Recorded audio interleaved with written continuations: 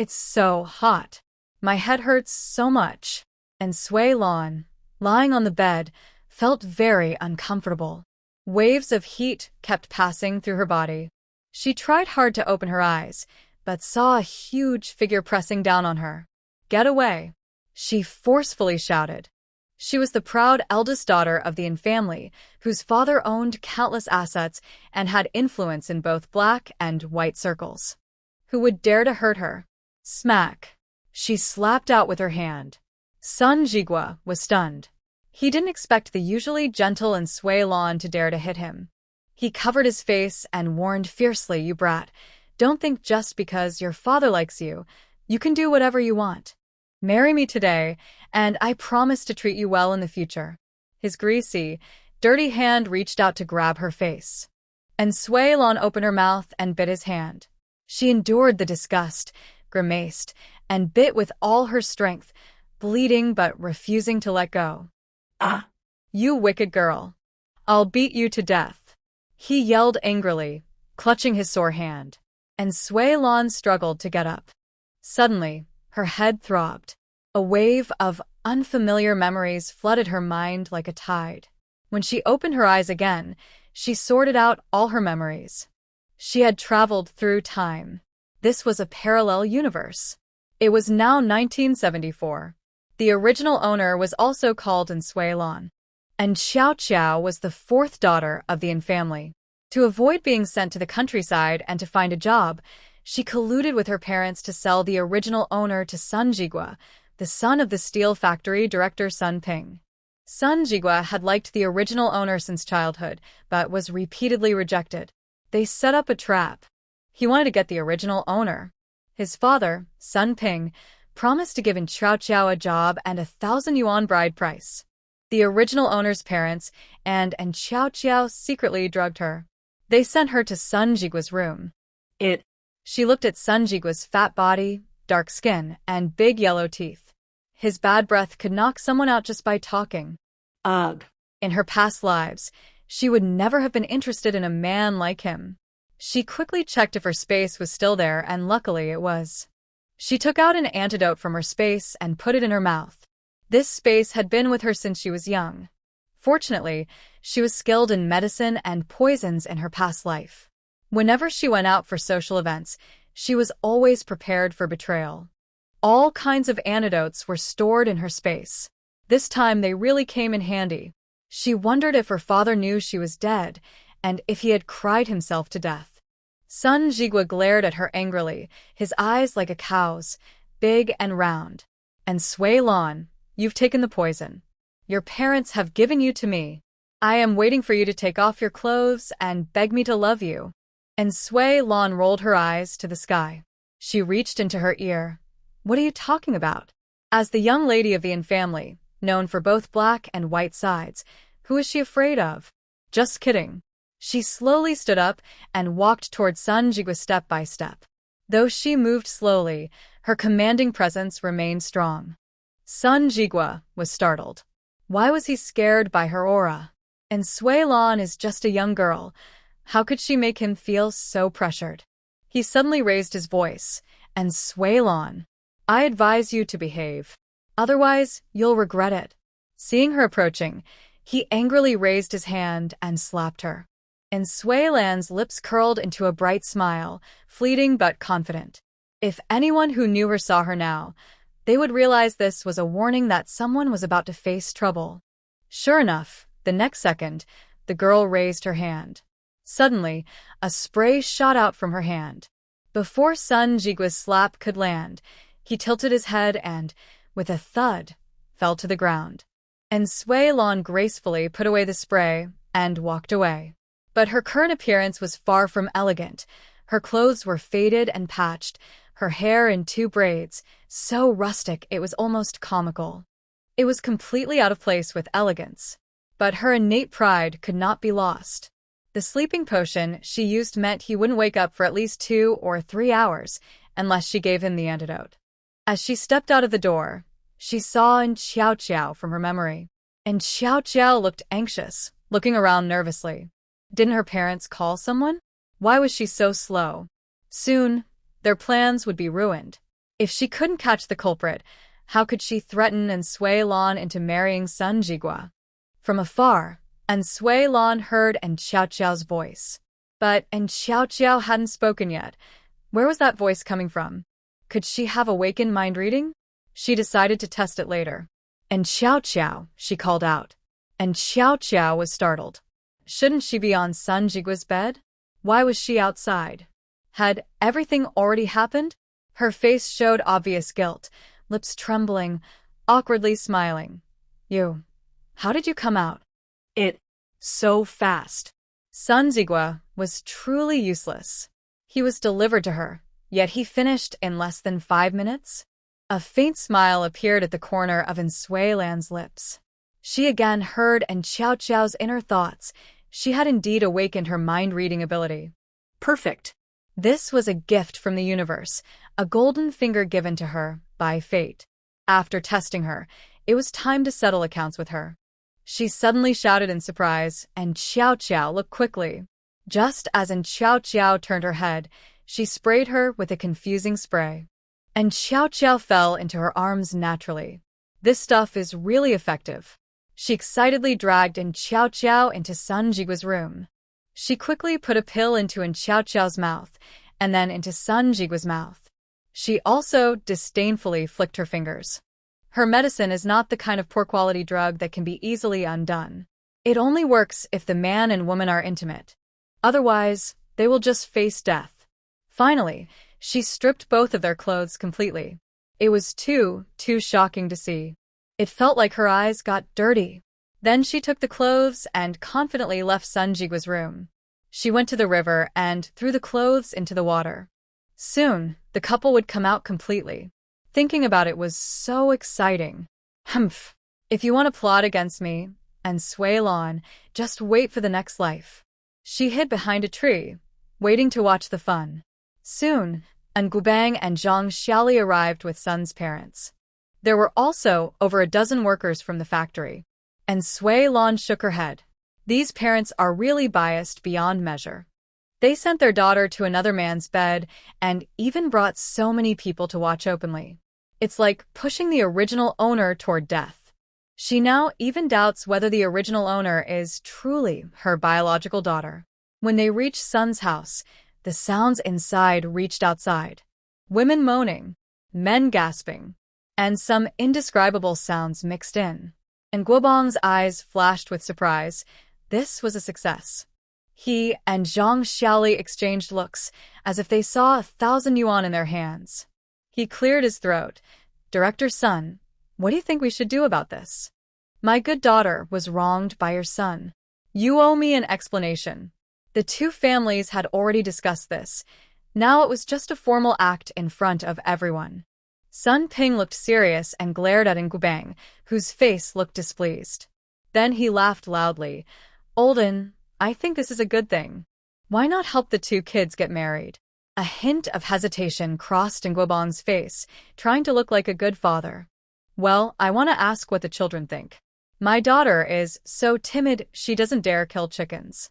Everyone in the courtyard knows your son has always liked my daughter. It must have been Sun Jigua who drugged Lan Lan and deliberately plotted against my daughter. This matter must be resolved today. Zhang Xiaoli loudly grumbled and blamed all the mistakes on Sun Jigua. Sun Ping's face turned pale and stern, and he said nothing. Zhang Xiaoli is just someone who chases money and suddenly raised the price. After 2 seconds of silence, Zhang Xiaoli started to regret the sudden price increase. What if they didn't even have the 1,000 yuan? That would be a big loss. Her reputation was already ruined. Sun Ping suddenly burst into laughter, saying, Sister-in-law, since these two people are like this, they probably won't get married.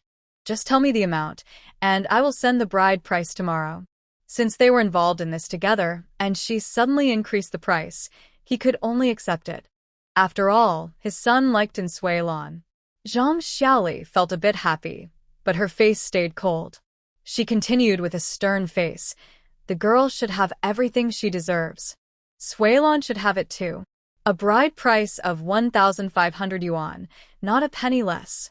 This is what our Sui Lan deserves. There was a gasp of shock from the crowd.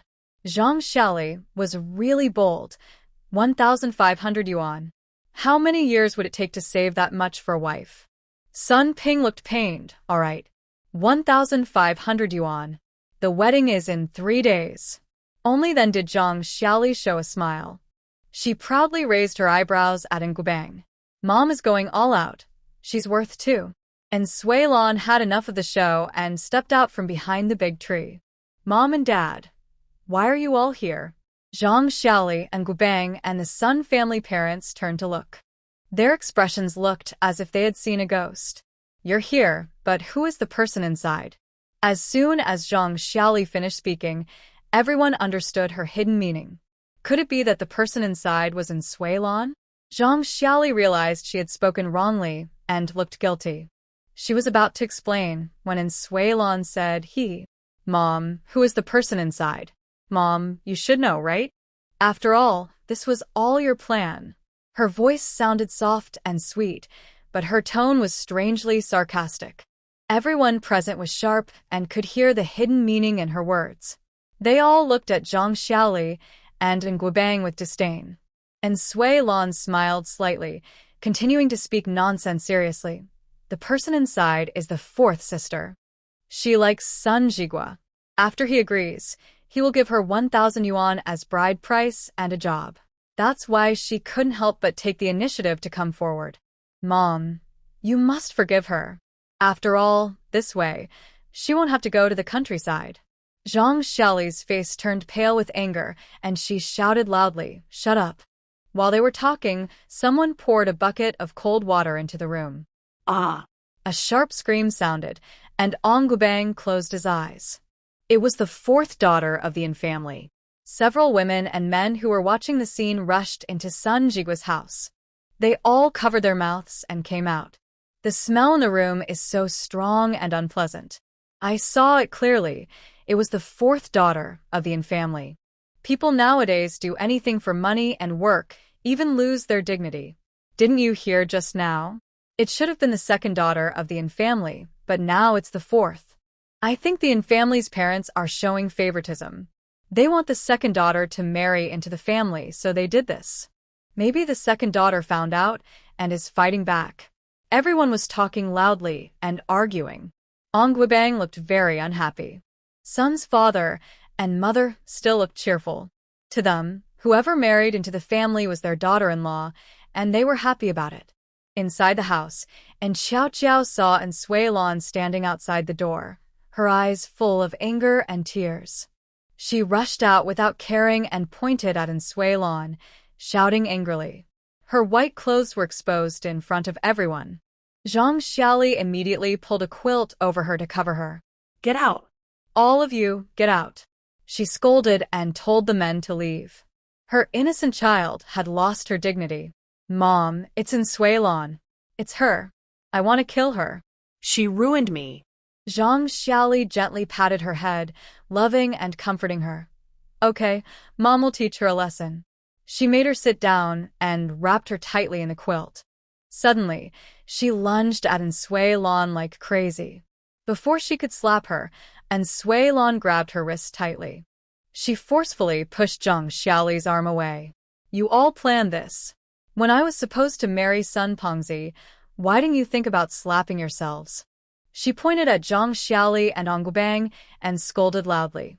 When they sleep in and laze around at home, I have to get up to do laundry, cook, and clean. They are surnamed In, and I am also surnamed In. Why should I be treated differently? All the food, clothes, and supplies are for them. I've never even worn a new piece of clothing. In Xiao Jiao's wardrobe, there are brand new fabrics, small shoes, everything. When they come home from school, they can rest, but I have endless chores. I not only have to eat their leftovers but also suffer from your beating and harsh treatment. Now you're scheming again, forcing me to marry this fat guy. Am I really your biological daughter? She finished speaking in one breath and finally felt relief in her chest. Before, she always felt like she was holding back a breath. After she finished, her chest felt much more comfortable. Everyone was very shocked. They all thought that Jia and her husband usually cared a lot about their children. They never expected that they didn't care about their 2nd daughter at all. Some even wondered if Suelon was really their biological daughter. I remember Zhang Xiaoli had her second child and stayed in her hometown for 2 years before coming back. When she returned, Suelon didn't look like a 2-year-old anymore, more like 3. Hearing these comments, Suelon also had a feeling. It seemed likely she wasn't their real daughter. But Zhang Xiaoli said, "You're not my child. You just popped out of in the stone. Don't forget, your family name is En."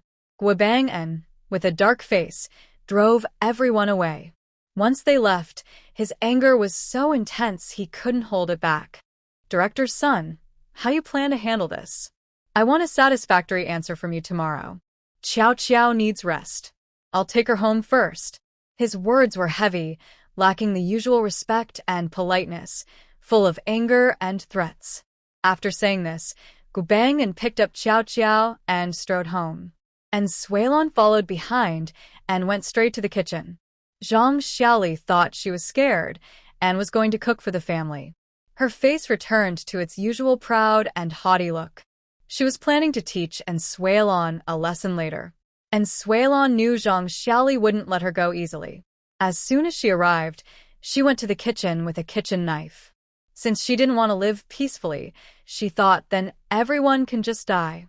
Zhang Xiaoli glared at her back and cursed fiercely, "You useless thing. You caused Qiao Qiao to lose her innocence. Just wait. I'll beat you to death today." She reached for the broom behind the door, but saw Suelon coming out with a knife. Suelon swung the knife forcefully at the table, narrowly missing Zhang Xiaoli's hair. Zhang Xiaoli screamed in fear. Ah! She had gone crazy. She had truly lost her mind. Suelon held the knife tightly, her eyes full of anger and killing intent. Her sharp gaze swept over everyone. "I will kill each of you, so no one will bully me anymore." Zhang Xiaoli trembled all over. At that moment, she realized her second sister was serious. Qiao Qiao's body trembled like chaff in the wind.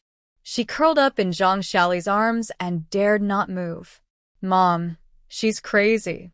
I'm so scared." Guobang En looked at the chaos inside, his nostrils flaring with anger. He regretted scheming against Suelon. Although she is not her biological daughter, she is still the child she raised. Suelon put down the knife. "It's too dangerous. What if you hurt yourself?" Suelon listens to his words and sneers. "Humph." Guobang, "You're just a selfish, hypocritical person. Now you're afraid. You've schemed against me. How do you plan to fix this?" Guobang remains relatively calm, but he's also scared inside. They did something shameful. Now, he just wants to soothe her and hopes she will help the family after she gets married. This second daughter looks good and has charm, which might be useful to him in the future. "Suelon, we are family. We did wrong, but holding a knife like this is a bit dangerous, isn't it?" He decides to appeal to family feelings. But he has optimistic hopes, while Suelon is not the original owner and won't be as weak and timid as her predecessor. If he tries to appeal to family feelings, she might just get angry and hurt them all. Anyway, she's already died once. She, who is unarmed, isn't afraid of them. "First, tell me about my background. I know I am not your biological daughter. Second, give me 2,000 yuan. She twirls the knife in her hand, making a flower pattern. The sharp knife seems to shimmer with a blade glow. Zhang Xiaoli's heart is pounding out of her chest. "Guobang, think quickly. Suelon has gone crazy." Guobang's pupils contract sharply. He is shocked by Suelon's bold demand, which is completely different from her usual personality. But they're at fault first. He still hopes to sell her for a good price, and can only try to soothe her. He looks down, thinking deeply, his eyes flickering as he makes up his mind. At worst, he will give her the money now, and once she calms down later, he can coax her back. The knife in Suelon's hand flashes with a sharp glow, making Zhang Xiaoli feel terrified. "Guobang, think quickly. I feel a bit." Before she finishes speaking, she is interrupted by Suelon's cold, sinister tone. "Huh." Guobang, "You know, I have nothing now. I might as well kill you all. Try it and see if I can really do it." Guobang finally speaks, but his words are more about stalling. Let me think. 2,000 yuan is not a small amount. You have to give me some time. The most urgent thing now is to get her to put down the knife. He doesn't want anyone to get hurt, and he doesn't want to die himself. Suelon sneers coldly, listening to his words. People without shame are invincible in the world. There is some truth to that. She didn't want to waste time with him. She had other things to do. I'll come back tonight. If you don't see the money, you know what to do. After saying this, she swaggered away with a knife in hand. Zhang Xiaoli's worries were temporarily eased.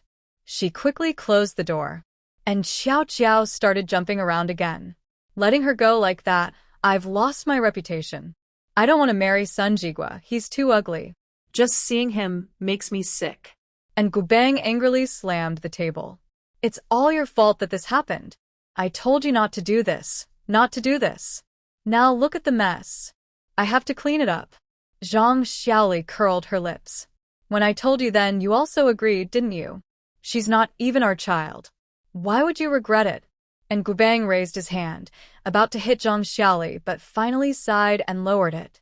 Zhang Xiaoli shrank back in fear, not daring to speak again. You're saying if you had spoken more carefully, she wouldn't have known she's not your real daughter? He pointed angrily at Xiao Qiao. And you, full of schemes, you plan to trick her. Serves you right for being so stupid, getting tricked by her. All because of the good daughter you raised. What are you thinking about every day? Thinking about giving her 2,000 yuan, and Guobang's heart ached. Take out all the money at home and see how much there is. As soon as money was mentioned, Zhang Xiaoli's spirit lifted. Money is her lifeline. Without life, she can't lose her money. Olden, are you really going to give her the money? If I don't give her, she'll eat us alive. Or, do you want to die? He weakly lowered his hands. Give her the money first, let her vent her anger, then find a way to get it back. Our money. Zhang Xiaoli reluctantly took out the money. There was a total of over 3,000 yuan, all their savings. You didn't touch those things, did you? Zhang Xiaoli shook her head. Those things are very important. If she took them out, it would be like risking her life. She didn't dare. And Guban counted out 2,000 yuan and put it in his pocket. Zhang Xiaoli's heart ached terribly. This money was meant for her children's wedding dowries. They had saved so much, and now it was all given to that troublemaker. And Suelon headed straight to the youth office. She wasn't a child of the Yin family, so they wouldn't truly care for her. So, she decided to leave. In a place where it's hard to leave without a recommendation letter, the only way out was to go to the countryside. But she shouldn't have her go to the countryside to suffer, right? Just right, several of her children are chubby and big-eared. Helping them sign up for rural work and experience the hard labor is also a good deed. She is truly a kind person. She wants to make Xiao Qiao lose her body, her money, and her job. Watching the two plump women at the youth office, she takes out a big white rabbit candy from her pocket and places it on the table. Annie, I want to sign up to go to the countryside. Can I still sign up now? When the two see the big white rabbit candy, they smile so broadly their faces look like chrysanthemums. Of course, you can. Where do you want to go? She thinks for a moment. Since she's leaving, she might as well go somewhere far away. So she won't run into those unlucky people from the Yin family again. I want to go to Beijing. I heard it's a big land with many resources, and they can plant 2 crops a year. I want to help build the countryside. The two staff members look at each other and smile happily. Great. She volunteers to go to Beijing. No need for them to go door to door, doing work. Fill out this form, your name and address, all of it. Meet at the train station tomorrow morning at 9. Don't be late. After filling out the form, and Suelon smiles and asks, Annie, I want to ask if I can sign up for my family too?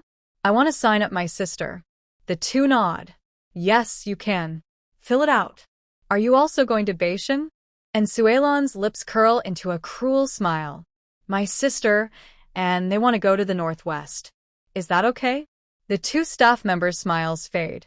Someone else volunteering for the northwest? After realizing this, they nod repeatedly.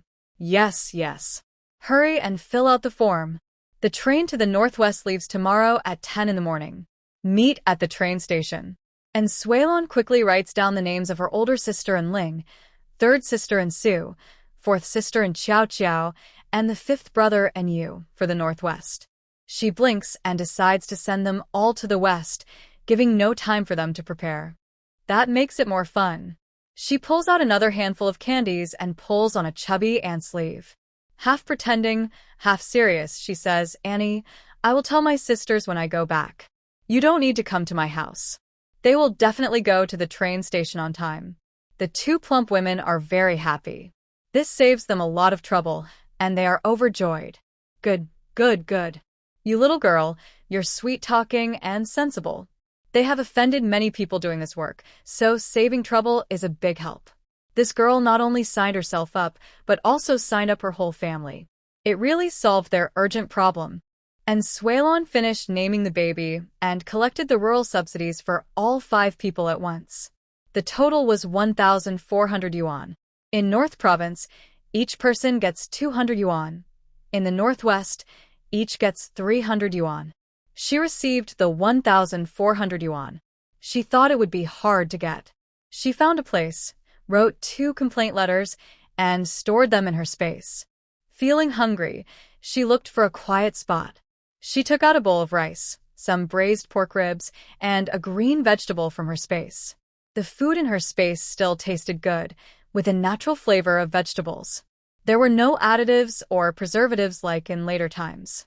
After eating, she planned to go to the supply and marketing cooperative to buy some things. But she only had money and no tickets, so she couldn't buy anything. Never mind. Her space had everything she needed. She found a suitcase in her space, packed some clothes and a quilt, and was ready to carry it. She waited for night to come, then went to the director of the Revolutionary Committee's house and threw the 2 letters into the yard. The first letter accused Director Sun Ping of taking kickbacks, accepting bribes, and trading factory jobs. The second letter accused Ngubang of giving gifts, abusing his daughter, trading jobs, and using gifts to get promotions. Big sister Su's job was bought by Ngubang, which was true. She didn't have time to find evidence one by one. After everything was prepared, she headed straight to the family courtyard. Before entering, she clenched a kitchen knife in her hand, ready to scare anyone afraid of death. Zhang Xiaoli saw her return. She immediately turned cold. There was a table full of dishes. And Suelon clicked her tongue. "You still have time for big feasts? Where's the money?" The last 2 words were spoken to Ngubang. And Ngubang felt his pocket for money and wanted to struggle a bit. "Suelon, it's our parents' fault. Let's let it go, okay? You're still my good daughter. We'll treat you well in the future." And Suelon raised an eyebrow, mocking. "Good acting. Too bad I won't fall for it." She patted her chest. "I and Suelon only care about money. As long as I get the money, everything else is easy to deal with." And Ngubang gritted his teeth and handed over the money. The siblings looked at the large amount of money, and their eyes turned red. And Xiao Qiao wanted to speak several times but was stopped by Zhang Xiaoli. Holding the money, and Suelon quickly counted it, exactly 2,000 yuan. That old man in Ngubang was really timid. If she had known, she would have asked for 3,000. But there was no rush.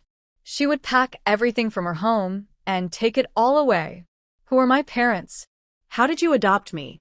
Now that things have reached this point, Ngubang no longer needs to hide. "Actually, you were found by us. When I saw you at the entrance of the People's Hospital in Shanghai, I felt sorry for you and took you home." And Suelon had been watching him closely, trying to see if Ngubang was telling the truth. Clearly, he was not lying. Zhang Xiaoli saw her face soften and began to act like a caring mother.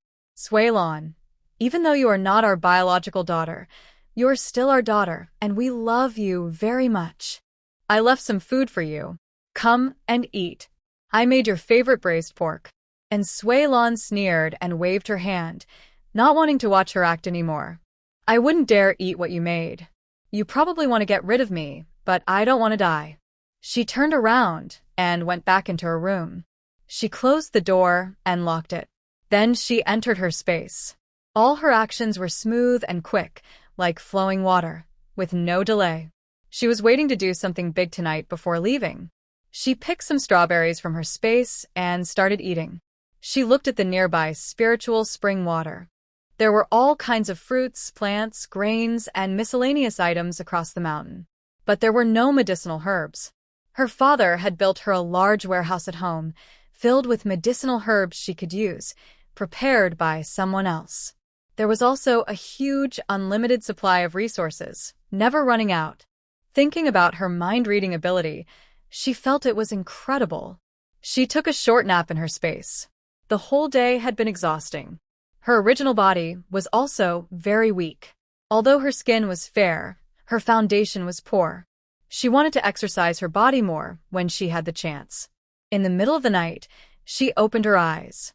She left her space, holding a few scented sticks. First, she lit them in Su and in Ling's rooms, then went to Xiao's room and lit hers too. Finally, she went to Anu's room, as well as Zhang Xiaoli and Guobang's rooms. After waiting a few minutes, she heard snoring inside. She quietly opened several rooms, taking everything. Nothing was spared. She even took their tables, benches, and beds. She took the beds away, and they still slept soundly on the floor. After cleaning everything out, she went to Zhang Xiaoli and Guobang's rooms. She took the wardrobe, bed, and table. When she was about to leave, she noticed a brick behind the wardrobe that looked different from the others. She crouched down and moved the brick aside, revealing a small wooden box inside. She opened the box and was amazed. Inside was a full box of gold bars, along with a letter. There was no time to read the letter. After putting the belongings into the space, she immediately left their room. To prevent them from waking up in the middle of the night, she added a calming incense. Finally, she took all the items from the living room and kitchen, leaving not even a spatula behind. After finishing everything, she carried her bundle and left the steel factory compound. Old N's family, get ready for your new life. I've arranged everything for you. It was already past 8 a.m., but Old N's family still hadn't moved. It wasn't until 9 a.m. that the youth office people arrived. They woke up from their sleep, surprised. Zhang Xiaoli was stunned when she saw everything was gone. The house was empty. Not a single grain of rice or a stool was left. Guobang, our family has been robbed. Nothing is left. And Guobang remembered the hidden items. He looked toward the wall. The bricks lay quietly on the ground, hollow inside. These were the belongings he had found when he rescued the child years ago. Now everything was gone. The youth office staff looked serious. And Su and Ling and Xiao and you, it's you, right? Take them all away. Zhang Xiaoli crazily blocked their way. What are you trying to do? The person sneered. Your children have signed up to go to the countryside. They'll leave soon, so hurry. What? All 6 family members were stunned. They were all going to the countryside. We didn't sign up. We won't go. And Su immediately said, I have a job now. I need to go to work today. I can't go to the countryside. As long as you haven't started work, you must go to the countryside. The names are already registered. Not going isn't an option. The people they brought quickly forced everyone onto the vehicle. Zhang Xiaoli was frantic, like an ant in a hot pan. Guobang, think of a way. Think of a way. Quick, find Director Sunday. He has a solution. If we find him, maybe we can keep the children. At this moment, Guobang was also anxious and wanted to find Sun Ping. Suddenly, a strange voice came from outside. Sun Ping has been arrested. Is this Old N's house? Guobang nodded silently. A group of people in uniform surrounded their home. The leader shouted loudly, Take the people away. Before Guobang could react, he was immediately taken away by the arm. He was led to the courtyard and saw Sun Ping also kneeling on the ground, being detained. He felt something was wrong. This was the end. After completing their task, the people quickly left. Only Zhang Xiaoli was left alone at home. She cursed angrily. It's that little brat in Sui Lan. It's definitely her doing all this. She was going crazy, determined to find in Sui Lan. I will kill you. Such a good family was gone just like that. By now, and Sui Lan was already on the train heading north.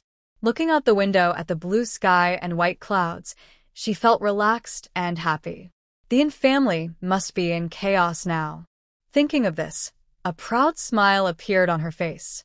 At the opposite platform, she saw some workers escorting members of the Yin family into the station. She sneered, "Serves them right." And Sue struggled fiercely. She had a job now and couldn't go to the countryside. But no matter how strong she was, she couldn't break free from the two men holding her.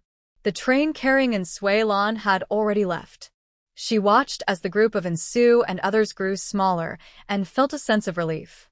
The lingering emotions of the original owner had completely left her. She silently thought, "You can rest now. I've already avenged you. As for your biological parents, I will find them for you too." Life on the train was too boring. She closed her eyes and pretended to sleep. The smell inside the train was very unpleasant. She felt very tired and listless. A cold snort came from the seat across from her. "What are you pretending for?" And Sui-lan lazily opened her eyes, her icy gaze sweeping over. It was Wang Chunhua, The girl who had always fought with her since childhood, even trying to take her boyfriend. In high school, she liked Zhang Weiguo, but Zhang Weiguo didn't like her. He liked herself instead. Since then, they had become sworn enemies. She continued to pretend to sleep, too lazy to bother with that fool. But the girl sitting with her was also going to the north with a few young workers. They chattered all the way, which was very annoying. Sun Hongwei, who was following Ma Xiaojun, suggested, "Maybe we'll end up in the same group. Why don't we introduce ourselves now so we get to know each other early?" Ma Xiaojun nodded. "Sure, I'll go first." As he spoke, his eyes glanced at Sui-lan. Ma Xiaojun, 19 years old. Sun Hongwei smiled. Sun Hongwei, 19. Ding Taizhu, 18. Cheng Daji, 20. Kong Cece, 17. Yang Limei, 18. Wang Chunhua, 18. Wu Huimin, 17. Everyone finished introducing themselves and then looked at Sui-lan. She finally opened her eyes, lazily yawned, and stretched. Sui-lan, 18 years old. As soon as she finished speaking, she heard a gasp, "Sui-lan, Sui-lan, your name sounds so nice." Kong Cece was sitting right next to her, grabbing her sleeve with an expression of envy. Sui-lan had never met someone so overly familiar before. She slightly pulled at her lips, feeling a bit uncomfortable. "Ah, Yours is nice too." Kong Cece nodded repeatedly, looking a bit cute like a little hamster. And Sui-lan naturally liked beautiful things. Her mood inexplicably improved a little. After introducing herself, everyone became more familiar with each other. But Sui-lan rarely spoke. Yet someone just didn't seem to like her. She sat by the window, leaning against it, looking at the scenery outside. Time passed quickly. When it was time to eat, Sun Hongwei stood up to get hot water. Seeing that Sui-lan's cup was already empty, he kindly said, "Comrade, I'll go get water. Would you like me to bring you a cup too?" Sui-lan raised an eyebrow.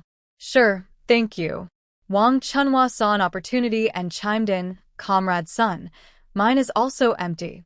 Can you bring me a cup too?" Sun Hongwei frowned and refused. "You're sitting right there, and I can't carry 2 cups at once." Wang Chunhua felt embarrassed. Sui-lan smiled slightly. Wang Chunhua saw her smile and got angry. "What are you smiling about? What are you so proud of? Just because you're relying on that fox-like face to flirt with men." Sui-lan. She had already tolerated Wang Chunhua once. She didn't want to tolerate her anymore. She calmly looked at Wang Chunhua, squinting her eyes. If this had been in her previous life, and her little brothers dared to talk to her with that attitude, she would have shot them with bullets.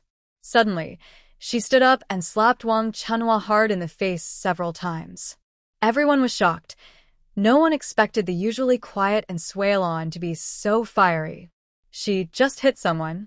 Wang Chunhua's face immediately showed 5 clear handprints. She covered her face and yelled angrily, "Ah, you little brat. How dare you hit me? I will report to the police." Sui-lan raised an eyebrow, dismissively clapping her hands. fine." Do whatever you want. Let the police decide whether you should have hit me or not. Sun Hongwei didn't expect that helping to get water would cause such trouble. He also thought Wang Chunhua was too much. How could she say such harsh and damaging things? Kong Sisi was very unhappy. She clenched her small fists, also wanting to go and hit Wang Chunhua. Isue Lan held her hand and said, "Sisi, let's not argue with her." Several elderly ladies sitting nearby also said, "That young girl is too mean. How can she say such damaging things so easily? Exactly, she's such a nice girl. If it were me, I couldn't stand it and would hit her." Wang Chunhua was initially very upset. She wanted to go and hit Isue Lan, but when she saw that many people thought she was in the wrong, she shrank back and didn't speak. Now, the situation was against her, so she could only endure silently, waiting for a chance to get back at her. That day, she and Kong Sisi became good friends. They seemed to have similar temperaments. Wang Chunhua was beaten up, but on the surface, she appeared much more obedient. However, she was secretly looking for an opportunity to revenge against Isue Lan. That night, when she returned from the bathroom, she found a leather wallet on a seat. Her eyes rolled as she thought, if she put this into Isue Lan's bag, the police would think Isue Lan was a thief and take her away. Actually, Isue Lan had woken up when she got up to go to the bathroom. Listening to her thoughts, she sneered. As she heard footsteps approaching, Isue Lan closed her eyes tightly. Wang Chunhua put the wallet into Isue Lan's bag. The next morning, a scream rang out. "Ah, my wallet is gone. My wallet! Who stole my wallet?" Wang Chunhua covered her mouth and giggled secretly, waiting to see Isue Lan's reaction. The woman shouted and reported it to the police. Soon the police arrived. Isue Lan lazily opened her eyes. Kong Sisi whispered to her about what had just happened. She nodded and said, "It's okay, just stay calm." After questioning everyone, the police couldn't find the thief. The woman said her wallet contained over 300 yuan. That was a lot of money in those days. That night, the train didn't stop at any station, meaning the thief was still on the train. After some discussion, the police decided to check everyone's bags. Soon, they checked Isue Lan's bag, and when they opened it, the wallet fell out. The woman screamed, "Officer, this is my wallet, and it has 312 yuan inside." The police tried to bend down and pick up the wallet, but they heard a lazy voice say, "This bag is mine, but I didn't steal the wallet. Better not touch it, there are fingerprints of the thief on it." As she spoke, Isue Lan lazily stood up. Somehow, she was holding a bottle of fingerprint powder. She looked confident and proud, with a cold smile curling at the corner of her mouth. "Comrade police officer, this is fingerprint powder. Just spray it on, and the person's fingerprints will be clearly visible so we can find out who the thief really is." Wang Chunhua felt a sudden panic. This sneaky person actually had this trick. She quickly stood up, trying to grab the wallet. Otherwise, she would be finished. And Sui Lan took a long step forward and blocked her way.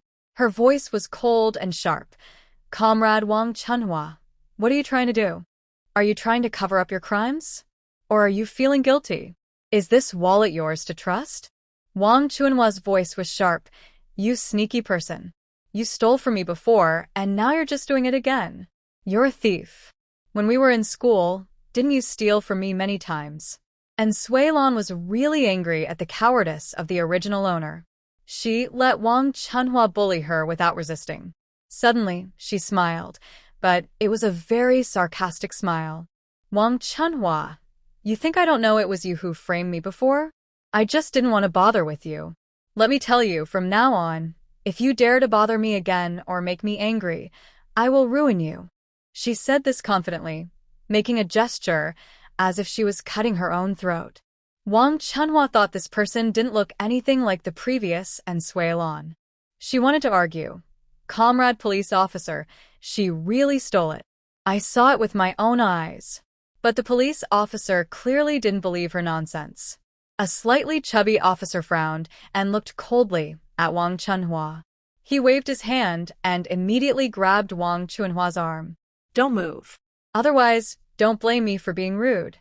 Faced with the police officer's threat, Wang Chunhua trembled and didn't dare to move. She was afraid this person might have a gun.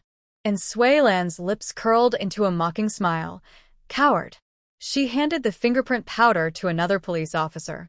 He lifted the wallet's string and sprayed the powder onto the wallet. Immediately, 5 fingerprint impressions appeared.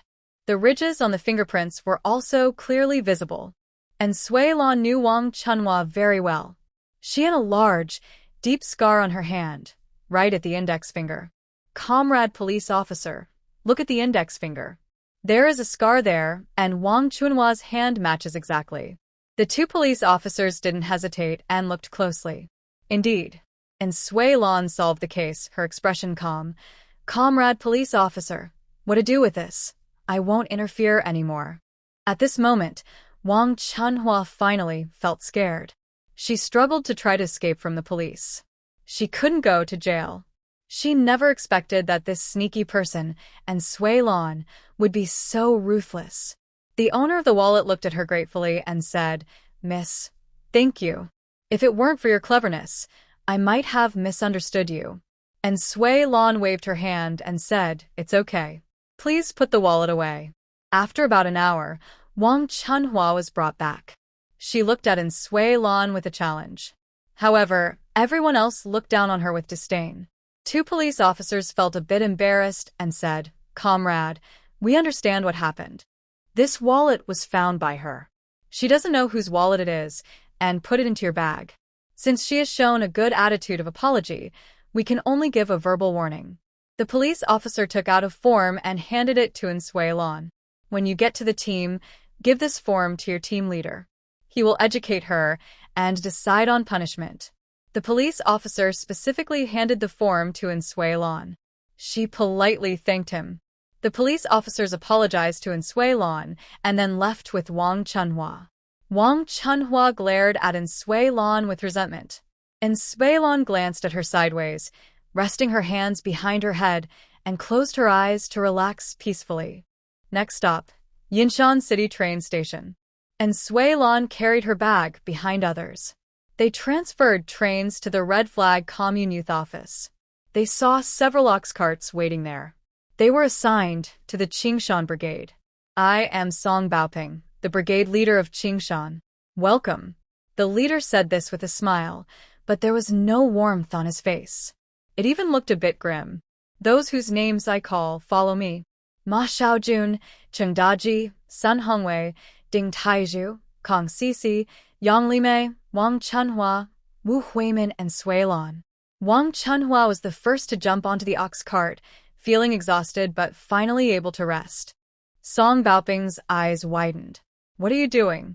Get down. His voice was loud, startling everyone. Wang Chunhua pouted and muttered, The ox cart is meant to pick us up, so why can't I sit? He swung his whip and cracked it in the air. Terrified, Wang Chunhua scrambled down from the ox cart. If you don't want to walk, go back. His tone was loud, sharp, and quick. After a few words, Wang Chunhua dared not speak anymore. An Sui Lan what chet li. She wouldn't get tired no matter how far she walked. She took a sip of spiritual spring water and felt energized all over. She definitely wouldn't be the one to stand out. Suddenly, the old yellow ox snorted loudly. The brigade leader patted its head to soothe it. Don't worry, Qingzi hasn't arrived yet. Soon. The captain's laughter rang out. Qingzi, why are you so slow? Something delayed me. His father called him Qingzi every day, and he never changed the way he said it. Let's go. Let's go home. A pleasant, magnetic voice sounded. And Sui Lan looked up, broad shoulders, a slim waist, long legs, estimated to be about 185 centimeters tall. Being this tall at this age definitely means good genes. The man was currently turned away from her, so she looked up from below. His well-shaped legs fit tightly into a pair of grayish-blue pants. Muscles were faintly visible under his white shirt. His exposed arms showed a strong biceps, full of muscle power. His shoulders and hips were perfectly proportioned, and he even looked quite attractive. Looking further up, he had a neat mohawk hairstyle. She wondered what his face looked like under the style. She kept staring at him, unable to look away. Song Qingshan felt a hot gaze fixed on him. He frowned and looked over coldly. And Sui Lan stared at the handsome man in front of her, almost cursing out loud. Wow, so stunning. His skin was wheat-colored. His jaw was sharp like a knife. His nose was high and straight. His eyes were deep-set. His eyebrows were thick and dark. Very handsome and striking, almost aggressive. He had a wild yet calm aura, a unique mix that made him stand out. Cold and commanding, undeniable, with a sense of pressure surrounding him. He must be a leader, and definitely not an ordinary one. Judgment. A handsome man. And Sui Lan sneakily looked at him and didn't feel embarrassed. Instead, she smiled sweetly at him confidently. Song Qingshan's usual cold, distant expression softened a little.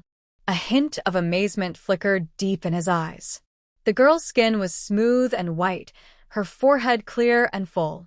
Her well-shaped eyebrows framed her beautiful almond-shaped eyes. Her small, straight nose and cherry lips looked charming and tempting. A small red mole at the corner of her right eye appeared and disappeared with her expressions, adding a subtle flirtatious charm. When she smiled, her eyes curved softly, a bit alluring. And Sui Lan remembered the captain calling him Orange? Such a cold and aloof person, yet he had such a cute nickname. An hour later, everyone arrived at Qingshan Brigade. A group entered the youth village.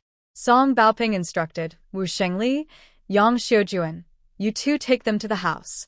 They frowned, and others looked displeased too. Originally, there were 6 of them, 3 men and 3 women, just enough. A large group arrived all at once. How could there be enough space? Wu Shengli smiled and said, Captain, the youth residence is already small. Now 8 or 9 people have come. How can they all stay? And Sui Lan looked at the small houses next to the youth residence. They seemed to be pigsties, right? They could be fixed up and used for living. She didn't want to squeeze in with others. Plus, it was hard to take things out of the space. The captain waved his hand and said, the conditions are like this. You can arrange yourselves. Tomorrow, go to the brigade office to get food.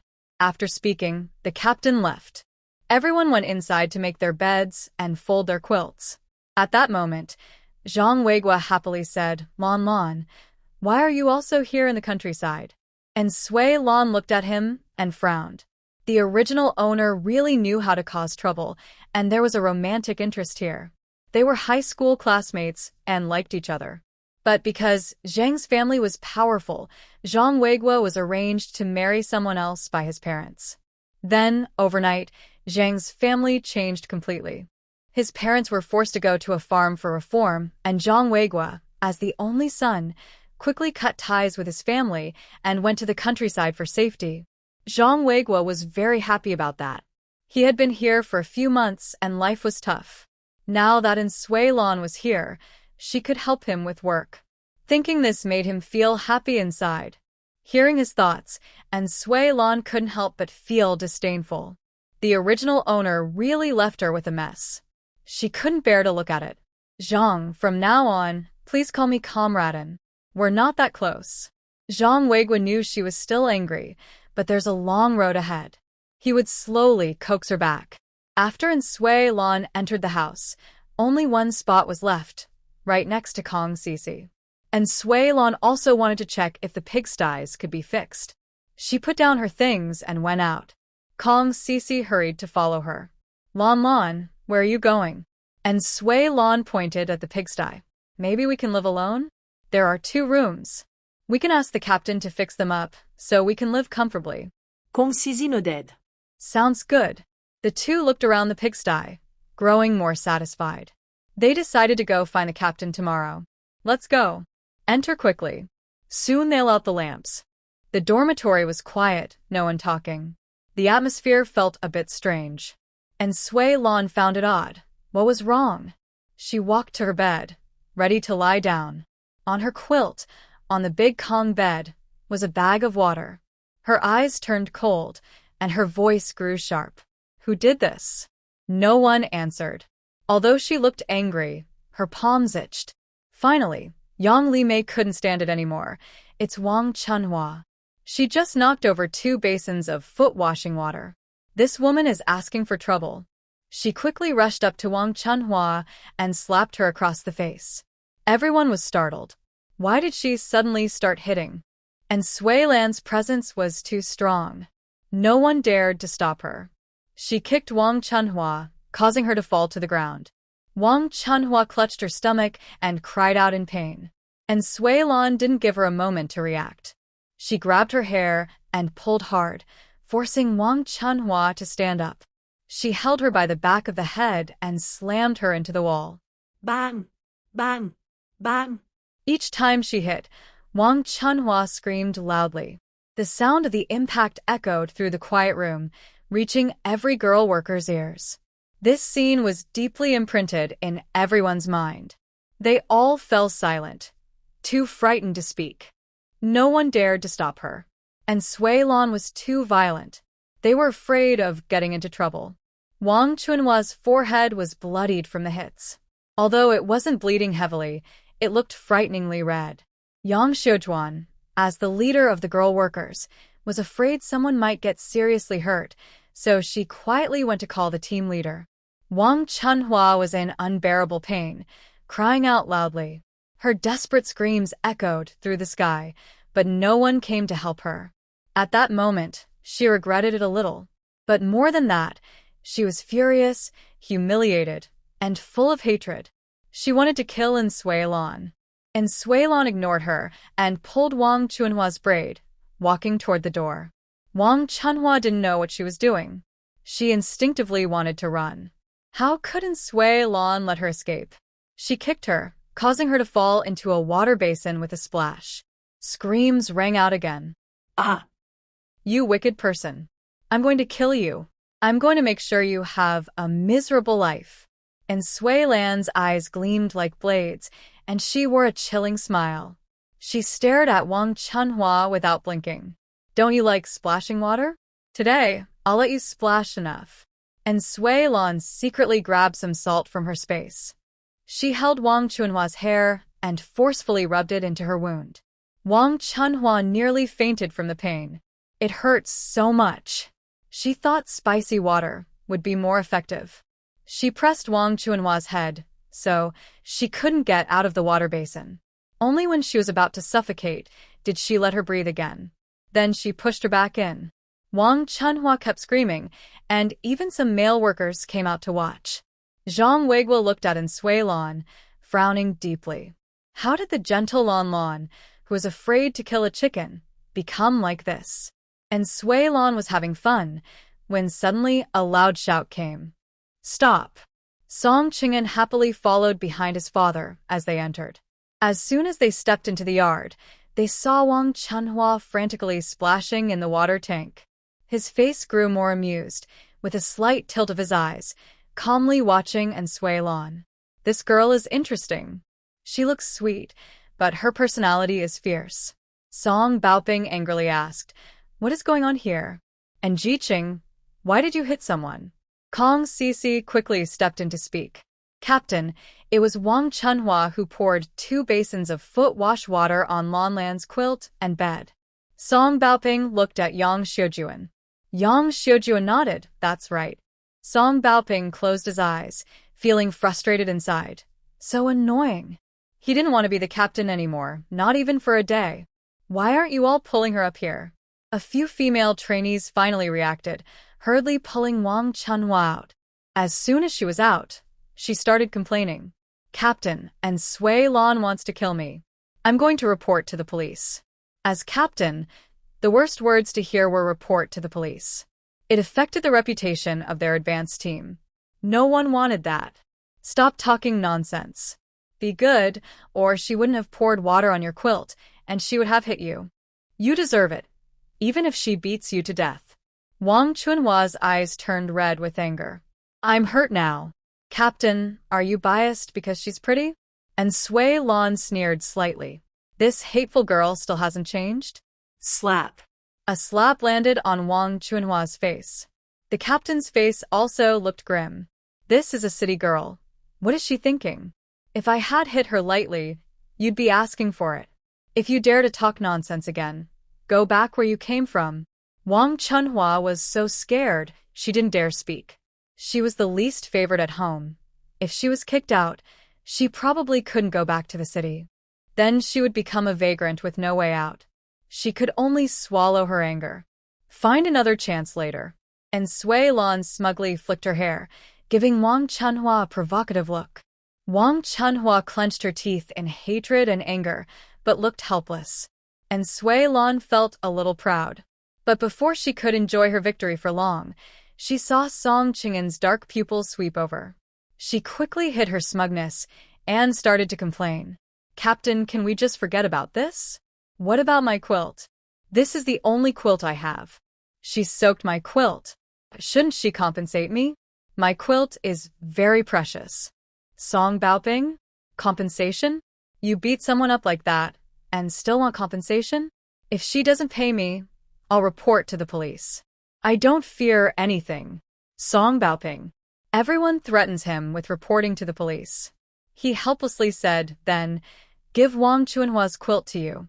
And Sui Lan frowned and waved her hand, sounding annoyed. "I don't want it. Her quilt has fleas." Song Baoping's nose nearly crooked with anger. I've never seen such a difficult young person. His head was about to explode. "Wang Chunhua, you soaked her quilt. Pay her 2 yuan. Wang Chunhua was so angry she almost fainted. She was beaten and now had to pay money. How can there be such injustice in the world? "I'll report to the police." And Sui Lan confidently reminded Song Baoping to handle this quickly, or it wouldn't end. Song Baoping looked at her with a headache and then sternly said to Wang Chunhua, "Wang Chunhua, you caused this yourself. Pay for it. If you don't pay, you'll be sent back." Wang Chunhua couldn't hide her desire to harm and Sui Lan. But because the team leader was here, she almost burst with frustration. To avoid being sent back, she could only take out 2 yuan. And Sui Lan took the money and nodded happily. "That's more like it. Thank you, team leader." She thanked the team leader and proudly waved the money in her hand. She blinked at Song Qing'an. Song Qing'an's expression was indifferent. His cold eyes seemed to have a flicker of light passing through. Interesting.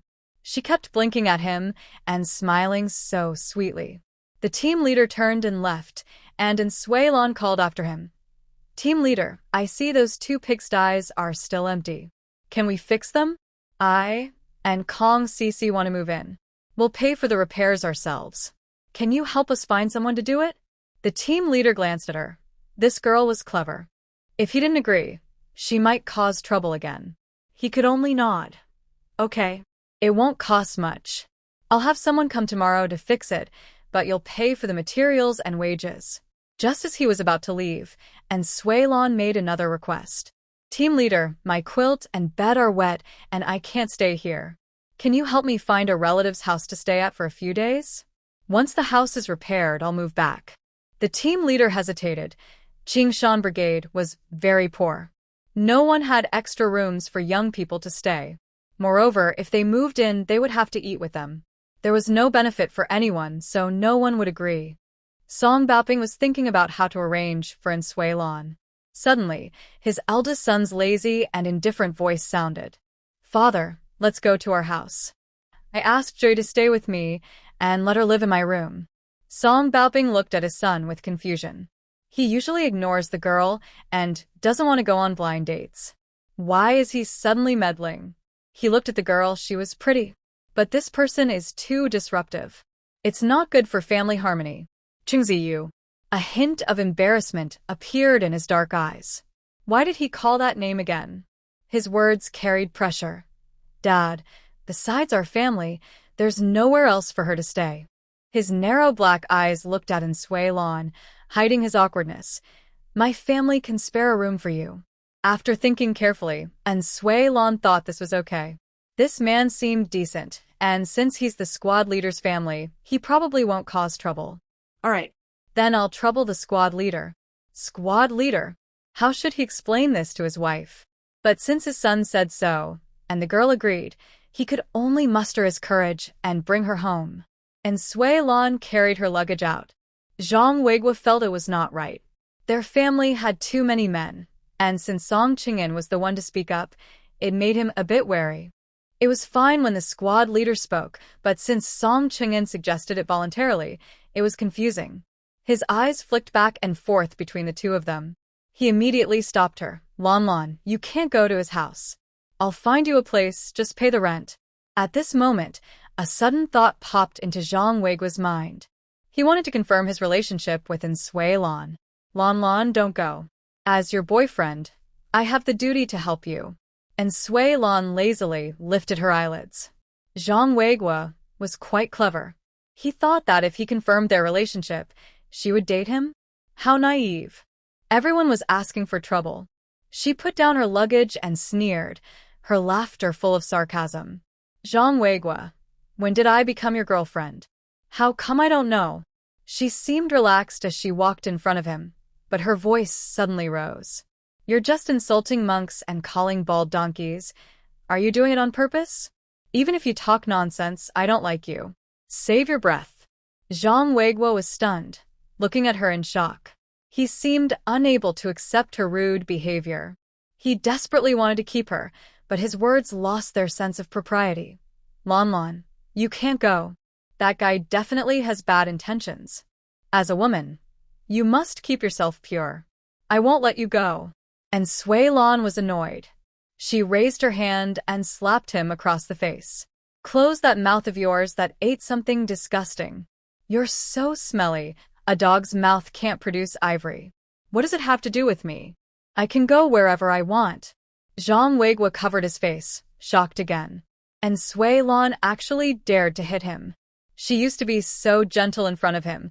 Now she's so crazy. She actually dared to hit him. You. How dare you hit me? I did it for your own good. Smack. Another slap came, and he couldn't dodge. I told you to call me comradin, but you just won't change. You're like a pig's nose with a leak, pretending. Smack. Another slap. Zhang Weiguo tried his best to dodge, but couldn't escape. No mirror? Why don't you in a mirror and see how pathetic you look? Mouse eyes, pig's nose, monkey's mouth, elephant ears. None of these look like a person. Even saying that is an insult to those 4 animals. Animals are cuter than you. Smack. Stay away from me from now on. If you jump around again, I will neuter you. Everyone around gasped. That was such a rude thing to say. And Sui Lan awkwardly smiled at Song Qing'an, trying to explain her violent behavior. If she scared the Song family, she would have nowhere to stay. Don't worry, I am usually very gentle. They just wanted to fight, I couldn't hold back. I couldn't hold back. Song Qing'an raised an eyebrow, chuckling softly with a drawn-out tone. I understand. An Shui Lan Frauen. Was he mocking her?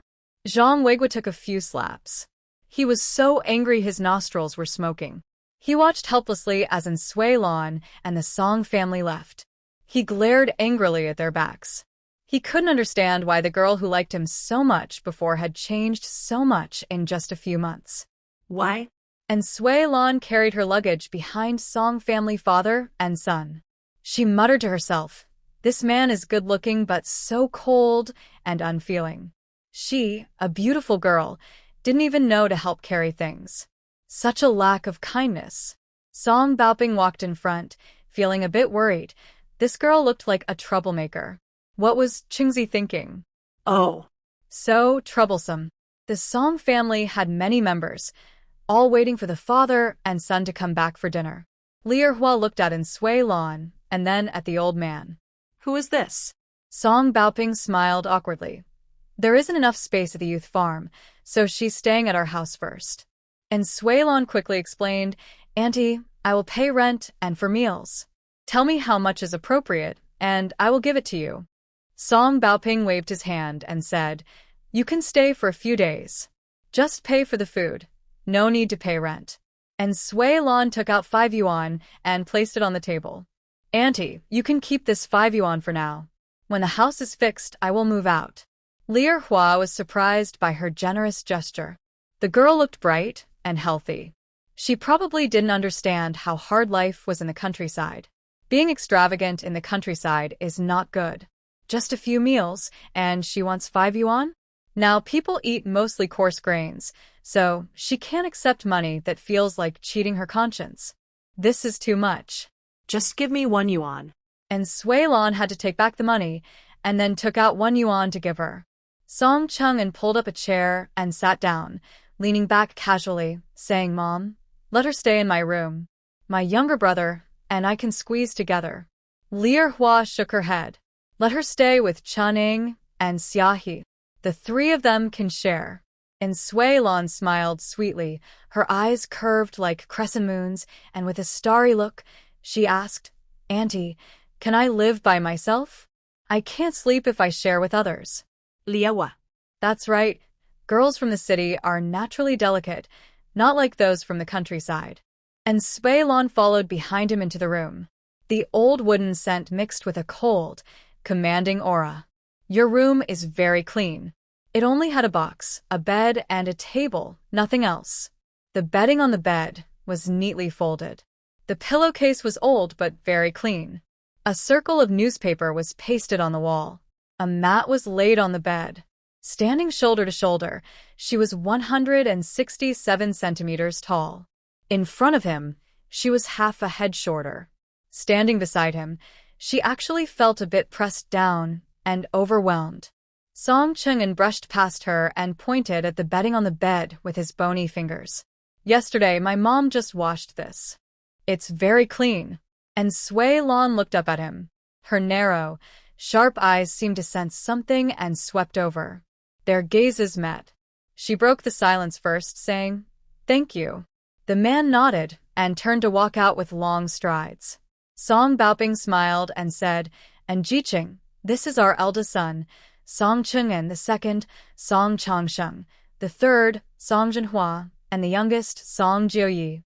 These 4 children are from the second and third sons.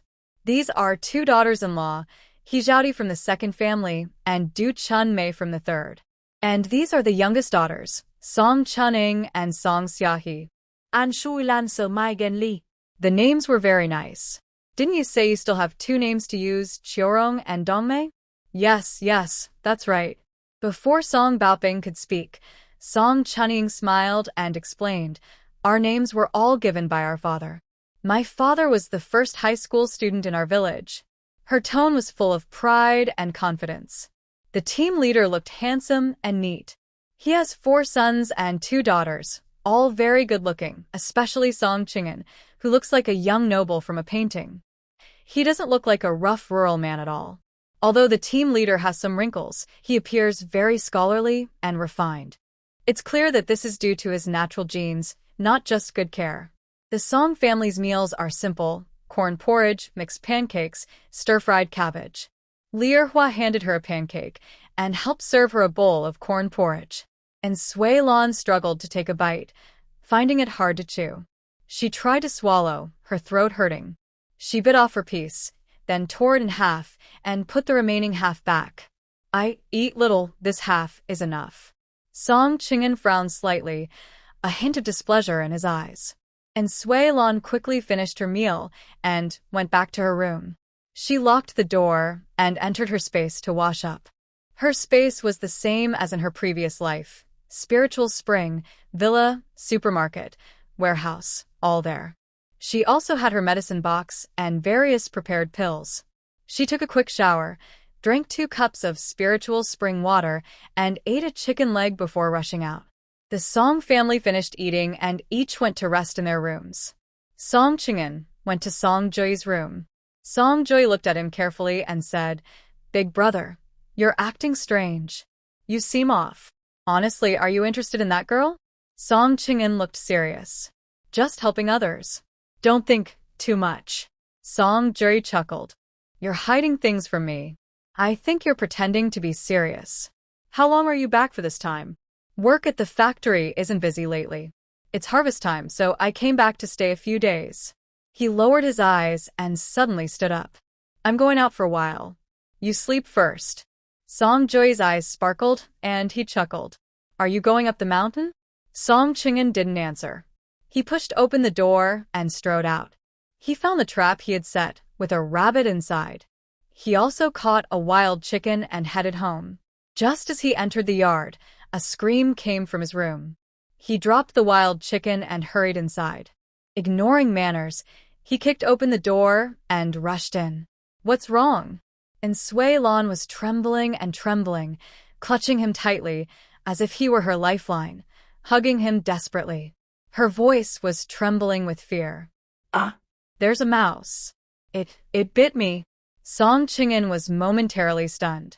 He reached out to pull her hand, but she held on too tightly, and he couldn't free it.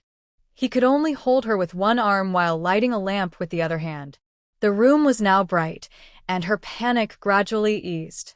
The mice have already run away. Song Qing'an's usually cold voice showed rare tenderness. And Sui Lan, who was fearless of anything, was most afraid of mice. When they were young, their family was in the south, where mice were big and numerous. One night, while sleeping, a mouse bit a hole in her ear. Since then, she was too scared to sleep alone. Later, her father moved the family north just for her. She almost forgot how that felt. Now, reliving the nightmare, she just wanted to hold on to the person in front of her. Her body was still trembling. Song Qing'an gently supported her, keeping a safe distance. He didn't expect that she was fighting others fiercely during the day, but looked so pitiful at night. He had just pushed her slightly away, but Sui Lan clung tightly again. She held on too tightly and passionately. Song Qing'an felt as if their bodies were burning in a fierce fire. His whole body was tense, his waist and abdomen stiff, not daring to relax even a little.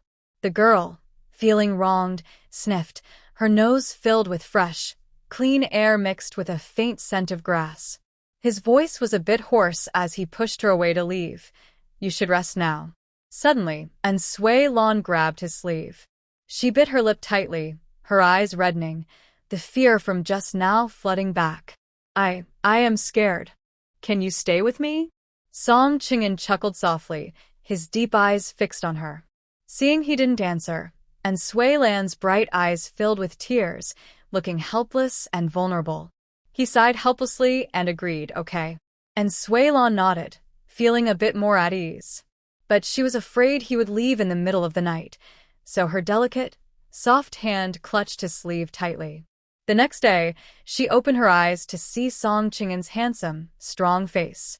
His face had a lot of bone structure. When he didn't smile, he looked cold and commanding. Very handsome, with a sense of dominance.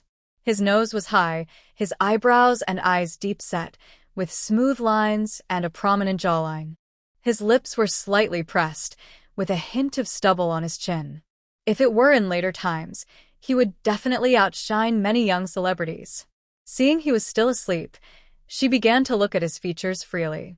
When he was sleeping, he looked less cold and more gentle. When awake, he was often distant and cold to others, even a bit unapproachable. "Are you good-looking?" Sui Lan instinctively nodded. "Yes." "You're awake." Song Qing'an spoke in a calm, deep voice.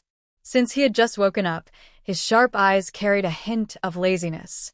He lazily looked at the hand still holding his shirt. "Let go now?" "Oh, sorry." She quickly released her hold and thoughtfully smoothed out the wrinkles. She awkwardly smiled. Without thinking, she blurted out that cute name. "Orange, thank you so much." Suddenly, she remembered his name was Song Qing'an. Could it be Qingzi? Sui Lan awkwardly touched her forehead, annoyed at her quick-tongued mouth. Song Qing'an was momentarily stunned, then returned to his usual cold and distant look. But the slight upward curve of his lips showed he was in a good mood. He got up and left the room. Song Joy was brushing his teeth in the yard and looked curiously at him as he came out. "Big brother, what's going on? You didn't come back all night. How did you come out of the girls' room? Did it work?" Song Joy's eyes sparkled with curiosity. Song Qing'an's voice was cool. "Stop your thoughts.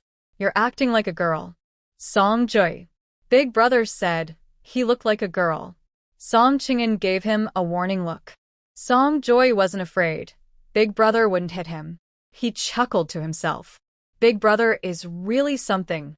Later, He thought he should ask and learn how to marry Ling Ling soon. Li Erhua smiled happily. Qingzi, did you go up the mountain again yesterday? Mom, the wild chicken will be stewed for soup later. The rabbit was eaten at noon. The Song family members gradually came out, and Sui Lan changed her clothes and finished washing up before coming out. Song Chunying and Song Shiha greeted her warmly. Good morning, sisterin. And Sui Lan smiled. Good morning. Good morning. Song Baoping knocked on his cigarette holder. And Jiqing, today I'll have them fix your house. And Sui Lan not dead? Okay. The family ate breakfast. Then Song Baoping asked his sons to start repairing the house. Song Jui asked Kong Sisi, which one is yours? Kong Sisi didn't think much. I live on the west side. Sui Lan lives on the east side. Song Jui grinned mischievously. Seeing that big brother didn't react much, he made a final decision. Then I'll have yours fixed first. Song Chongxing and Song Zhenhua looked confused. Shouldn't they fix Jiqing's house first? Once it's repaired, she can move back in. They were both puzzled. Why is that? Song Jui joked. All the houses are the same first. Big brother, do you agree? Song Qing'an didn't answer him. He lowered his head to work with his tools, clearly accepting his actions. And Sui Lan finished her breakfast and then secretly ate snacks in her room. She really couldn't swallow the 2-in-1 pancake here. She sniffed and wondered how she could smell chicken soup. Smells so good. Who's having chicken? While she was curious, Li Erhua knocked on the door and came in. She was holding a bowl of chicken soup. What's this? Her eyes lit up. This smelled so delicious. Even more tempting than the meat in the space. Li Erhua set down the chicken soup. Chicken soup. This bowl is for you. She was about to leave after putting down the bowl, but Sui Lan called her back. Wait. I have something for you. She took out a pound of egg cakes from her bag. She handed the egg cake to her. I only paid $1, so I feel a bit shy to eat this. Li Erhua couldn't refuse and had to take the egg cake and leave. The wild chicken soup on the table was fragrant, making her stomach rumble with hunger. Never mind. Just eat first. This bowl was full of meat, including a chicken leg, a wing, and other parts. There was really a lot. She didn't expect the Song family to be so generous. She carried the bowl out, cleaned it, and then chatted with Li Erhua. She smiled and said, Annie, did you cook the soup? It tastes really good. Li Erhua's features were gentle and her appearance kind, with a hint of her youthful beauty. She smiled softly. The pot still has some. Go and serve yourself another bowl. And Sui Lan waved her hand. I'm full. Leave some for them to eat. She wasn't that shameless. They were chatting happily when a few angry people stormed in. The leader, a middle-aged woman, came in and started scolding. Li Erhua, are you out of your mind? Such good wild chicken, and you give it to outsiders? Don't you think about your parents? The children in the yard were pulled back into the house by Song Chunying and Song Shiha. 2 daughters-in-law stood there, too scared to speak. Li Erhua's face turned pale. She immediately pushed Sui Lan into the house. And Jiqing, go back to your room. Don't come out. And Sui Lan didn't move. Li Erhua forced a difficult smile. My parents are here. The pot still has some. I'll serve you some. Old Lady Song sat down with authority, like a venerable monk, giving orders. Xiaoying, take away all the chicken soup. And Sui Lan doubted her ears. They were taking everything away? What did that mean? Zhao Xiaolan, a middle-aged woman, swaggered into the kitchen. She lifted the lid, and the rich aroma wafted straight to her nose. She wiped the saliva from the corner of her mouth. Smells so good. And Sui Lan couldn't stand it anymore. These people acted like bandits. They came in and immediately wanted to take the chicken soup away. She was about to go over and argue. Li Erhua tightly held her, shaking her head. Grandma Song's cane hit loudly with a cracking sound.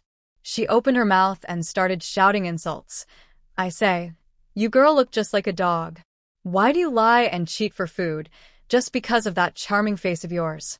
Zhang Xiaoying brought out chicken soup and placed it heavily on the table. Mother, there's one less chicken leg and wing in the pot. The old lady nodded, her eyes sharp like a dagger, looking at Li Erhua. Li Erhua forced herself to stay calm, trying to reason. This is our family's stuff. You can't take it away. Zhang Xiaoying sneered coldly, acting strong. Good things are not for our own family, you want to give others a bargain. And Suilon relies on her face to flirt with the older brother, and you still don't understand what's going on? As soon as she finished speaking, she raised her hand and slapped Li Erhua across the face. And Suilon couldn't bear it anymore, furious, pointing at her and shouting loudly. Old. Say one more word. She rushed in front of Zhang Xiaoying, grabbing her collar. A few slaps landed. Li Erhua's eyes widened in disbelief. Grandma Song raised her cane to hit Suilon, and Suilon grabbed the cane and swung it at Zhang Xiaoying. She scolded while hitting. Disrespectful old woman. I'll beat you to death. The cane was surprisingly easy to handle. Every strike hit accurately, and Zhang Xiaoying cried out loudly. She ran wildly around the yard. Li Erhua watched with wide eyes, stunned. Grandma Song tried her cane to deal with Suilon, and Suilon raised her cane to strike her. The old lady was startled and fell to the ground. Anyway, city folks are rich. If she blackmailed her for 100 or 200 taels later, she'd have money. Everyone was shocked. Zhang Xiaoying cried out loudly. Mother, mother, don't die. You can't die. But secretly, she was happy. This old woman was finally dead. Just as she was feeling proud, the old lady suddenly winked at her. She was so scared she stepped back. She thought she was pretending to be dead. She quickly realized what the old lady meant. She pointed at Suilon and shouted in shock, Murderer! You murderer! And Suilon clapped her hands with a smile and tapped the old lady's belly with her cane. There was no response. She was pretending again. Bauman, go report to the police. Someone's been murdered. And Suilon spoke to stop her. No need. I can save her. Don't worry, I won't charge. Zhang Xiaoying loudly muttered. She's already dead. How can you save her? Why are you so cruel? Don't you want to pay? The old lady wasn't dead, but was almost furious. Fool. And Suilon tightly pinched the old lady's chin until it bled. But the old lady still didn't move. She saw the old lady's hands clenched tightly together, almost unable to bear it. It hurt so much. The old lady suddenly decided to go all out. Since she was pretending, she would pretend to the end. And Suilon deliberately panicked and shouted loudly, Oh no, she's dead, she's really dead. She quickly whispered 2 words into Li Erhua's ear. Li Erhua hesitated, but was pushed away by her. And Suilon scratched and grabbed at the old lady, trying to revive her. Everyone else looked on in confusion, not understanding what she was doing. Li Erhua carried a bucket over. The morning hadn't been poured out yet. And Suilon pinched her nose, laughing excitedly. This old lady hasn't woken up, so I have to use my last trick. With a loud splash, the entire bucket was poured directly on the old lady's head and body. Ugh. That little brat, what is this stuff? The old lady couldn't pretend anymore. She was overwhelmed by the smell of. She suddenly sat up forcefully. And Suilon clapped happily. She's alive. She's alive. You're really not a likable old lady. I saved you. And this is how you thank me? She poked her forehead, as if she just remembered. Oh right, the ice splashed earlier. No wonder your mouth smells so bad. The old lady immediately vomited until she was dizzy. And Suilon burst into laughter. Li Erhua also couldn't hold back her laughter. At that moment, the Song family father and son received news from the villagers. They returned. The father and son looked at the scene in the yard with shock. When Suilon saw they had returned, she suddenly remembered she wasn't a member of the Song family. Had she played herself? What if the captain gets angry and kicks her out? Song Qing'an's calm eyes now filled with hatred and deep disgust. His voice was cold and sharp, almost murderous. We have long since separated our family. You also said that since the day we split, we are no longer your descendants. Old Lady Song raised her cane to strike him, but she was hesitant because she was wary of him. Her cane reached in front of Song Qing'an, who looked at her with cold, murderous eyes. Old Lady Song's hand trembled. Suddenly, her cane turned sharply and struck Song Baoping. Traitor. Traitor. Unfilial descendant. If I had known today, I would have strangled you long ago. She looked back at Sui Lan.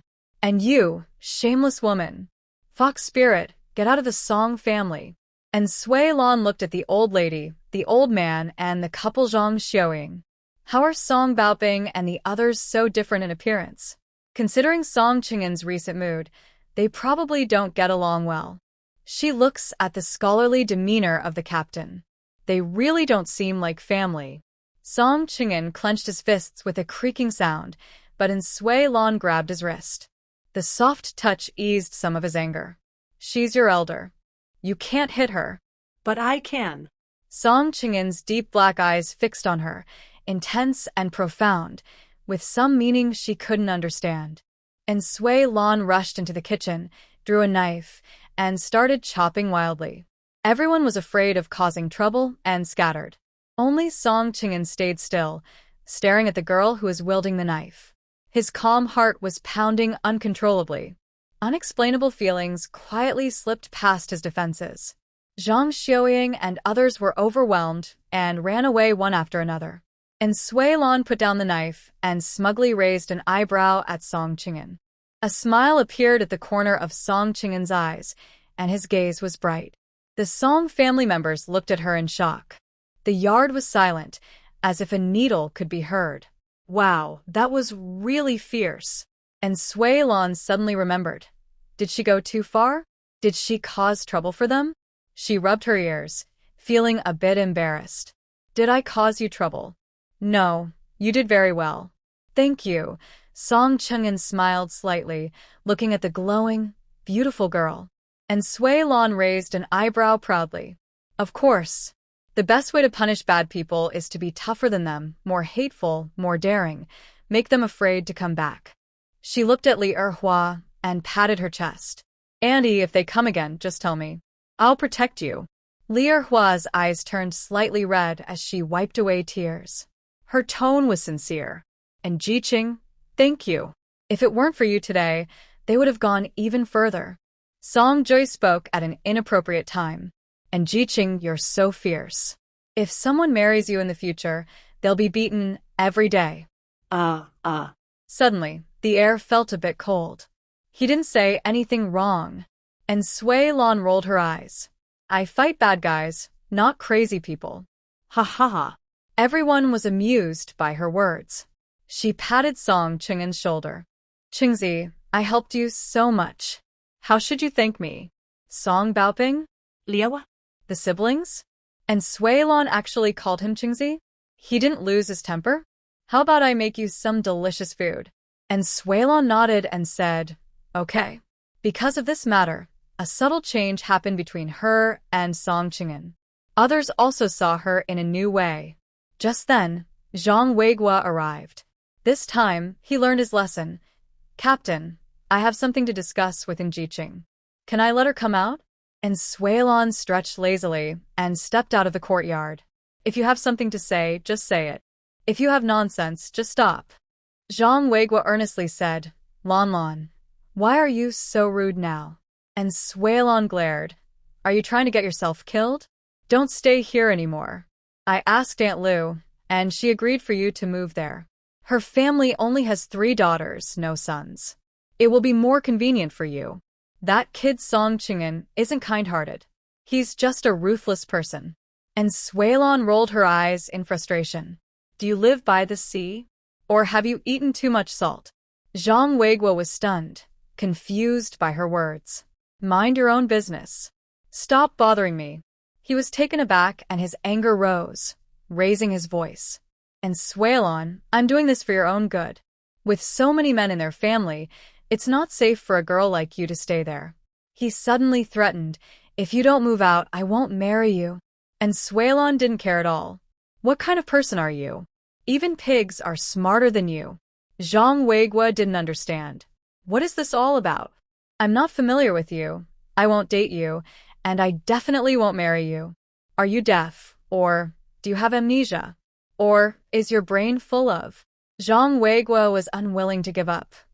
Why? Because you're too ugly, too awkward, and disgusting.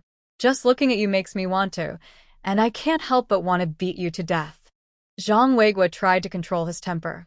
Lan, I'm really doing this for your own good. And Suilon, annoyed, clenched her fists. She really couldn't hold back. She swung her hand and slapped Zhang Weigua's face. His eyes turned red, and he covered his face, glaring angrily at her. She didn't understand why she hit him again. Please call me comrade, do you understand? Zhang Weigua, furious and ashamed, was stunned. Why? You've always liked me, so why did you suddenly change? How is Song Qing'an better than me? And Suilon tilted her head and seriously thought for a moment, then confidently admitted, yes, he's better than you. She counted on her fingers one by one. Good looks, good manners, knows boundaries, broad shoulders, slim waist, long legs, perfect proportions. Anyway, I like him, not you. Finally, she stabbed him again in his heart. Zhang Weigua's attempt to persuade was useless, so he had to leave. And Suilon returned to the yard. Everyone looked at each other in surprise. She and Zhang Weigua were talking at the door, their voices not even lowered. Her words about loving her older brother were heard clearly by all. And Suilon frowned. What's wrong? Why are they all looking at her with such strange eyes? She looked at Song Qing'an, who remained calm, still showing no emotion. But inside, a storm of feelings was rising, and her hands, hanging down, clenched tightly. Song Juri asked curiously, "Are what you just said true?" She instantly understood and waved her hand to explain. Oh. I was just joking around, teasing him. He's so annoying. Song Qing'an's hands relaxed. His calm voice said, "Let's go." To fix the house. His tone was very indifferent. And Suilon didn't feel anything was wrong. Annie, where do you wash clothes?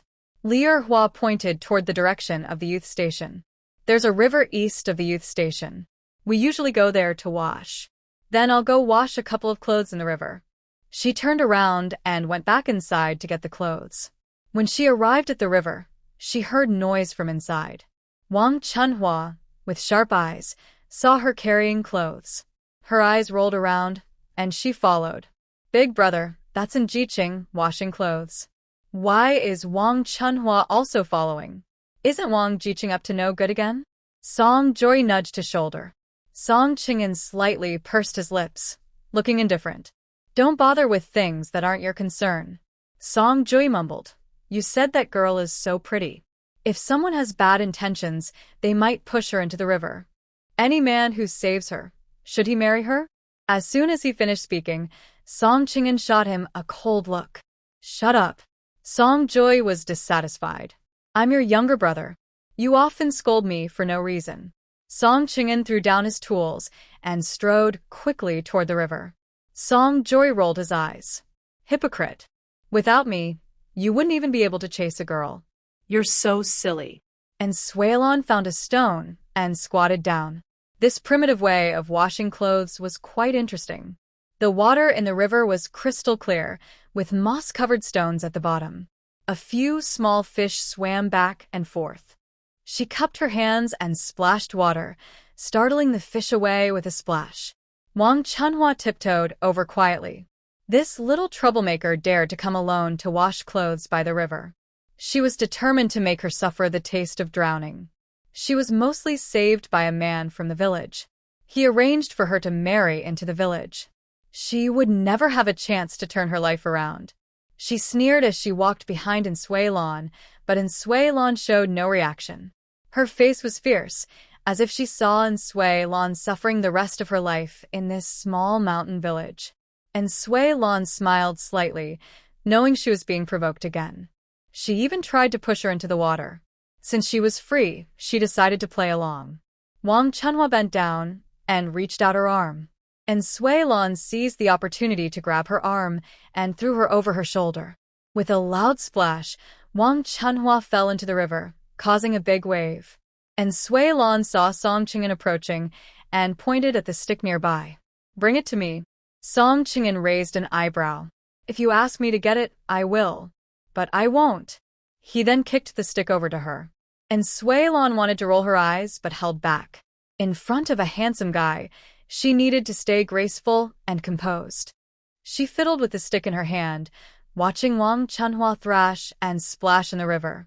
Wang Chunhua shouted angrily, You wicked person. I will kill you. She struggled to climb back to the riverbank. And Sui Lan poked her with a long stick, forcing her to retreat again. Wang Chunhua was so angry her lungs felt like they were going to burst. And Sui Lan, pull me up quickly, or I'll report you to the team leader. And Sui Lan supported her chin with one hand, speaking lightly but with a hint of annoyance. I won't let you come up. Don't you like playing? Perfect, I'll play with you enough. She swung the stick and hit Wang Chunhua's back, causing her to scream in pain. Everyone was busy preparing lunch, so no one was around to do laundry here. And Sui Lan squatted by the river, watching Wang Chunhua struggle to reach the shore, then poking her back with the stick. They repeated this several times. Song Qing'an watched with a barely contained smile. She was really good at teasing people. Wang Chunhua, soaked through and exhausted, was running out of strength. She started to feel scared, but her tone remained commanding and aggressive. And Sui Lan, pull me up now. You're deliberately trying to kill me, I'll report you. And Sui Lan didn't care at all, acting fearless and daring. Come up first, then we'll talk. She kept poking Wang Chunhua again. And Sui Lan giggled happily. This is so fun. Hearing her laugh, Song Qing'an's earlier annoyance disappeared. She always found new ways to punish bad people. Every time it was surprising and interesting. Wang Chunhua, exhausted and soaked, couldn't swim well. She only flailed her legs randomly, barely staying afloat. She had no choice but to beg and Sui Lan. And Sui Lan, please let me go up. I promise I won't oppose you again. And Sui Lan squinted her eyes and smiled, saying, Call me Dad, and I'll let you go up. Wang Chunhua. She absolutely would never do something so insulting. And Sui Lan picked up the stick and struck her a few more times. Wang Chunhua hesitated but thought, there's no one else here. They also couldn't tell anyone. Dad. And Sui Lan cupped her hand around her ear like a megaphone and deliberately said, I didn't hear anything. Wang Chunhua was furious. You wicked girl. I will kill you. I must kill you. And Sui Lan was about to poke her again. She had to change her smile. I've already shouted, but you didn't listen. Seeing Sui Lan about to poke her again, she had already drunk a lot of water and needed to go up quickly. She made a bold decision, closed her eyes, and said, Dad, please let me go up. I promise I won't oppose you anymore. And Sui Lan nodded happily. Good girl. Song Qing'an couldn't hold back and laughed out loud. Congratulations on becoming a dad. And Sui Lan rolled her eyes at him. Why don't you try? Song Qing'an looked down and glanced at her, his tone calm but with a hint of a smile. I'm not going to compete with you. You go ahead. Wang Chunhua reached out, trying to pull her up. And Sui Lan picked up her clothes and stood up to leave. She didn't forget to sternly warn Song Qing'an. Don't rescue her. Otherwise, I won't talk to you. But her warning looked fierce, but had no real threat in Song Qing'an's eyes. He coughed twice and obediently said, Okay, I won't rescue her. And Sui Lan then smiled sweetly. That's more like it. After returning to the Song family to hang up her clothes, she started dinner, spicy rabbit meat, very delicious. After the meal, everyone else went to work and the women went outside for a walk. And Sui Lan had nothing to do, so she went into her room, locked the door, and took a nap. She woke up at 3 in the afternoon. She went to the yard to gather her clothes. But the clothesline was empty. Where were her clothes? At that moment, He Zhaodi, Song Qing'an's wife, exclaimed, Oh no! Whose clothes are these? Thrown in the outhouse. And Sui Lan strode over. Sure enough, those were her clothes. A dangerous smile appeared at the corner of her mouth, making He Zhaodi a little afraid. And Sui Lan headed straight to the youth commune. Zhang Weiguo was happy. Lanlin, I think you've come to your senses. Lanlin, you've finally understood. And Sui Lan shouted angrily, Get out of my way. She entered the girls' dormitory, grabbed Wang Chunhua's bedding and clothes, and headed outside. Wang Chunhua screamed loudly, trying to stop her, and Suelon, "You crazy person. Put down my belongings." She sneered, "Now you know to be afraid. Wang Chunhua, I will make sure you see that opposing me has bad results." Everyone was confused but dared not step forward to stop her. They knew about Suelon's fighting skills. No one wanted to provoke this fierce person. She carried Wang Chunhua's things and headed straight for the latrine. Wang Chunhua reached out to grab them, but she kicked her away with a swift kick. She threw the blanket and clothes into the latrine. Then she pressed them down with a stick. Wang Chunhua went crazy trying to rescue her clothes. This time, Suelon was truly angry. She swung the stick and started hitting, kicking as well. Wang Chunhua was knocked into the latrine, covered in filth. She was covered in mud and feces. Her stomach was so upset she vomited right away. Suelon stood there with a stick, and no one dared to make a sound. No one dared to go and help. The team leader was called over by Yang Xiujuan. He was shocked when he saw what was happening and couldn't speak. This Suelon really is unpredictable. It was only the second day, and she had already caused so much trouble. "Everyone, what are you looking at? Help her up." The villagers at the youth point hurriedly pulled Wang Chunhua out. They also brought up her blanket and clothes. Wang Chunhua was crying, gasping for breath. Tears mixed with mud, making it hard to tell if it was tears or dirt. Team leader, Suelon went too far. "I want to report her." "Wang Chunhua, you're just crying wolf. You threw her clothes into my pit, and now she threw yours back. That's payback." He Zhaodi arrived unexpectedly and couldn't stand Wang Chunhua's attitude anymore. The team leader rubbed his forehead in frustration. How could his eldest daughter-in-law side with Suelon? Wang Chunhua choked on her words, but argued back. "I only threw 2 of her clothes, but she threw all my blankets and clothes. So how am I supposed to live? I only have these few clothes. Team leader, I want her to pay for them." Suelon giggled, "If you call me dad, I'll pay. You already called me that once. Looks like I, as your dad, haven't taught you well. You're tough-skinned and thick-skinned. I think you can take more hits." When her embarrassing act was exposed in front of everyone, Wang Chunhua blushed deeply. She screamed and lunged at Suelon. "I'll make you die." Suelon didn't dodge or fight back. She just raised her stick. As expected, Wang Chunhua was beaten badly. The squad leader shouted angrily, "Everyone stop. Wang Chunhua, this is your fault. People have the right to resist. You should face the consequences. Wang Chunhua, if you dare cause trouble again, get out of here." Wang Chunhua was scolded by the squad leader and obediently stayed quiet on the side. Suelon proudly took out a piece of paper from her pocket. Seeing the paper, Wang Chunhua's heart trembled. Suelon happily waved it in front of her. "Squad leader, this is what Wang Chunhua did on the train. The police have given her a punishment, and I am giving it to you." The squad leader was surprised to hear about this and took the paper to look at it. He snorted coldly and strode away. Soon, the loudspeaker in the squad office rang out. It was the squad leader's voice. "All members, there will be a meeting tonight at the squad office. Please attend." That evening, they ate dinner at the Song family's house. The family members were curious and asked Song Baoping, "Dad, what's the meeting about tonight? Is it about harvesting the wheat?" Song Baoping shook his head. "No. Wang Chunhua made a mistake on the train. She will be formally criticized." Suelon spoke at the right moment. "Uncle Squad Leader, I need to go to the commune tomorrow to buy some things. By the way, does our team have anyone who can make furniture?" Song Baoping nodded. "Tomorrow, go with the ox cart. Zhang the Lame at the east end of the village makes furniture. Whatever you need, just order it." Suelon smiled happily. "Great. When I come back from the commune, I'll go buy what I need." After dinner, the family carried small stools and went to the squad office. Suelon didn't want to go but was pulled along by the 2 sisters from the Song family. Everyone had already gathered at the squad office. The squad leader announced publicly Wang Chuanhua's actions on the train, criticizing her and deducting 30 centimeters, a form of punishment. And Sui Lan hummed a little tune as she returned to the songhouse. Lier Hua was boiling water in the kitchen. Since the weather was hot, they needed to shower every day.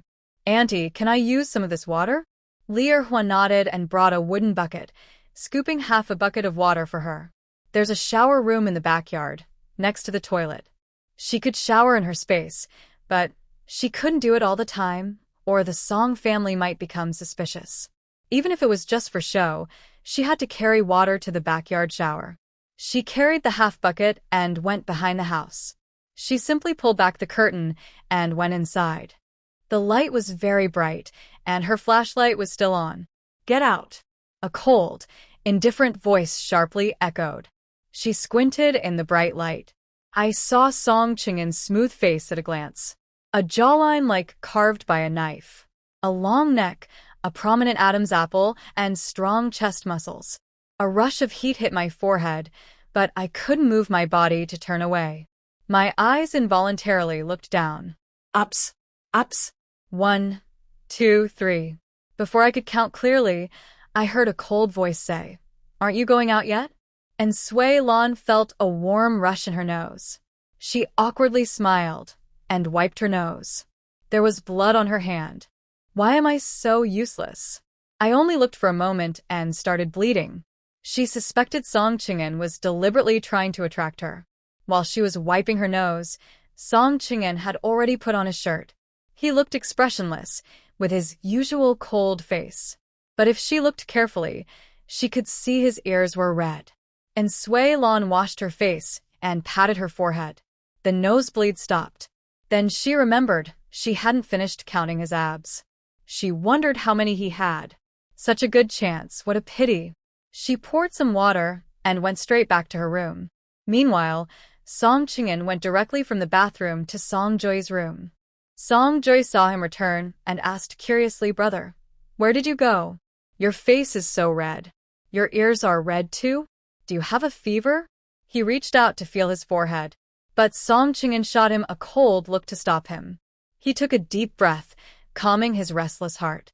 Joy became even more curious, but didn't dare to ask. And Sui Lan returned to her room, locked the door, and went into her space to wash up. She took a shower, ate a little, and then went to sleep inside her space. The next morning, she had a simple breakfast and headed to the village entrance, planning to take an ox cart to the commune to buy things. Today, Uncle Wang from the village was driving the cart. He was old and in poor health. He had no children or wife. The villagers felt sorry for him, so they let him drive the ox cart, which helped him make a living. Soon more people arrived one after another. There were more young newcomers. Some women from the team also came. Kong Sisi and Yang Limei paid and got on the ox cart. They chatted and laughed. Kong Sisi looked around the village and asked, "Lanin, why aren't you here yet? The ride will leave soon." Yang Limei nodded. She said she wanted to come yesterday. She should be here soon. Just then, Wang Chunhua suddenly ran out. "Wait for me. I haven't gotten on the cart yet." A few women and aunties laughed. "Wang, there's no more space." Wang Chunhua looked at Kong Sisi and Yang Limei, then angrily pointed at them. "Shameless women. Why didn't you call me? Are you deliberately making me have nowhere to sit?" Kong Sisi was speechless. "I'm not your dad. I have no obligation to wake you up." Limei, tell me, isn't that right? We made so much noise getting up. She acts like a dead pig and still blames us. She's so shameless. Yang Limei nodded. She also didn't like Wang Chunhua and stayed at the youth station for 2 days. Every day she was either involved in this or that. Wang Chunhua was extremely angry and grabbed Kong Sisi's hair, pulling her down. "You wicked girl. You did this on purpose, didn't you? I'll beat you to death." Could she not fight in Sui Lan or these two mean girls? "Just wait. I'll beat you to death."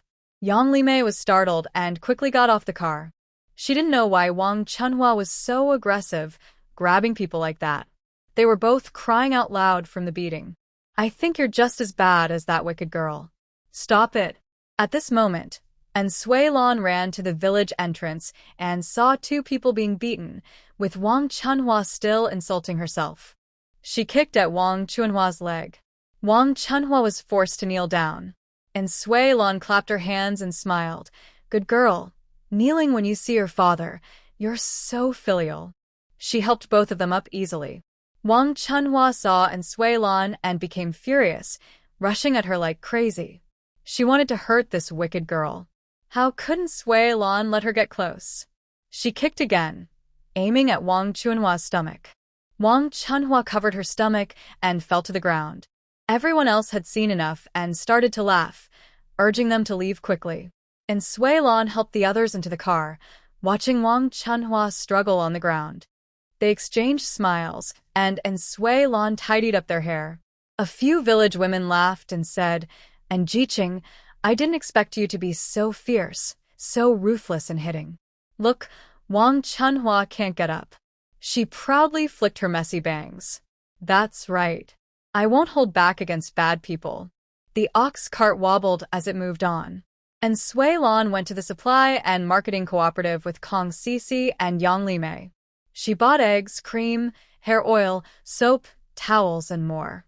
Yang Limei was stunned. Lan, you just spent so much money all at once? And Sui Lan shrugged. These are necessary. I didn't spend recklessly. It was only about 10 or so yuan. She also bought a cast iron pot, planning to cook herself in the future. Kong Sisi also bought a cast iron pot. Lan, my house is ready to live in. I will move in tonight. And Sui Lan nodded. Congratulations, congratulations. I think mine will be ready soon too. A few people finished shopping and went to wait at the ox cart. They got on the cart, waiting for others. Ding, ding, ding. And Sui Lan saw Song Chung and riding a bicycle, with a bag of pork hanging on the handlebar. Her eyes lit up. She was about to talk to Song Chung, but he rode past as if he didn't see her, disappearing from sight. An Shu Lan. Am I so invisible? Am I not noticeable enough for such a beautiful woman? When Sui Lan returned to the Song family, the kitchen smelled very good. She sniffed eagerly. Smells so good. Braised pork. Lear Hua was busy in the kitchen. She carried her things back to her room. When everyone else in the Song family returned, they all sat together to eat. Although there was braised pork at noon, the main food was still corn cakes and corn porridge. She didn't know when she would get to eat rice again. She wanted to move out soon, so she could live alone and cook whatever she wanted.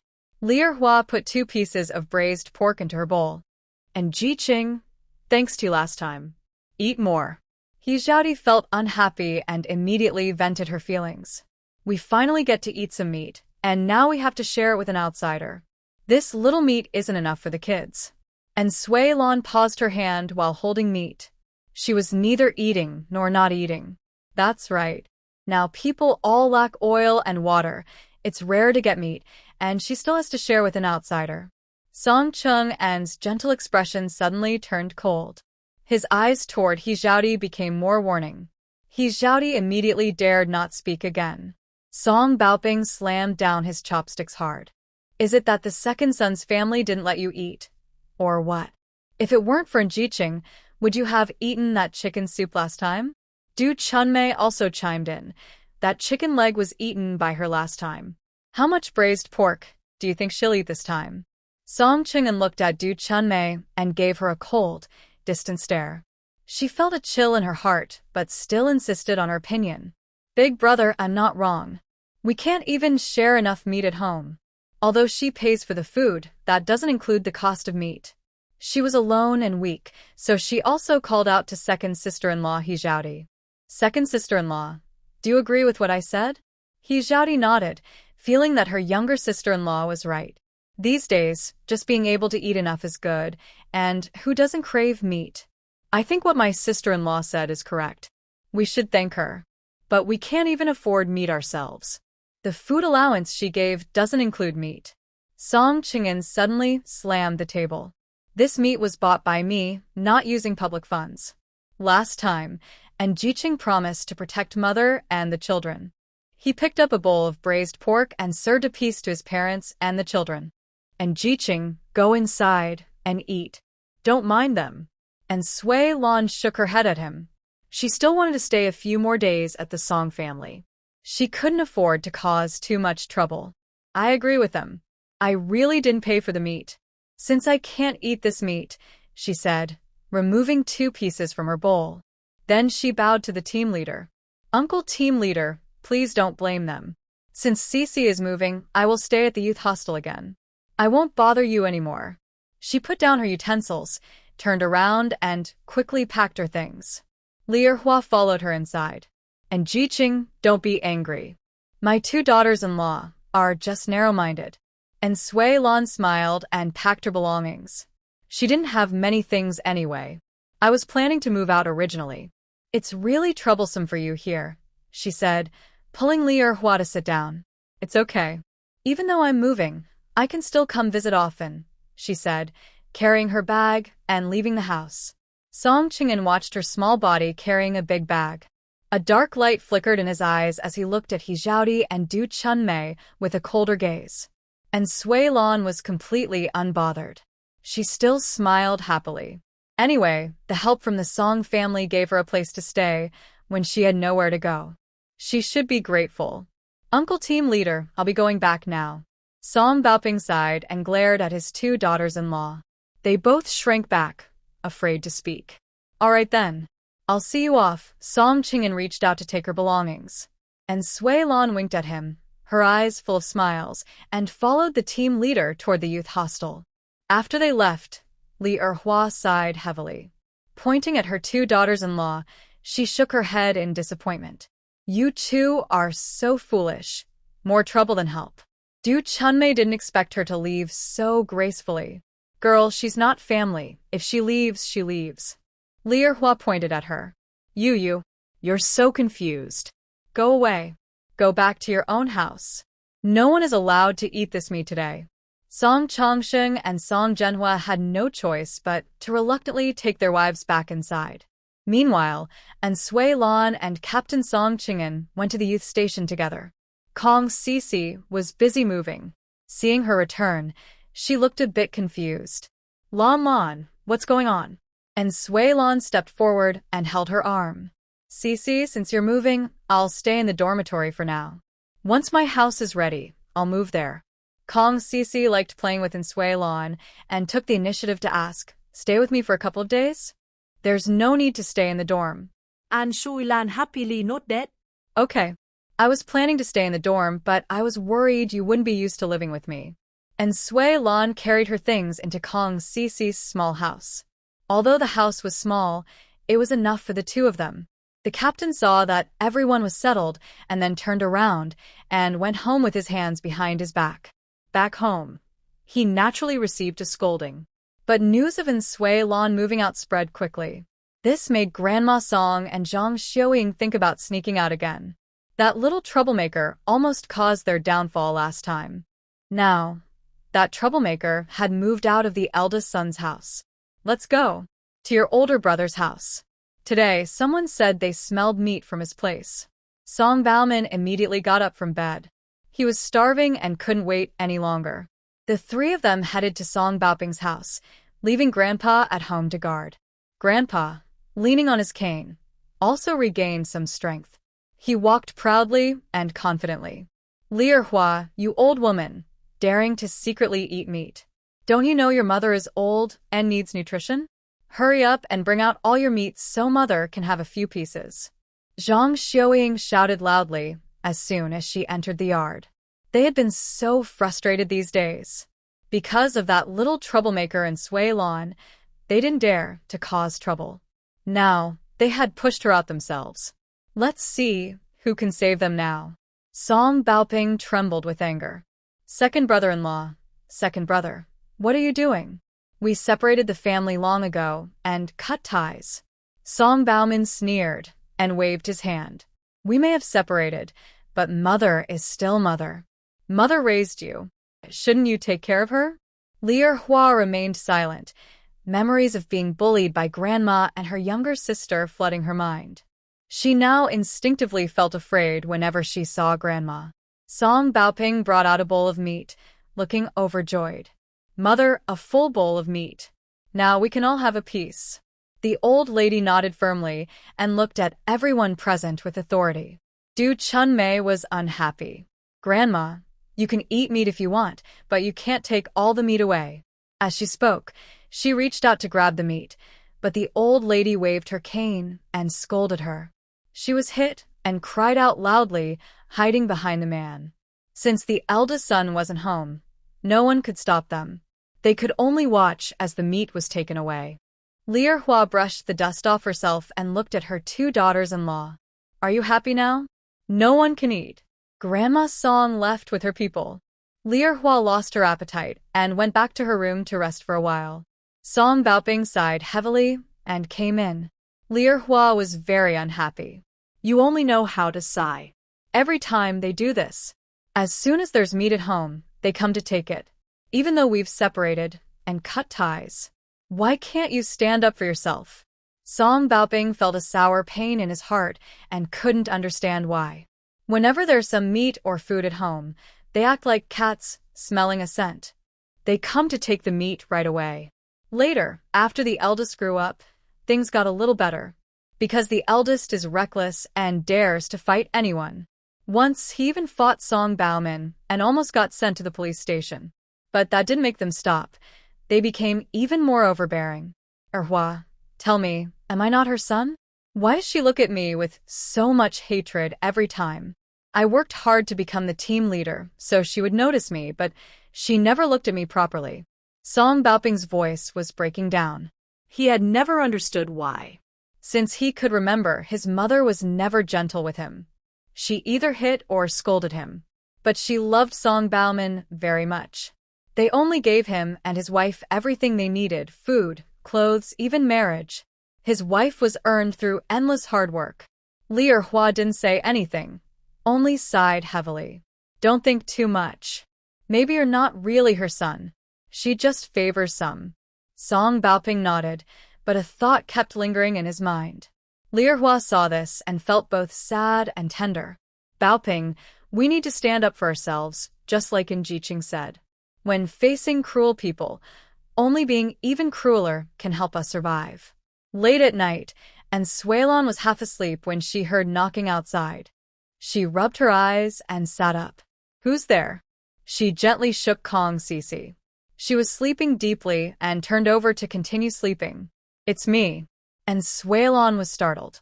It was already midnight. Why had Song Qing'an come? She put on her clothes and opened the door. Why are you here at this hour? Song Qing'an still looked cold and distant.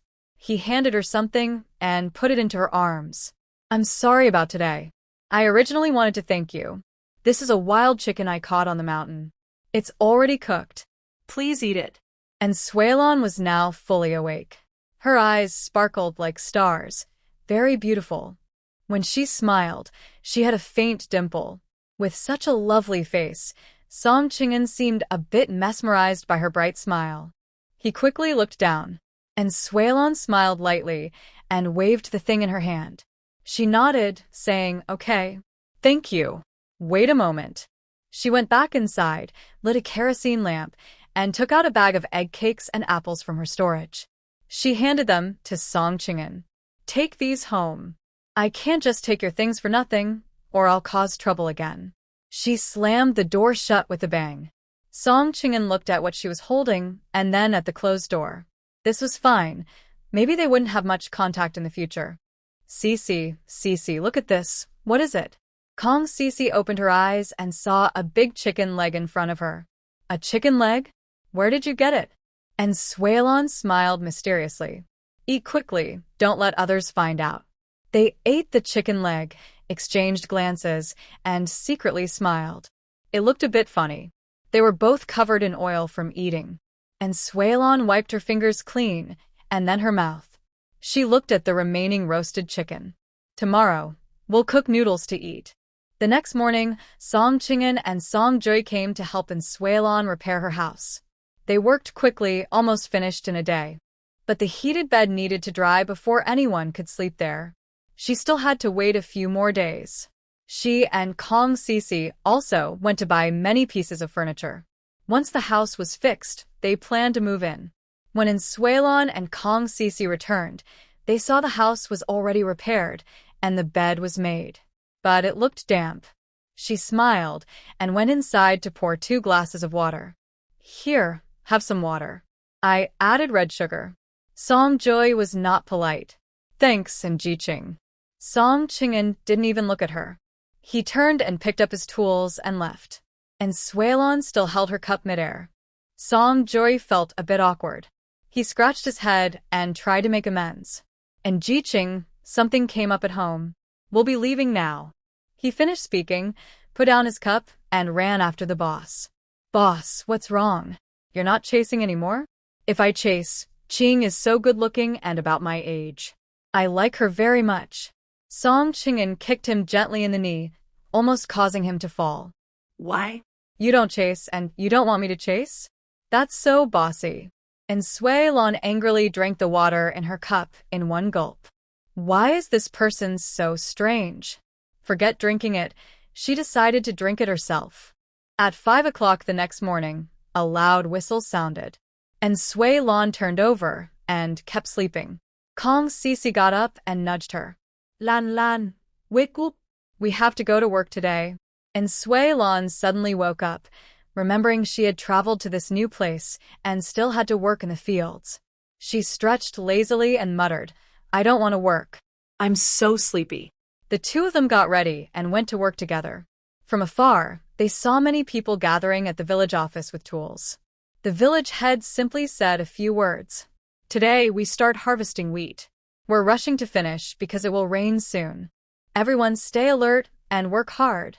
Everyone grabbed their tools and hurried off.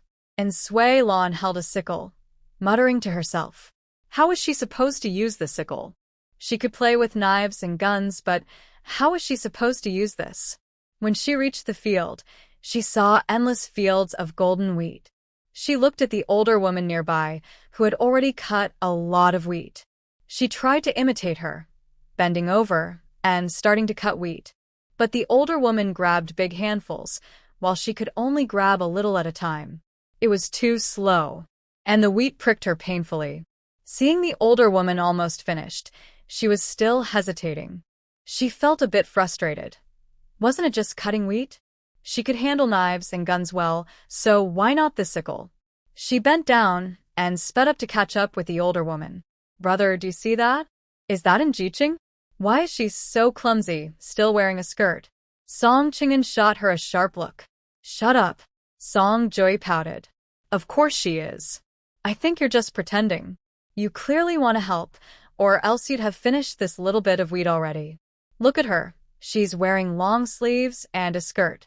Seeing his older brother's increasingly displeased expression, his voice grew quieter. His older brother was so awkward. If he liked someone, he should just chase her. Why be cold one moment and ignore her the next? By the end of the morning, and Suelon had only cut a little wheat. When she went back to prepare breakfast, she discovered her hands had developed several blisters. It hurts so much. Kong Sisi sees her and wants to cry. Lan, my hand hurts so badly. Why is this work so hard? And Suelon spreads her hands, which are more badly injured than hers. My pain is worse. I got 4 blisters on my right hand. It hurts so much. Song Qing'an hears this and frowns. Song Jie smiles and says, Big brother, I just heard that in Jiqing got blisters. Before he finishes, Song Qing'an walks quickly away. 4th, where is your older brother? Aren't you working together in the field? Song Jie shakes his head. Mom, Big brother has something to do. Let's eat first. Lier Hua is worried. She came back early to prepare food. Everyone is back, but why hasn't the oldest brother returned? By now, Song Qing'an has arrived at the village clinic. Dr. Zhang, bring me some ointment. I got 2 blisters on my hand. The village Dr. Zhang is a middle-aged woman. She is the only barefoot doctor in Qingshan Brigade. Dr. Zhang comes out of the house and smiles. Let me see. I'll get some medicine for you. Song Qing'an looks expressionless. It's not me. Dr. Zhang hands him a tube of ointment. Apply it 3 times a day. Popping the blisters helps them heal faster. Song Qing'an nods and walks away quickly. He pockets the ointment, looks toward the youth station, then heads home. Qingzi, what are you doing? Komit. Song Qing'an calls out to Song Chunying. Chunying, come here. I need to talk to you. Song Jie is mysteriously trying to follow, but Song Qing'an gives him a cold look and stops him. Bah. As if I don't know what you're up to, hiding around. Chunying is a bit afraid of her older brother, who always has a cold face. He looks like he might hit someone at any moment. Big brother, what's wrong? I didn't do anything wrong. Song Qing'an's eyes are full of warning as he coldly hands her the ointment from his pocket. Go to the youth station and give this to Jiqing. Chunying looks at him in surprise, as if she's discovered her brother's little secret. Big brother, you. Before she can finish, Song Qing'an frowns. Chunying shrinks back in fear. I'll go right now. Chunying nods and runs out of the yard. And Jiqing. And Sui Lan is having breakfast when she hears Chunying's voice. Chunying, what's wrong? Chunying pulls her aside, puts something into her hand. Big sister, and this is what my big brother asked me to give you. He said you should pop the blisters to help them heal faster. And Sui Lan my happily. She takes out $1 from her pocket. You take this back to your older brother. I don't want to take advantage of him. Song Chunying didn't think much and ran home with the money. She threw the money in front of Song Qing'an. Big brother, and Jiqing gave this to you. She said she doesn't want to take advantage of you. Everyone. Hua looked at her son's expression with some disgust. He's grown up, yet he can't even chase after a girl. Song Qing'an looked at Song Chunying with a calm expression.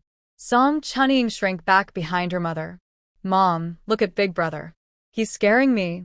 Song Baoping coughed twice, wanting to ask what was going on. But seeing the cold look on the eldest's face, he didn't speak. The family finished eating and went to work. And Sui Lan and Kong Sisi stood on the ridge resting. Her hand was wrapped in thick gauze. Song Qing'an and Song Jie approached. They wanted to thank her for the medicine, but she seemed to ignore them, brushing past her without noticing. Tisi. Blind as a bat. Song Qing'an paused, a hint of a smile appearing at the corner of his mouth. Song Jie chuckled happily, big brother, and Jiqing said you're blind. Song Qing'an slightly lifted his cold lips. I'm not deaf. And Sui Lan had done a little work that morning but earned no points. Mainly because the wheat was too hard to cut, and she had no experience. Her hand hurt badly, and she didn't want to work at all. Uncle Team Leader, I want to take a day off. Song Baoping's eyes widened, and he coughed violently twice. What did you say? Take a day off? It's only the first day, and it's not approved. And Sui Lan rolled her eyes, feeling like a battered wife. They wouldn't approve her leave. But her hand hurt so badly, she didn't want to work. Lan, how about it? Did the team leader approve it? And Sui Lan shook her head and honestly kept working. But her hand was very painful. She pinched the sickle handle with. One by one, she cut the wheat. Song Jie almost laughed to death. Boss, look at what Jiqing is doing. Why is she cutting the wheat one stalk at a time? When will she finish? Song Qing'an turned to look, and Sui Lan stuck out her tongue at him. He looked around to see no one paying attention. Quickly, he walked over to her. And Sui Lan pouted in displeasure. What are you here for? Song Qing'an chuckled softly. If you want to cry, go ahead. I won't tell anyone. And Sui Lan rolled her eyes. Who wants to cry? I'm not a kid. What are you here for? To watch the show? Song Qing'an squatted down, took out a big white rabbit candy, and handed it to her. Take it. Don't cry later. He firmly held her wrist. And Sui Lan felt the rough fingertips stroking her wrist. Song Chung was focused and calm, but the delicate touch constantly reminded him of something else. He closed his eyes briefly, not looking at her injured arm. He carefully removed the gauze. The blister was indeed still intact, and Sui Lan felt a bit uncomfortable and tried to pull her hand back. Her wrist felt burning hot. Song Chung and gently pressed down harder on her wrist. Don't move. It will heal faster if the blister is opened. And Sui Lan pushed him with her left hand. No, it hurts too much.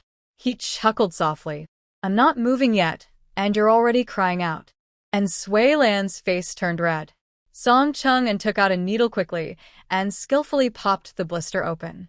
And Sui Lan grimaced in pain. It hurts. She used to be less delicate. How could her body be so fragile now? Song Chung and reached out. Bring the ointment. And Sui Lan obediently handed him the ointment. He applied it gently and then blew softly on it. Don't cover it up, it might get infected. And Sui Lan looked at his serious expression, feeling a sudden urge to tease him. Are you worried about me? Do you like me? Cough, cough, cough. His ears turned bright red instantly. He dropped the ointment and got up to leave. His back looked like he was fleeing quickly. A smile appeared at the corner of Sui Lan's lips. She didn't expect that although he seemed cold, he was actually a shy young man. Song Chung and looked down at his fingertips, which had just touched her wrist. Her wrist was very delicate. He almost dared not press too hard. It seemed like a gentle touch could break it. He was quite fragile himself. Watching his distant figure, and Sui Lan started working. She dawdled and only earned 2 points for the day.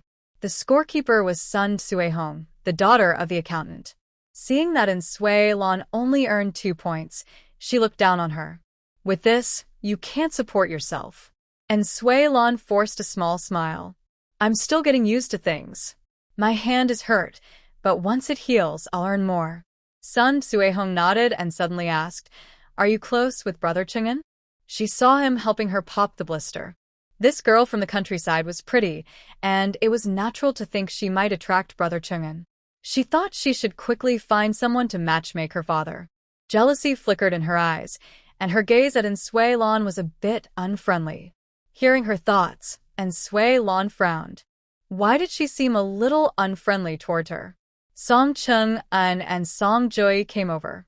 Sun Suehong's eyes lit up, and she cheerfully called out, Brother Qingshan, 10 centimeters, I'll note it down for you. Song Chung and nodded calmly. Thank you. He was about to leave when Sun Suehong blocked his way. Brother Qingshan, can you wait a moment?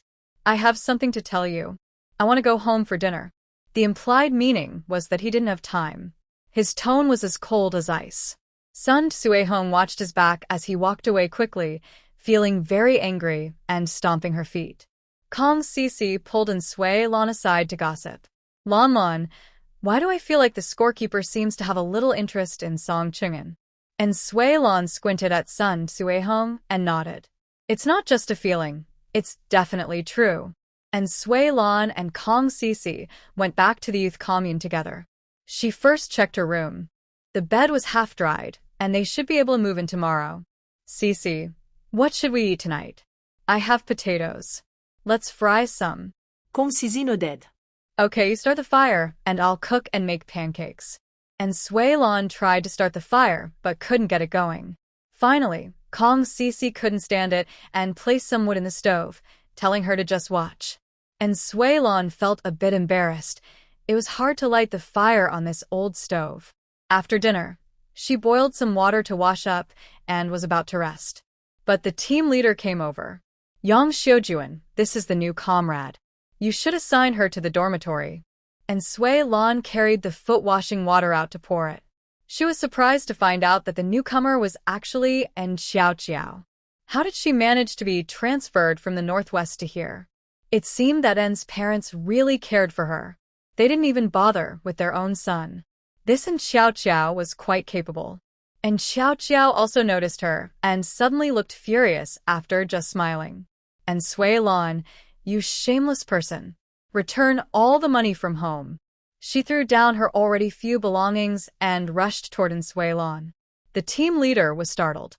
Why did she come here just to cause trouble again? And it was aimed at that girl. And Sui Lan raised an eyebrow. As Xiao Qiao rushed over, she picked up her foot-washing water and splashed it at her. Just in time to clear away bad luck. This is my foot-washing water.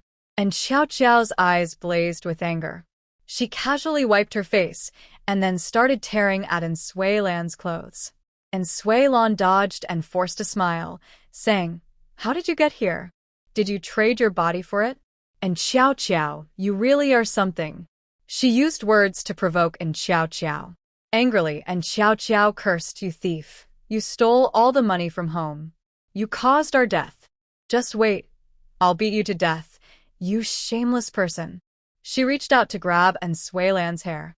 And Sui Lan, just give me my youth subsidy from the commune, I don't care about the rest. She came to the countryside with only a few coins. How could she survive? Everyone looked at each other in silence. Even the team leader didn't speak. It was quite a scene of sisters fighting each other. From hearing this, everyone could guess what was happening. And Xiao Qiao saw she wouldn't give in, so she had to ask the team leader for help.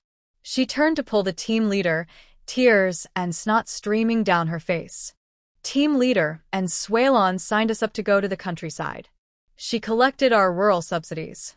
Team leader, please help me. Without money, I really can't live. Before the team leader could speak, and Sui Lan immediately started crying. She reached out and grabbed the sleeve of the other arm of the team leader, openly wiping her tears. The team leader's forehead twitched nervously. Team leader, I am not his biological daughter. I do all the housework at home. Not eating enough, not staying warm, and I get hit. My sister hits my sister, my brother hits me, even my parents hit me. Whenever I'm unhappy, they take it out on me. I still have scars and bruises. And Xiao Qiao and her parents planned to sell me to a fat man to get her a new job. I was so angry that I signed up to go to the countryside. I took back the money I deserved, not a single cent more. Team leader, don't listen to her nonsense. Everyone gasped. Not eating enough, not staying warm, working hard, and still getting beaten. What kind of life is this? Although their family also preferred boys, they wouldn't be beaten every day. And now she was sold to a fat man to change her sister's job. This life was simply inhuman. A few young women from the youth team looked at Xiao Qiao with a frown. They secretly decided to distance themselves from her in the future. Kong Sisi and Yang Limei immediately added fuel to the fire. Team leader, I've seen the scars on Lan Lan. A long, long scar, clearly burned with tongs. It must have been Xiao Qiao who did it. Who would have thought she's so malicious at such a young age? She's selling her sister to others to get her a new job. Someone like her would cause chaos even among the youth team. And Xiao Qiao still wanted to get her money back, or she might really die. But the team leader's expression was already softening. All right. The past is your family's affair. I don't interfere. Now you are members of the Qingshan team. Be good, and Xiao Qiao. If you dare cause trouble again, get out of the Qingshan team. The team leader took a cigarette and left. What a headache. Neither of these two girls is easy to deal with. And Sui Lan softly whispered in her ear, warning coldly, be honest with me. Or, her voice suddenly turned sharp, with a hint of severity. I'll tell everyone your secrets. You, a girl who's been with many, no one will want you. And Xiao Qiao's pupils shrank rapidly, shocked at how Sui Lan knew her plan. She originally wanted to find a wealthy young man to marry. She absolutely couldn't let Sui Lan ruin her plans.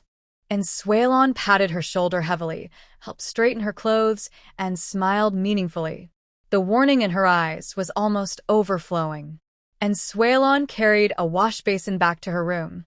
And Xiao Qiao, feeling angry and unfair, took her things and went to the girls' dorm. Lan Lan, how did I do just now? And Sui Lan smiled and took out a big white rabbit candy. Here, your reward. The next day, and Sui Lan checked her house first, ready to move in after work at night. The two of them took breakfast and went to work in the fields. She sat there, not working, slowly eating her breakfast. When Song Qing'an came over, he saw her sitting on the ground, nibbling on a biscuit. She took a small bite and then drank some water. He frowned, thinking it was so delicate just to eat. It seemed she couldn't survive here. And Sui Lan smiled softly, her eyes curved, and said, "Good morning." Her smile was enchanting, dazzling men and leaving them stunned. Her voice also became naturally gentler. "Does your hand hurt?" She didn't reply. Only a few seconds later, she spoke sadly, "I don't want to work." The man chuckled softly. She had strength when hitting people, but no strength at all when working. He stopped talking and bent down to harvest wheat. And Sui Lan rested her chin on her hands, tilting her head to admire the handsome man working. His waist was tense, arms bulging with muscles, looking very strong. His long, powerful fingers grabbed a handful of wheat smoothly. His movements were fluid and graceful. This man was truly amazing. She wondered how he was in other ways. Although she was a real young lady in her past life, she never had the chance to experience these things. Thinking about it made her face turn red. She rubbed her face and prepared to get to work. "Brother Qingshan, I brought some water. Drink a little." Sun Suehong was so focused on Song Qingshan that she only then noticed and Suelon was also there. She asked in surprise, "And Jiqing, why is your face red?" It was just the two of them, and Jiqing's face turned even redder. That mean girl was definitely trying to flirt with Brother Qingshan again. "What were you just doing?" Song Qingshan strode over quickly. "And Jiqing, are you feeling sick?" Suelon waved her hand and said, "No. I turn red when I get hot." Sun Suehong finally relaxed and immediately walked towards Song Qingshan. With a charming smile, she said, "Brother Qingshan, I brought some water. Drink a little to quench your thirst." Song Qingshan pushed away the water pitcher in front of him. "No need, I brought my own water. Please leave, I need to work." Sun Suehong glared angrily at Suelon and then strode away. Suelon rolled her eyes and called out to Song Qingshan, "Hey, she's so enthusiastic. Why are you so cold?" "She's quite pretty. Don't you like her?" Song Qingshan paused his work and stared at her intently. "Are you free?" "No. I'm just curious. What kind do you like?" Song Qingshan tightened his grip on the sickle. Her eyes became deeper, and a hint of starlight seemed to pass through them. Song Qingshan didn't answer her question, and Suelon sulkily started working. She worked slowly, and soon Song Qingshan left her behind. He maintained yesterday's progress, 2 centimeters a day. After work that evening, Zhang Lame brought the furniture over. "Uncle Zhang, how did you know I was moving today?" Zhang Lame smiled. "I guessed it was about right." He carried the furniture into the house, and Suelon began to move her belongings. Just as she finished making the bed, and Xiao Xiao came in carrying a bundle. "Suelon, I want to live with you." Suelon looked surprised, her face indifferent as she threw her luggage aside. She raised her hand and slapped in Xiao Xiao. "Get out." Then she slammed the door shut. And Xiao Xiao picked up her bundle from the ground, looked at the closed door, and sulkily returned to her dorm. At this moment, Yang Li Mei called out, "Lon Lon, Cici, want to see some excitement?" The Sun family is looking for someone to matchmake at the Song family. When they arrived at the Song family's gate, they saw a crowd gathered in the yard. The eldest son of the Song family is a top young man in our brigade. Although he's a bit older, he's not interested in Suehong. That's right. He's the director of a big factory in the county. He probably already has someone in the factory. Sun Suehong is just dreaming of marrying up. Sun Suehong looked shy, waiting for Song Qingshan's response. Suelon sneered, thinking she was just pretending. She didn't expect him to be a factory director. Just wait and see. Song Qingshan would definitely refuse. Besides, Sun Suehong's character doesn't match him at all. Hua looked at the boss and asked, "Boss, what do you think?" Song Qingshan shook his head. "Mom, I don't want to find a wife right now." The matchmaker praised, "Oh, look at Suehong. She's beautiful everywhere. She's the perfect match for our team's flower. Just agree." As the saying goes, a girl chasing a boy is like breaking through a barrier. Once she tries, she gets him. Song Qingshan spoke without any emotion. "You've got the wrong person. I don't like you, I won't marry you, and I won't date you." For some reason, and Suelon felt relieved hearing this. Sun Suehong's eyes turned red, tears welling up inside. "Why?" She looked at Suelon, and then at Song Qingshan. It must be that unkind girl, and Suelon. At this moment, Wang Chunhua casually said, "I heard that Suelon had nowhere to stay and ended up staying in Song Qingshan's room. Could it be that they fell in love over time?" Kong Cici rolled her eyes. "What nonsense. Have you lost your mind?" But others didn't believe her words. Today, Sun Suehong saw Suelon blushing. If they weren't together, she wouldn't believe it at all. She was furious, speaking without thinking, and questioned Song Qing'an. Is it because of that unkind girl and Sui Lan? Did she you? Song Qing'an curled his cold lips. You're too ugly. It's painful to look at. Get lost. And Sui Lan looked at Wang Chunhua, and she remembered this grievance. Wang Chunhua shrank back, frightened. Sun Suihong didn't expect to be called ugly. Tears welled up, feeling heartbroken. All this was in Sui Lan's fault. Her eyes reddening with anger, she charged at Sui Lan. Is it you who seduced him? And Sui Lan rubbed her forehead irritably. There was always some unkind person trying to hurt her. She raised her hand and slapped Sun Suihong precisely on the face. Smack. Fool. If I wanted to him, what's your business? Get lost. Don't call others unkind all the time. You're even more unkind. Go home and wash your brain. With your stupidity, you still dream of being with Song Qing'an. Ugh. Look at yourself. Do you even deserve him? This in Jiqing was so impressive. Just a few words made her look like a toad. Sun Suihong's face instantly turned bright red. Many girls in the village liked Song Qing'an. He was handsome, capable, and the director of a big factory in the county. No girl didn't want to marry him. But he never responded when others talked to him. However, every time Sun Suihong greeted him, he would reply. She thought he liked her. But she was not willing to give up just like that. Qing'an, if you don't like me, why do you talk to me? Why do you respond? Song Qing'an chuckled angrily. Responding to you is just politeness. It doesn't mean I like you. The village accountant also arrived at this moment. Seeing the situation, Sun Dequan quickly pulled his daughter and wife to leave. Let's go home quickly. Don't embarrass ourselves here. Everyone else dispersed quickly. Hua held onto Sui Lan tightly, refusing to let go. Lan, can I call you that? You were so impressive just now. You handled everything with just a few words. Anshu Lan so mai si li. Auntie, I'm going back now. Song Qing'an was staring intently at her, making her feel uneasy and a little scared. She wanted to leave quickly. Hua smiled. I'll make you a cup of brown sugar water. You just spoke so much. You should drink some water. She went to the kitchen to prepare the drink. Only she and Song Qing'an remained in the yard.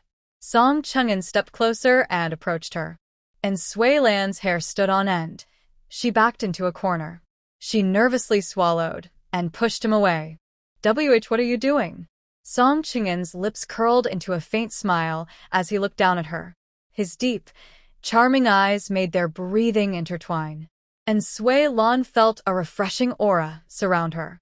Her mind started to feel fuzzy, and she found it hard to breathe. Are you trying to flirt with me? Huh? What? She blushed deeply and dared not look at him.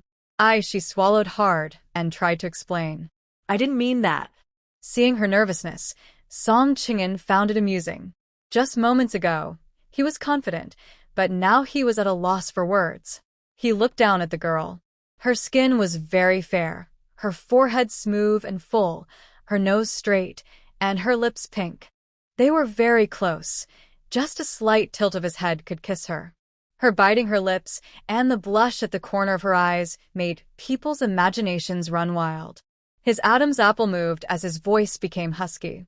I agree. And Sui Lan was still stunned. She opened her mouth. What? But Song Qing'an quickly withdrew and clenched his fists unconsciously. Before Hua came out, he sat there properly again. Realizing what he meant by I agree, her face flushed with heat. Embarrassed, she covered her face and ran away. She was so nervous that she bumped into Granny Song face to face. She didn't pay attention to them, only thinking about what Song Qing'an meant. You didn't grow. Song Jiangwo looked at Sui Lan's face, about to curse, but stopped himself. This girl was really pretty, more beautiful than Sun Suihong. He rolled his eyes at the others and turned to leave. Grandma, who is this girl? She's so pretty. Mrs. Song's face darkened, and she snorted coldly. This thing is not worth anything. The elderly women entered the Song family courtyard. Zhang Xiaoying eagerly brought a chair for Mrs. Song to sit on.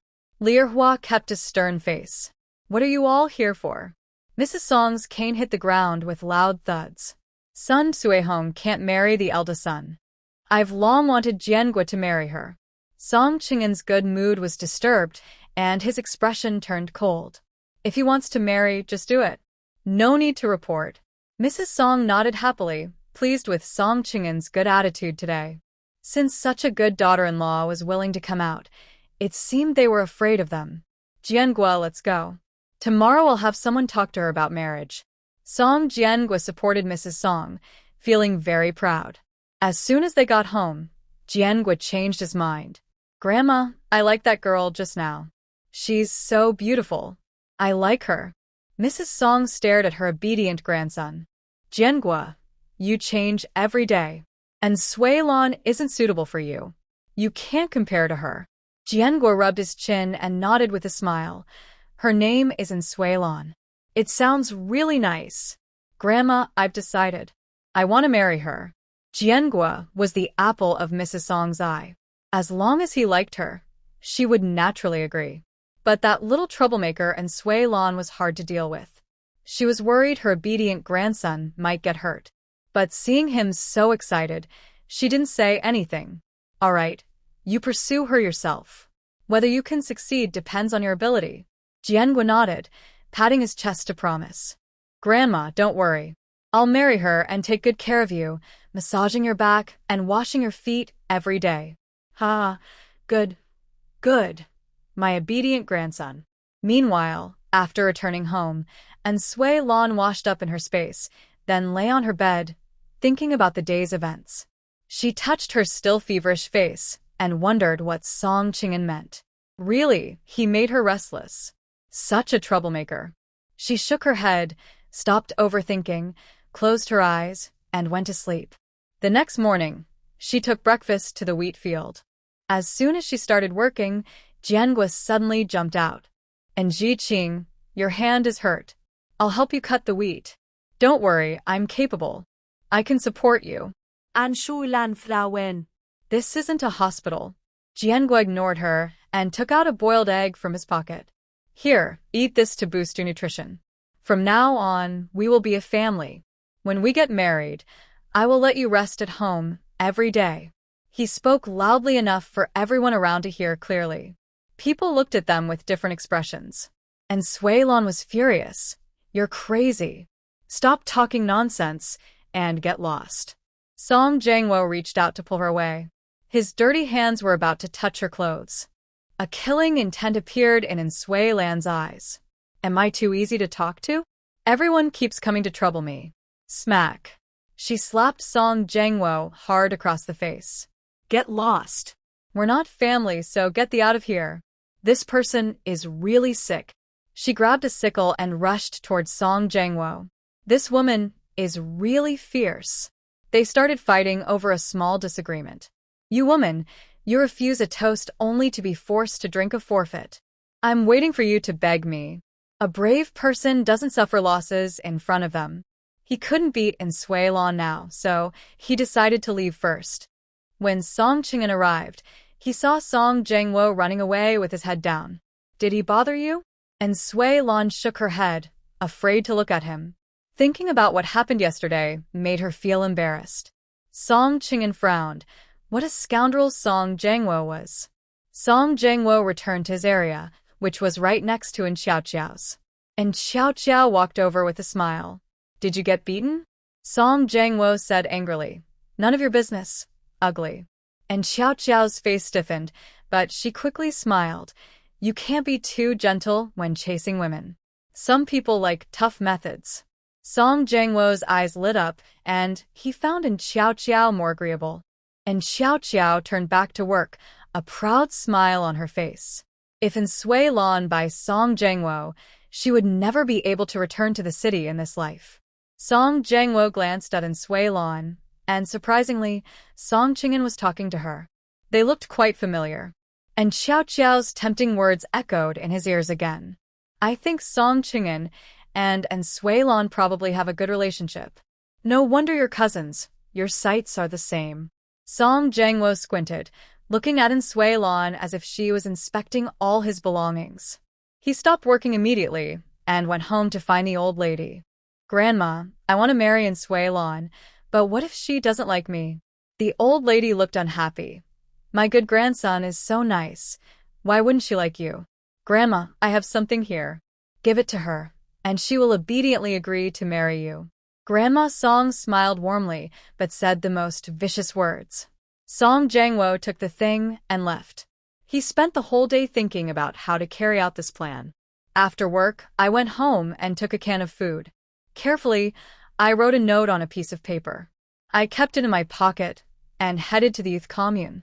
When night fell, I placed the can in the small woods near the youth commune. Then I went quietly to the youth commune in the dark.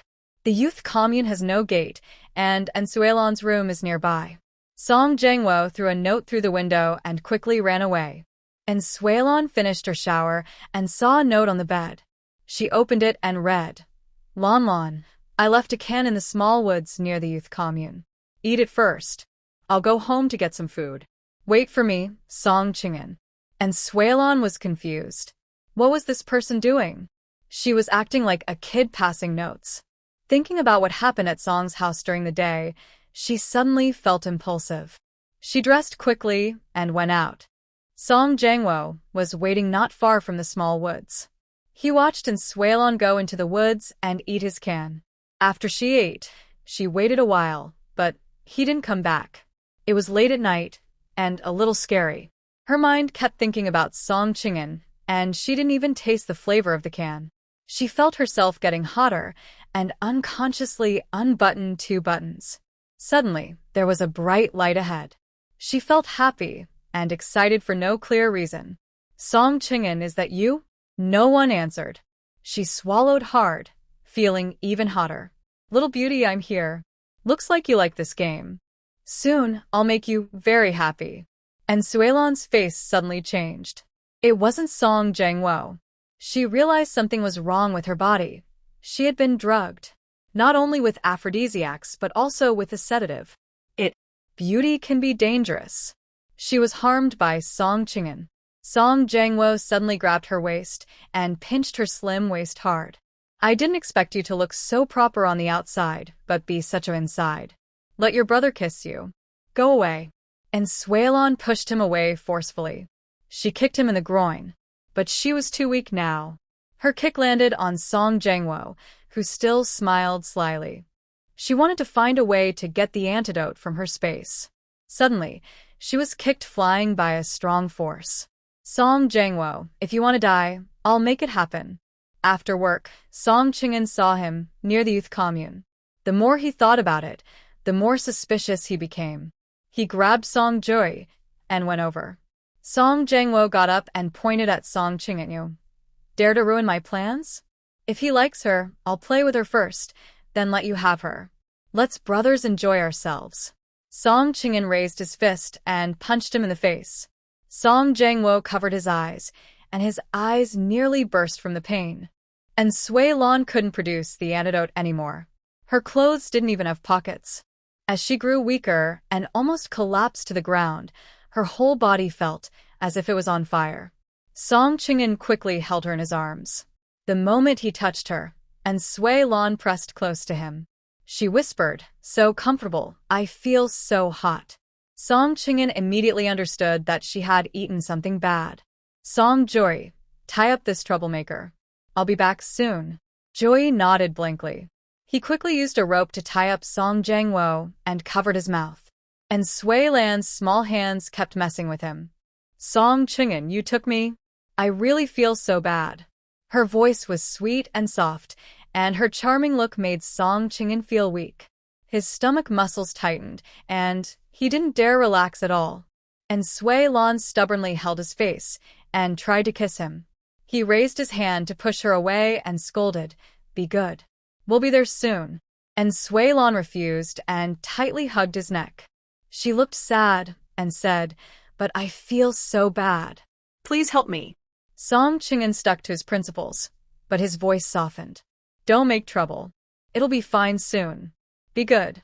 Although her body was uncomfortable, her mind was clear.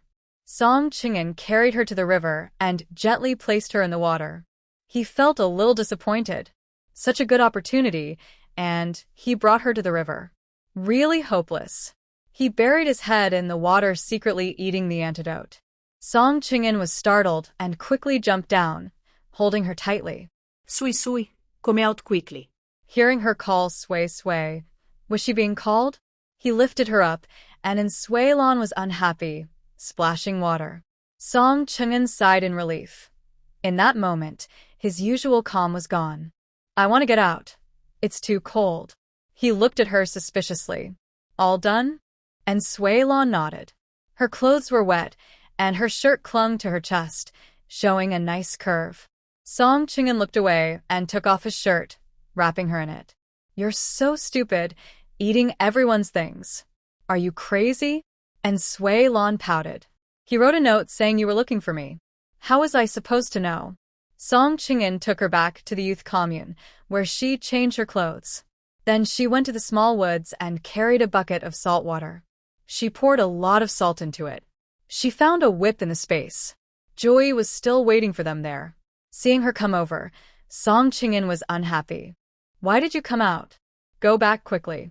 An Shui Lan so mai tu đi li. I'll settle my own scores myself. Look at what I have taken, she said, swinging a whip at Song Jiangwo. Song Jiangwo yelped, but his mouth was covered, so he couldn't shout. And Sui Lan kept hitting him, leaving whip marks all over his body. She poured a basin of salt water onto him. Song Jiangwo felt sharp pain on his forehead. Ah, ouch, wah. Song Joy's eyelids twitched as he watched. This was too harsh. He looked at his older brother, worried that life might become difficult for him. Why did he fall for such a fierce woman? Song Qingshan glared at him, and Song Joy awkwardly smiled. I know what you're thinking. Keep your mouth shut. Song Joy nodded, but inside, he was shouting. Threat, threat, absolute threat. And Sui Lan finished 2 rounds of hitting until she used up all the salt water in the bucket. Then she stopped with the whip. She clenched her fists and harshly threatened Song Joy and Song Qingshan. Don't tell anyone, or I'll beat you both too. She raised her fist again. Song Qingshan smiled softly, speaking gently. Okay, I won't say anything. Song Joy was so scared he nodded without making a sound. And Sui Lan took a packet of medicine from her pocket and shoved it into Song Jiangwo's mouth. Song Joy trembled. And Jiqing, what is this? And Sui Lan clapped her hands. Animal mating medicine. Ouch! The cruelest woman's heart. The fiercest in Sui Lan. She looked at Song Qingshan. Tie him up tightly and seal his mouth. Then she turned around proudly and confidently, walking away. Song Qingshan smiled and shook his head. After she was gone, he suddenly attacked Song Jiangwo in a frenzy. Zhang Xiuying finished dinner, but didn't see her son come back. She was a bit worried. Mom, I'll go look for Jiangwo. Old Lady Song waved her hand. Don't look for him. He'll be back after finishing his business. She didn't want to disturb her good grandson's plans. Old Lady Song waited all night, but her good grandson didn't return. He must have succeeded. As for Song Jiangwo, he was still in the small woods. His hands and feet were bound, and his mouth was sealed. His whole body was burning hot, and he was overwhelmed with desire. He kept trying to find a way out, but his hands and feet were tied, hanging from a tree. Veins bulged on his forehead. Because he couldn't release his tension, his whole body was tense. He hoped someone would save him. But at this moment, everyone in Qingshan Brigade was asleep. No, this can't go on. If it continues, I'll be ruined. I need to have a son in the future. I can't just give up now. He summoned all his strength, trying to make noise, but it was useless. Some part of his body felt like it was going to explode. It was very painful. And Sui Lan, that little troublemaker, should not be in his hands again. In the end, he fainted suddenly. It wasn't until the next morning, when the young workers at the youth station went to work, that they found him. Team leader, Song Jiangwo, is hanging in the small woods at the youth station. He seems to be unconscious. Song Baoping stood up. Go check on him. Song Qingshan and Song Joy also stood up. I'll go take a look too, said Song Joy softly. Song Baoping nodded. When everyone arrived, many people were already there. The male team leader of the youth station, Wu Xingli, said, "We've already called his family." Zhang Xiaoying ran over crying, followed by Grandma Song and Grandpa Song, who were leaning on their canes. Good grandson, what happened to you? Who hurt you? Song Baoping had someone bring him closer, then poured a bucket of cold water on him to wake him up. But part of his body was still stiff and raised high. Ah, So disgusting. How could this happen?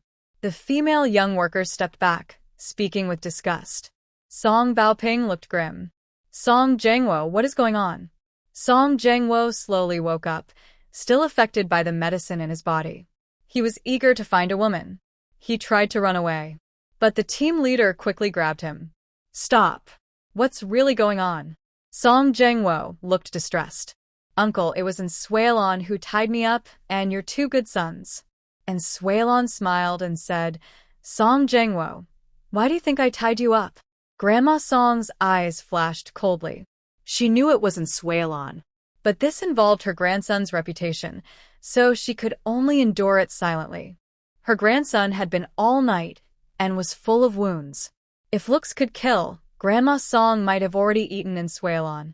Song Zhengwo had been holding in his anger all night and was eager to vent. Uncle, I did it for fun. Please don't blame me. I'm leaving now. He rushed straight to Widow Wang's house. Widow Wang was about to go to work, but was suddenly embraced by Song Zhengwo. Darling, wait for me. I'll lock the door, and today I want to spend a whole day with you. Widow Wang looked shy. You ghost. How shameless in broad daylight. Song Zhengwo locked the door, then carried Widow Wang into the house. I missed you so much, little darling. Clothes were scattered everywhere, and the bed creaked as they moved. They kept moving all day long. Song Zhengwo ran away, and this matter was left unresolved. The team leader made a round of patrols and stood watching in the field, staring in the direction of Suelon. No one knew what he was thinking. The dry tobacco pipes are almost gone, but no one has noticed. He sighed and walked over to the third brother. Song Joy felt guilty and was startled when he saw him approaching. Dad, what are you doing? You scared me to death. Song Baoping snorted coldly. What are you hiding?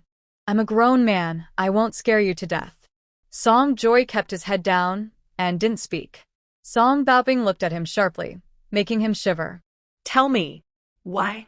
Song Joy shook his head and kept silent. I can't say. Song Baoping raised his pipe and struck down.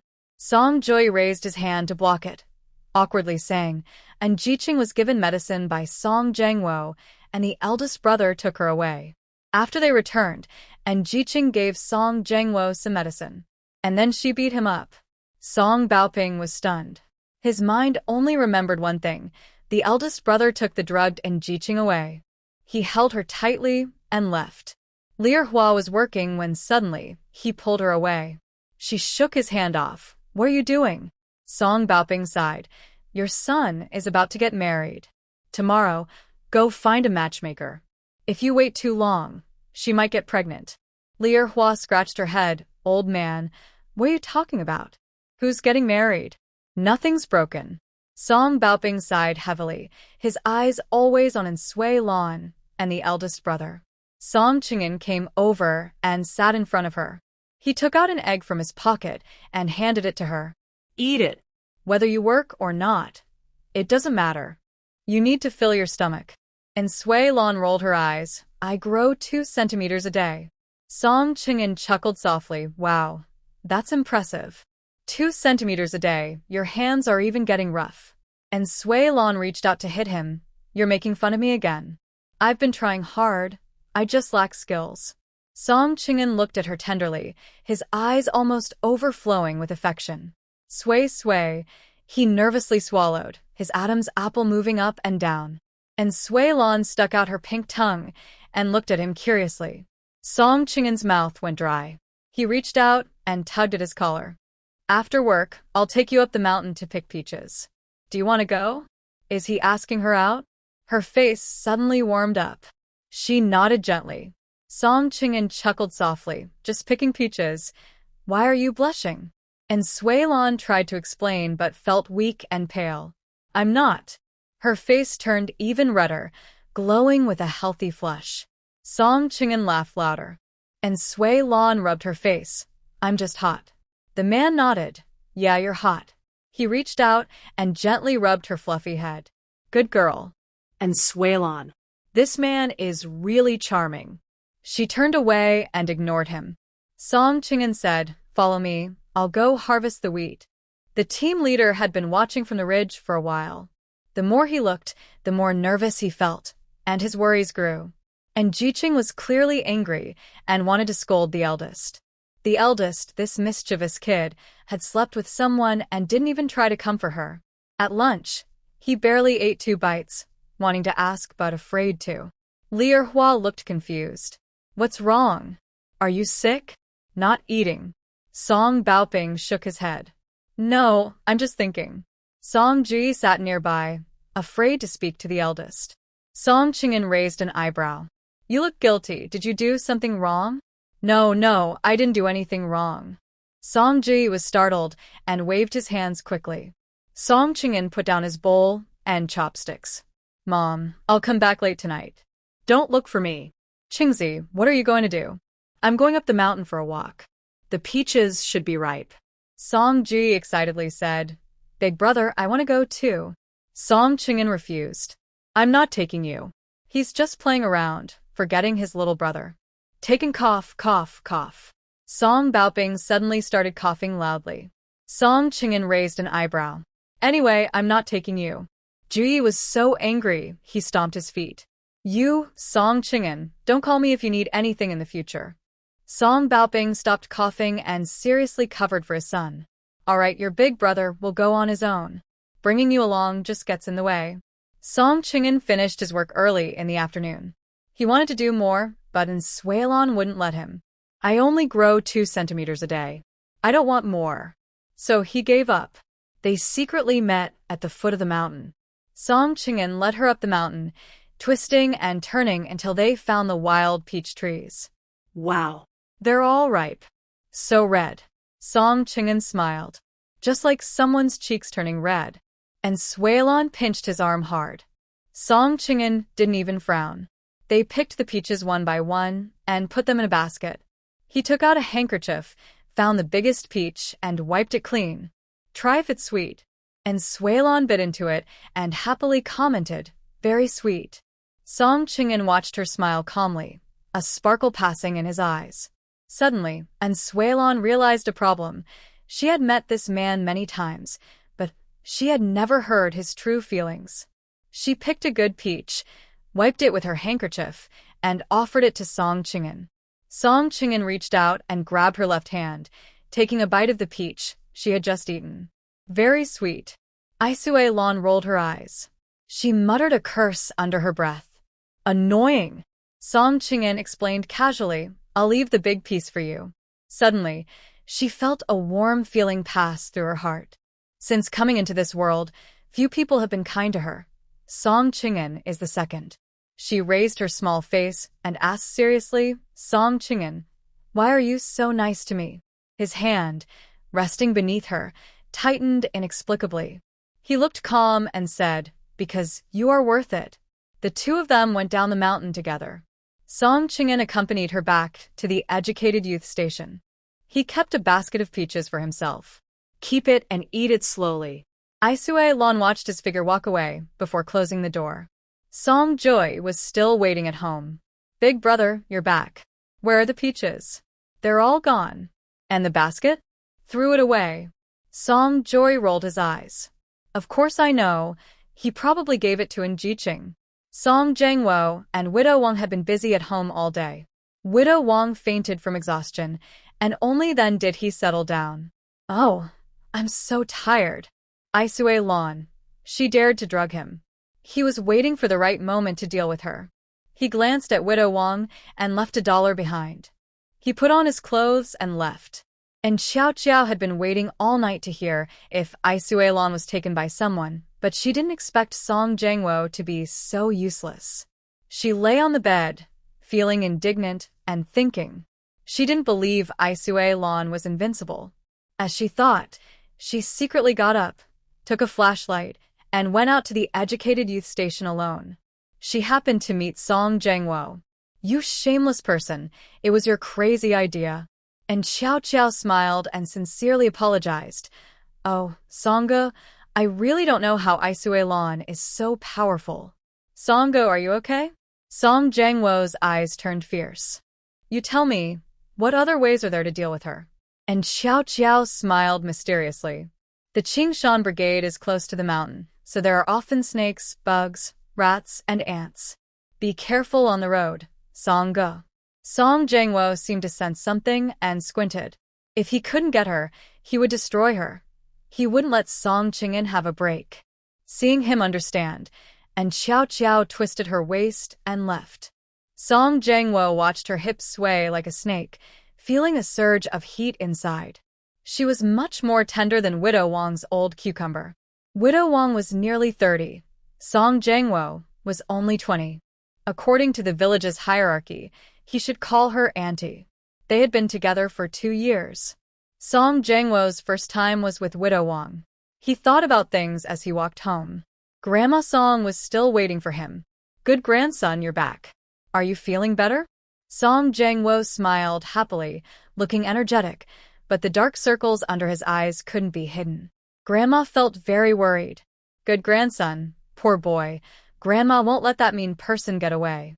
Seeing the situation, Song Jangwo made a request. "Grandma, I can't get rid of that mean person in Suilon, but I also can't let others have an easy time. I want to get a poisonous snake and throw it into her room." Grandma Song's eyes flashed with a malicious look. "Okay, I'll leave the snake thing to your dad. You go rest now." Grandma called her second son and explained everything. Then Song Baomin went up the mountain. Early the next morning, and Suilon took some egg cakes and 2 boiled eggs to work. There was no time to cook breakfast in the morning. As soon as she reached the field, she saw Song Qing'an standing there. She quickened her steps to walk over. Kong Sisi smiled and said, "Lon Lon, why do I feel like Song Qing'an has some interest in you? Look, is he waiting for you?" And Sui Lan's face turned a little red. "Don't talk nonsense. We just happened to be working together." She took out some clean peaches and handed 2 to Kong Sisi. "You give 2 to Li Mei." Kong Sisi nodded. "Okay, I'll go work now." And Sui Lan sat down on the straw in the field. She took out the peaches she carried in a small bag and washed them thoroughly. "Do you want to eat one?" Song Qing'an didn't say anything and sat beside her. He looked straight at her.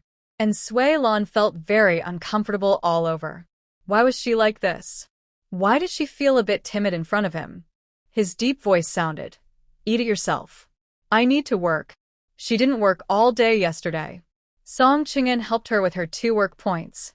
She propped her chin with her hands, and soon her eyelids grew heavy. Seeing her tilt her head and nod off, he chuckled softly and quietly moved over. He took off his coat, placed straw underneath, and helped her lie down. The team leader came over and saw Jiqing sleeping soundly. She was still lying on her son's coat. Her eyelids twitched repeatedly. And Jiqing was really lazy. She only worked 1 day for her 2 work points. Her older brother did the rest for her. What if he married her? He sighed and turned to leave. Soon after, Hua came over with a big smile. "Big brother, when do you plan to settle things with Jiqing?" Song Qing'an frowned. "Mother, what are you talking about?" Hua's cheerful face immediately wrinkled her brows. "You've already been with her. Are you planning to be unfaithful by not getting married?" "Let me tell you." Song Cheng's calm face showed a hint of cracking. "Mom, I didn't do anything with her." He couldn't bring himself to say sleep, feeling his mouth burn. Hua was even more upset. "You're still not admitting it, kid?" Song Cheng was speechless. "Who spread the rumors?" After explaining for a while, Hua finally believed there was no such thing. At this moment, and Sui Lan woke up, feeling a bit shy. "How come I fell asleep, and you didn't wake me?" The man took out a handkerchief to wipe his sweat. "Since you were drooling in your sleep, I didn't want to wake you." And Sui Lan quickly wiped her mouth, realizing nothing was there. "You're such a liar." Song Chung finished all his chores for the day in a short time. And Sui Lan was very happy and planned to rest in her dormitory in the afternoon. No one from the youth group returned at noon, so she ate rice and braised pork ribs alone in her space. Then she took a long nap in her room. She slept for the entire afternoon. Song Chung had lunch at home and then went to the commune. He bought a piece of pork rib, canned fruit, egg cake, glutinous rice strips, and some ointment and oil. The day after tomorrow, he would return to the county seat, and these things would help her feel better. After returning, he went straight to the youth group. And Sui Lan's door was knocked on, and she thought Cece had come back. She opened the door in her sleepwear. Seeing Song Chung, she awkwardly tugged at her dress. Song Chung simply stepped inside. Shui? Song Chung gently smiled and took her delicate, fair hand. He pulled her to sit beside him. I'll be back in the county seat the day after tomorrow for work. When I leave, you can go and gather pigweed. Or you don't have to work either. His eyes were deep and calm as he spoke, but she could feel a mysterious emotion. He wanted to say he could support her, but he was afraid to scare her. His long finger pointed to the things on the table. These are all for you, don't hold back. And Sui Lan felt a faint excitement inside. She smiled sweetly, her eyes curved beautifully with a hint of charm. Her small dimples appeared with a smile. The red mole at the corner of her right eye seemed even more vivid as she smiled. The man's eyes showed some restrained desire. He closed his eyes briefly, and when he opened them again, he looked calm. This meat is too much. I'll cook tonight. Come and eat with me, okay? I can't just take benefits without working. A faint smile appeared in his dark eyes, and he nodded slightly. Outside, there were faint, intermittent voices. And Sui Lan was nervous, worried someone might hear. He pushed the man's back and said, "You should leave quickly. Everyone will be back soon." And Sui Lan no longer felt like sleeping. She got up to change her clothes and started preparing the ribs. She was steaming rice in her space. The ribs were also made in her space. This way, it was more convenient. No need to cook outside on the traditional stove. And she wouldn't burn less food. But her cooking skills were not very good. She had never cooked before, and since coming here, she had not cooked at all. She simply simmered the ribs in a pot, maybe adding a bit too much salt. But it smelled very good. Wow, that smells so good. Who's eating meat? Such a strong aroma. Kong Cece came back and immediately smelled the meat. She wanted to share some with her, but today she didn't go to the commune. How could she explain? Never mind. Next time. Just then, she saw Wang Chunhua and Zhang Weiguo come back together. Wang Chunhua's face was still flushed and red. And Sui Lan raised an eyebrow. Sure enough, they were like a pair of shrimp and crab. Kong Cece, curious, said, Lan, you don't know yet, but these days Wang Chunhua and Zhang Weiguo are getting very close. She helps Zhang Weiguo with everything, every day. And Sui Lan smiled softly. They do seem quite a good match. After everyone finished eating, the yard gradually quieted down. She then took the dishes out of her space and set them on the table. She sat obediently on a small stool, waiting for others to arrive. Song Qingshan had taken a bath at home and changed into clean clothes. Big brother, dinner is ready. Mom, I won't eat here. Li Erhua smiled and waved her hand. Go ahead. Go ahead. Song Qingshan strode quickly toward the youth commune. The yard at the youth commune was very quiet.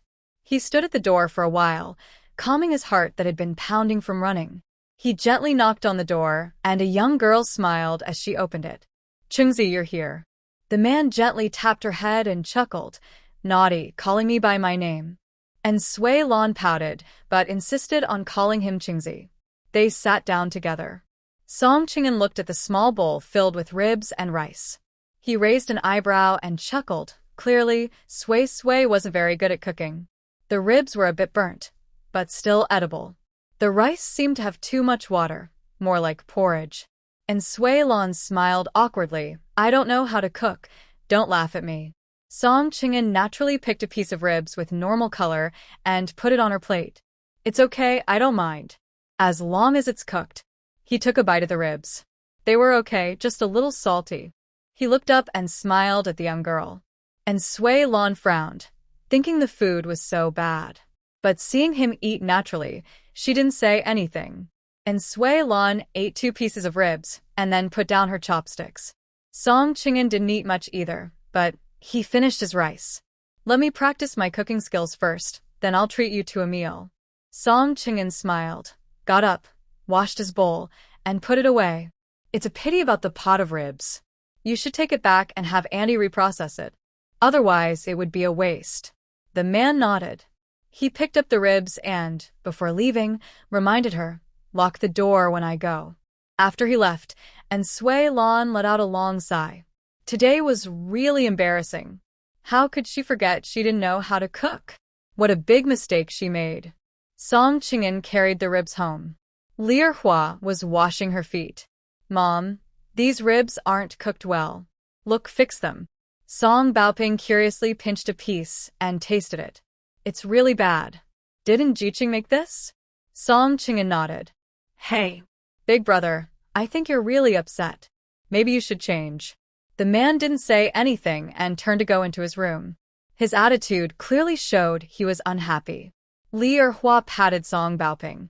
As long as the son likes it, don't worry so much. And Sui Lan was lying on the bed, feeling more and more nauseous the more she thought about it. Why was she so stupid? She kept thinking and eventually fell asleep. In the middle of the night, a sneaky figure appeared outside her window. It untied a bag and a white-browed viper crawled out, entering and Sui Lan's room through the window. She was awakened by pain. She felt like her arm was wrapped in something. She quickly slipped into her space.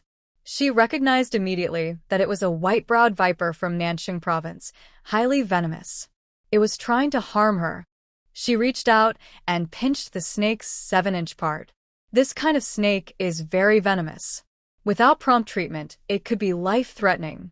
How cruel. She drank a cup of spiritual spring water, and her pain eased significantly. She was quickly feeling better. This spiritual spring water not only detoxifies but also can save lives. She squinted at the snake, thinking that 80% of this was probably in Qiao Qiao or Song Jiangwo. Wang Chunhua hadn't had time to cause trouble recently. Since it dared to attack, she would fight poison with poison. She fed the snake some spiritual spring water. Hiss, hiss, hiss, hiss. The snake flicked its tongue but didn't attack her. And Sui Lan's spiritual spring water not only detoxifies and strengthens the body, but can also be used to control small animals. She smiled and said, "Come on, sister, I'll take you out to play." She stood under the window of the female-educated youth dormitory for a while, but in Qiao Qiao showed no sign of movement. It probably wasn't her. Then she took the snake and went to the Song family. The gate was locked, but she could hear Song Jiangwo's inner thoughts. Song Jiangwo was in the yard, feeling anxious and worried about whether that wicked person had been bitten. The little troublemaker caused him to lose his confidence. After fighting with Widow Wang once, today he went to see her again, but he couldn't get it up. Since he couldn't have her, he decided to ruin her. And Sui Lan sneered as she put down the venomous snake. Go. Bite Song Jiangwo to death. Let them fight until someone bleeds. And Sui Lan yawned and went back to her dormitory to sleep. Outside, there was noise and chaos, and Kong Sisi came to knock on the door. Lan Lan, what's going on? And Sui Lan shook her head. I don't know, let's go see. The two of them went to the Song family, where many people were gathered. Song Jiangwo was carried onto a stretcher. Song Baoping's face was dark. Hurry and take him to the hospital, or he might not make it. And Sui Lan raised an eyebrow, thinking that karma was catching up.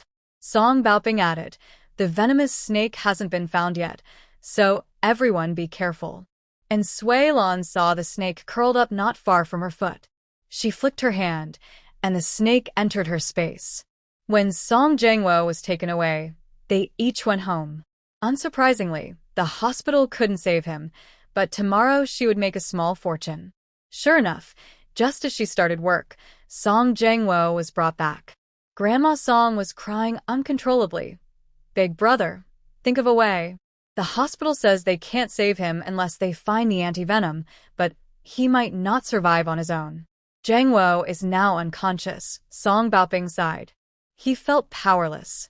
At that moment, Sui Lan stepped forward. "Captain, I can save him." Zhang Xiaoying was surprised and grabbed her hand. "Really?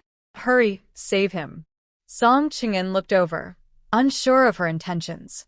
Sui Lan winked at him, reassuring him, and said seriously, "It's very simple to save him." She slapped her palm down. 500 yuan, to buy his life. Zhang Xiaoying's crying suddenly stopped. Old Lady Song's cane hit with a loud bang. She doubted whether Sui Lan could really save her grandson, but if she didn't, her grandson would definitely die. After 5 seconds, Old Lady Song decided to gamble. All right. "If you can't save my dear grandson, you know the consequences." Sui Lan firmly agreed.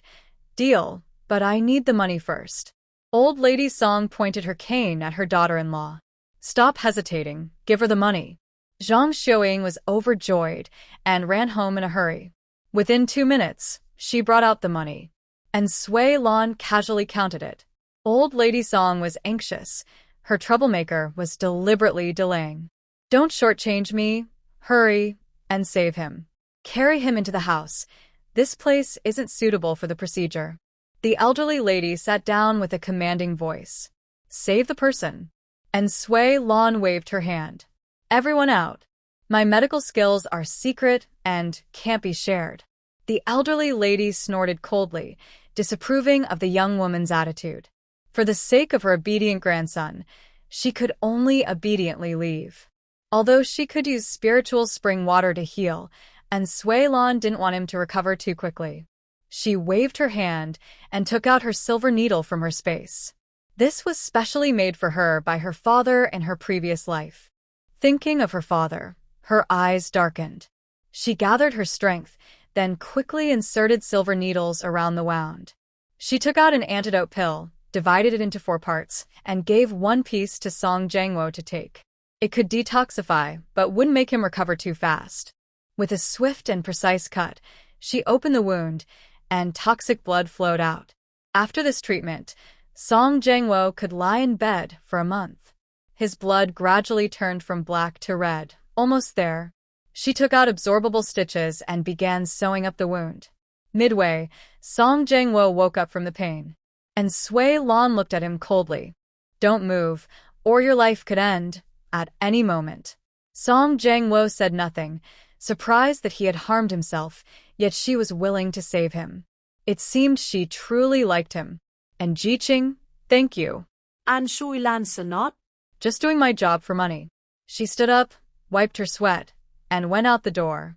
"He's already awake." Zhang Xiaoying rushed in, her voice full of joy. "Son, you scared your mother to death. What do you want to eat? I'll cook for you."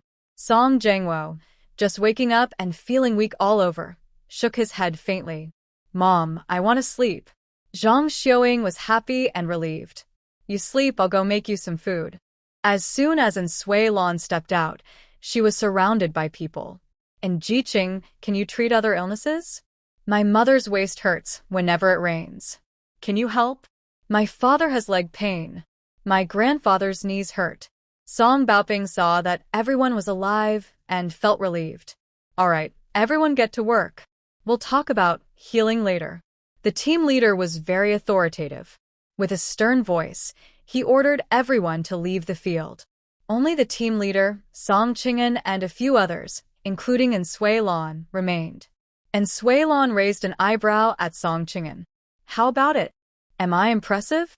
Song Qing'an nodded, a pleased smile on his face. The young girl really surprised him. "Yes, very impressive.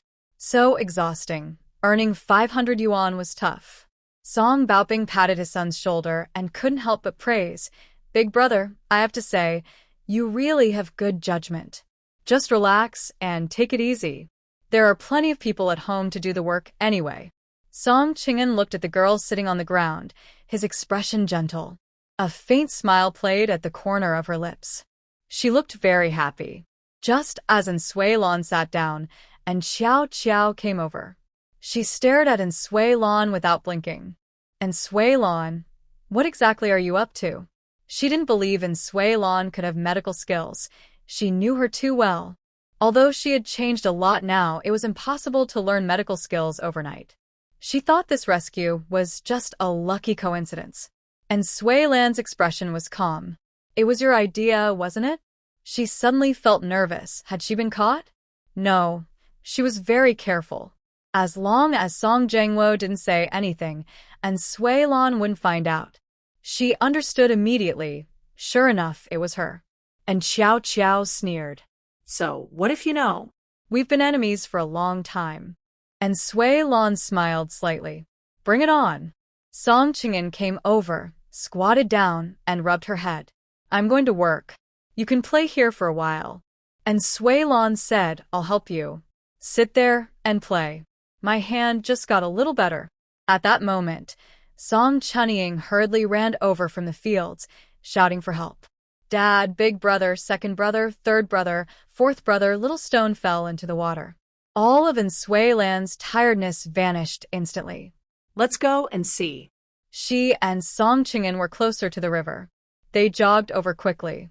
When they arrived, Song's third sister-in-law was crying and shouting. Little Stone had already been rescued from the water, but he was lying on the ground, pale and with a bluish face.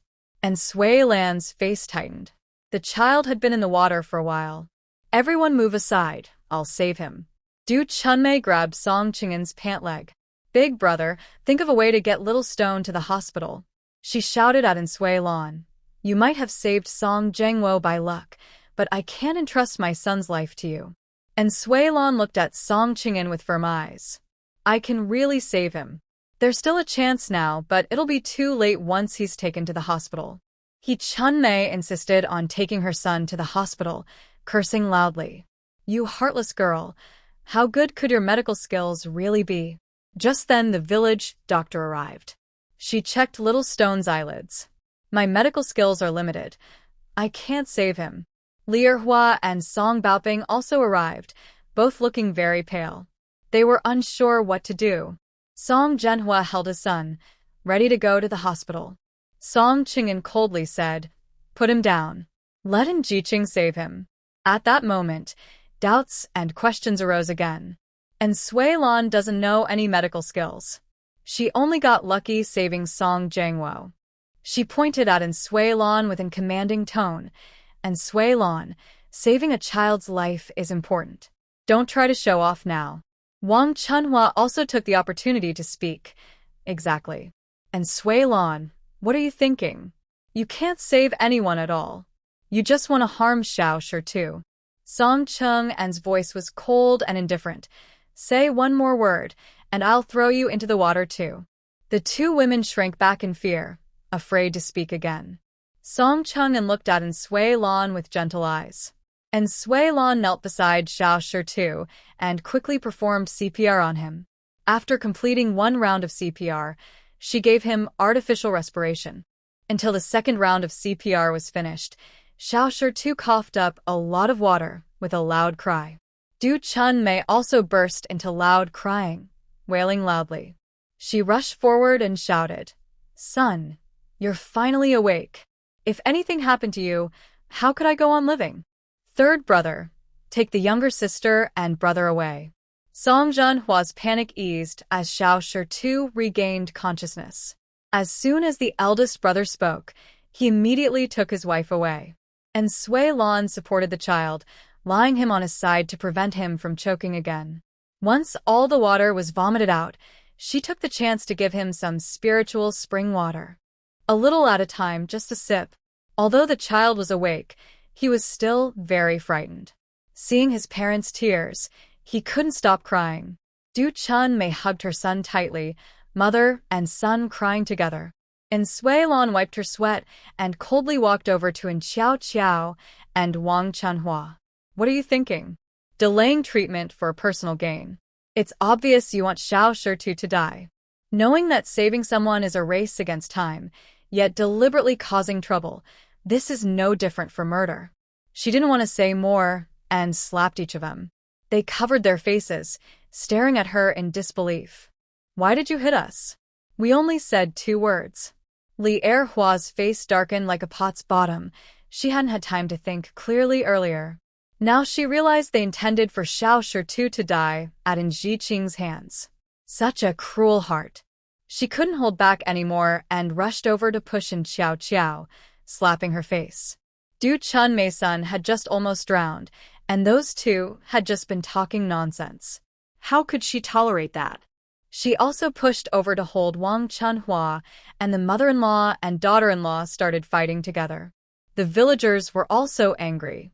These two girls are so cruel, so young but so vicious. Whoever marries them will be unlucky. Stay away from them in the future. Exactly. And Jiqing just wanted to save someone. But they not only refused to help, they caused trouble instead. Captain, such a person is just like a bad influence. Please remove her from the team. Yes. Send her away. Send her away. The captain gave a look to his sons. The second and third sons then went over to their mother and wife to separate them. All right, they've learned their lesson. Let it go this time. Next time, there will be no mercy. And Xiao Qiao and Wang Chunhua's faces were swollen like pig heads. They looked at Suelon with hatred, wishing they could hurt her. They didn't expect this woman to be so powerful. Just 2 sentences made everyone want to send them away. And Xiao Qiao swore she would do her best to get rid of Suelon. Everyone watched their disappointed figures walk away and laughed loudly. The captain felt happy inside. If it weren't for Jiqing today, his grandson wouldn't have survived. And Jiqing, come to our house for dinner tonight. You saved Little Stone's life, so I must thank you properly. Big brother, go buy some meat from the commune. Tonight, our whole family will thank Jiqing. Du Chunmei nodded, feeling grateful as she took Suelon's hand. And Jiqing, I'm sorry. I apologize for my pettiness earlier. You saved Little Stone's life, and you're my hero. From now on, whatever you say, I'll do it. As she spoke, tears streamed down her face, and she immediately tried to kneel. And Jiqing, thank you. And Suelon was startled and quickly helped her up. Don't do that. Just bow your head a little. Du Chunmei realized what she was doing. She wiped her tears and nose. It's my fault, it's all my fault. She sincerely bowed to Suelon. Thank you, and Jiqing. Thank you. Come to my house tonight. I'll cook your favorite dishes. All right, no problem. Du Chunmei held her hand tightly, still shaken from the earlier scare. She winked at Song Qing'an, signaling him to help. Song Qing'an smiled and said, Third sister-in-law, she's still working now. After work, she'll come home and cook. Yes, yes, yes. Work first, then cooking. The two headed to the fields one after the other. And Suelon's enthusiasm hadn't faded. As she walked, her face felt warm. When Song Qing'an approached, he looked at her with a smile. He immediately saw the girl standing there, white shirt, black pants. Her hair was simply tied in a ponytail with a hairband fixed behind her head. The loose strands fluttered in the wind. A few wisps of hair stuck to her cheeks. Her simple outfit still made her look bright and eye-catching. Her face, rosy and smooth like a blush-rouged rose, was charming and delicate. As he got closer, there was a hint of fragile beauty in her charm. Song Qing'an's pupils tightened, and his throat moved up and down. His deep black eyes flashed with a complex emotion. He walked over to the young girl, a smile appearing at the corner of his eye. He slightly leaned down and casually brushed her stray hair behind her ear. His fingertip accidentally touched her rounded earlobe. And Suelan's whole body tensed, and her eyelashes trembled violently. Is he going to kiss her? Should she close her eyes? Just as she was about to close her eyes, the man's pleasant voice sounded. Sui, thank you. And Suelon secretly let out a breath of relief. She gently pushed the man away with her small hand. You're welcome, you're welcome. After lunch break, and Suelan's 2 centimeters was finished. She decided not to go back to work in the afternoon, and instead took a shower and washed her hair in the space. Song Qing'an went to the commune to buy meat. Li Erhua also didn't go in the afternoon. She and her second daughter-in-law stayed at home to see what dishes they could make. Little Stone had already fallen asleep. Du Chunmei came out of the house carrying cured meat. Mom, this is the cured meat my mother marinated. I brought it back last time. I'll stir-fry it for Jiqing later. He saw Du Chunmei being so proactive and couldn't easily admit defeat either. Seeing that Jiqing and her eldest brother were growing closer, she thought about her husband, hoping her eldest brother could help find a job in the future. She took out some cured sausage from her family. Mom, this is cured sausage. I'll stir-fry it for Jiqing to eat. Li Erhua rolled her eyes internally. Last time, who said she couldn't eat our meat? Du Chunmei blushed and felt a bit embarrassed. Mom, I truly thank her. I owe her my life. He also smiled and said, Mom, maybe one day we'll be family. We can't let our eldest brother down. Li Erhua nodded with satisfaction. Through today's events, she understood clearly. If she was strong, no one would dare to bully her. Good. Good. I'm relieved that you all think like this. Come on, light the fire, make pancakes, and stew the chicken. Song Baoping came home early from work and smelled the delicious aroma. Old wife, what are you making? It smells so good. He washed his hands and entered the kitchen. Li Erhua happily said, stewed chicken, pancakes, cured meat, and sausage. Plus, 2 vegetarian dishes. Good, good, good. Big brother, you should hurry and go pick up Jiqing. Song Qing'an nodded and headed towards Jiqing. And Sui Lan took out a bag of milk powder and a pound of fruit candies from the space. She changed into a pretty Braji, with her hair half and half left flowing behind her. Song Qing'an confidently walked into the Jiqing courtyard. Entering the house, he softly said, Sui, I came to pick you up. And Sui Lan always felt his words had a double meaning and blushed, nodding her head. Let's go. The two of them walked out of the youth station shoulder to shoulder.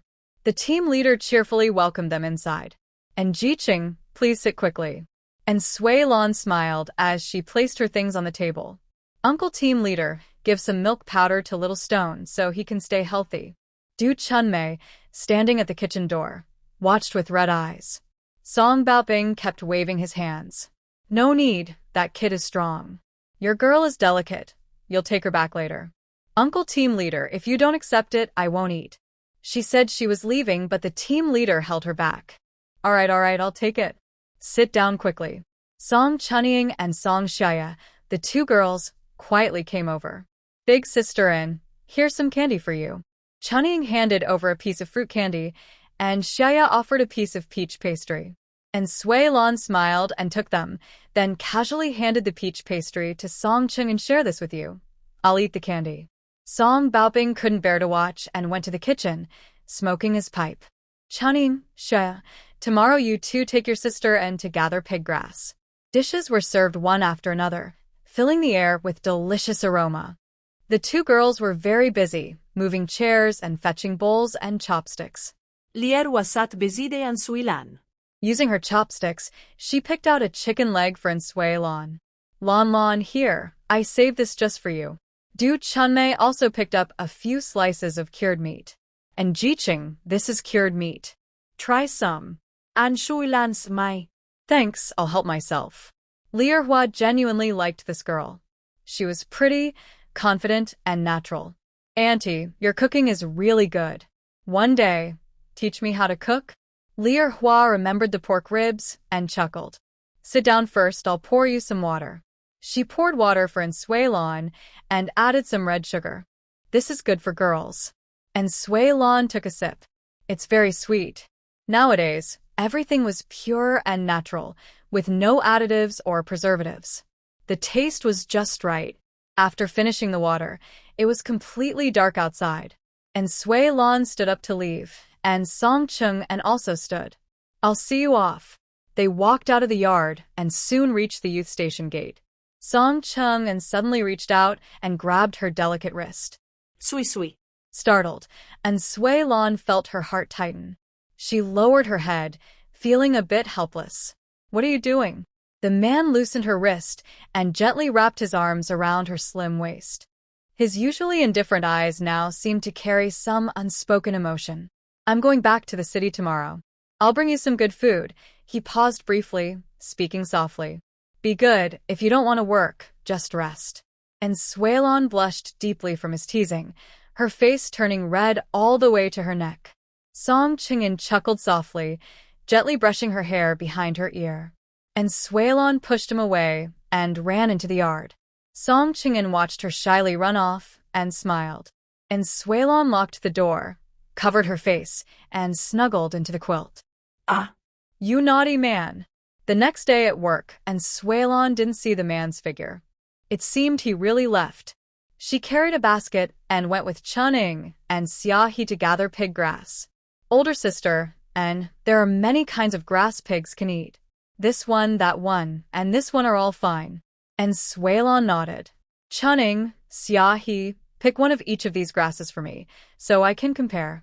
Chunning and Xiaohe exchanged smiles, both thinking, older sister and is really clueless.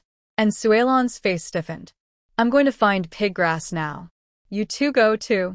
She wanted to take the opportunity to go up the mountain. The space was so big, she could tidy up and plant many things. Okay. The three each looked for pig grass.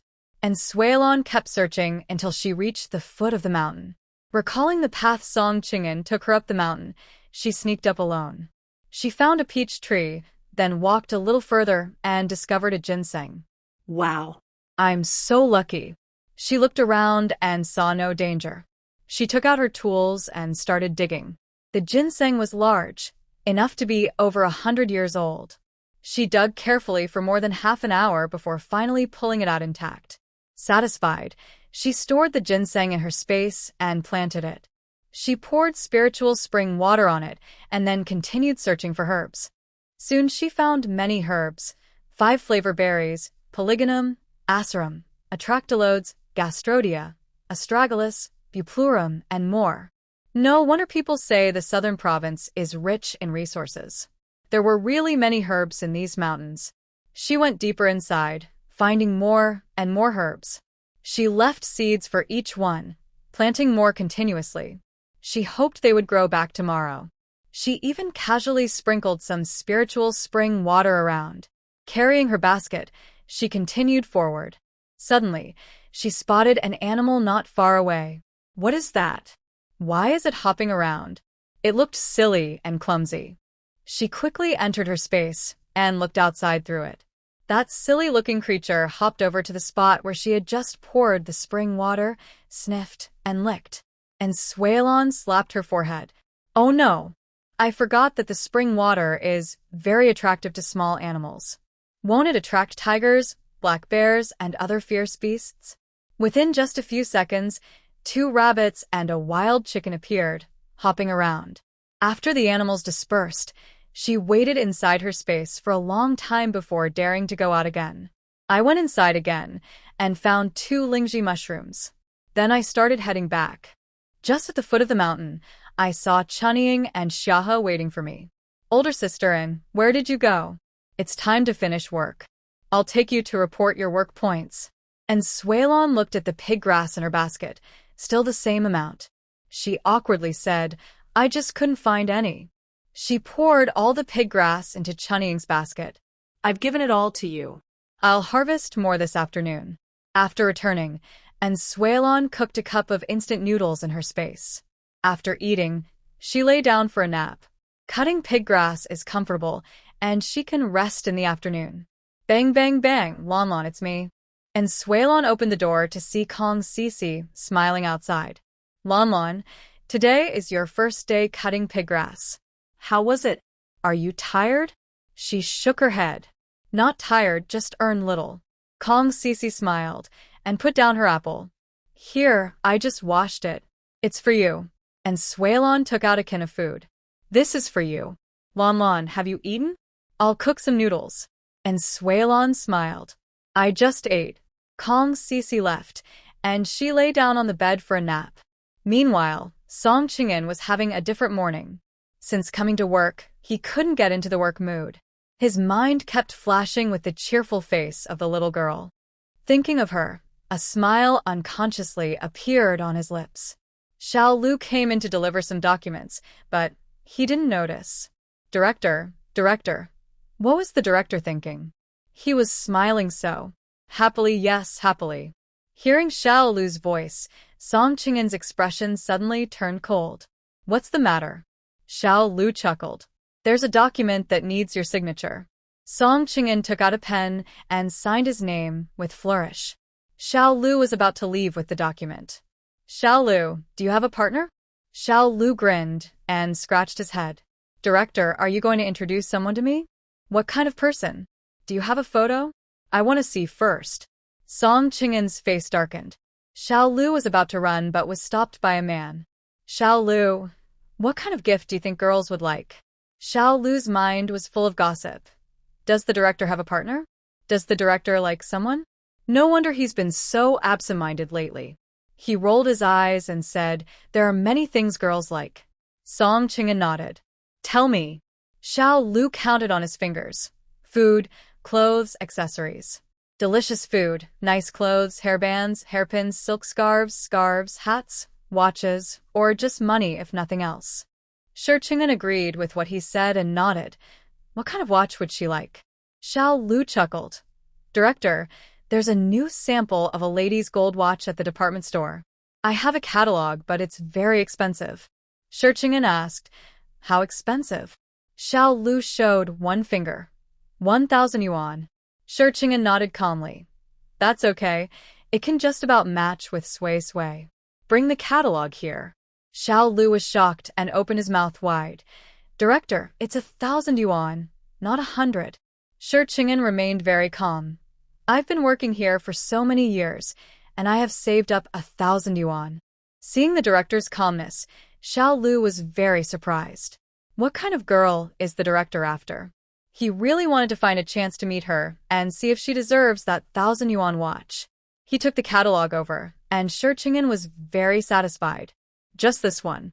Let's place the order. Xiao Lu happily went to pay the deposit. He also wanted to see what kind of watch was so expensive. And Sui Lan from Qingshan Brigade was just about to fall asleep when the door was knocked again. She felt a bit annoyed and went to open it. She saw Du Chunmei holding eggs and candies, bringing Little Stone along. Du Chunmei smiled. And Jiqing, am I disturbing your nap? And Sui Lan shook her head. No, I haven't fallen asleep yet. Little Stone, go quickly and apologize to Annie. She originally wanted to say sister, but then thought it wasn't right, so she awkwardly said Auntie. Little Stone sincerely bowed to Sui Lan. Auntie, oh, I know you saved me. Thank you. When I grow up, I will repay you. And Sui Lan was amused by his serious look.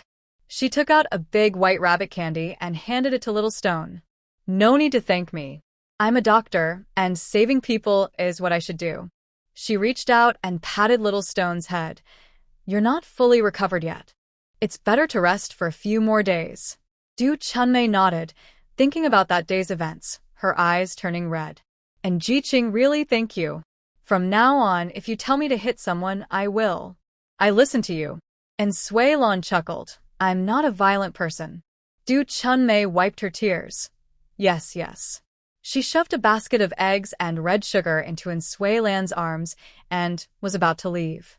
And Sui Lan quickly held her back. You're too polite. Take these back. The kids need them. Du Chunmei insisted that Sui Lan accept everything. Feeling helpless, she finally took the red sugar and sent Du Chunmei away. Now she was completely awake. She decided not to sleep and quickly entered the space, finding a few bags of wheat. She casually scattered them on the open ground. After that, she poured some spiritual spring water and then exited the space. She carried a basket to gather pig grass. All afternoon, she didn't dare to stop, at least earning enough for 2 centimeters. She felt very tired, even more than when she cut wheat. Finding pig grass was really hard. After dinner, she washed the dishes and pots and poured out the wastewater. Near the youth station, next to a small forest, there was a manure pit where the wastewater needed to be poured. She carried the basin of wastewater over. From afar, she saw 2 figures hugging each other. She paused, found a large tree to hide behind. From here, she could see and hear clearly. She didn't know who they were, perhaps a couple of wild lovers. A familiar voice came through. Wei Guo, I'm so tired today. I might not be able to help you with 4 centimeters tomorrow, only 2 centimeters. Zhang Weiguo took her hand and kissed it. The woman was startled and pulled her hand back. Annoying. What are you doing? You scared me to death. Chunhua, thank you today. You're really capable. I was blind before. Here's a fresh egg. You should eat it to regain your strength. Wang Chunhua blushed and lowered her head, afraid to look up. This man had liked her since high school. Zhang Weiguo peeled the egg and fed it to Wang Chunhua's mouth. She opened her small mouth and bit into it, pushing his hand away. You eat too. In her mind, men are the backbone of the family. They should eat well and wear decent clothes. Only then can the family be respectable. Life can be good. Zhang Weiguo took a small bite and then pushed the egg back toward her mouth. Eat quickly. This is for you. They ate the egg one bite at a time. After finishing, and Sui Lan felt speechless. She originally wanted to pour out the wastewater and go back. But suddenly, Zhang Weiguo hugged Wang Chunhua and kissed her on the face. He vowed sincerely, Chunhua, don't worry. I won't let you down. In the future, I want to make you the happiest woman in the world. Wang Chunhua was shy and angry, never expecting that the man she liked would someday be gentle enough to kiss her. She was so dizzy she couldn't think clearly. Weiguo, I am so happy right now. Weiguo. The two gradually hugged tightly and kissed passionately. And Sui Lan watched in silence, feeling unamused. She didn't want to add any spice. Splashing cold water during their passionate moment. Would it scare them away or leave a psychological shadow? Haha, just thinking about it is fun. Just as Zhang Weiguo was losing himself, with his hands reaching into Wang Chunhua's clothes, and she was trembling uncontrollably, and Sui Lan poured a basin of dirty water out. Although she didn't pour it directly at them, some of it still splashed. Both of them looked panicked, and Zhang Weiguo quickly backed away in fear. If they found out, he would be accused of inappropriate behavior, and that would be the end. And Sui Lan poured the water, and then left. Wang Chunhua screamed when she saw Sui Lan. Weiguo, that nasty woman is Sui Lan. Although no one was bothering him, hearing her call her a nasty woman made Zhang Weiguo unhappy. After all, she was his first girl. Let's go back. She won't say anything bad. We're just dating properly, so there's nothing to be afraid of. Just as Sui Lan was about to close the door, someone stopped her. She looked cold, with a hint of sarcasm and disdain on her face, and said, "What's that strange smell?" Wang Chunhua's face stiffened. You. But she quickly smiled again. And Sui Lan, we're getting engaged. When the time comes, I'll invite you to the wedding. And Sui Lan rolled her eyes. Congratulations. No need for the wedding feast, I might get poisoned. Seeing her bad mood, Wang Chunhua thought she was jealous of herself. This nasty woman almost married Zhang Weiguo, but Zhang Weiguo became her man. Of course she was happy. Thinking of this, she felt even more proud. Just as Sui Lan was about to lock the door, it was knocked again. She looked at Zhang Weiguo outside and just wanted him to leave quickly. Zhang Weiguo awkwardly smiled. Lan Lan, I have something to talk to you about. And Sui Lan punched him, but he dodged it. She became even more irritable. My mother told me I shouldn't talk to you. Get lost. Zhang Weiguo's face turned grim. He couldn't understand how gentle and kind Lan Lan had become so rude. Lan Lan, ya go. Swearing is not good. You should be careful in the future. And Sui Lan almost lost her temper. What? You're unhappy? If you're unhappy, just hold it in. If you can't, then go die. Zhang Weiguo was slapped hard, like a pig's liver. He thought about his purpose for coming and endured again. I'm here to apologize. Lan Lan, I might not be able to marry you. And Sui Lan kicked him in the stomach with no strength at all. If you bother me again, I'll expose your ugly secrets. Get out of here. Bang. The door was locked, and finally, the world was quiet again. Wang Chunhua looked through in the window and saw Zhang Weiguo come back from Sui Lan's place. Her eyes were sinister, fists clenched tightly. That nasty woman was seducing Weiguo again. Evil voice of Ao echoed. Anger is useless. Catch him quickly, so that nasty woman will be upset. I don't believe she doesn't care at all. She used to like Zhang Weiguo very much. Wang Chunhua gradually calmed down. On the other side, Yang Limei rolled her eyes. Lan Man didn't care much for Zhang Weiguo's fake kindness. They needed to find a way to move out quickly to avoid trouble. The next day, Sui Lan went to work in the fields and saw many children playing on the ridges. She thought of a good idea and smiled mysteriously. Chunning, please call those children over. Song Chun-ing happily ran over to call them. Song Xia, he looked puzzled. Sister An, what do you want with those children? An Shui Lan Samai said the Li. You'll see in a moment. A group of children ran over with Chun-ing.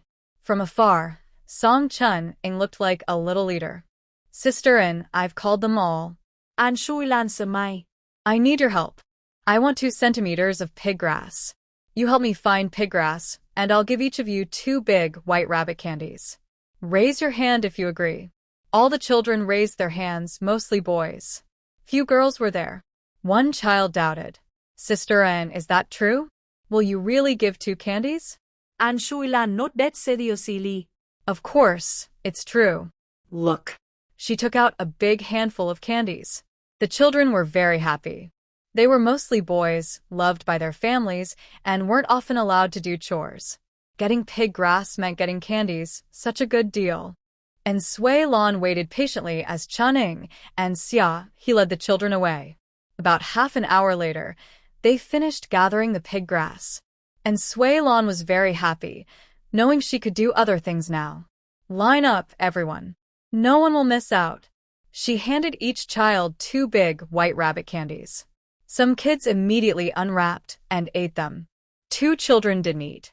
Curious, and Sui Lan asked, why aren't you eating the candies when everyone else is? Xiaohe smiled. Sister An, these 2 are our neighbor Aunt Zhang's grandsons. She has several daughters. They're all working in the fields.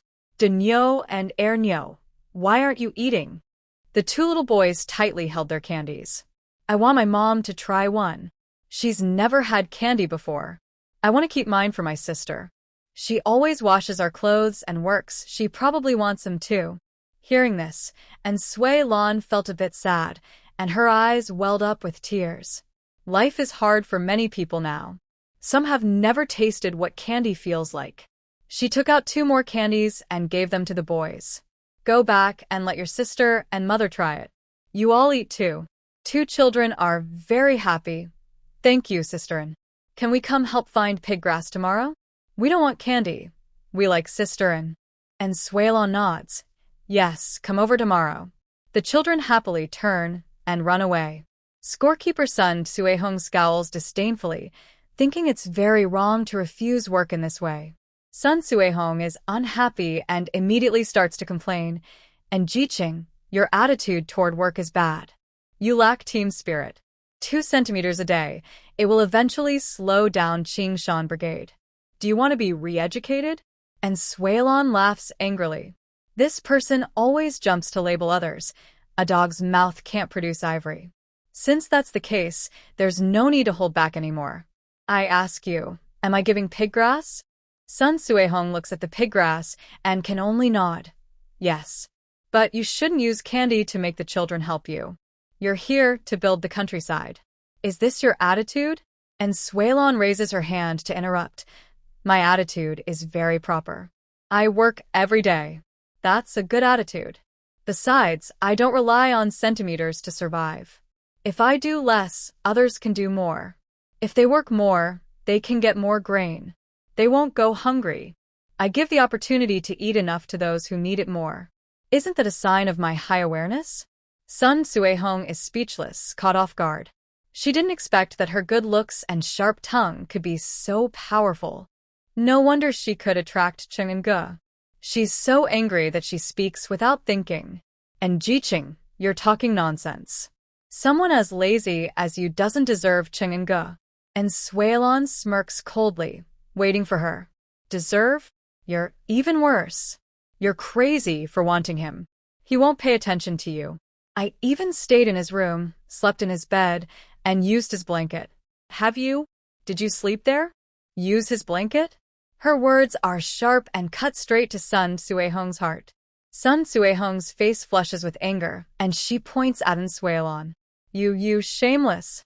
And Suelon raises her hand confidently and presses her finger down. Her eyes suddenly turn cold and fierce. I hate it when others point at me. Sun Suehong's composure completely collapses, and she screams and starts crying. Tears uncontrollably fall down her face. The brigade leader hears the noise and comes over. And Jiqing, did you hit the scorekeeper? And Suelon shrugs. I didn't get the chance to hit her before she started crying. It turns out she's just a paper tiger. Accountant's son, Daquan, also rushes over. And Suelon calmly explains everything. Song Baoping waves his hand. Hurry up and leave.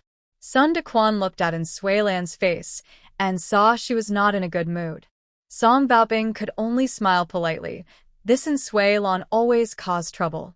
Daquan and Jiqing didn't say anything wrong. She has enough food and drink, and working less means the other workers can work more and get more grain. Sun Daquan snorted coldly. Don't think I don't know you're just defending her. Originally, there was some distance between them because of Sun Suehong and Song Qing'an. Song Baoping chuckled and explained, I know Suehong feels upset about this. Look at what happened. But it's a matter between young people. I can't control it. Our boss has his own opinions, and he doesn't always listen to me. I think it's better to let things take their course. Sun Daquan said nothing. By now, Sun Suehong had stopped crying. He sighed. He knew Song Baoping was right, but seeing his daughter troubled by love, he felt heartache. And Suelon finished her work and headed up the mountain. She still wanted to look around, maybe find some good things to sell for money. Having money gave her a sense of security. She carried her basket and walked up the mountain. Passing a wild peach tree, she went further inside. This time, she took a new route completely different from last time. She didn't find many medicinal herbs, but there were plenty of fruit trees.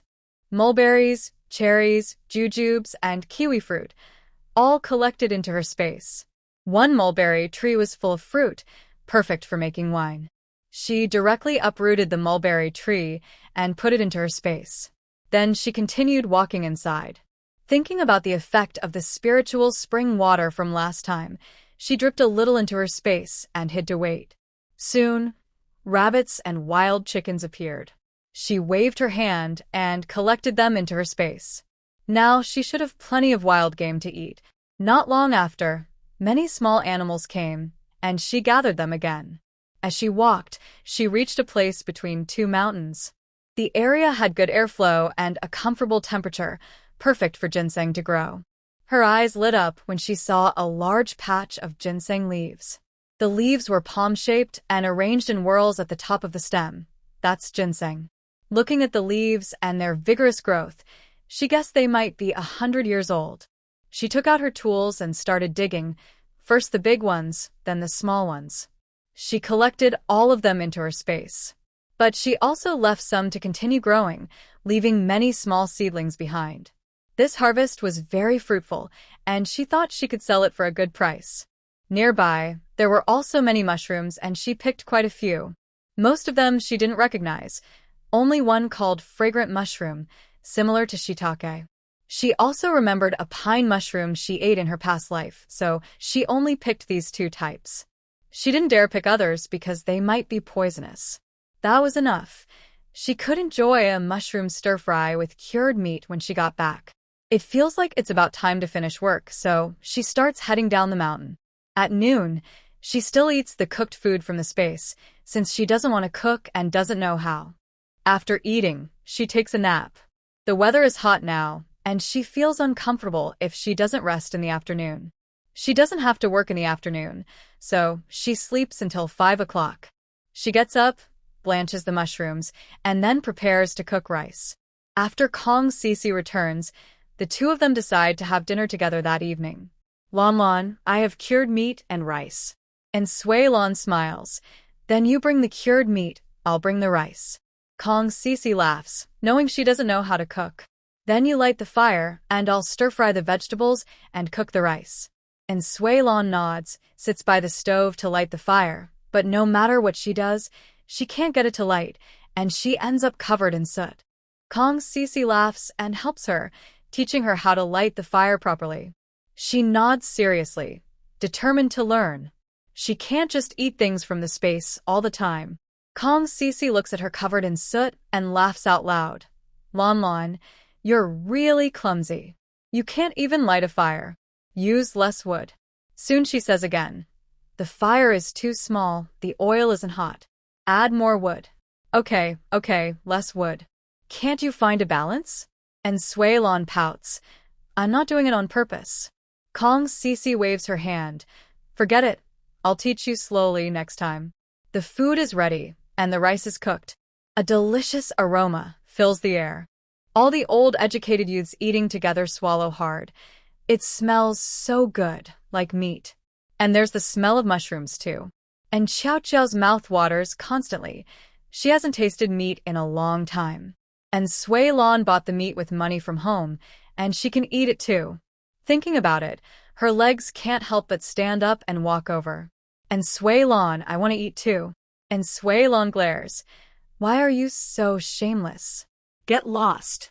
And Xiao Xiao knows she can't beat her, but she keeps staring at the freshly cooked meat. Her saliva almost can't be controlled. At this moment, Wang Chunhua also speaks, and Sui Lon, why are you so cruel? You won't even let your sister eat. And Sui Lon clenches her fists. Wang Chunhua is so scared she hides in Zhang Weigua's arms, not caring that so many people are watching. She just wants to use this chance to confirm their relationship. Zhang Weigua suddenly feels like he's become a tall, noble figure. He comforts her. It's okay, she's gone now. Don't be afraid. Yang Limei almost vomits. How can there be such disgusting people? Wang Chunhua immediately seizes the opportunity. What are you pretending for? When she eats well, she doesn't call you. You keep pestering her every day. You just want to flatter and Sui Lon, but she ignores you. Good for nothing. Yang Limei's eyes turned red with anger, and she slapped Wang Chunhua. You're A. If you curse me again, I'll fight back. Your mouth smells like garbage. Wang Chunhua refused to back down. I was wrong. You're always trying to flatter and Sui Lon, but she doesn't want to play with you. She doesn't even call you when she eats meat, and she always talks to her. I think you're just causing trouble. As soon as Wang Chunhua finished speaking, Yang Limei lunged at her, and they started fighting. And Sui Lon and Kong Sisi both sighed at the same time. They got up and went out to break up the fight. Originally, Yang Limei was given half a bowl of stir-fried meat with mushrooms. Thinking there might be too many people and too much noise, they planned to let her eat after everyone went back to their rooms. But it ended up sparking Wang Chunhua to pick a fight. When they went out, they saw others trying to separate them. Zhang Weigua was pulling Wang Chunhua, and Sun Hongwei was also holding her back. This caused Yang Limei to hit her several times. And Sui Lon raised an eyebrow. Zhang Weigua seemed to want to stop the fight. Sun Hongwei was clearly taking sides, trying to let Yang Limei get the upper hand. They were pulled apart, but soon started fighting again. The dining table was knocked over, and the leftover food was spilled everywhere. In the end, Wang Chunhua was hit more often, and Yang Limei got the better of her. The female team leader shouted loudly, if you fight again, the captain will judge. Stop now. Only then did they calm down and separate. But Wang Chunhua had some bruises on her face, and her hair was messy. Yang Limei's hair was a bit disheveled, and she had a cut on her arm. Sun Hongwei looked at the spilled food and sighed. There's no point in eating now. He went back to his room and brought out 2 pieces of egg cake. He generously handed one to Yang Limei. Eat it. Even if you're angry, you shouldn't go hungry. Yang Limei looked down and said thank you. Thanks. Seeing everyone calm, and Sui Lon and Kong Sisi took Yang Limei and left. I originally saved some for you, but I was worried people might think I was waiting for everyone to go back to call you. Yang Limei nodded. I understand. Lon Sisi, I want to move out and live alone. Kong Sisi was excited. Great. Find the captain to build a small house and you can live there. Yang Limei was worried. I don't know if the captain can approve it. We're not officially part of the team. And Sui Lon encouraged her. Just try. If it doesn't work, we'll think of another way. All right, let's eat now. I'm starving. The three sat around a small table and enjoyed a good meal. Afterward, they went to the Song family's place. Captain, I want to live alone. Can I get a piece of land to build a house? The captain took a puff from his pipe and looked at Ensuelon, seeming to suspect she was encouraging her. Lierhua handed over a few glasses of water, and Ensuelon took a sip. So sweet. Kong Sisi took a sip of water from her cup, raised her eyebrows, and smiled without saying anything. The team leader finally agreed. If he had disagreed, and Jiqing would have caused trouble again. Yang Limei felt very happy, finally no longer sharing a room with those rude people. She could live alone, eat whatever she wanted, and do as she pleased. No more hiding or sneaking around. And Suelon now mostly worked with children, helping to gather pig feed. Just giving them candy was enough.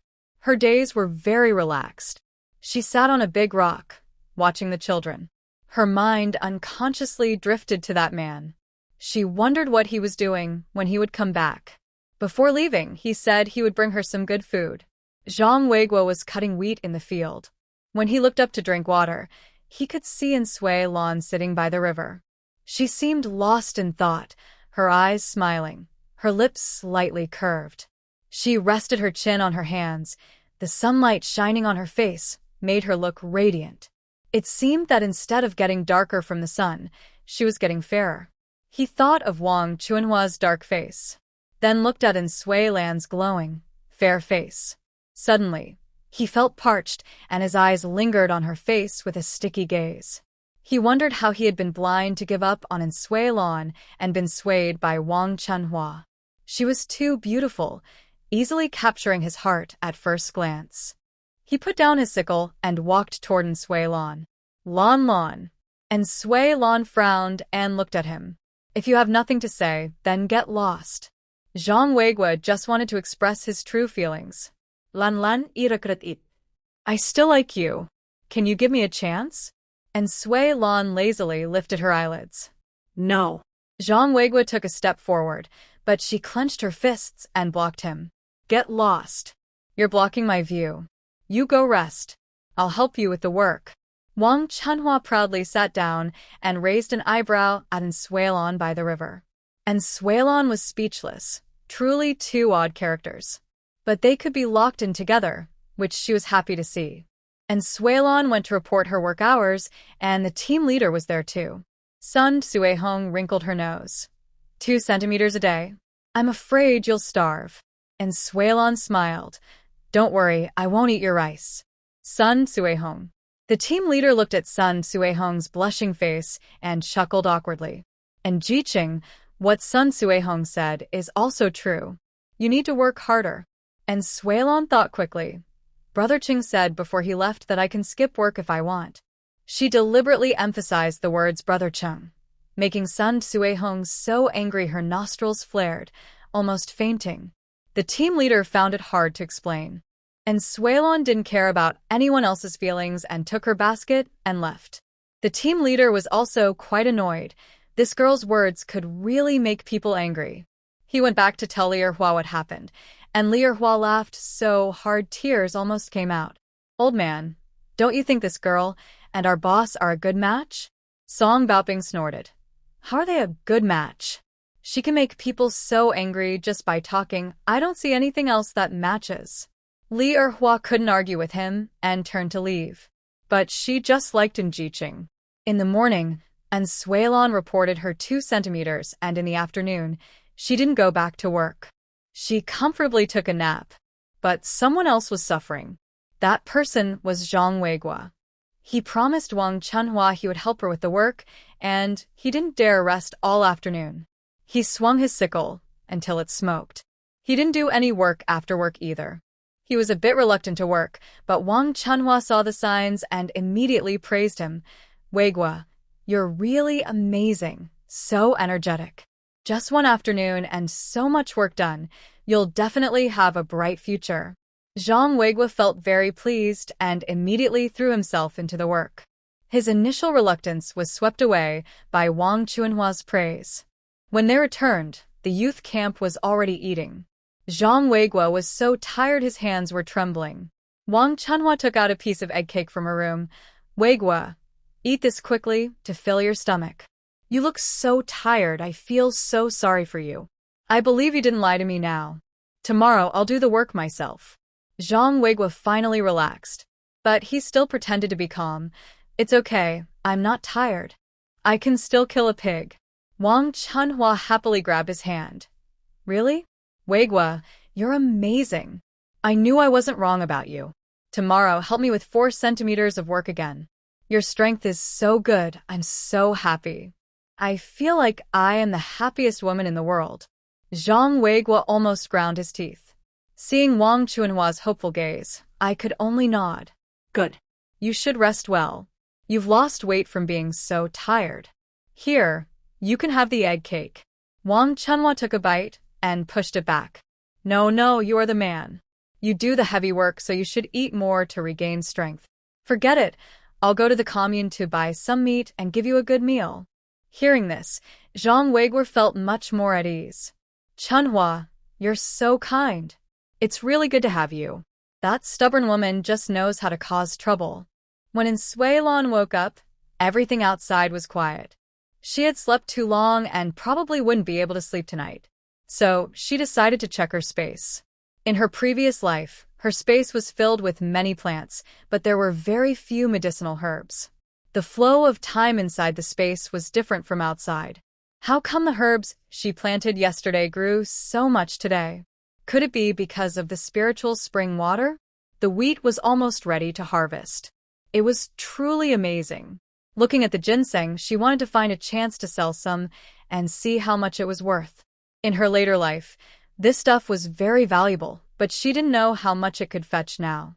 Thinking about it, she planned to visit the commune tomorrow and look for opportunities. The next day, after earning her work points, she headed to the commune.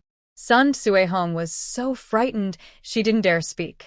There were no ox carts now during busy farming times, so she had to walk. Fortunately, it wasn't far. She was quick, and what should have taken an hour only took 40 minutes. She looked around the east and west of the commune, thinking about where to sell her ginseng. After some thought, she decided only the hospital and the black market were options. She first went to the state-run restaurant and bought nearly 20 meat buns.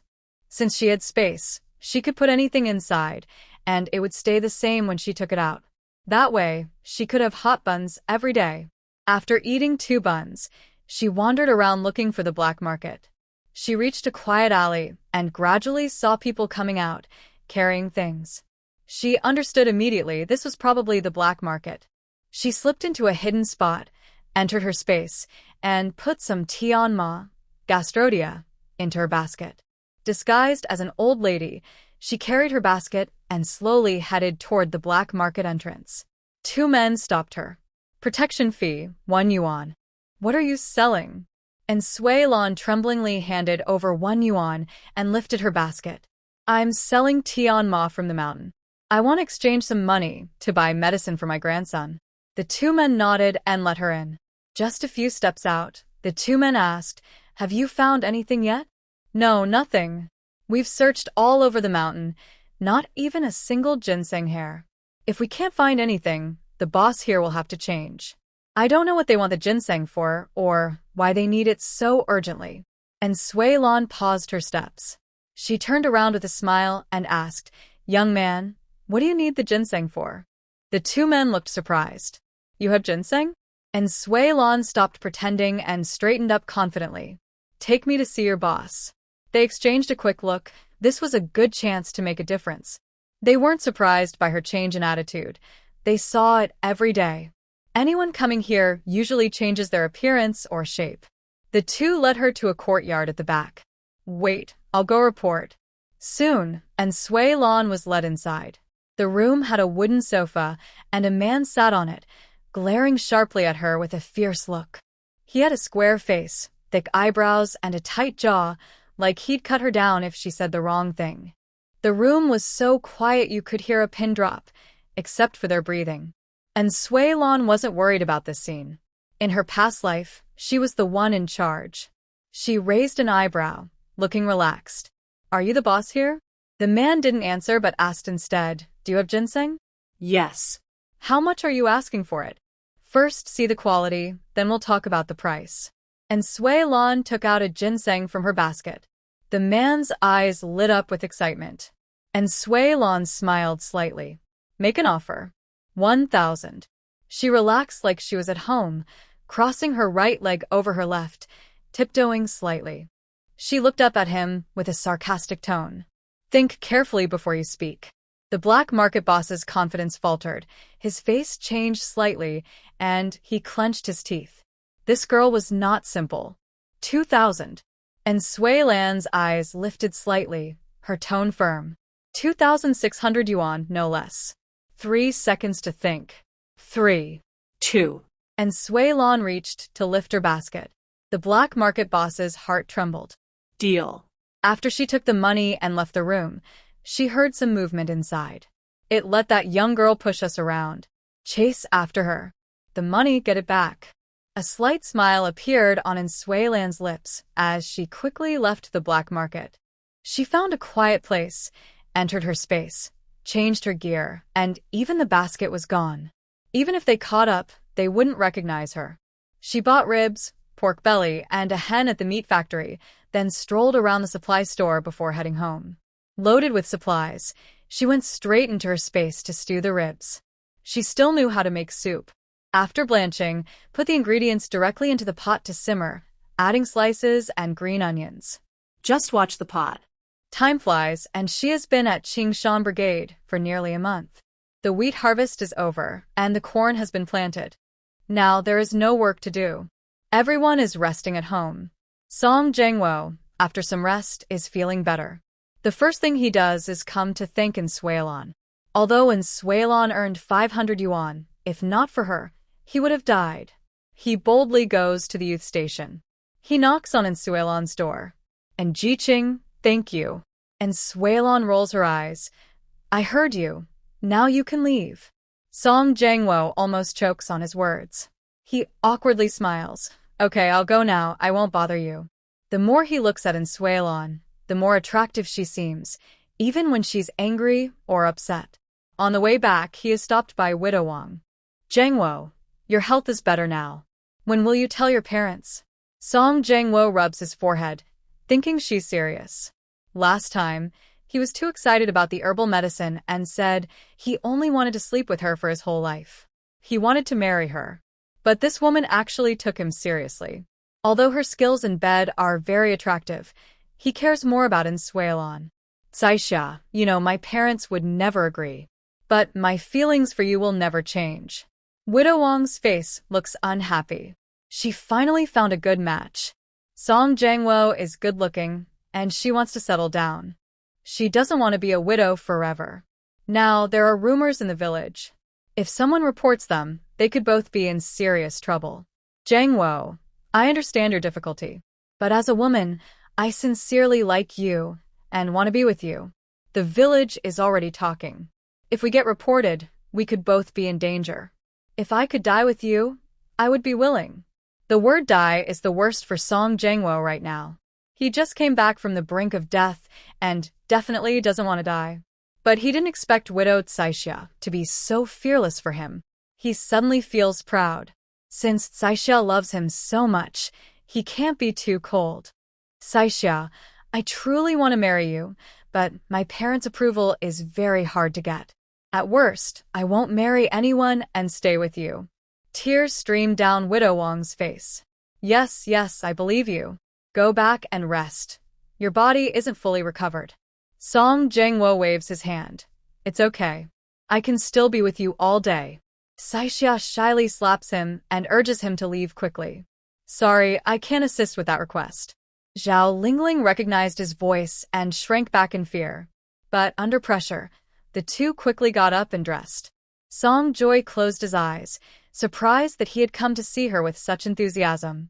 She had given him such a big surprise. Since that's the case, he shouldn't blame her for past feelings. Zhao Lingling and the man finished dressing and came out, looking clearly guilty. Gee, why are you here? Song Ji's eyes were bloodshot, fixed on her without blinking. He stared so intensely that she felt goosebumps all over. Joy quickly rushed into the room. He grabbed the man inside and beat him fiercely. He was angry, fighting fiercely, and with full strength. The man's face swelled up like a pig's head. He was also swearing loudly. You don't deserve Lingling at all. I'm telling you, we're about to get married. Be smart and step back, or you'll regret it. Song Jui sneered and let go. He turned to Zhao Lingling. Lingling, are you sure you want to break up with me? Zhao Lingling's eyes turned red, and tears started to fall. Jui, I didn't mean for this to happen, but I'm already with him. I can't be with you. Song Jui closed his eyes, his whole body suddenly losing energy. He forced himself to act strong. Fine, I've always thought you didn't deserve me. The bride price must be returned, and forget about everything else. Zhao Lingling's eyes flashed with surprise. She looked lively again. Jui, thank you. And can you not tell Director Song? Song Jui sneered inwardly, his face broad. He turned to leave, too lazy to look at the two lovers. Until he left the yard, he felt truly pathetic. He saw his partner with another man and couldn't do anything. For a moment, he even wanted to kill them to vent his anger. But after killing them, what would happen? His life would be ruined, and his parents would be heartbroken too. For those two, it wasn't worth destroying his future. What do you want to do? Song Qing'an's cold voice made Song Jui freeze. Brother, you found out? Song Qing'an nodded. I just asked Xiao Lu to call you for dinner. Song Jui sneered, breaking off the engagement, returning the bride price. This kind of woman isn't worthy of me. Song Jui. The man stood up and patted his shoulder. Let's go, time to eat. Song Jui followed like a walking corpse. Xiao Lu also followed behind, sighing silently. Anyone would break down after experiencing this. Song Jui's couldn't eat or drink anything. Song Qing'an put down his chopsticks and said, Jui's, why don't you go home first? I'll handle the rest. Not feeling at ease, Song Qing'an asked Xiao Lu to him. As soon as he arrived at the office, Song Qing'an called Zhao Lingling and Wu Daji over. They stood there nervously, afraid to look at him. Song Qing'an lowered his head to write, and the only sound was the scratching of his pen on paper. Both of them took a deep breath, feeling a little calmer. They didn't know how the factory director would deal with them. Zhao Lingling felt especially guilty, trembling like a leaf. After a long while, Song Qing'an finally looked up. He had a cold smile on his face, and a hint of chill flickered in his eyes. I'll give you 1 day to sort out your personal issues. They felt as if a heavy weight was lifted from their shoulders and quickly left the director's office with their heads bowed.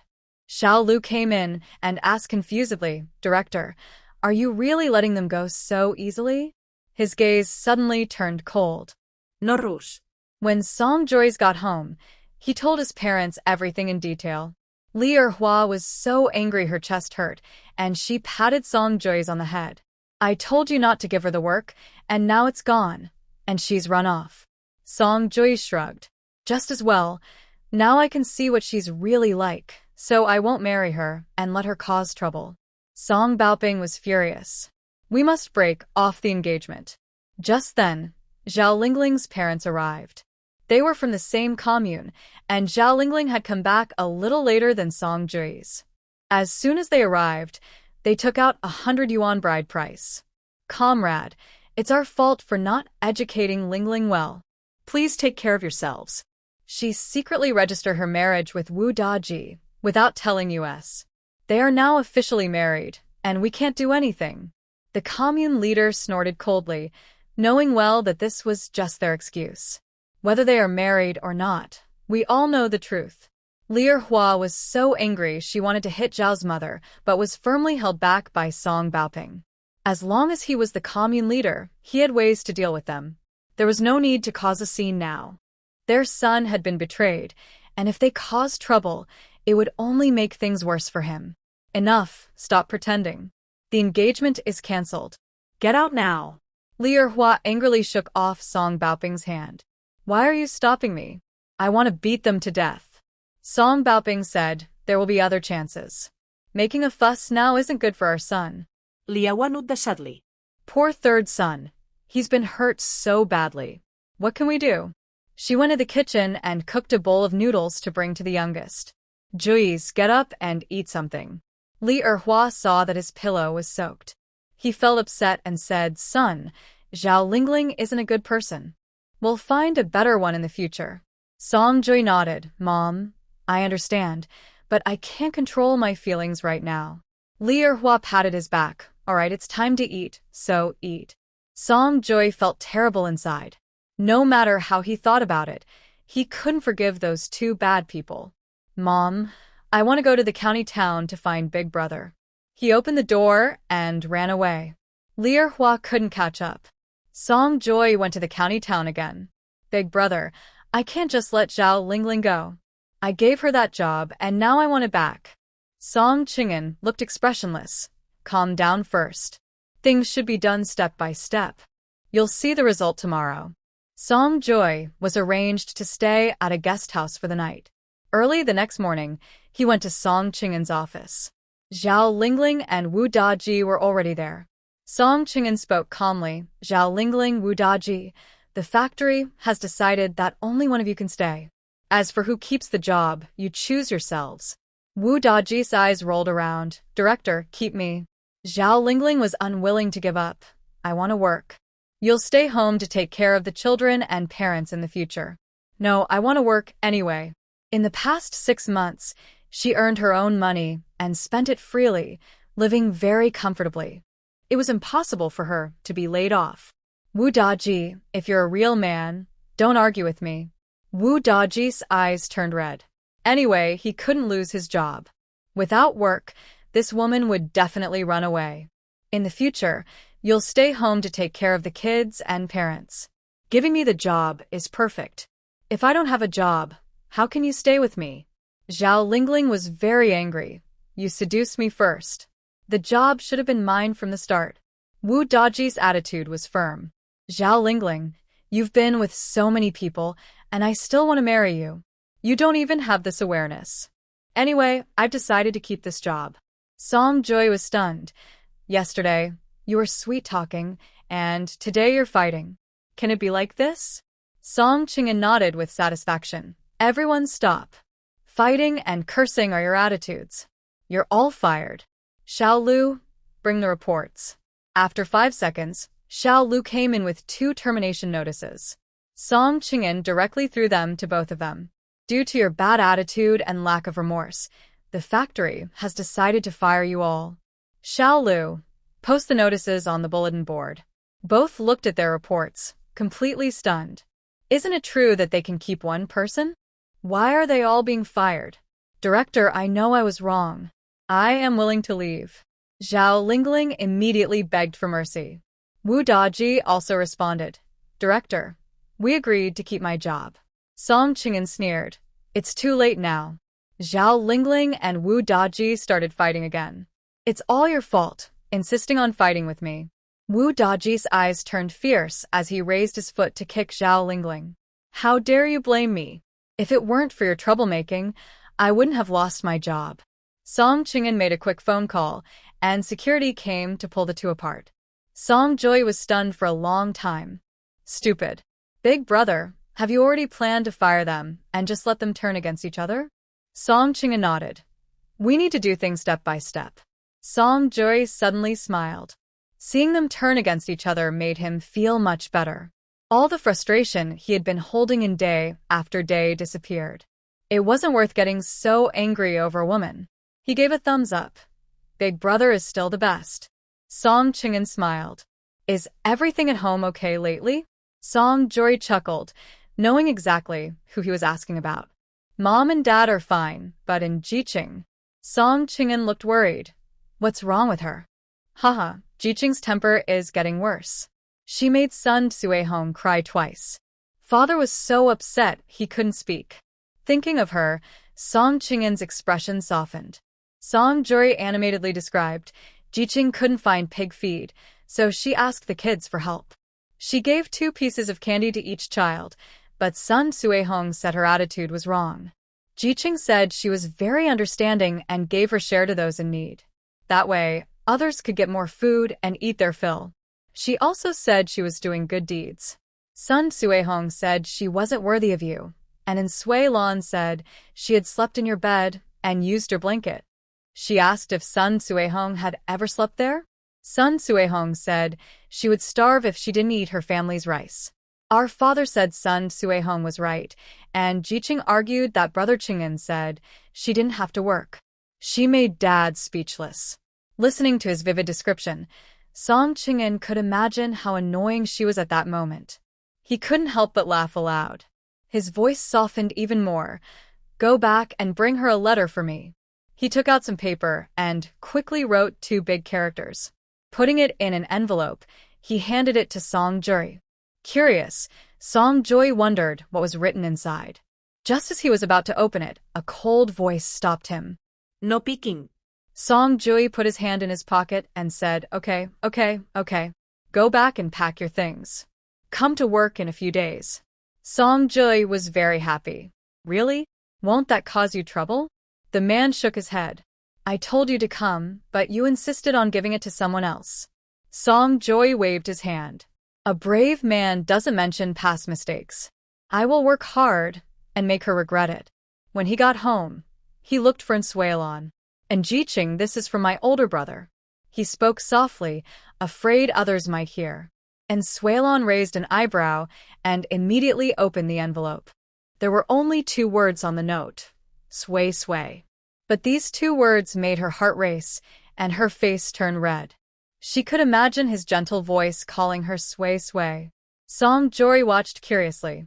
What did he write? And Jiqing's face turned red. He leaned over to look. Wow.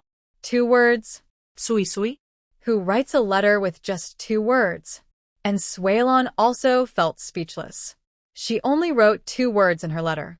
Was she being too serious? Song Jui couldn't hold back his laughter and quickly turned away and ran off. Sui Sui? Ha ha ha. And Sui Lan blushed as she put the letter away. That night, she dreamed of Song Qingshan. The man was like a fairy, softly calling her name by her ear. Sui Sui, Sui Sui, I like you so much. His voice made her bones feel soft, and she couldn't take it anymore. She held his face and kissed him. Just then, she suddenly woke up. She pounded her bed hard, not knowing what she was feeling, and wondered why she woke up so suddenly. It was so annoying. She got up to wash up. Kong Sisi and Yang Limei came over. Lan Lan, we want to go to the commune. Are you going? And Sui Lan shook her head. I'm not going. I don't need to buy anything. After they left, everyone else at the youth camp also went to the commune. Wang Chunhua pulled Zhang Weigua out of the house. Weigua, now that we're not working, let's go to the commune and buy some food. Zhang Weigua nodded and secretly looked at Sui Lan. Wang Chunhua's face immediately turned cold. Weigua, what are you looking at? Hurry up. And Xiao Xiao also came out behind them. Second sister, Mom should be writing a letter. I'll go to the commune to get it. Maybe she wrote to you too. I'll bring it back. And Sui Lan rolled her eyes and slammed the door shut. Everyone at the youth camp had left, and she carried her basket up the mountain. Mushrooms in the mountain are delicious. She was craving them and didn't get enough last time. She wanted to find a chance to go again. She also planned to pick up some firewood. Along the way, she saw many women collecting firewood. Since there are no farm chores now, everyone has to gather wood, or there won't be enough for winter. And Sui Lan secretly used her space to smuggle things. This saved her a lot of effort. Besides picking mushrooms, she also gathered firewood, putting both into her space whenever she found them. She could just think about cutting a few pieces, and they would be ready. She also collected dead trees and stored them in her space. Walking alone into the deep mountains, she felt safe because she had her space. Over time, her space filled with plenty of firewood. She also gathered many mushrooms, which she could dry and eat later. She found quite a few medicinal herbs too. Everything was stored in her space. When she felt it was enough, she decided to go back. Near the youth commune, she took the firewood out of her space and dragged it home. As she entered the yard, she saw An Xiao Xiao approaching with a letter. And Sui Lan, this is a letter from Mom. I brought it back, she said proudly. She thought that once Suelon saw the letter, she would return the money, making her life easier. And Suelon showed a disdainful smile. I already know what it says without reading it. And Xiao Qiao pushed the letter into her hand. It's from Mom. You should read it. She sneered and took the envelope, glancing at it lightly, then squeezed it with both hands. With a tearing sound, the envelope split in two. And Suelon, don't you care about what Mom says? And Suelon remained silent until she tore the envelope into pieces, then waved her hands. The snow-like pieces of paper floated down. She smiled faintly, but her eyes were icy. And Xiao Qiao, just a reminder, we are not related by blood. Don't forget that. And Xiao Qiao's face instantly turned ugly. She thought she would be respected for family ties, but she didn't expect Suelon to ignore the letter altogether. It seemed she was determined to cut ties. But she wasn't willing to give up and continued to persuade her.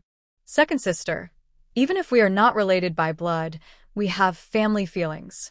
Mom said she would send you a cotton-padded coat and pants, and she also said she would treat you as her own daughter in the future.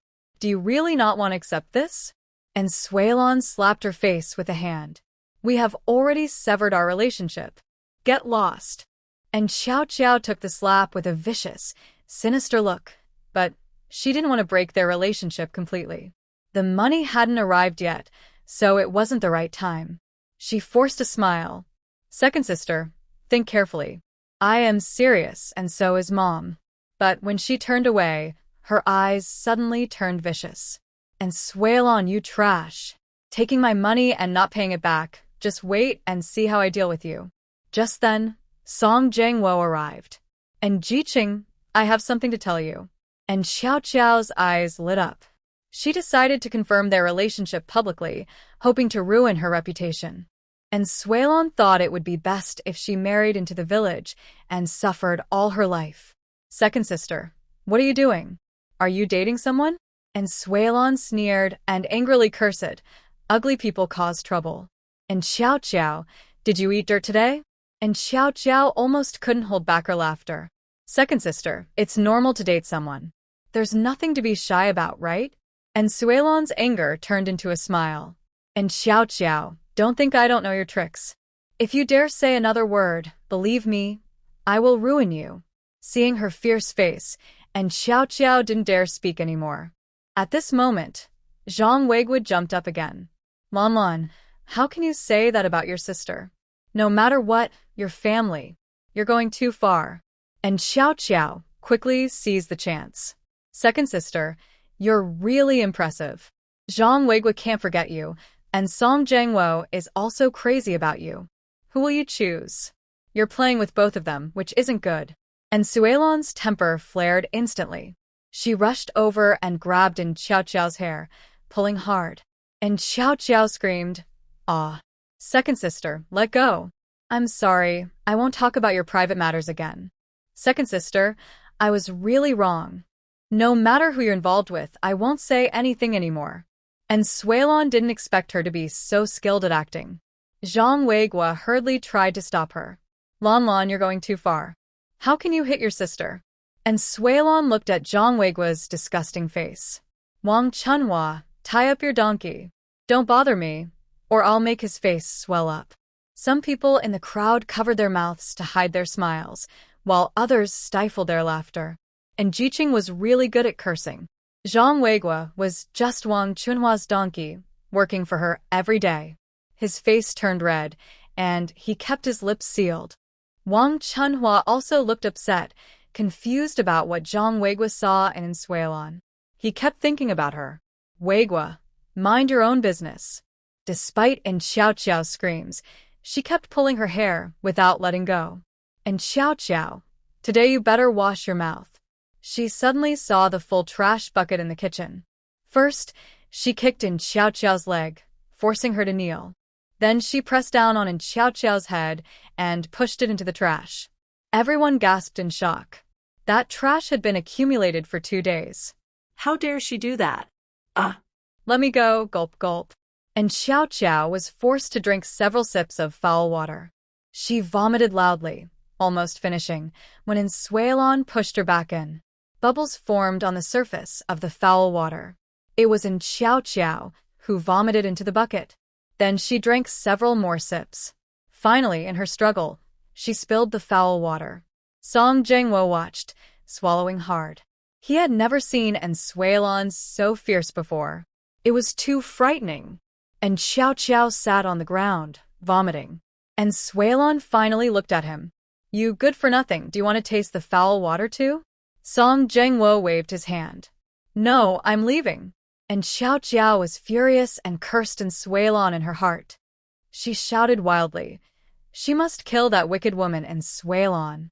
She remembered the medicine she bought at the hospital today. She was determined to take revenge. In the middle of the night, everyone was sound asleep. And Xiao Qiao quietly got up and went into Suelon's kitchen. She secretly added the bitter bean powder she had prepared earlier, specifically to deal with Suelon. She poured all the bitter bean powder into the water bucket, happily clapped her hands, and went back to sleep. And Suelon, hearing the noise outside, smirked. She quietly lit a fragrant incense stick through the window gaps of the girls' and boys' dormitories. When everyone inside was asleep, she slipped in quietly. She covered Xiao Qiao's mouth and directly put a pill into her mouth. She was waiting for her to be sick all over tomorrow. Trying to harm her? And Xiao Qiao, you're still too naive. She turned around and left. The ashes on the windowsill were blown away by the breeze. No evidence remained. No one would suspect it was her Suelon. Thinking of how Xiao Qiao would look tomorrow, ecstatic and overwhelmed, she couldn't help but laugh loudly. In the middle of the night, she was awakened by noise. And Xiao Qiao, sleeping too deeply, had wet the bed. All the female workers covered their noses and stood in the yard. The male workers also got up, each looking uncomfortable, because their male dormitory also had a bad smell. And Xiao Qiao cried as she explained, I really didn't do it on purpose. I don't know why this happened. Just as she was speaking, her stomach gurgled loudly. Before she could reach the toilet, she couldn't hold it and soiled her pants. She felt like dying. She couldn't understand why this was happening. At this moment, Wang Chunhua spoke. And Xiao Qiao, didn't you say yesterday that you couldn't, so you went to the hospital and bought bitter bean powder? Did you eat it all? And Xiao Qiao was confused. She had clearly put the bitter bean powder into Suelon's bucket. Why was she having diarrhea? It must be that wicked Suelon's doing. She closed the door to change clothes. She changed her clothes and ran to the bathroom. Fortunately, her clothes were not stained. But she didn't have time to tidy up inside the house. A few young women were unhappy, and Xiao Qiao, hurry up and clean up. We're still waiting to go to bed. And Xiao Qiao was almost exhausted from pulling. She had no mood to tidy up. I can't clean it up. I can't anymore.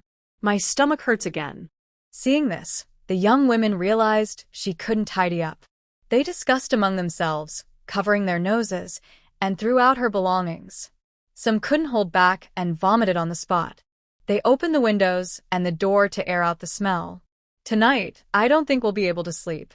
Exactly, she's so disgusting. How much bitter melon powder did she eat? It's so embarrassing, it's really shameful. The young women sat on stools in the yard, watching Xiao Qiao run back and forth. And Xiao Qiao was overwhelmed, crying and pulling. Finally, she couldn't hold it anymore and asked Wang Chunhua for help. Comrade Wang, can you please call a doctor? I feel like I might faint.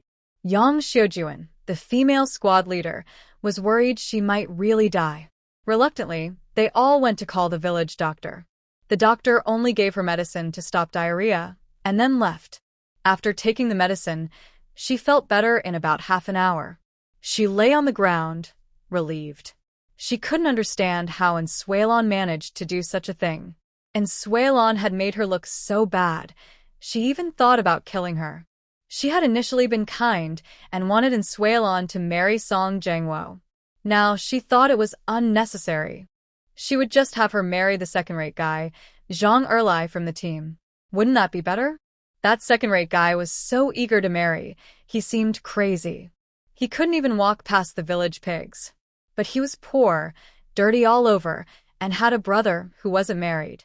He spent his days playing with cats and dogs, not doing any proper work. No one wanted to marry him. If Suelon married him, she could take care of both brothers.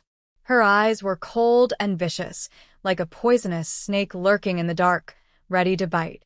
Yang Limei saw this clearly. She was frightened by Xiao Qiao's malicious look. Luckily, her house was almost finished. She wouldn't have to live with them, or she'd never sleep peacefully. Meanwhile, Song Jiangwo ran all the way home.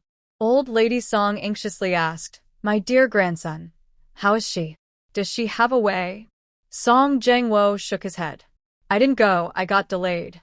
Old Lady Song was worried and anxious. "My good grandson, he's not doing well. What should we do? Our family hasn't even left any incense or tradition. We must cure her. If not, I will go personally to ask Suelon for help. Xiaoying, you and I will go find Jiqing to see if she has any way to cure Jiangua." Jing is happy to go and helps the elderly lady to the Jiqing station. "And Jiqing, it seems Jiangua is not doing well. Do you have any way to help him recover?" Suelon almost laughs out loud. "I can't treat men's health issues." Grandma Song sways unsteadily. "What should we do? She hasn't had a great-grandchild yet. A few days ago, she saw a doctor who said there's no cure. Grandma Song doesn't give up, and Jiqing, if you can cure him, I will give you anything you want." Suelon waves her hand. "I'm not a specialist for men's health. I can't help." The old lady sighs heavily, supported by Ji Ying, and leaves. Suelon watches her back, feeling curious. Grandma Song is so kind to Song Jiangwo, even coming personally to ask her for help. But why are Song Qing'an's family so cold and even a little hateful? Could it be? She dares not think further. It's just her guess, not necessarily correct. "Mom, what should we do? If Jiangua can't make it, our family will have no successor." Ji Ying almost cries. The old lady taps her cane loudly. "Don't be afraid. Starting today, you and Baomin will stay at home every day to have children." Ji Ying is stunned. "Have children? Mom, I'm over 40. I can't have children anymore." "If you can't have children, then Baomin should go find someone else. No matter what, we need another son." Ji Ying can only nod. "Mom, I'll listen to you. I'll have another son." As soon as Jiangua enters the house, he hears this and immediately objects. "Mom, I disagree. I believe I can cure myself. If his parents have another child, won't he lose favor? Good things should be shared with his younger siblings. No, he must succeed." "Grandma, I disagree. I was just sick for a while. Once I get better, I will definitely give you a great-grandchild." The old lady looks kindly, but only sighs. Seeing this, Jiangua runs out immediately. "No, this won't do. He must be able to succeed. Right, he should try Widow Wang. She must have a way." He rushes into Widow Wang's house. Widow Wang looks calm and not surprised at all. This guy is hopeless, still trying to make trouble. "Kai Xia, I miss you so much. Let's go inside." He hugs Wang Kai Xia and heads into the house. They tangle for a while, but he still can't get aroused. Jiangua is completely broken down. No, this won't do. He must succeed tomorrow and go to the county hospital for treatment. After Jiangua leaves, Widow Wang sits on the bed lost in thought. Currently, she looks like this, and no one would want to marry her. Only Song Jiangwo might still marry her. Now he is no longer capable, so they could live together. After thinking it over, she nods secretly, determined to marry Song Jiangwo. Otherwise, she will have to live alone for the rest of her life. Since she married her ex-husband, he died just 1 month after their wedding. She didn't get pregnant either. She couldn't return to her family, and her in-laws also kicked her out, thinking she was bad luck. By chance, she got involved with Song Jiangwo. From then on, she tasted happiness in life and couldn't stop. Besides Song Jiangwo and several men in the village, she was involved in some unclear relationships. But Song Jiangwo treated her the best, often giving her food and bringing her grains from home. She has now developed feelings for him. If they marry, they can live together happily. That night, Song Jangwo went home and insisted that the old lady take him to the city to see a doctor. The old lady agreed. Compared to having another grandchild, seeing Jangwo get better was much faster. The next day, the whole family went to the city. They found a well-known urologist. The doctor was quite skilled. After some tests, he said Song Jangwo's condition was caused by reactions from taking too many medicines. Usually, he would recover slowly, but the medication was too strong and had damaged his body. It's impossible to return to his original health. Only gradual treatment can help. However, he still has reproductive ability. The old lady was overjoyed and cried. Song Jangwo also smiled, but he remembered that Suelon had drugged him, which caused his infertility. His gratitude towards her turned into hatred. When he gets better, he will make her suffer. And Xiao Xiao stayed in her dorm all day. Although she didn't have diarrhea, she was extremely weak, lying in bed resting and too tired to do anything. And Suelon went to gather pig grass and unexpectedly met Widow Wang. Widow Wang looked at her with a hostile gaze. And Ziking, you're pretty, so why do you keep chasing Jangwo? Jangwo is my hope. You can't give up on him. And Suelon was confused. Song Chunying quietly explained to her, and she understood the situation. If Song Jangwo and Widow Wang were linked, that would also be good for her. Less trouble. Aunt Wang, I really don't want to bother him, but it's difficult for you to marry him. Widow Wang's eyes widened. Mind your own business. And Suelon smiled. Hey, Annie, why does your belly look a bit big? Widow Wang's eyes darted around. Had she gone out? She could tell the condition without taking her pulse? What does she mean by that? Is she going to report her?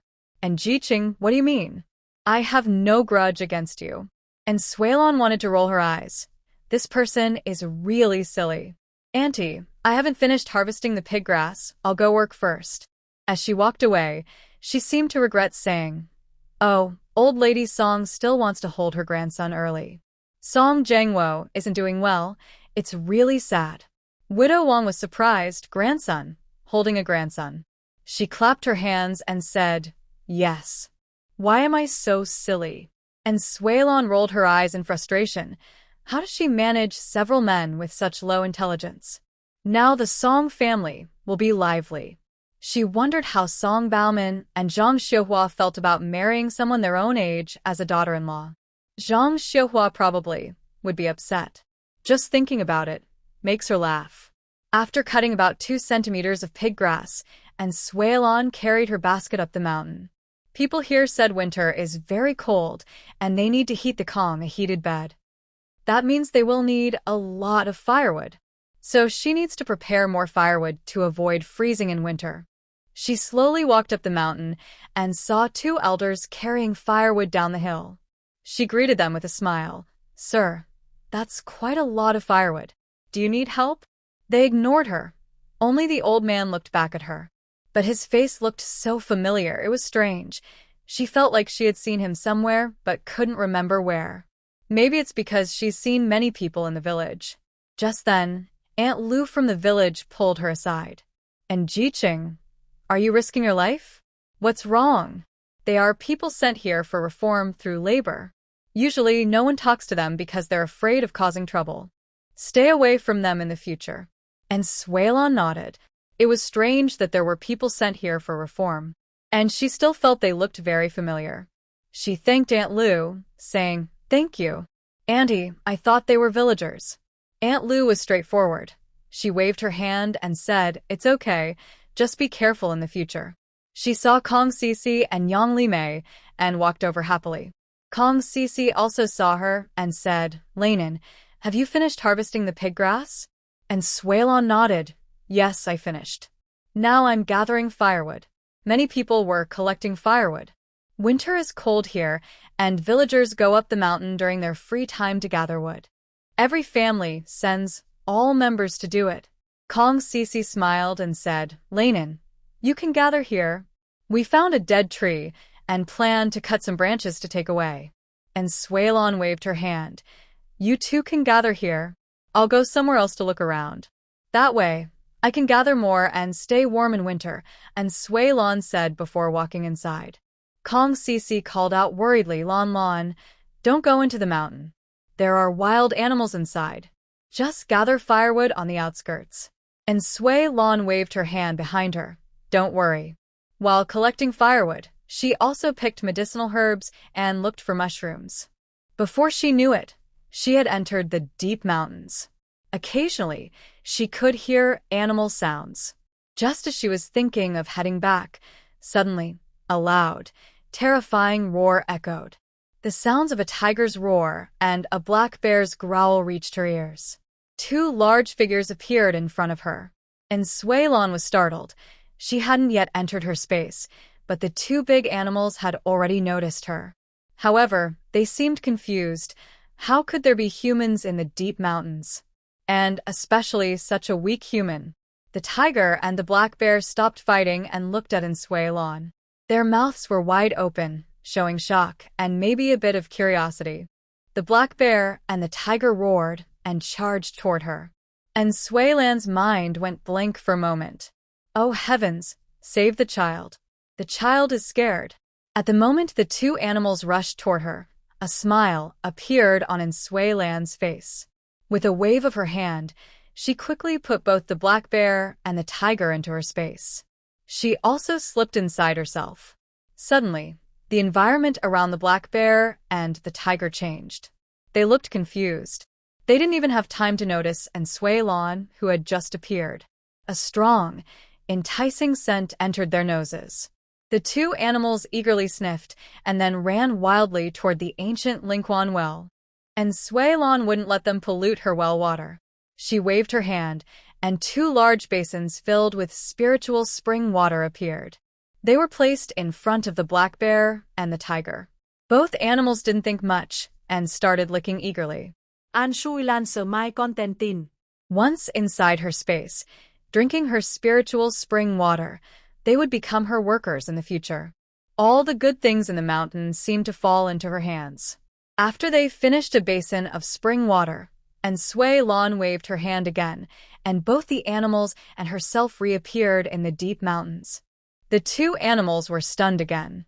They felt like they had just been dreaming, but they showed no intention of attacking the small human in front of them. Instead, they felt subdued by her. Sui Lan clapped her hands and said, What's going on with you two? Why are you fighting here? Are you fighting over territory? Listen carefully, both of you. From now on, you are my pets. No fighting or arguing. If there's a problem, discuss it calmly and communicate well. Do you understand? The two animals nodded again. This scene looks very scary. Yes, it's scary. A beautiful woman is explaining things to two fierce beasts. The beasts surprisingly nod back like they understand. Sui Lan is completely satisfied with their attitude. All right, now that you're friends again, you know where the good stuff is in this mountain, right? Whoever knows the most will be rewarded with the water we just drank. The tiger turned and walked away, then looked back at Sui Lan, signaling her to follow. Sui Lan followed, and the black bear was not willing to fall behind. It raised its paw and pointed in another direction. Sui Lan nodded and said, Don't worry, we'll go to the place where Brother Tiger is first, then to your spot later. She patted the black bear's paw and said, Be good and follow along. Don't get lost. The tiger led one beast and one person forward. Soon, they ran ahead of Sui Lan. The tiger looked back at her, seeming to think she was moving too slowly. It walked back to her feet, bent down, and rubbed against her. Sui Lan smiled, pointed at herself, and asked, You want me to sit on you? The tiger nodded. She wasn't afraid, since they were on her side now. She sat down easily, and surprisingly, it was very warm. That tiger fur was so comfortable. Luckily, she was wearing pants today. Once the tiger saw her sitting, it suddenly dashed off like a sharp sword. Wow. So exciting. That was so cool. Sitting on the tiger's back, with the black bear as her bodyguard behind her, she felt very powerful. It was totally worth it. She hadn't crossed over for nothing. Brother Tiger, you're running too fast. Slow down. I'm about to fall apart. The tiger, very perceptive, slowed down quickly after hearing her. After about 10 minutes, and Sui Lan looked at the herbs in front of her: ginseng, polygonum, lingji, five-leaf akebia, northern warehouse art. She was so happy, she almost went crazy. No wonder the black market people couldn't find ginseng. All these good things were growing deep in the mountains. And Sui Lan started digging one by one. Most of her digging was for the big roots. She left the small ones because their growth was important later. The digging took a lot of time, but she was very careful and thorough. She aimed to get all the roots out completely, making them more valuable. The tiger and the black bear weren't in a hurry either. They sat and waited for her. The tiger occasionally roared to scare other animals. The black bear tried to imitate. Both animals were competing to show off. Besides their fierce appearance, they look almost like humans. Some people are even more ruthless than these animals when they are angry. It took 2 hours just to dig and harvest. She was so happy she forgot the time. After finishing here, the tiger bit her pant leg. What's wrong? The tiger was panicked and restless, so Sui Lan had no choice but to follow him. A black bear was also behind them.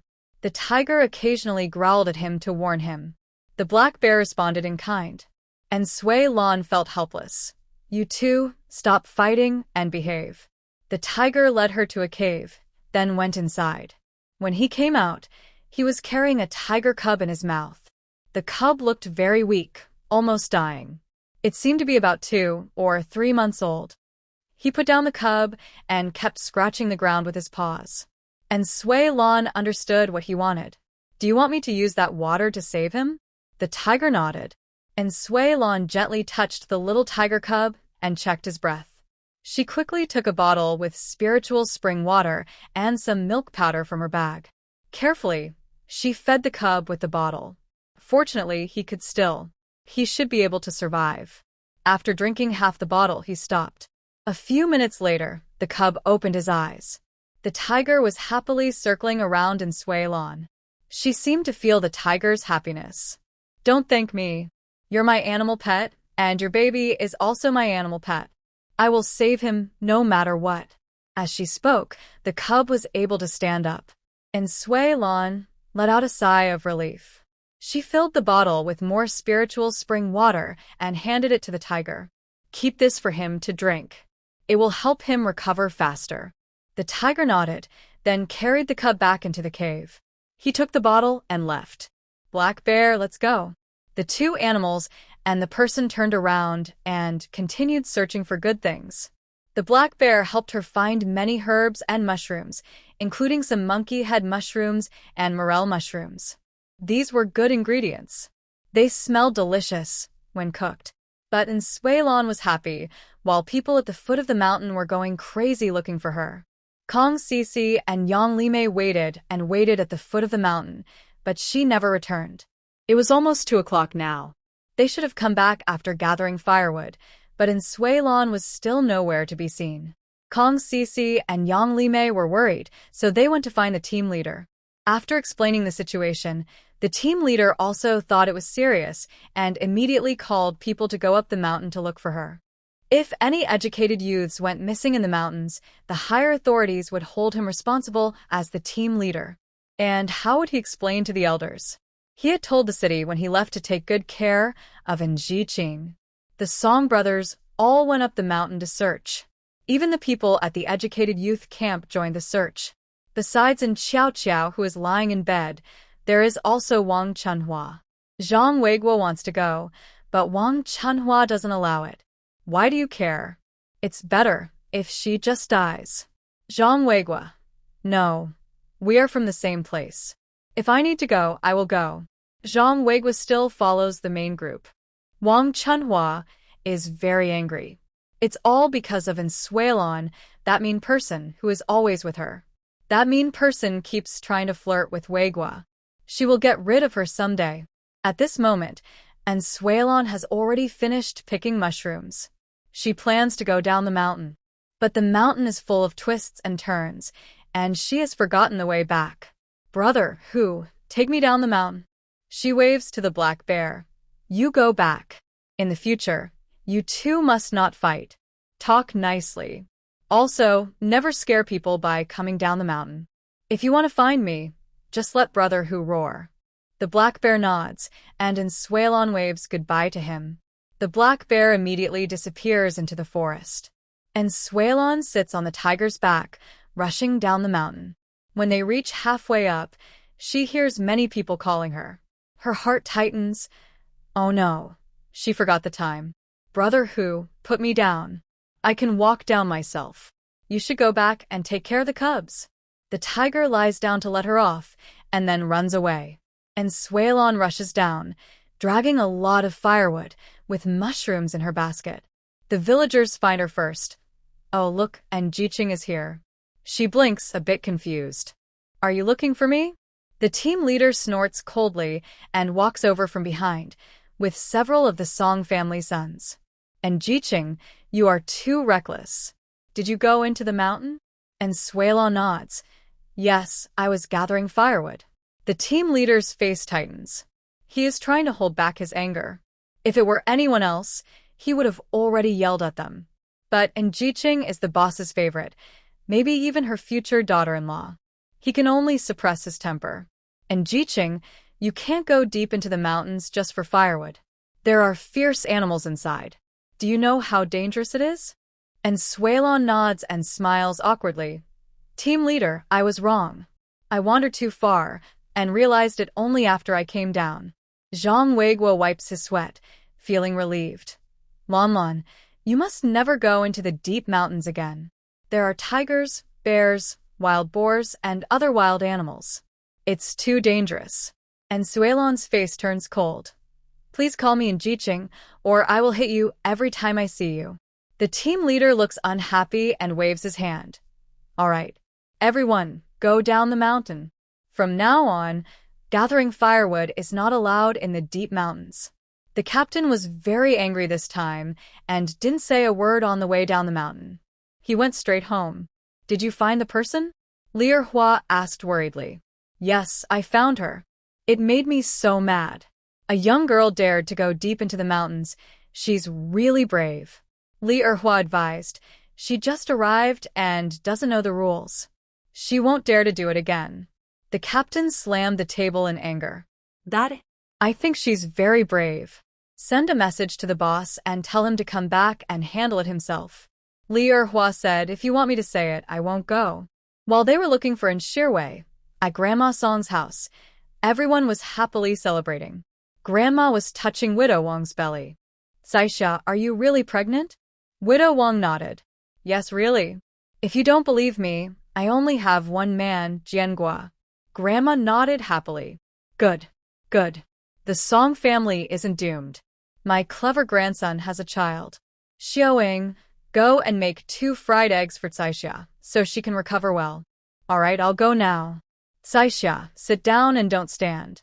Song Zhengwo was the most excited. He had a child now. His parents didn't have to have a second child anymore.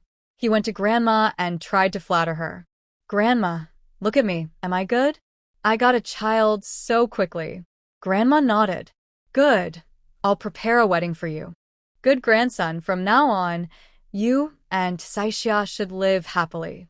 Although Saixia is older than you, she will take care of you. Grandma is very reassured. At first, she disliked Wang Saixia, but now she was happy because Saixia was carrying their family's child.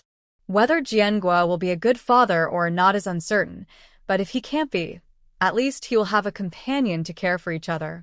Now that they had a child, Jiangua could settle down. The timing of this child was just right.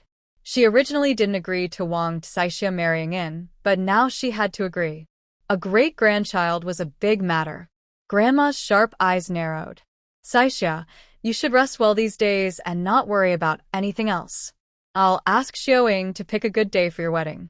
Then you two can live happily. Wang Saixia nodded contentedly. She didn't expect Jiqing to be so capable. All right, thank you, Grandma. But I want 50 yuan in bride price. Don't worry, I'm saving this money for the baby. After the baby is born, there will be expenses. Grandma was very happy and agreed immediately. Wang Saixia ate 3 fried eggs at the Song house and was then sent back home, by Song Jangwo. Grandma's eyes sparkled with happiness. Baomin, Xiaoying, now go and ask the matchmaker to find a good date. We're having a celebration at our house. On the other side, Zhao Lingling lost her job and Wu Daji no longer wanted her. She had no choice but to return home feeling ashamed. As soon as she arrived, she went straight to the Song family. Li Erhua's eyes widened with anger. Zhao Lingling, how dare you come to our house? Get out. Zhao Lingling sobbed uncontrollably. Auntie, uncle, I know I was wrong. Please let me see Brother Jui. Liawa shnurta coldly. Do you think hurting him was light? Our Brother Jui has been thinking about you all the time, even giving up his job for you. But you betrayed him. Do you still have a conscience? The squad leader sighed. Our two families have already broken off the engagement. You are no longer part of our family. Please leave quickly. Song Jui heard everything clearly inside the house. He clenched his fists, wishing he could punish this wicked woman. Now she was rejected by others and still shamelessly begged for his forgiveness. Does she think he's someone who just collects trash? His eyes blazed with anger as he stormed out of the house. Zhao Lingling, how dare you come to see me? I think you want to die. Get out. Zhao Lingling rushed forward, grabbing his pant leg. Brother Jui, I was wrong. Please forgive me this time. They argued loudly in the yard, and many villagers had already heard the noise and came out to watch. And Sui Lan, Kong Sisi, and Zhao Limei also arrived. They didn't dare enter the yard, only listening from the doorway. Song Jui's angry voice rang out. Zhao Lingling, I'm not someone who collects trash. Why do you think I would want a broken shoe? And Sui Lan rolled her eyes. Usually, Song Jui looked cheerful and carefree, but he was also a man of strong feelings. Zhao Lingling clung to him, but he couldn't hold back his disgust anymore. He kicked Zhao Lingling away. Zhao Lingling covered her chest, crying out, Brother Jui, how can you be so cruel? Song Jui's eyes widened. Cruel? When you were sleeping with Wu Daji, did you ever think about how I felt? Zhao Lingling shook her head frantically. No, I was forced. I didn't mean to. Please forgive me.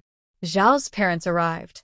Now everyone in the village knew Zhao Lingling had been unfaithful and sleeping with someone else, and that person no longer wanted her. And now she was here, begging Song Jui. Everyone sighed. If this had happened before, she would have been thrown into a pig pen. Zhao's parents carried Zhao Lingling out, and Sui Lan looked at her belly. It seemed she was pregnant, probably looking for someone to take responsibility. Fortunately, Song Jui was rational and not blinded by her pity. A woman who doesn't love herself is like a rotten cabbage. If she doesn't love herself, no one will love her. Aunt Lu's eyes darted around. Her 3 daughters were still unmarried. The eldest daughter doesn't dare to hope, but Song Ji still might have a chance. If the daughter marries into the Song family, with the eldest's ability, the family will surely have a good life. In 10 miles around, who doesn't want their daughter to marry into the Song family? Zhao Lingling is definitely foolish. She refuses such a good man and messes around outside. Auntie Lu looks at Lu Shen, surprised that she has such thoughts. It seems the villagers are quite clever. Zhao Lingling, who refuses a good life, isn't foolish, but even more foolish. After everyone disperses, Song Ji is still angry. Li Erhua speaks to comfort him. All right, see a person clearly, so you won't suffer later. Break up if you must, don't think about it anymore. Song Ji sits down heavily. Mother, I want to become stronger. I want to be capable. I want to be like my elder brother. Li Erhua replies, Eldest went out to make a living when he was just a teenager, relying on himself to find a job in the commune. After a year, he went to the county town and at 23, he became a factory director. Why can't you do the same?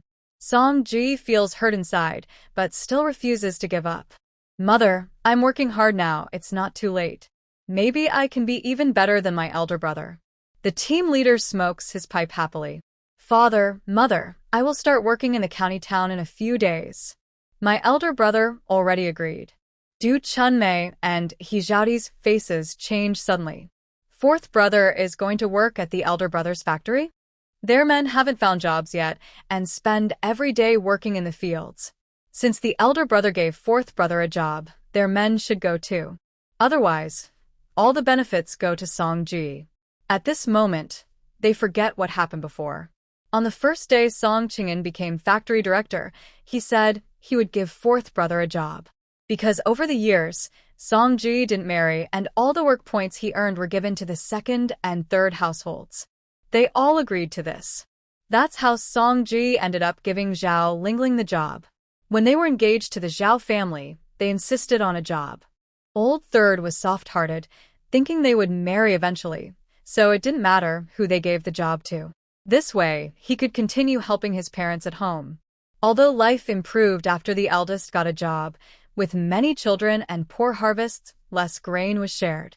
If he could earn more work points at home, he might have been able to give jobs to both the second and third children. But the team leader was worried that his son, the factory director, might lose his position or be reported, and the loss would outweigh the gain. So he stopped it.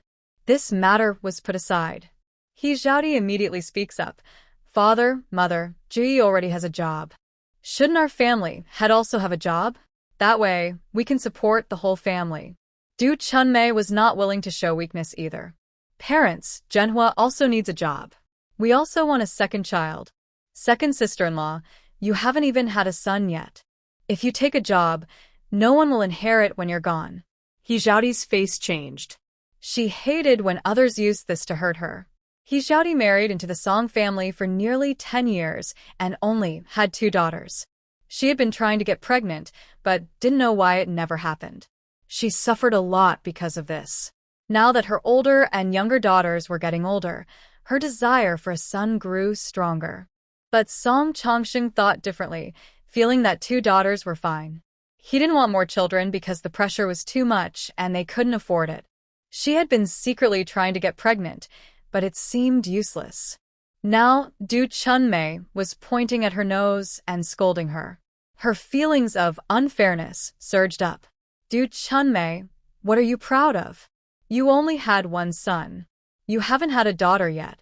Humph. I don't want a daughter. My son is the eldest grandson, and daughters are just a burden. Zhaodi was not going to back down. Your son is fine? If it weren't for Rejection, he would have lost his life long ago. What are you proud of? Du Chunmei, feeling hurt, jumped up high. If you dare curse my son, I will beat you to death. I curse you to take medicine your whole life and still not have a son. Zhaodi didn't expect her to dare to curse her for not having a son. She lunged forward to hit her. The two immediately wrestled together. Is this job mine? I must have it? My husband is the oldest. If anyone gets it, it should be him. Enough. Lier Hua was about to get annoyed. They had just started to feel a little happy. But these 2 daughters-in-law wouldn't stay quiet. Both of you don't want to live anymore. Are you asking for trouble? Stop it, both of you. They both stopped. Song Baoping also looked annoyed. Look at yourselves. What do you look like? You're both stabbing each other in the back. We are family. We should be kind and respectful. Shouldn't the work at Jury's be yours? Over the years, he's been working 10 centimeters every day, and all the subsidies went to you. Where is your conscience? Song Chongsheng and Song Manhwa came back and were shocked. Both their wives had bruises on their faces. Their hair was a mess, and there were bloodstains on their arms. They had fought again. Second brother, third brother, you need to control your wives. Look at how much trouble they're causing at home. They put down the firewood. Parents, what's going on? Song Joy shrugged. Big brother said to return Zhao Lingling's work quota to me. But they're not happy about it. Song Chongsheng nodded and said, Sister, Big brother will arrange everything, and we will listen. He won't forget his brothers. Now is a special time. We should stay at home and not cause trouble for Big brother. When will we be able to go? He will think of his family first.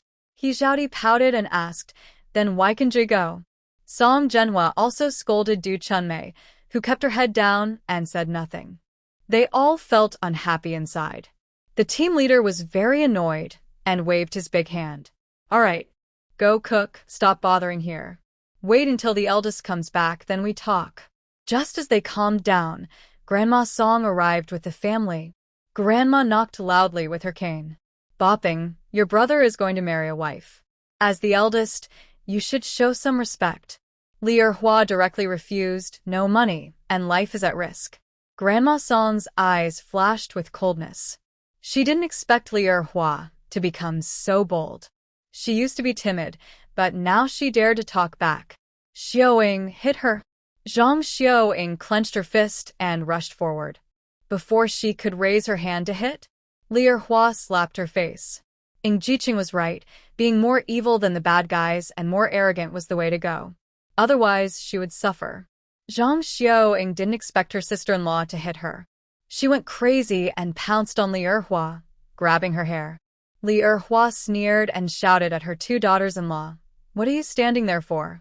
Hit her. The two daughters-in-law hesitated for a moment, surprised that their mother-in-law finally stood up for herself. They had been waiting for this. They both went to fight Zhang Xiaoying, who was driven away, crying and running. Stop. Stop. Grandma was furious.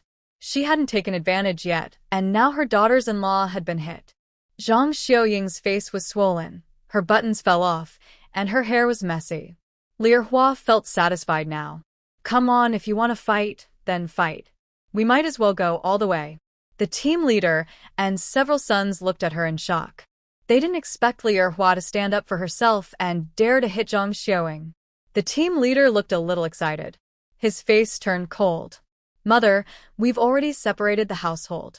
Her marriage has nothing to do with us. Song Bopping.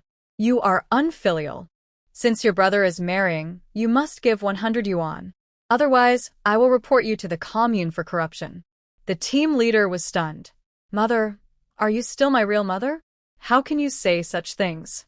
You don't know what kind of life I am living? The elderly lady snorted. Anyway, I don't care.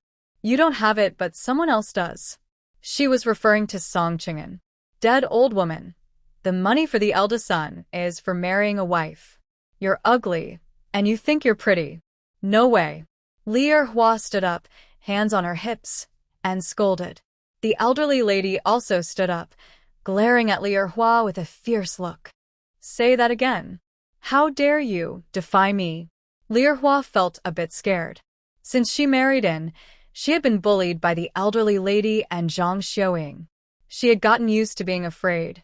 She turned around and ran into the house, then came out holding a kitchen knife. She pointed the knife at the elderly lady. Old woman, if you dare to think about the eldest again, I'll make sure you pay. Anyway, I only have one life, but I wonder if Song Bauman will have a good life after you're gone? The elderly lady was a cowardly bully, so she sat down heavily on a stool, frightened. She knew she probably couldn't get 100 yuan, but maybe a little less was okay. All right, Bao Ping, your wife has learned some tricks. She dares to yell at me. Even if you don't give the 100 yuan, the 2 yuan monthly allowance must be increased to 5. Li Erhua swung her knife at her, shouting, no, not a single cent. Just 2 yuan, take it or leave it. If you don't want it, you won't get even these 2 yuan. Get out. All of you, get out. She yelled and swung the knife at everyone, causing them to run in all directions in fear. The elderly lady was also afraid she might get cut herself. She hadn't lived enough yet. Everyone was chased away by Li Erhua. The team leader looked at her, speechless. Li Erhua, when did you learn that trick from the youth? Li Erhua proudly lowered her knife. Just tell me if it works or not. Song Baoping nodded. It works, very effective. That's good. I don't care which trick it is, every time I'll use it. Let's see if they dare to bully us again. It was because you were too weak before. Otherwise, the eldest would have dealt with them long ago. Song Baoping's eyes shone brightly. They are still parents and the second brother. Liawa Pota. You think they are parents, but they see you as an easy target. Yang Li Mei's house was finished, and she was moving today. And Sui Lan and Kong Cici helped. Yang Li Mei cooked a meal herself to invite them over. And Sui Lan brought a pound of egg cakes and a pound of brown sugar. Kong Cici carried a large white rabbit candy and a jar of canned food. They couldn't just eat for free. And Sui Lan smiled. I'll help you light the fire. Kong Cici stopped her. No, you sit there and play. I'll do the fire. I'm really worried you might burn the house down. And Suelon chuckled shyly and watched the two busy at work, feeling bored. And Suelon, you wicked girl, did you drug me? After resting for a day, and Xiao Xiao regained her strength and came to trouble in Suelon. She thought there was only one possibility, that Suelon discovered her poisoning her. Then she planned to retaliate. And Suelon sneered coldly, yes, it was me. If you want to harm me, I can fight back. Good. You admit it. I'll report you for poisoning the young workers. And Suelon nodded calmly, fearless. Perfect. Let's go together. I want to ask how long someone gets for poisoning with a snake. That's a serious crime of intentional harm. And Xiao Xiao's lips trembled, her face turning pale. How did she find out? Song Zhengwo betrayed her. Impossible. Song Zhengwo would never betray her, because he's not that stupid. Her lips turned cold as she said, and Xiao Xiao, if you want to report her, just do it. No need to come tell me. In her heart, and Xiao Xiao cursed angrily. Wicked girl, go die. She couldn't get her money back. Harmed by a wicked girl, she couldn't recover her losses. Why is her life so miserable? And Suelon, wicked girl, I will kill you. She was overwhelmed now, always being beaten down by Suelon. Her desire to kill her was no longer hidden. And Suelon gracefully lifted her right foot and kicked her in the stomach. If you have no strength, don't jump around in front of me. Get lost.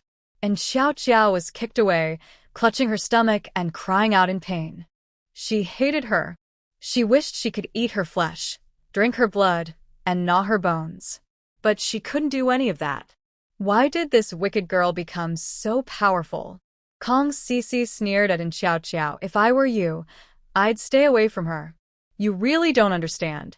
And Suelon's smile twisted her eyes. Cici, if she were sensible, she wouldn't be called Xiao Xiao. And Xiao Xiao was pulled away by Wang Chunhua. Wang Chunhua glared at Suelon with a fierce look. Wicked woman. She was so annoyed with Zhang Weiguo's flirtation that she couldn't stand her anywhere. She would kill her sooner or later. And Xiao Xiao, don't fight with her. You can't beat her. We need a decisive strike, or we'll suffer losses. And Xiao Xiao wasn't surprised and looked at Wang Chunhua. Do you have a plan? Wang Chunhua nodded. There's always a way. You just need patience. Look, I'm not even arguing with her now. And Xiao Xiao seemed to take her words seriously, thinking they made sense. And Suelon overheard their conversation clearly, but she didn't care. One kills two. The three of them sat in Yang Limei's house, enjoying a satisfying dinner. Cured ham, cured sausage, braised pork. The aroma was intoxicating. This caused trouble for the other people in the Knowledge Youth courtyard. Everyone could smell the delicious aroma and hear the laughter from their room. Looking at the 2-in-1 pancake in her hand and the bowl of water-boiled potato strips, they all felt uneasy inside. Every mealtime, they had to fight for food. If they were too slow, there would be no vegetables left. Ma Xiaojun and Sun Hongwei exchanged glances. They also wanted to move out. Eating from the big pot. Even if there was good food, they couldn't take it out, only eat secretly. If they wanted a little treat, they could only go to the commune. Although they had money, they couldn't go every day. Other families had worse conditions and didn't think so much. They just ate happily. In just a few seconds, the two of them couldn't keep up. The vegetables on their plates were gone. Ma Xiaojun sighed heavily and resignedly started eating. And Suelon and the other two closed the door and enjoyed a table full of delicious food. Spicy sausage is tasty. Yang Limei smiled. My mom made it. When I came here, she brought me a few pieces. Limei, I didn't expect you to be such a good cook. Maybe you can teach me? And Suelon tugged at her sleeve, and Yang Limei smiled. Sure. When I cook, you can come and watch, then you'll learn. She really envied people who could cook. But she had this flaw. She couldn't cook. She only knew how to boil eggs or make instant noodles. She didn't know how to cook other dishes. Last time, she made ribs in the space, but it was terrible. Thinking about ribs, she also thought of that man. She didn't know when he would come back. Did he bring her delicious food? Kong Cici poked her arm. What are you thinking? Hurry up and eat, or it will get cold. The three of them enjoyed a hearty dinner, their stomachs round and full. After returning home, she slipped into her space, wandered around for a while, and felt much better. She checked on her little plants in the space. Wheat had already sprouted ears. Ginseng and other herbs were growing very well. She saw that the space could accelerate the growth of these plants. She sprinkled a lot of spiritual spring water. Since she could grow wheat here, she could also grow other grains. Besides wheat and corn, there was only rice. But rice needs fields, and she became more excited the more she thought about it. She decided to set aside a special water field for a year, quickly turning the land into farmland. One piece, with a water ditch between two plots to flow spiritual spring water, constantly providing water. But seeds were a problem. Although the space had endless grains, it only had rice, not rice grains, only cooked rice. The space also had corn kernels, but she wasn't sure if they would sprout. She thought about it and decided to try. She raised her hand, and a handful of corn kernels appeared in her palm, placed near the wheat. Although there are different types of grain, there should be no problem with the space. With spiritual spring water watering, everything is fine. And Sui Lan finished washing up and changed into clean pajamas. She prepared to rest. Tomorrow, she still has to gather pig fodder. It's so annoying. Everyone else is resting, but she still has to gather 2 centimeters of pig fodder every day. If she doesn't go, the team leader will definitely complain again. She turned over and kept her dark, shiny eyes fixed on the ceiling. Suddenly, there was a knock on the small wooden door. A calm, magnetic voice came through. "It's me." She was pleasantly surprised he was back. And Sui Lan lit a candle. She didn't like kerosene lamps because of the strong smell. Gently, she pushed open the wooden door. The cool figure of a man entered, making the bright little house seem even more cramped. Yusui. She was wearing a pink pajamas dress with her fair, rosy face. She looked very tender and pink. There was a faint jasmine scent in the air. And Sui Lan's eyes sparkled, as if filled with water. "You're back." The man nodded softly, but his gaze stayed fixed on her. He put down what he was holding.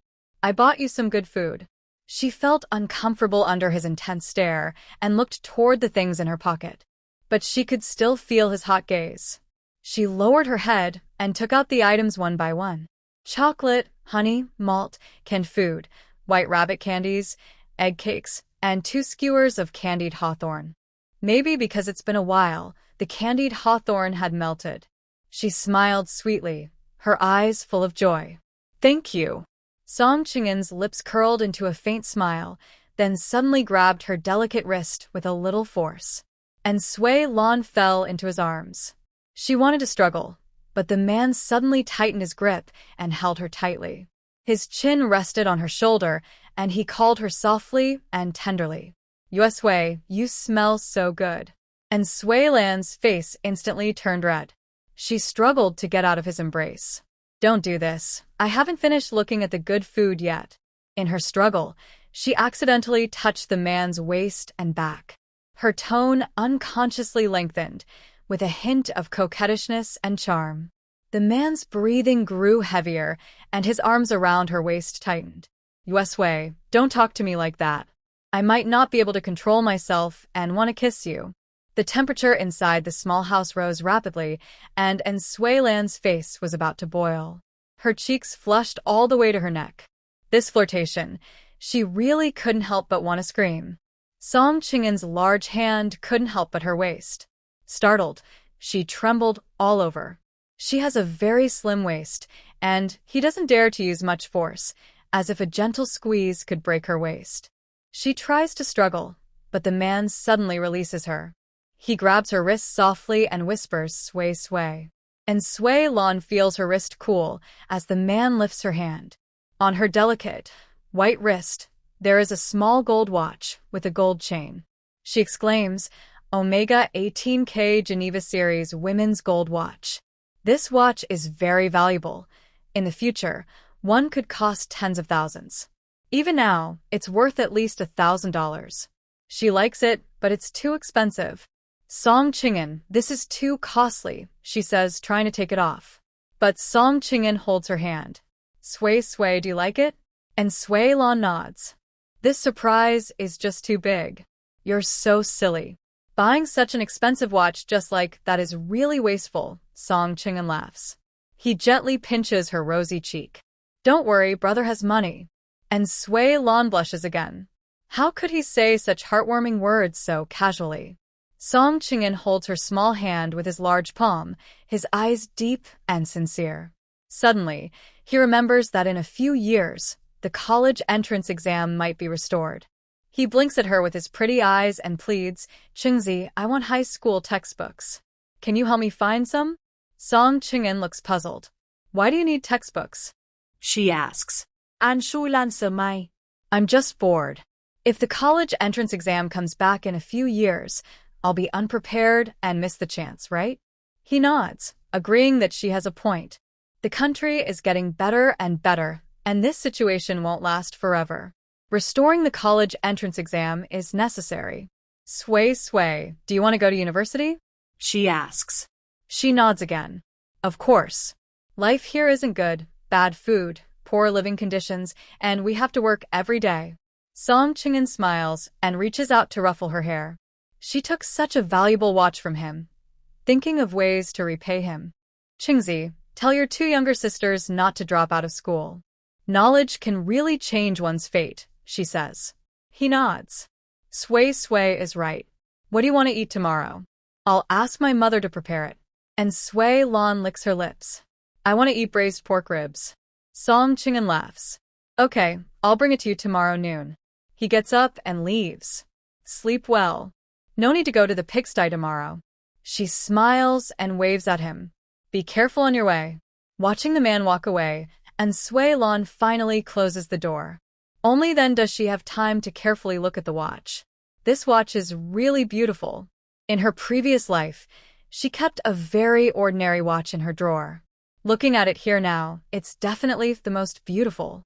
I didn't expect Song Qing'an to be so generous. That's very kind of him. Now, 1,000 yuan is equivalent to 20,000 in the future. Oh my goodness.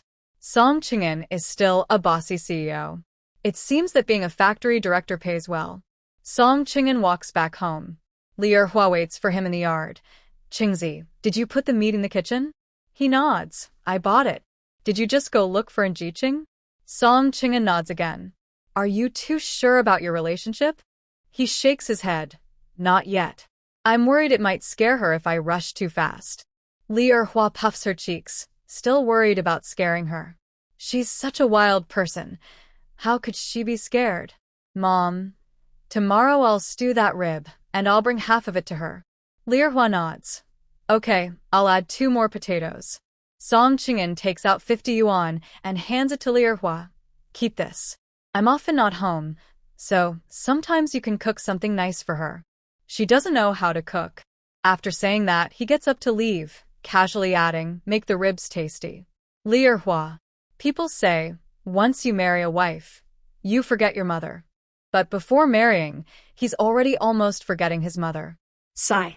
It seems the eldest son is determined to be with Jiqing. Qingzi, if you like her, just marry her quickly. No need to fuss so much. Song Qing'an's expression softens. Mom, food should be eaten bite by bite, and things should be done step by step. Li Erhua waves her hand. All right, you handle it yourself. If you have your own ideas, just go ahead. Mom is worried that if you're away every day, and Jiqing might be taken away by someone else. A cold smile appears on Song Qing'an's lips. That's impossible. Song Qing'an walks into the room, looking around at everything. Since she moved out, this is his first time staying here. Lying on the bed, he remembers her saying she had slept in his bed and covered herself with his quilt. He reaches out and pulls the thin quilt, holding it to his nose to smell. There's a faint fragrance, her scent. It's really nice. Thinking of her obediently falling asleep under the quilt, his whole body feels like it's on fire. His whole body heats up, especially in a certain place. He suddenly pulls the quilt over himself, and the lovely jasmine scent fills the air. It seeps into his nose, invading every sense. His breathing became rapid. He couldn't fall asleep for a long time. The next morning, he got up early to wash his pants.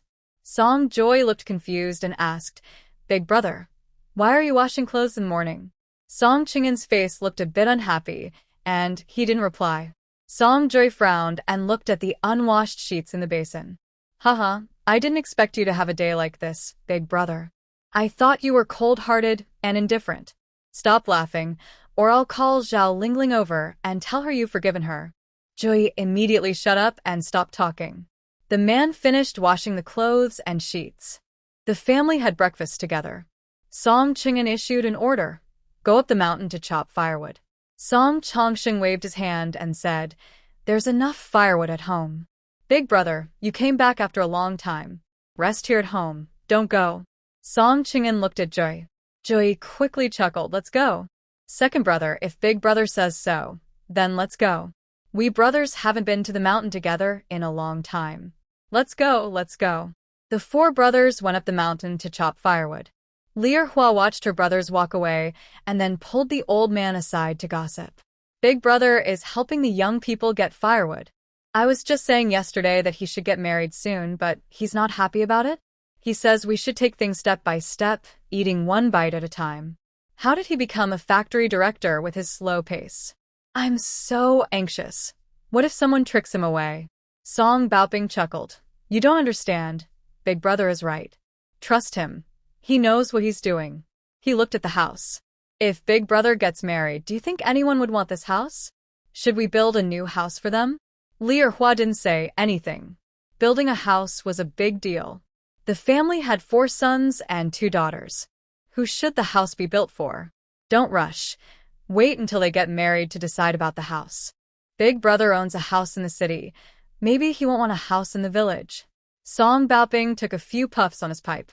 You don't understand. Whether they want it or not, they need to have one. That's the root of everything. Will they not come back in the future? Even if they do, they need a place to live. Liawa nudda. All right, I'll go stew some meat. When I come back, I'll serve it to the young people. Yesterday, she gave me 50 yuan and asked me to cook some good food to send over. Li Erhua got up and went to the kitchen to stew the meat. She muttered to herself, even I don't get this treatment. Just then Lu Daniu, also known as Aunt Lu, arrived. Erhua, what are you doing? Still busy in the kitchen at this hour? Li Erhua smiled as she finished wiping her hands. No, the boss came back to buy some meat. I thought I'd start cooking it first.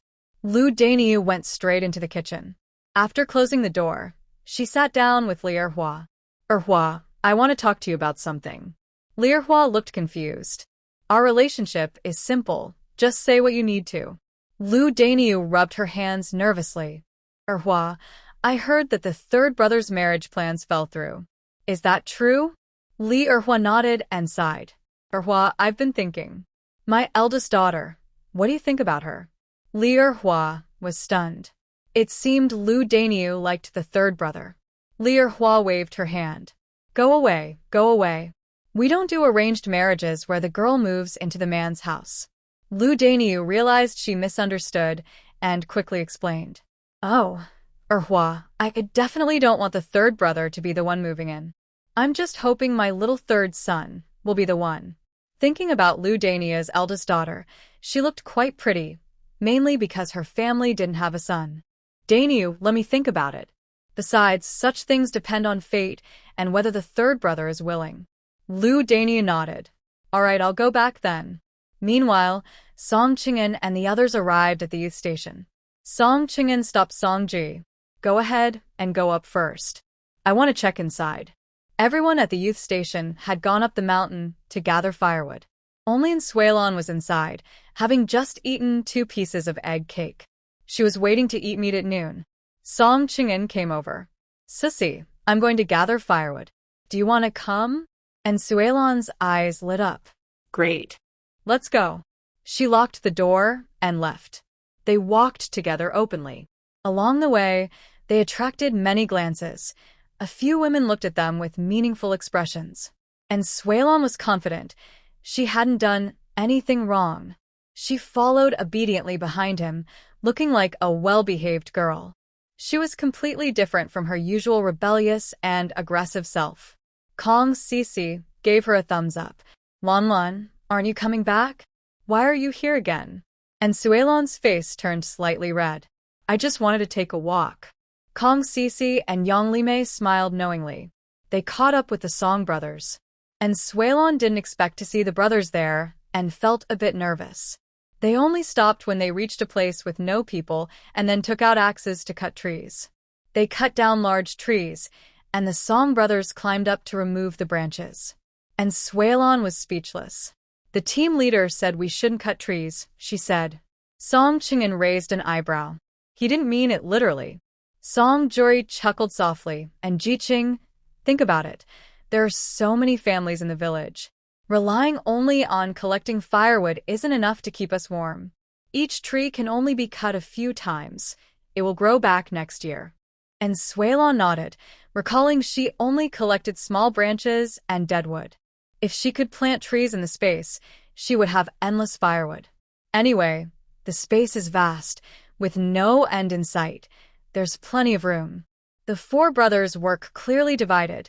2 cut trees up high, 2 gather the branches below, breaking the large ones into smaller pieces. They organize everything to carry down the mountain. Along the way, they cut many trees. She only picks small branches. Song Qingshan doesn't let her handle the big ones. Nearby, Zhang Weigua and Wang Chunhua are also gathering firewood. Everyone who eats together must gather firewood. Zhang Weigua immediately saw Suelon and Song Qingshan collecting firewood together. She was still smiling so beautifully. Before, she only smiled at him. Now she was smiling at others. He felt strangely upset inside, like something precious was slipping away from his grasp. Looking at Suelon's glowing, fair face and then at Wang Chunhua's darker face, he felt like he had lost a big watermelon but gained a tiny sesame seed. Wang Chunhua saw he wasn't moving. Weigua, what's wrong? Are you sick? I said I want to gather firewood too, but you just won't agree. Worried I might hurt myself. Just rest. I'll handle it. Hearing the voices, and Suelon looked over at the two. Wang Chunhua raised an eyebrow at her, smiling proudly, as if saying, Look, the man you didn't want is working for me. And Suelon was speechless, and then looked at Zhang Weigua, who was sweating heavily. Zhang Weigua smiled awkwardly, but the next moment, he worked even harder. He wanted Suelon to see that he could work and take responsibility for a family. Wang Chunhua stopped him. Weigua, take a break. I'll do some. Zhang Weigua shook his head. No need. I can do it. Listening to his inner feelings, and Suelon felt extremely speechless. Qingzi, let's go somewhere else. There are flies here. Okay. Song Jui smiled. You go ahead. I'll send these back first and then find you.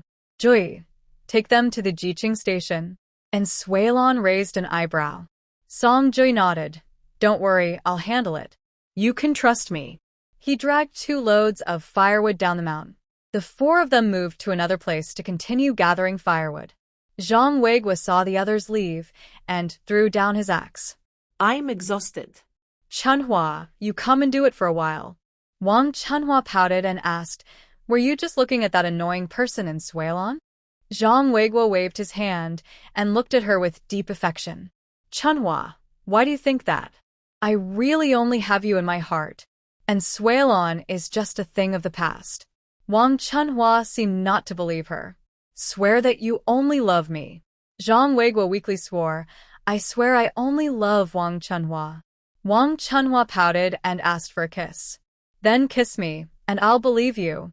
Zhang Weigua looked at her purple lips, which didn't look like the soft pink of Lon Lon. He didn't want to kiss her. But the thought of Wang Chunhua saying she would report him for inappropriate behavior made him scared. Since his family had already been sent away, if he got caught again, there would be no hope left. He closed his eyes tightly and forced himself to kiss her. Weigua, you're amazing. I like you so much. Go work now. Zhang Weigua, feeling hopeless, picked up his axe and went to work. He really wished he could slap himself. Why did he think Wang Chunhua was capable and willing to help him? Meanwhile, Suelon and the others found a new place. They quickly cut down a lot of wood. Song Ji also returned. Suelon sat there, staring at her watch in a daze. Song Jungan immediately noticed. And Jiqing, your watch looks really nice. How much did you pay for it? And Suelon looked at Song Qing'an. She shook her head. I don't know. My family bought it for me. She just made up a casual excuse. But the phrase family clearly made Song Qing'an very happy. He didn't expect that Sui Sui already considered him family. They were one step closer to their goal. It was about time. The group carried firewood down the mountain, and Suelon and Song Qing'an walked at the back. Near the bottom of the mountain, they saw the two old men again. The old men glanced at Song Qing'an and brushed past them. Qingzi, do you think that man looks familiar? Song Qing'an nodded. I feel the same. But I just can't remember where I've seen him. Song Qing'an said, they've been sent down here, so they probably have nothing to do with us. Stay away from them. And Suelon nodded and smiled. Don't worry, I'll protect myself.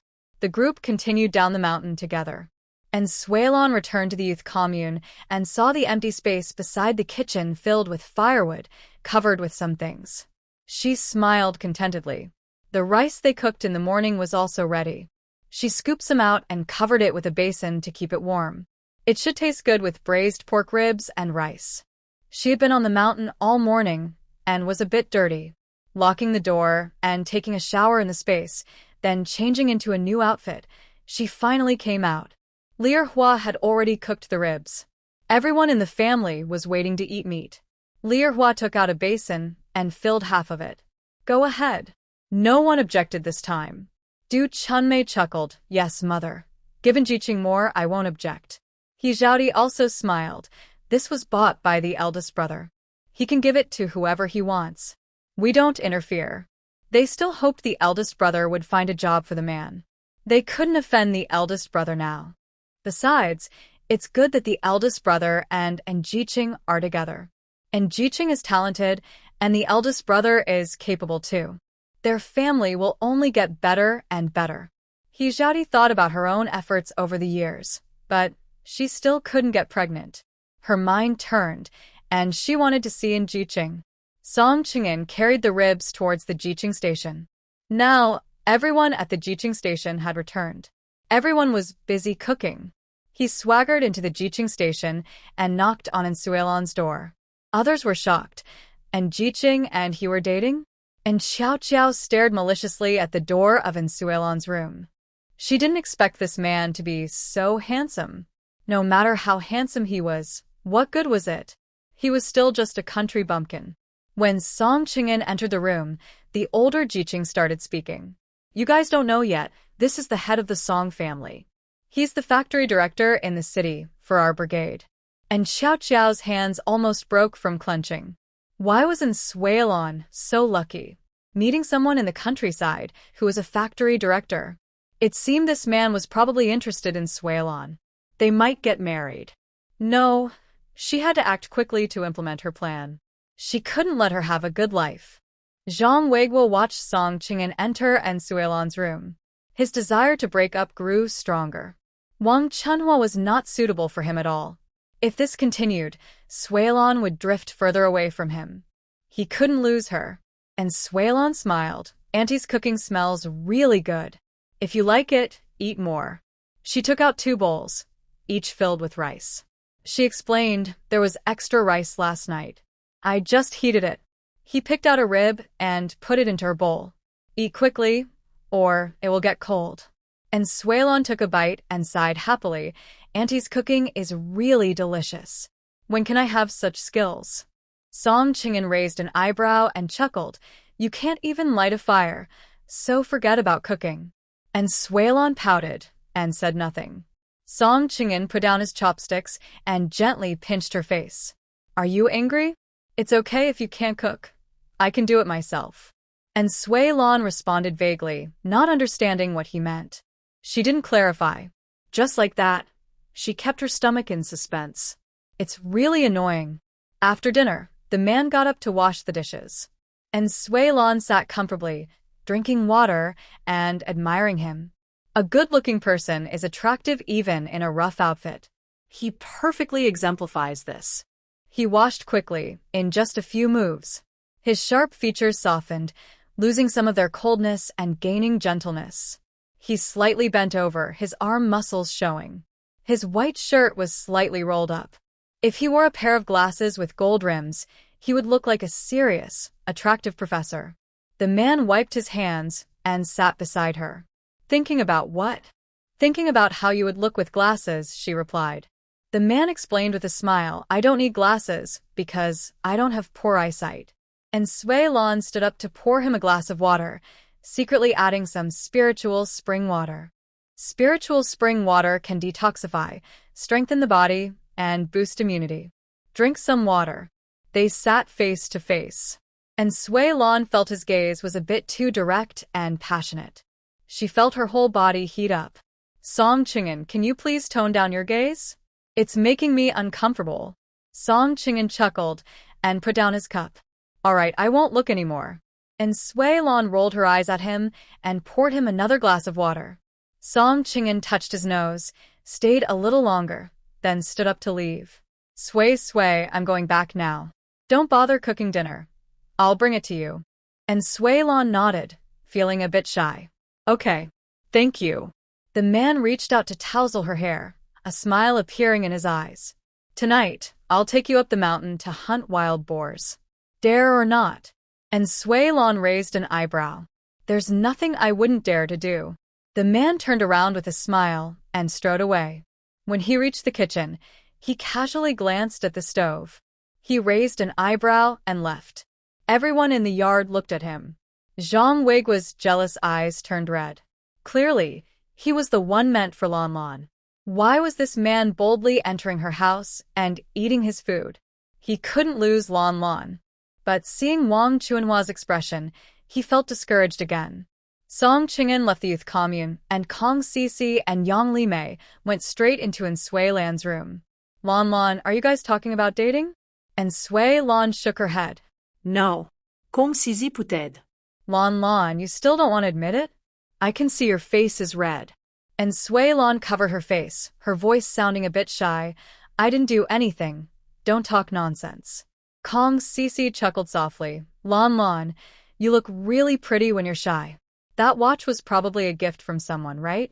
And Sui Lan not that. Yang Limei held her wrist and carefully examined the watch. Lan Lan, this watch isn't cheap. Are you sure you want to be with him and trust him? And Sui Lan shook her head. He hasn't confessed yet, and I don't really know what he's thinking. Anyway, we'll see how things go step by step. And Sui Lan couldn't quite figure out his thoughts. When she gave him the watch yesterday, she thought he was going to confess. But he didn't. Right now, they get along well, and she enjoys these days. It's good to learn more about each other. Yang Limei nodded. As long as you feel confident, we're just worried you'll be tricked. And Sui Lan smiled confidently. I'm probably better at tricking others. No one can fool me. Kong Sisi also nodded. That's good. We know you're clever, but marriage is a big decision. You should think carefully. And Sui Lan nodded. Yes, I understand. They talked about other things before going their separate ways. And Sui Lan locked the door and entered her space. She planned to visit the commune in a few days to buy some seeds. Vegetables need to be planted too. The space ignores seasons, so whatever she plants will harvest well. With spiritual spring water, the crops will taste even better. She also thought about planting more, as the land can't stay empty. Maybe it will be useful later. She remembered that in her previous life, many big events happened across the country during this time. She might need them later. She looked around her space and saw that the wheat and corn she planted had already sprouted. Time in the space was faster than outside. At this rate, she could harvest soon. She also needed to find some rice seeds, but rice was rarely eaten in this era. There probably aren't many rice seeds available, even on the black market. She would ask Song Qing'an for help. After leaving the space, she lay down to rest. It was very hot outside, and the cicadas on the trees kept chirping. She slept for a while but woke up feeling hot again. So she quickly entered her space again. She decided to sleep in the master bedroom of the villa. Comfortably, she slept until it was dark. Tonight, she was feeling energetic and planned to go up the mountain to hunt wild boar. Just as she got up and dressed, her man came over. Sui, Mom made you some steamed eggs with a bit of green onion and sesame oil. And Suelon nodded and sniffed, saying it smells really good. Song Qingshan scooped a spoonful and held it near her mouth. Try it and see. And Suelon ate it in one bite.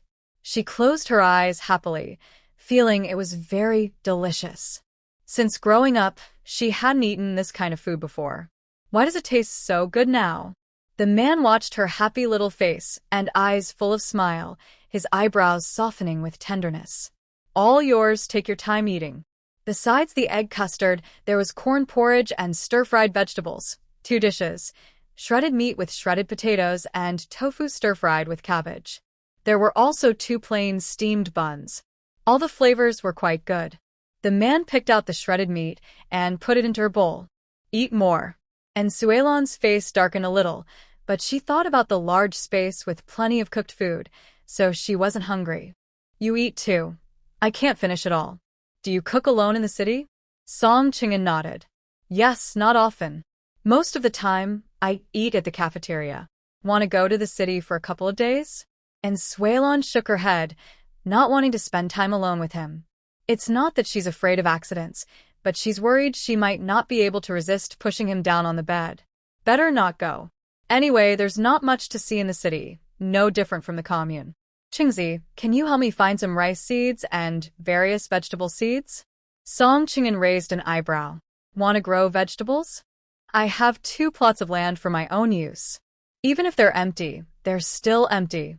If I can grow vegetables, then we'll have food to eat, and we won't have to eat potatoes and cabbage every day. Song Qingshan nodded. Okay, next time I come back, I'll bring some for you. And Suelon ate half a bun and half a bowl of corn porridge, and she ate quite a bit of the vegetables. I'm full. Song Qingshan frowned. She ate too little. Finish this half bun too. You're eating too little. And Suelon shook her head, covering her stomach. I'm already full. I won't eat anymore. Seeing she was truly full, Song Qingshan didn't persuade her further. He finished all the food and buns himself. He washed the bowls clean. Sway, I'm going back first. I'll come to call you later. And Suelon nodded. She watched him walk away confidently. As soon as he left, Zhang Weigua came over. Lan. And Suelon's eyes widened. Can't you understand what people say? Doesn't Jiqing know? Zhang Weigua awkwardly smiled. And Jiqing, are you and him dating? And Suelon crossed her arms and looked down at him from the doorway, standing tall. None of your business. Lan and Jiqing, I need to talk to you.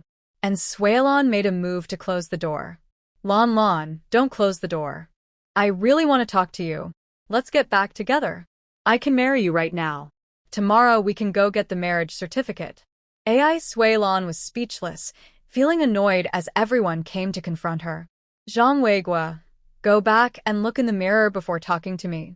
Wang Chunhua, you ran away like a donkey, and you still haven't tied yourself up properly. Wang Chunhua left the dormitory with a gloomy face. Seeing Ai Suelan's charming smile made her want to slap her. But she held back. Zhang Weigua, what's wrong with you? Are you trying to have 2 relationships at once? Are you trying to stay connected with her? Do you want to get into trouble? Zhang Weigua kept waving his hands. Chunhua, I just came to say a word. Nothing else. Can I say a few words to someone from the same place? Wang Chunhua looked very upset. She knew it was that troublemaker trying to Weigua. No way. Zhang Weigua, if you dare to do it again, I'll go to the commune. Zhang Weigua chuckled. Chunhua, how could I? You know who I am. They were acting affectionately, without caring about others. Ai Suelon sneered, realizing Wang Chunhua knew how to control Zhang Weigua. It really is true that one thing overcomes another. Wang Chunhua reached out her hand, and Zhang Weigua, feeling it, took out a coin from his pocket and handed it over. Wang Chunhua was satisfied. Ai Suelon slammed the door shut with a bang. Song Qingshan carried a bowl and went home. Lier Hua was worried they wouldn't have enough to eat. Lan, are you full? He nodded. Yes, I am full. She didn't eat much. Mom, I'm going up the mountain for a walk and we'll come back in the evening. Song Juri. Big brother, I want to go too. Song Qingshan. You're too slow. Song Jui. He wanted to follow, but Song Baoping stopped him. Jui, don't go. Song Jui looked at his father. Dad, are you saying he took AI Jiqing with him? Song Qing'an had already walked away. Yours, let's go. AI Sui Lan had changed into new clothes, long pants and a long-sleeve shirt. She still had a knife tucked behind her waist. Song Qing'an held an axe in his hand. They moved slowly up the mountain with flashlights. Song Qing'an naturally held her hand. Be careful, this path isn't easy. As they reached the man didn't let go of her. She obediently let him hold her hand. Song Qing'an led her up the mountain, and AI Sui Lan wondered, aren't we hunting wild boars? Why are we going further inside? Song Qing'an smiled. Wild boars are usually inside. We're almost there. Just then, a few people in front suddenly shouted, Boss, you're here. And Sui Lan looked carefully and recognized them as the men from the black market selling ginseng that day. Qingzi, do you know them? Song Qing'an nodded.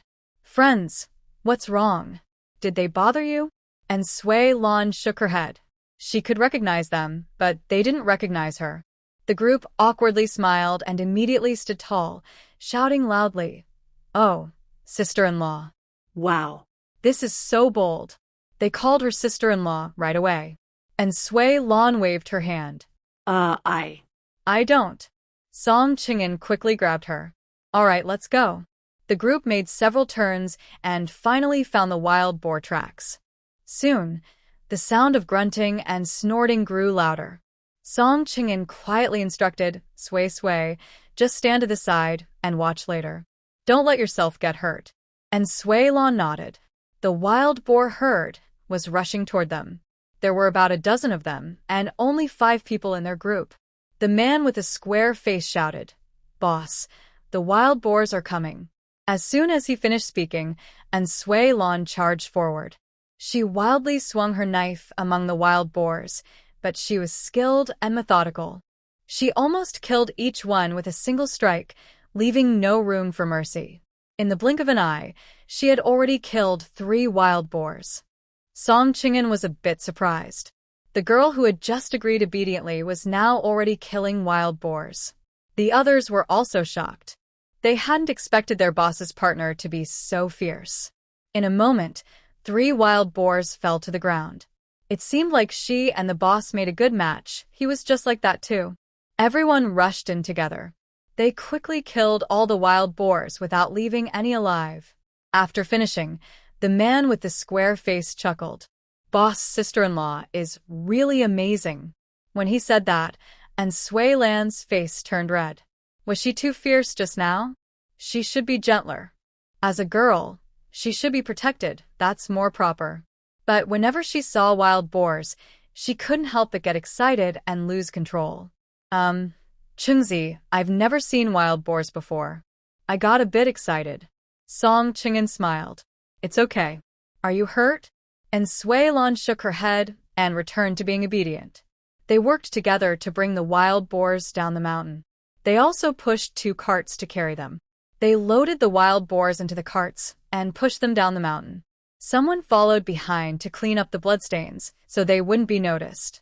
He held an iron shovel and scooped away the bloodstains with a few casual shovels, making them disappear. They descended the mountain along a small path, bypassing the village directly to the village entrance. Then, from the village entrance to the commune, they sold the meat to the meat processing factory. Song Qing'an only needed to participate when hunting wild boars. Otherwise, he rarely appeared. The 2 of them returned to the village together. Song Qing'an felt a bit nervous. Ye should already know what kind of person he was. Would she be afraid of him and abandon him? And Sui Lan couldn't hear his thoughts and didn't know what he was thinking. She was jumping happily all the way, very excited. Qingzi, when can we go hunting again? Suddenly, Song Qing'an's heart relaxed. Tomorrow night. And Sui Lan smiled brightly. I want to go too. Hunting wild boars is so fun. The man nodded. Then he suddenly asked, Yeah, this is really the true me. Are you afraid? She shook her head. You're overthinking. Just look at our team. How many families haven't been to that place? I've been there too, not to mention others. If we weren't starving, we wouldn't go. Since the black market exists, it must have a reason to be there. Song Qing'an stared at her intently, surprised by her perspective. She really had many surprises for him. This made him feel relieved. He didn't want her to find out too soon, but he realized she would eventually. His face grew serious again. Yeah, why did you go to the black market? And Sui Lan sheepishly touched her nose. It's nothing. I dug up a ginseng on the mountain and sold it for money. It was just a few of us, but I disguised myself so they wouldn't recognize me.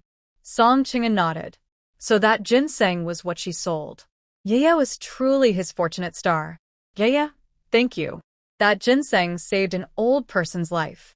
Thinking of the ginseng selling for 2,600 yuan, and Sui Lan proudly lifted her chin. Qingzi, I sold that ginseng for 2,600 yuan. Isn't that impressive? Song Qing'an could only smile silently inside.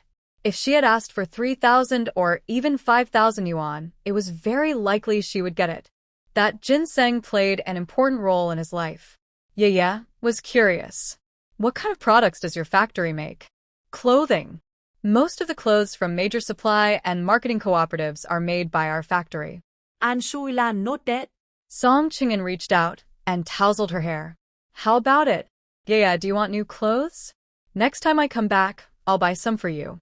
And Sui Lan quickly shook her head. No, I have plenty of clothes. No need to buy more. It would just be wasteful. The two of them arrived at the youth station. And Sui Lan opened the door and entered. All right, you should go back now. I'm going to sleep. It's very late now, almost 2 o'clock.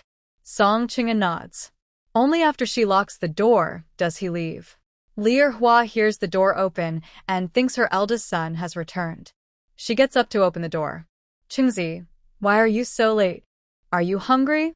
I'll cook some noodles for you. Song Qing'an raises his hand to stop her. Mom, don't worry about it. I'm very tired. I will go to sleep now. Li Erhua looks at his back and shakes her head with a sigh. There are many things to do at the factory, and he still finds time to go hunting wild boars. He doesn't know how much money he needs to earn. Every day, he seems to be obsessed with money. Song Qing'an walks quickly back to his room, finds clean clothes, washes up, and then lies on the bed. Thinking about what the little girl said, a faint smile unconsciously appears on his face. Early the next morning, he gets up and takes a few brothers to the mountain to cut firewood all morning. Seeing the pile of dry wood at Sui's door, he feels satisfied and nods. It should last a long time. Song Joy keeps calling him tired. Big brother, you really have no mercy. Going to the mountain to cut firewood at 5 in the morning. Let's rest today. I'm not doing it anymore. Song Qing'an gives him a cool look. Joy immediately shuts up. And Jiqing hasn't gotten up yet. The door is tightly closed, and the room is very quiet. Let's go. The 4 brothers return home. Li Erhua has already prepared breakfast. Hurry up and wash your hands to eat. After breakfast, Song Jiangwo comes over. Uncle, Aunt, Grandma wants you to come over. Li Erhua straightforwardly replies, I don't have time. Song Jiangwo calmly says, I'm getting married. Grandma wants you to come and discuss things together. Song Baoping stands up. Let's go. It's inevitable sooner or later. Going to the old lady's house again might cause trouble. Li Erhua wipes her hands clean and takes off her apron. Song Baoping looks at Song Qing'an. You should come too. Song Qing'an looks indifferent and shakes his head to refuse. No, I have work at the commune. Song Baoping nods. All right, then. Hurry up and go. Song Qing'an rides his bicycle away. Song Baoping and Li Erhua follows Song Jiangwo. Wang Saixia is also there. Song Baoping is no longer as shocked as at first. The two call out softly to the old lady, Mom.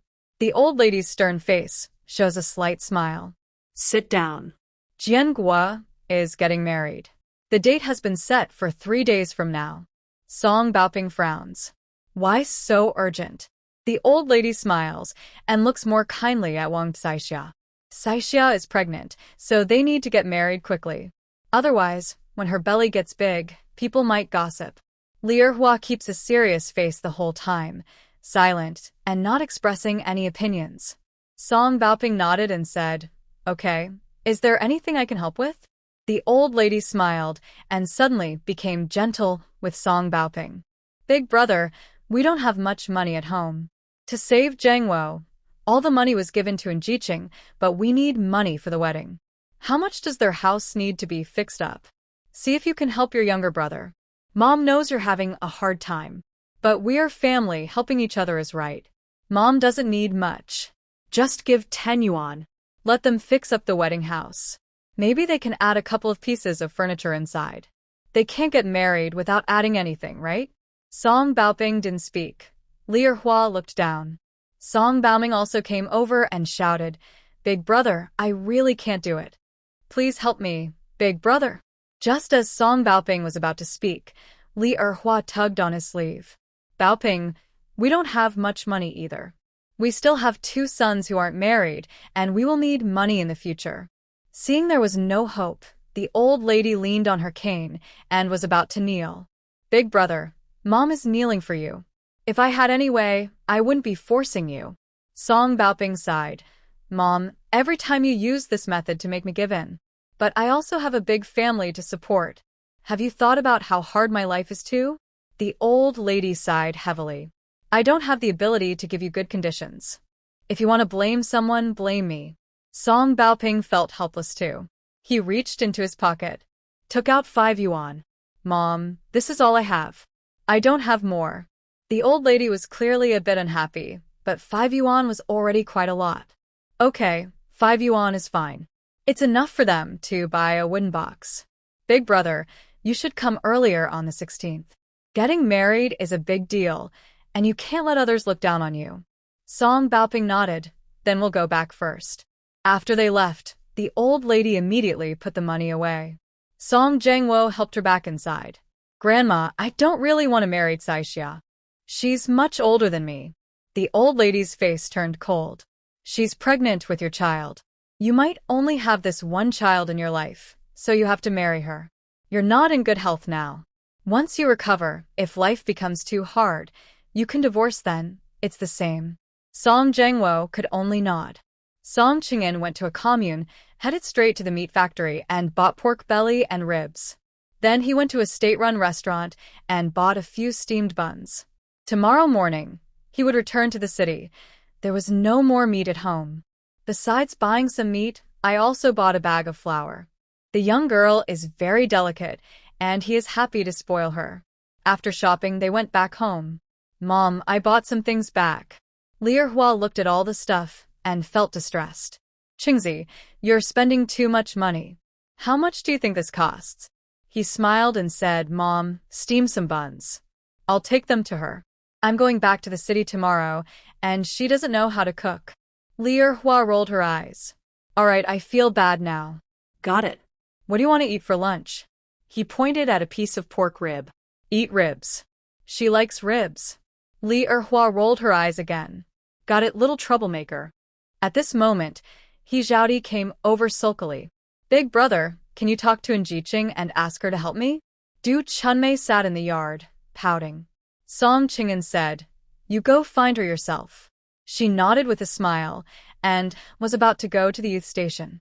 Song Qing'an called her back. She's not up yet. Go tomorrow. He Zhaodi nodded. She turned and went to help in the kitchen. Song Qing'an was sweating all over from walking back and forth and felt very uncomfortable. He carried a bucket of water and went to take a shower. Just after changing clothes, Sun Suehong came over. She was holding a bowl of dumplings.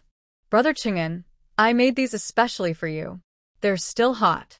Try them quickly. Song Qing'an looked unhappy, while the rest of the Song family watched. I'm not your brother, and I won't marry you. Can you stop bothering me? Sun Suehong was almost crying.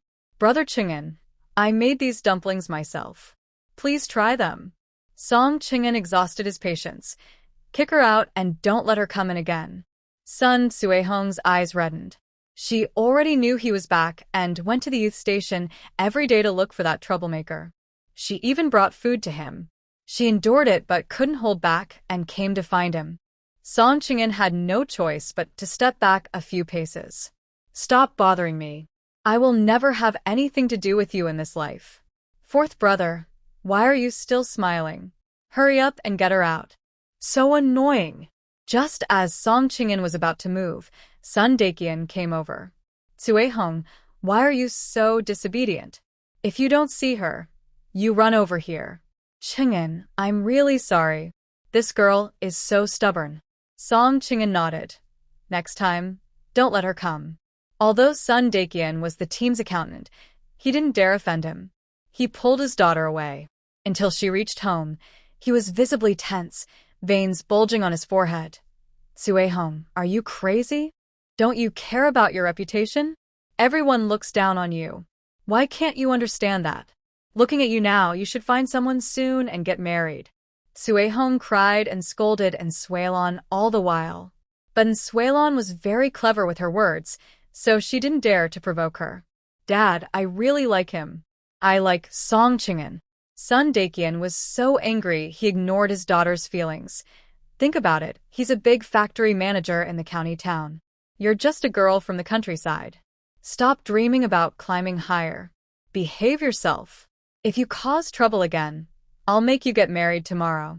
Suehong stopped crying and hid in her room, not coming out. But she had liked Song Qingyan since she was a teenager, and she still liked him now. Besides him, she didn't want to marry anyone else. Song Jui chuckled. Big brother, why does she like you so much?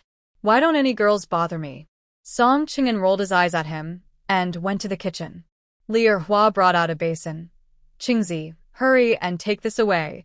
It will cool down soon. Are you taking the buns? He shook his head. No more buns. I bought steamed buns. Carrying the food, he headed to the youth commune. And Suelon was still not up yet. She was sleeping in bed when suddenly she was startled awake by knocking on the door. She rubbed her messy hair, got out of bed, and opened the door. What time is it? Why are you here now? Song Qingyan smiled, set down the food, and gently pressed her head. His tone was full of affection. Lazy cat, it's already noon, and you're still not awake. And Suelon nodded. I'm too sleepy. I'll wash up first. He took a basin from outside the water tank and poured some water. She quickly brushed her teeth, washed her face, and changed clothes, pushing him out of the room. Go out first. I'll change my clothes. He was pushed outside. Other youth in the yard looked at him curiously. Zhang Weigua thought he was being kicked out and was excited for a moment. And Xiao Qiao watched Song Qingyan come and go, her hands almost swelling from pinching. No, she had to start her plan quickly. She couldn't let Suelon marry this man. A few minutes later, Suelon pulled him back into the room. She had just gotten up and wasn't hungry. She rubbed her stomach and muttered, I'm not hungry. The man sat her down. Not hungry, but you should eat a little. Last night was busy, and you didn't eat anything this morning. How can you not be hungry? He picked up a rib and put it into her bowl, asking, Want half a steamed bun? And Suelon nodded. Yes. 2 people finished their meal. And Suelon poured 2 glasses of water.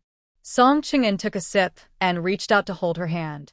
Sway, I have to go back to work tomorrow. If those people come to bother you again, just hit them back. If anything happens, I will take responsibility. She nodded, blinked at the man, and smiled. Got it, Director Song. The man chuckled softly. He said lightly, It might not be like that for long. What? He shook his head. Nothing. That night, they went up the mountain again and caught about a dozen wild boars. They returned a little earlier than yesterday. After Song Qingyan saw her home, he went straight back to his own house. The next day, she still woke up late. Song Qingyan had already left. Kong Cici called her to go up the mountain, but she didn't want to go. She was too lazy to move.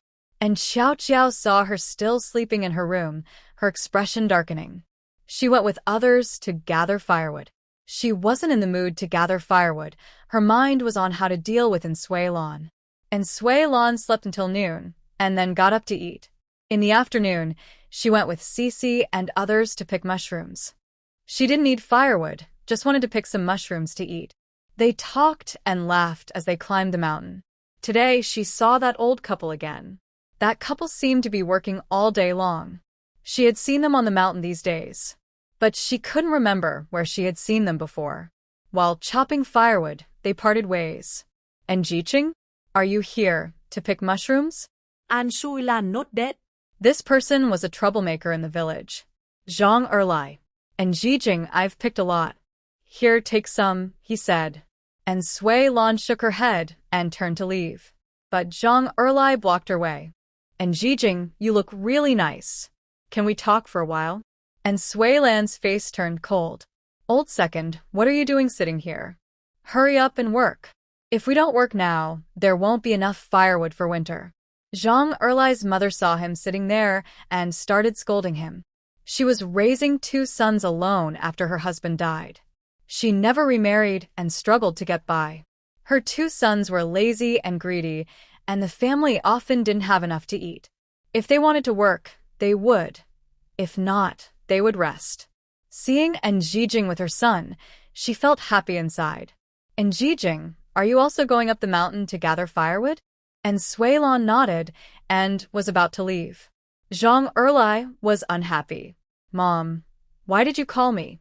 You scared her away. Aunt Zhang rolled her eyes. Do you like her? Zhang Erlai nodded and said, she's so pretty. I can't forget her after just one look. Aunt Zhang sighed, son, don't get your hopes up.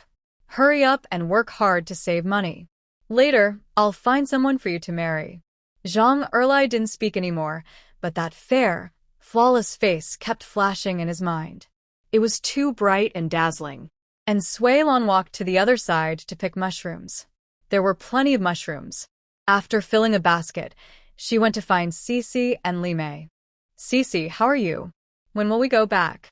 All right, let's go. Time to head back. The 3 carried firewood down the mountain together. Suddenly, Cici said, Lan, let's go to the city. I heard the clothes there are nice. An Shui Lan. She had just refused that man, so why did Cici suddenly want to go to the city? They put down the firewood and Yang Li Mei smiled. Sure, I've been wanting to go too. There's still time now, or else when the corn grows tall, we'll have to it. Then there won't be any time left. An Shui Lan not dead. Anyway, she was just going to the county town for a walk, not to see him. Okay, let's go tomorrow. The 3 smiled and went back to their rooms. The next day, they first took a bullock cart to the commune. When they arrived at the bus stop, they just waited there. Many people were already waiting. The bus arrived, but it was crowded and very tight. And Sui Lan held one person's hand, pushed and pulled, and helped both of them get on. Once on the bus, they found seats. And Sui Lan sat comfortably, feeling at ease. The trip took about 2 hours, which wasn't far. But the bus was so slow that it kept stopping whenever someone got off. It made her almost dizzy. After getting off the bus, her face looked a little better. The 3 headed straight to the department store. Sure enough, the store was big and had everything. They looked around but didn't buy much. And Sui Lan didn't lack anything. She came mainly to accompany them. They bought a lot, snow cream, hair oil, and so on. And Sui Lan bought some seeds.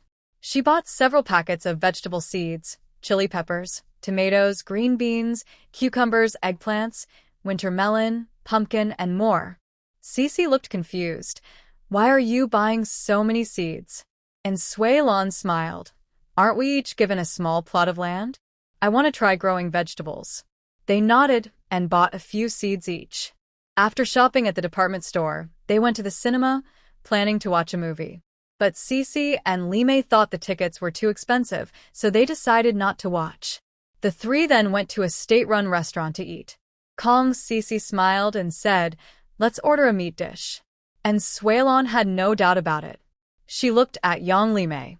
Yang Li Mei smiled and said, let's order. It's a good chance for the 3 of us to enjoy a nice meal.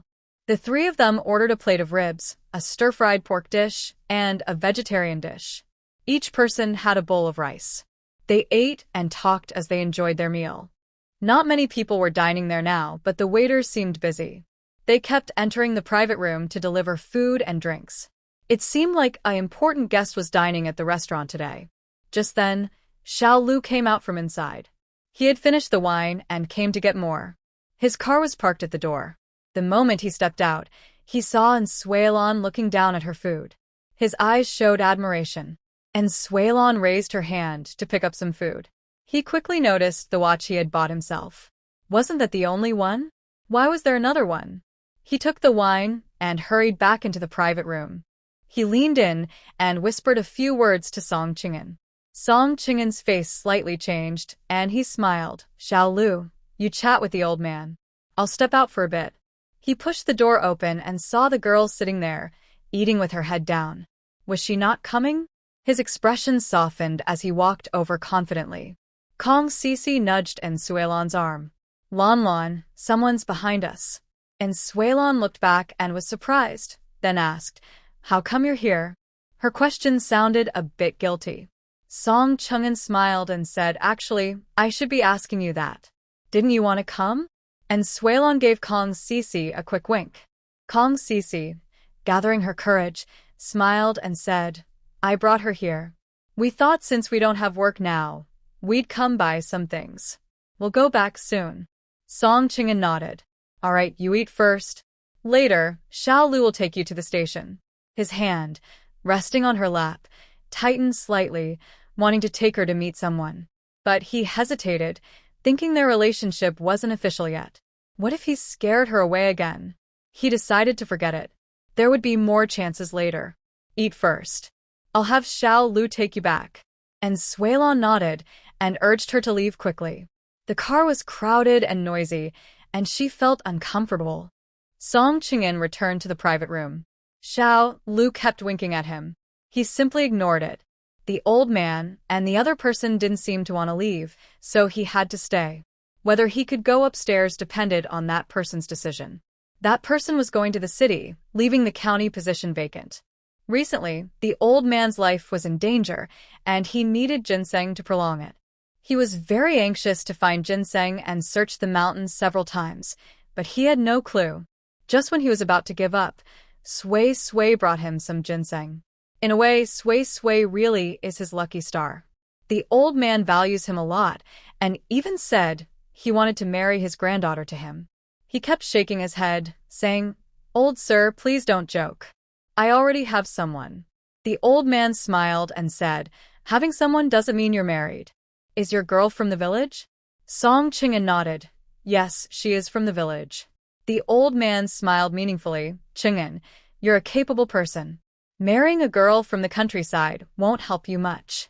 My granddaughter is very good, and she definitely won't let you be treated badly. Song Qing'an smiled silently. He was not a phoenix man, and never wanted to be one. Meanwhile, a calm and confident man smiled and said, Dad, please stop matchmaking. She already has someone. Look at you. The old man chuckled. Yes, I am getting old and conservative. When I have the chance, I'll bring your girl home to visit. Song Qing'an nodded. Okay, after we get married, I will definitely bring her to see you. And Sui Lan, Kong Sisi, and Yang Limei had finished their meal. Xiao Lu came out of the private room. And Jiqing, I am Xiao Lu, assistant to Director Song. The director asked me to take you back. An Shui Lan not dead. While speaking, he looked at the watch on her wrist. Not bad, the director has good taste. She's so fair and pretty. She can't just be a decoration, right? And Sui Lan raised an eyebrow, thinking that this assistant was quite imaginative. Does she look like a decoration? After the three got into the car, Xiao Lu started chatting, and Jiqing, your watch is very nice. If I hadn't told the director about this watch, he wouldn't have known. And Sui Lan nodded. Yes, it is quite nice. Xiao Lu chuckled, probably thinking she might become the future director's wife. So, he had to flatter her. Of course, it costs 1,000 yuan. It's definitely good looking. Kong Sisi and Yang Limei were shocked, opening their mouths wide. A watch that costs 1,000 yuan? Lan Lan was wearing it openly on her wrist. Seeing her relaxed attitude, it was clear she didn't think much of it. Kong Sisi nudged her arm. Lan Lan, be careful. Such an expensive watch, watch out. And Sui Lan nodded, looking down at her gold watch on her wrist. A trace of a smile flickered in her eyes. Are you busy with work usually? Xiao Lu shook his head. Not busy. Now people are poor and don't buy clothes often, so we're not too busy. However, there is still work to do. Right now, the factory director keeps thinking about redesigns. but he hasn't found good designs or styles. And Suelon nodded, seeming interested, and asked, "Is it hard to find designers?" "There should be designers in the clothing factory." Xiao Lu smiled and said, "And Jiqing, the factory's designers keep changing, and they only have a few styles. The director is never satisfied." And Suelon understood and realized she could help him a lot. Next, they kept talking about the factory. Suddenly, and Suelon asked Xiao Lu, "Does anyone in your factory like Song Qing'an?" Xiao Lu blurted out, "Yes. There is a designer in the design department who is interested in the director. She often asks to discuss clothing styles with him, but the director has rejected her many times." Oh no! He secretly slapped his own mouth. His mouth was too quick. How could he tell Jiqing such things? What if she causes trouble for the director? And Jiqing, don't worry, the director isn't like that. He never has outside work with her. Everyone looked at Xiao Lu and secretly chuckled. Seeing that Suelon wasn't speaking, Xiao Lu nervously said, "You won't take the chance to trouble the director, right?" And Suelon was initially laughing at this. But as she listened, her heart felt a little sour and uncomfortable. Her voice was muffled, and she didn't seem as happy as before. No. Oh no. He really made a mistake. Xiao Lu almost cried. Seeing Jiqing's not-so-good expression, he felt like crying but had no tears. What should he do? If the director finds out, he will definitely punish him. They didn't speak much for the rest of the time until they reached the village. Only then did Xiao Lu turn back. He arrived at the factory, parked his car nervously, and went to the director's office. He knocked and entered, rubbing his hands. "Boss, I took Jiqing back." Song Qing'an nodded. "Good. Go back to work. The design department has new drafts. You should check them." He then looked down at his files. Xiao Lu didn't dare speak and kept rubbing his hands, thinking about how to explain himself to the director. Seeing he hadn't left, Song Qing'an asked casually, "Anything else?" Xiao Lu hesitated and said, "Boss, I might have said something wrong." Song Qing'an frowned slightly. "What happened?" "Boss, and Jiqing asked me if anyone in the factory liked you." I blurted it out. Song Qing'an put down his pen and asked, "What did you say?"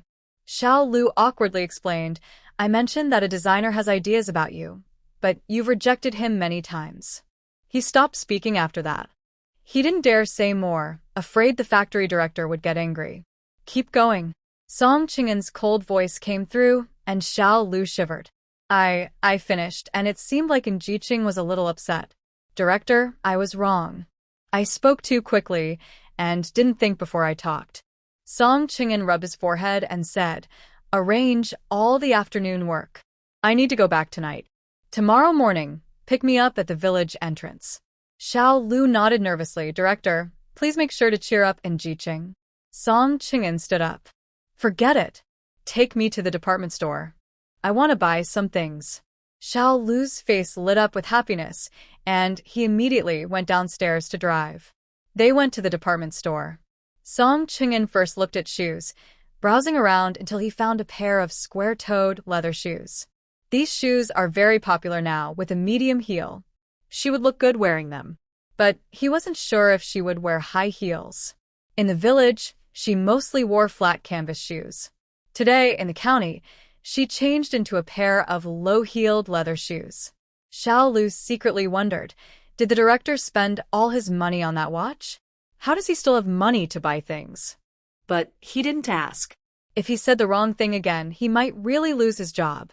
After buying the shoes, he looked at some dresses. He liked a red, dull-color dress with a big bow at the back. It would look great on her. After buying the clothes, he looked at other items but found nothing new. So he decided to go back to work directly. He couldn't focus on work all afternoon. He wondered if that girl was really angry. He felt a bit frustrated. What if he couldn't make her happy again? They had just made some progress. After finishing urgent tasks, he went back to the dormitory to shower and change clothes. He asked Xiao Lu to take him back. When they arrived in the village, it was already dark. He hadn't even had dinner. He went straight to the youth center with the things he bought. At this time, Suelon had just finished washing up and was planting vegetables and watering in her space. Suddenly, She heard a knock at the door. Who is it? Fuisu, it's me. And Sui-lan was surprised. How did he come back? She opened the door and looked at him. Song Qing'an, why are you back? He reached out with a big hand, pulling her into his arms and holding her tightly. Sui, don't be angry. He hugged her tightly and firmly. Sui, don't be angry. She struggled free. I'm not angry. Everything's fine. Song Qing'an gently pinched her little face. Be good. Don't be angry. Xiao Lu said it's nothing. Song Qing'an took out the clothes and shoes he bought. I bought these for you this afternoon. Do they fit? And Sui-lan looked at the shoes and clothes. Surprised, she said, Did you choose all these? Yes, I picked them myself at the department store. They look great, and they're my size. How do you know my size? Song Qing'an smiled mysteriously and said nothing. That day, when he hugged her, he secretly measured her. He playfully pinched her nose. If you like it, that's what matters. His eyes suddenly became serious and sincere. And Sui. Yes. And Sui-lan was casually looking at the style of leather shoes and answered nonchalantly. Be with me. And Sui-lan's hand trembled. She put down the shoes, feeling a little nervous, and asked, What did you say? Song Qing'an pulled her close so she could look at him. Be with me, Sui. Her face turned red. She couldn't help teasing him. Are you confessing? It's different from others. Doing something so special. If I don't agree, will you be secretly sad? The man thought seriously for a moment, then nodded and shook his head. He held her soft little hand and rubbed her back with his fingertips. No, if you don't agree, it's probably because I'm not good enough. So I'll keep trying. And Sui-lan smiled, and she wrapped her hands around his neck. She whispered softly in his ear, Song Qing'an, I agree. But we should be boyfriend and girlfriend first, then think about marriage. Song Qing'an happily hugged her, so excited he spun her around several times in the room. Sui. Until Sui-lan felt her head spinning, he finally put her down. Then he looked at her with some worry and asked, Sui, you don't mind that I'm older? And Shu-lan. How old are you? I'm 26. When mentioning his age, he looked at the girl nervously, afraid she might leave him at any moment. And Shu-lan's my. Just 8 years older, being a dad-type boyfriend is pretty good too. Song Qing'an didn't understand what a dad-type boyfriend was, but it probably meant being older was okay. His face lit up with a big smile as he patted her head. I was planning to wait a bit longer before confessing. Today, Xiao Lu said you were angry, and I felt worried and scared, afraid of losing you. And Sui-lan's eyes curved into a smile, and her lips curled up, shining like sunshine. Song Qing'an was very excited. He didn't expect to succeed so easily. He had already prepared for a long struggle. But unexpectedly, Sui agreed so easily. He wished he could tell everyone that Sui-lan was his girlfriend. He stared at her intently, noticing her face turn red again. Control your gaze. He smiled with his lips curled. I can't take my eyes off you because I have to leave early tomorrow. When I come back next time, it will be several days later. The factory is busy, so I can't visit you often. Sui, do you want to find a job in the city?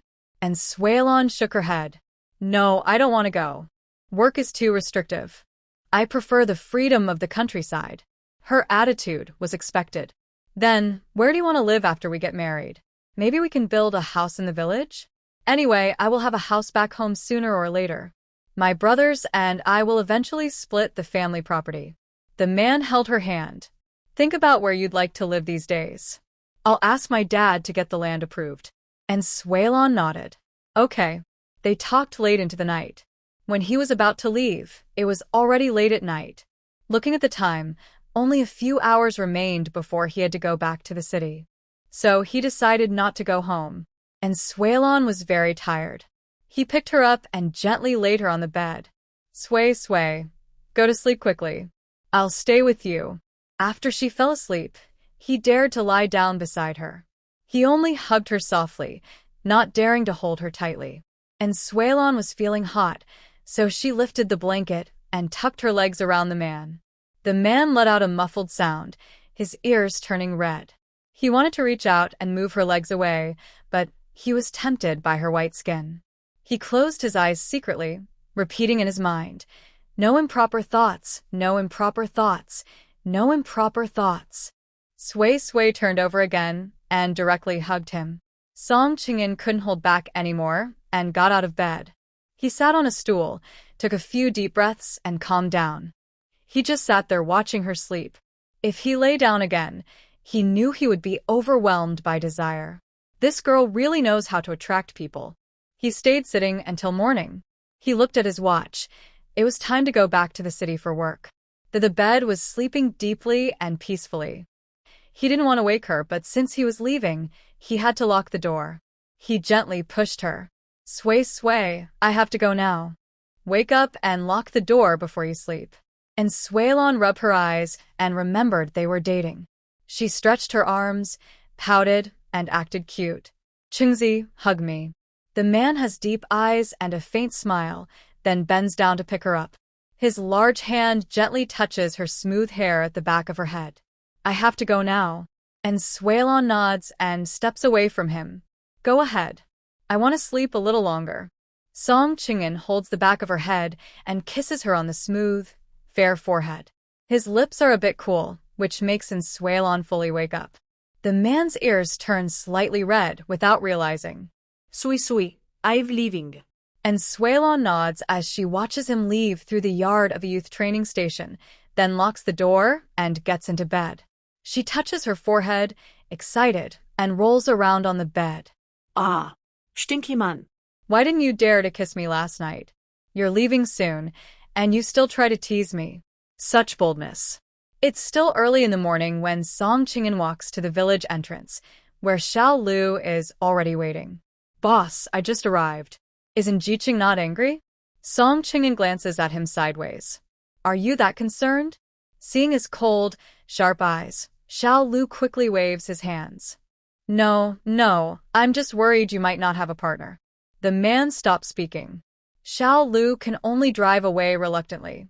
During the 2-hour journey, he just manages to catch up on some sleep. When they arrive at the factory, everyone is energized and looks refreshed. Xiao Lu watches him, muttering to himself, "Why does the factory director seem in such a good mood today?" As soon as Song Qingyan enters the office, Zhang Lin from the design department's sweet voice follows. "Director, I've designed a few new styles. Take a look." Song Qingyan doesn't even lift his eyes and picks up the phone. "Come in." Xiao Lu rushes in happily. "Designer Zhang has 2 drafts. Xiao Lu, you should take a look. Once they pass your review, you can submit them to me." "Xiao Lu, tell Designer Zhang the rules." Xiao Lu smiles and says, "Designer Zhang, right now, all drafts must be approved by me first before they go to the director. Let's go. Let's discuss it first." Zhang Lin is quite unhappy. These are the designs she worked for a week. Why is the director so blind? He didn't even lift his eyes. Today, she specifically dressed in her best clothes to see the director. It's so frustrating. She is determined to win this man over. And Suilon sleeps for another 2 hours before getting up. She decides not to go feed the pigs. Just as she gets up, Chuning and Xiaohe come over. "Big sister and my mother steamed some buns. I brought some for you. Yesterday, my older brother bought some fouillon flour especially." And Suilon smiles and graciously accepts. "Okay, thank you for helping me thank Auntie. This steamed bun is really soft and nice to look at." She went back inside and brought a pound of egg cakes. "Please give this to Annie and the team leader." Both of them refused, but Suilon said, "If you don't want it, then don't send anything next time." They took the things and went back. At noon, she casually cooked some noodles in her space. Kong Cece asked her, and she said she wasn't hungry for anything else. Anyway, she didn't cook often, so it was normal. And Xiao Qiao looked at the whole wheat buns, which she had received more than 10 of at once. She was drooling with hunger. And Suilon really has good luck. She just arrived here and already has men sending her gifts. She hadn't seen her watch before, but now she wears it every day. Surely it was given by that man. She looked just as good as in Suilon. She wondered if that man would notice her. Now, her main goal was to stop Sui Lan from marrying that man. After finishing her meal, He Zhaodi came over. And Jiqing, have you eaten? And Sui Lan nodded. Is something the matter? He Zhaodi nodded and smiled awkwardly. And Jiqing, I think you're pretty good at treating illnesses. I've been trying for a third child, but can't get pregnant. I've taken so many medicines trying to conceive. I want you to take a look at me. And Sui Lan nodded. Come inside then. He Zhaodi put down the eggs in her basket, and Sui Lan handed her a stool. She also closed the door, as it was a special time, and she needed to be careful. About your illness, I can look at it, but I have a request. You can't tell anyone about this. He Zhaodi nodded. Don't worry, I know. I won't say anything outside. And Sui Lan nodded, and then checked her pulse. After 2 minutes, she smiled. You don't have serious problems. Mainly, it's because you've had 2 children. Your body is weak and not well conditioned, plus your periods are irregular. That's why it's hard to get pregnant. In a few days, I will prepare some medicine. Just take it a few times and also pay attention to your lifestyle. Herbal plants grow quite widely, and almost every province has them. Because they are so common, she hasn't planted them in her space. It seems she will need to dig some up and plant them this time. There are still many medicinal herbs on the mountain. Before she reached the foot of the mountain, she found quite a few. They are all common herbs. She digs each one into her basket. Maybe they'll be useful someday. On her way back, she meets Zhang Erlai at the foot of the mountain. Are you digging wild plants in Jiqing? I know where there are lots of wild vegetables. Let me take you there.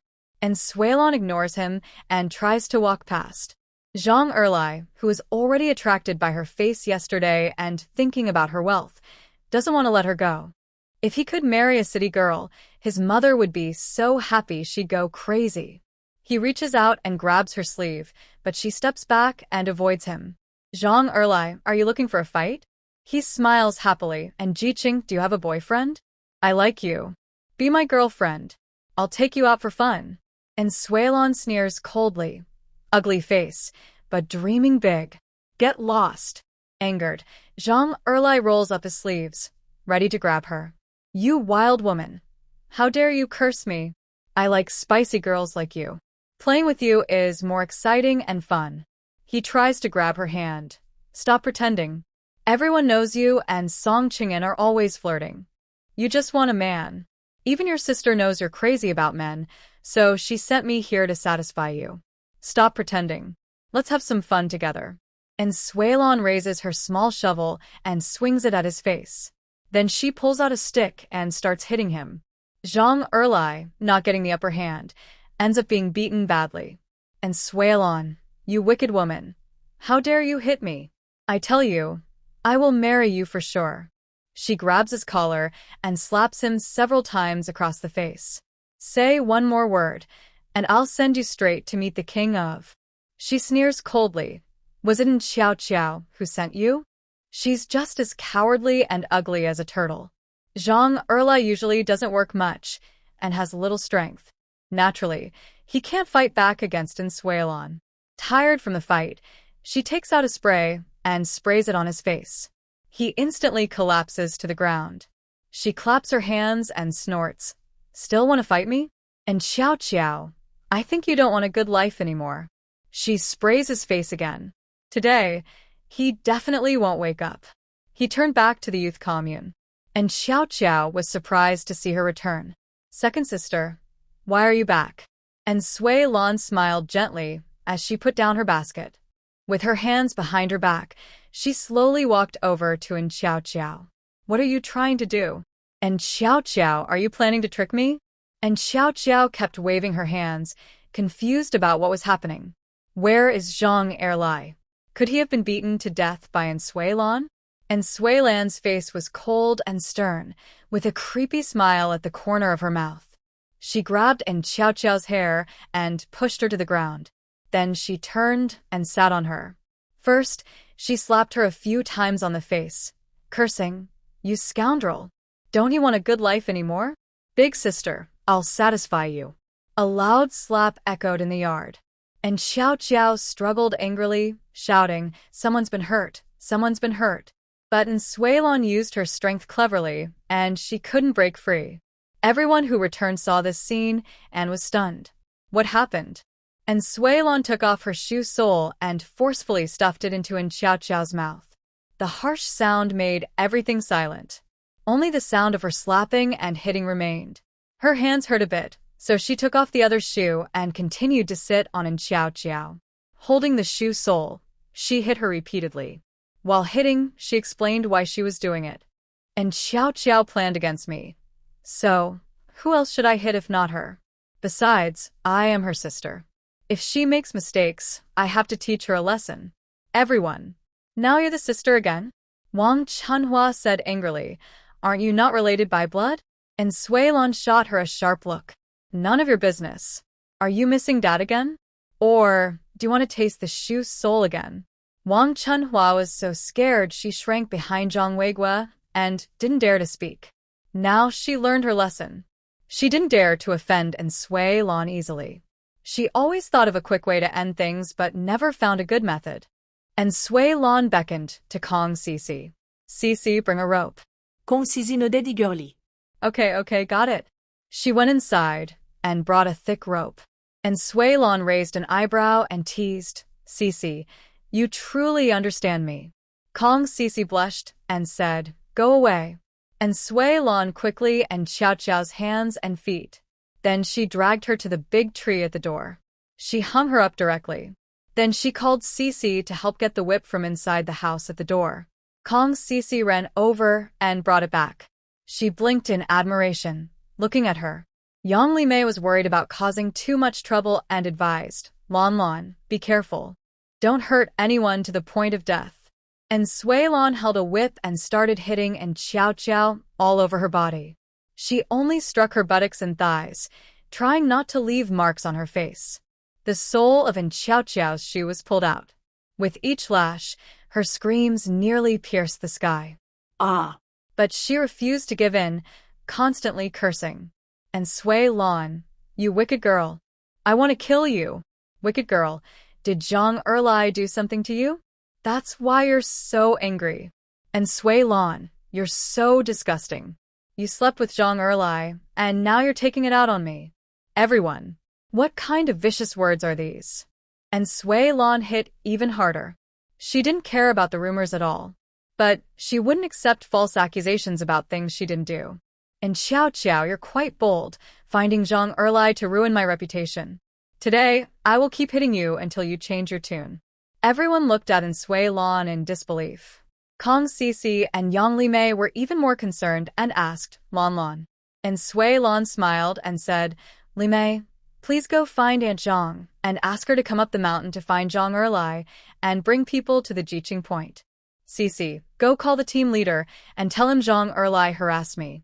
I want to report them. Also, say that all this was instigated by Xiao Qiao. The two quickly ran away. Zhang Weigua was a bit worried about her, unsure of what she planned to do. But no matter what, women would suffer the most. Lon, maybe we should just forget it? Otherwise, your reputation in the village will be ruined. And Suilon was now attacking indiscriminately. She didn't even bother looking at Zhang Weigua and simply gave Wang Chunhua a meaningful look. Wang Chunhua, if you can't control your donkey, I don't mind helping to teach it a lesson. Wang Chunhua awkwardly grabbed Zhang Weigua and glared at him. Zhang Weigua, are you asking for a beating? Stop looking for trouble. And Xiao Qiao was still angrily cursing. And Suilon hit even harder. She didn't believe Xiao Qiao could be so stubborn. And Suilon, you wicked girl. I want to report you. And Suilon rolled her eyes and said, suit yourself.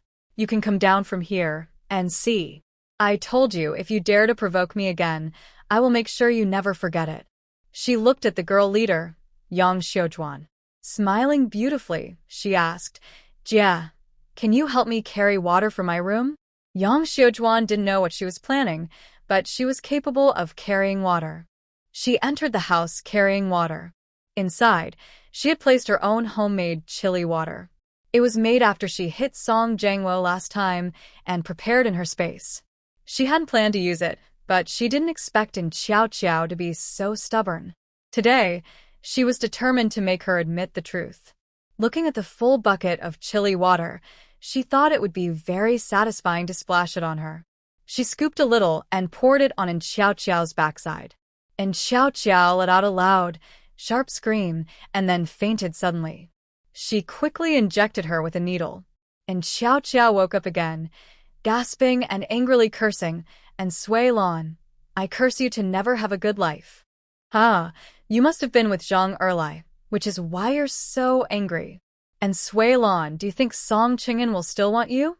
Ha ha ha, and Sui Lan, even if you die, you can't hide this fact. And Sui Lan sneered coldly, her face icy and sharp. Originally, others at the youth camp wanted to try to calm her down, but seeing her current state, they realized Xiao Qiao was just looking for trouble, so they stayed silent, standing aside without speaking. Wang Chunhua wiped her sweat, thinking Xiao Qiao was too foolish. She hadn't delivered a fatal but instead gave her a handle to hold onto. Just then, the team leader, Li Erhua, and everyone from the Song family arrived. When they saw this scene, they all gasped. Oh my goodness! The youth camp girl was so savage. Song Baoping's face darkened. Seeing Sui Lan hit someone gave him a headache. Things definitely wouldn't end well. What happened? Sui Lan explained with a smile. Team leader, Xiao Qiao was forced by Zhang Erlai to me. I knocked Zhang Erlai out, and now I came back to settle the score. What? Lan, are you okay? Li Erhua asked worriedly, staring closely at her, afraid she might be hurt. Sui Lan shook her head proudly, showing off I'm fine. With my fighting ability, even if Zhang Erlai comes again, he's no match for me. But this was all instigated by Xiao Qiao, and I won't let her get away with it. Team leader, I want to report her. The team leader immediately opposed when he heard she wanted to report her. Li Erhua tugged his sleeve. Old man, you better think carefully. If the boss comes back, how will you explain? The team leader said nothing. Xiao Qiao took the opportunity to complain, Team leader, I want to report Sui Lan. She hit me, and I want to report her. He was too tired to bother with her. This Xiao Qiao was also not well behaved. He was very troubled. The youth camp girl was quite a troublemaker. Just then, Aunt Zhang dragged Zhang Erlai over. Other villagers also came to help. Seeing this scene, everyone stopped to watch the excitement. Aunt Zhang angrily scolded Sui Lan, and Jiqing, why did you hit my son? Sui Lan smiled and pointed at Xiao Qiao with a whip. That's a question for Xiao Qiao. How would I know? Zhang Erlai was still dizzy, lying on the ground like a dead dog. Sui Lan stepped forward, and no one saw exactly what she did. Zhang Erlai suddenly woke up. He saw Sui Lan's face, and was so frightened that he shrank back quickly. You. Sui Lan slapped him. What's you? Tell the team leader why you went to the mountain to find me. Zhang Erlai looked at Sui Lan, and then at Xiao Qiao hanging on the tree. He didn't say a word. Sui Lan sneered and clapped her hands. Team leader, I want to accuse Zhang Erlai of harassing me. The team leader's face darkened. Zhang Erlai, what exactly did you do? Tell everything. Sui Lan sa mai. It's okay if you don't say, someone else will. She scooped up a bowl of chilly water and poured it directly on her. Ah. Li Erhua asked curiously, what did you pour? She looks very painful. Sui Lan chukka. Chilly water. Ow. Everyone gasped. It was chilly water. No wonder she fainted from the pain. Xiao Qiao, if you can honestly tell the truth, I'll let you down. If you don't, I'll keep pouring. I have several more buckets inside. Just wait to be in pain. She poured another bowl on her. Xiao Qiao was in so much pain she wanted to die. She desperately shouted in her heart, why isn't she fainting? Why isn't she fainting? Sui Lan rolled her eyes. Are you going to tell the truth? Or should I do it again? Xiao Qiao cried from the pain. Team leader, are you just going to watch her bully me? Team leader, you need to control her. She's a disgrace. The team leader waved his hand. This is a serious matter. You and Zhang Erlai colluded to deceive her. This is your punishment. Just tell the truth quickly. Otherwise, both of you will be put in the cattle shed. And Sui Lan poured another bowl. Ah. She hated herself for not being able to outsmart Sui Lan and was suffering for it. And Sui Lan kept pouring bowls, and she was about to go crazy. I admit it. I told Zhang Erlai that you liked men and asked him to go to the mountain to you. It was all me. Everyone's attitude towards Xiao Qiao changed immediately. The villagers were talking excitedly. And Xiao Qiao is at least the sister of Njiji, yet she is so mean and schemes against her own sister. Is she not afraid of karma? Any girl like her, marrying her would bring bad luck to the family. Be careful in the future. If she's upset, what should we do about her schemes? Team leader, kick her out. We can't let this troublemaker stay in the team and ruin our reputation. And Xiao Qiao was released by Sulan. And Sulan looked at the team leader angrily. Team leader, you saw it. These people won't confess unless they are beaten. The team leader nodded, listening to the villagers' chatter. Lock in Xiao Qiao and Zhang Erlai in the cattle shed. And Xiao Qiao immediately started begging. Team leader, I was wrong. I know I was wrong. I won't do it again. She grabbed the team leader's pants, annoying him, so he kicked her away. Then she went to beg Sulan. Second sister, I don't want to go to the cattle shed. Please forgive me this time. I won't oppose you again. Please forgive me. I'm a young worker. I can't go into the cattle shed. If I do, it will ruin the reputation of Qingshan team. The team leader sighed, thinking about Qingshan team's reputation. He looked at Sulan. Young worker, they've learned their lesson. Have them write a promise and apologize to you publicly. Would that work? And Sulan shook her head. No. They severely hurt my feelings. They should compensate me for emotional damages. The team leader was confused. What's emotional damages? And Sulan continued, this time it's me. But if it were someone else, Zhang Erlai might succeed. This kind of thing must not be tolerated. Each of them should pay me 100 yuan, or I will report them. The team leader nodded. All right. And Xiao Qiao and Zhang Erlai each pay Njiji 100 yuan. Case closed. Aunt Zhang heard about the 100 yuan compensation and immediately started protesting. Team leader, you know my family. I really can't come up with 100 yuan. And Sulan narrowed her eyes. Aunt Zhang, if you don't want to pay, I can report your son for misconduct. He might face serious consequences. Is your son worth 100 yuan? Aunt Zhang didn't say anything. The team leader waved his hand. All right, go home and get the money. Aunt Zhang left in a hurry to fetch the money. And Xiao Qiao was lying on the ground, motionless. And Sui Lan kicked her lightly and asked, Are you dead? And Xiao Qiao glared at her and said, You know I don't have money. Captain. She won't pay, so lock her in the cow shed quickly. And Xiao Qiao felt unfair and limped into the house. Soon, she came out holding some money. And Sui Lan sneered, It's not that you don't have money. You stole it? And Xiao Qiao clenched her fists, wanting to hit her hard. My mother sent me this much. Aunt Zhang brought out the only money they had at home. But Xiao Qiao encouraged her son to find Jiqing. This matter can't be ignored. If it weren't for Xiao Qiao, she wouldn't have to pay 100 yuan. Aunt Zhang grabbed Xiao Qiao and started hitting and kicking her, not caring that the captain was nearby. The captain was about to intervene, but Li Erhua held him back and said, Don't get involved. Aunt Zhang beat Xiao Qiao badly and then stormed into the dormitory, rummaging through her bag. She found 50 yuan and cursed fiercely, You worthless troublemaker. This is all your fault. This money should be yours to pay. Remember, you still owe me 50, which will be deducted from your wages at the end of the year. Otherwise, you'll regret it. And Xiao Qiao was beaten badly by Aunt Zhang. She wanted to fight back, but her whole body hurt too much.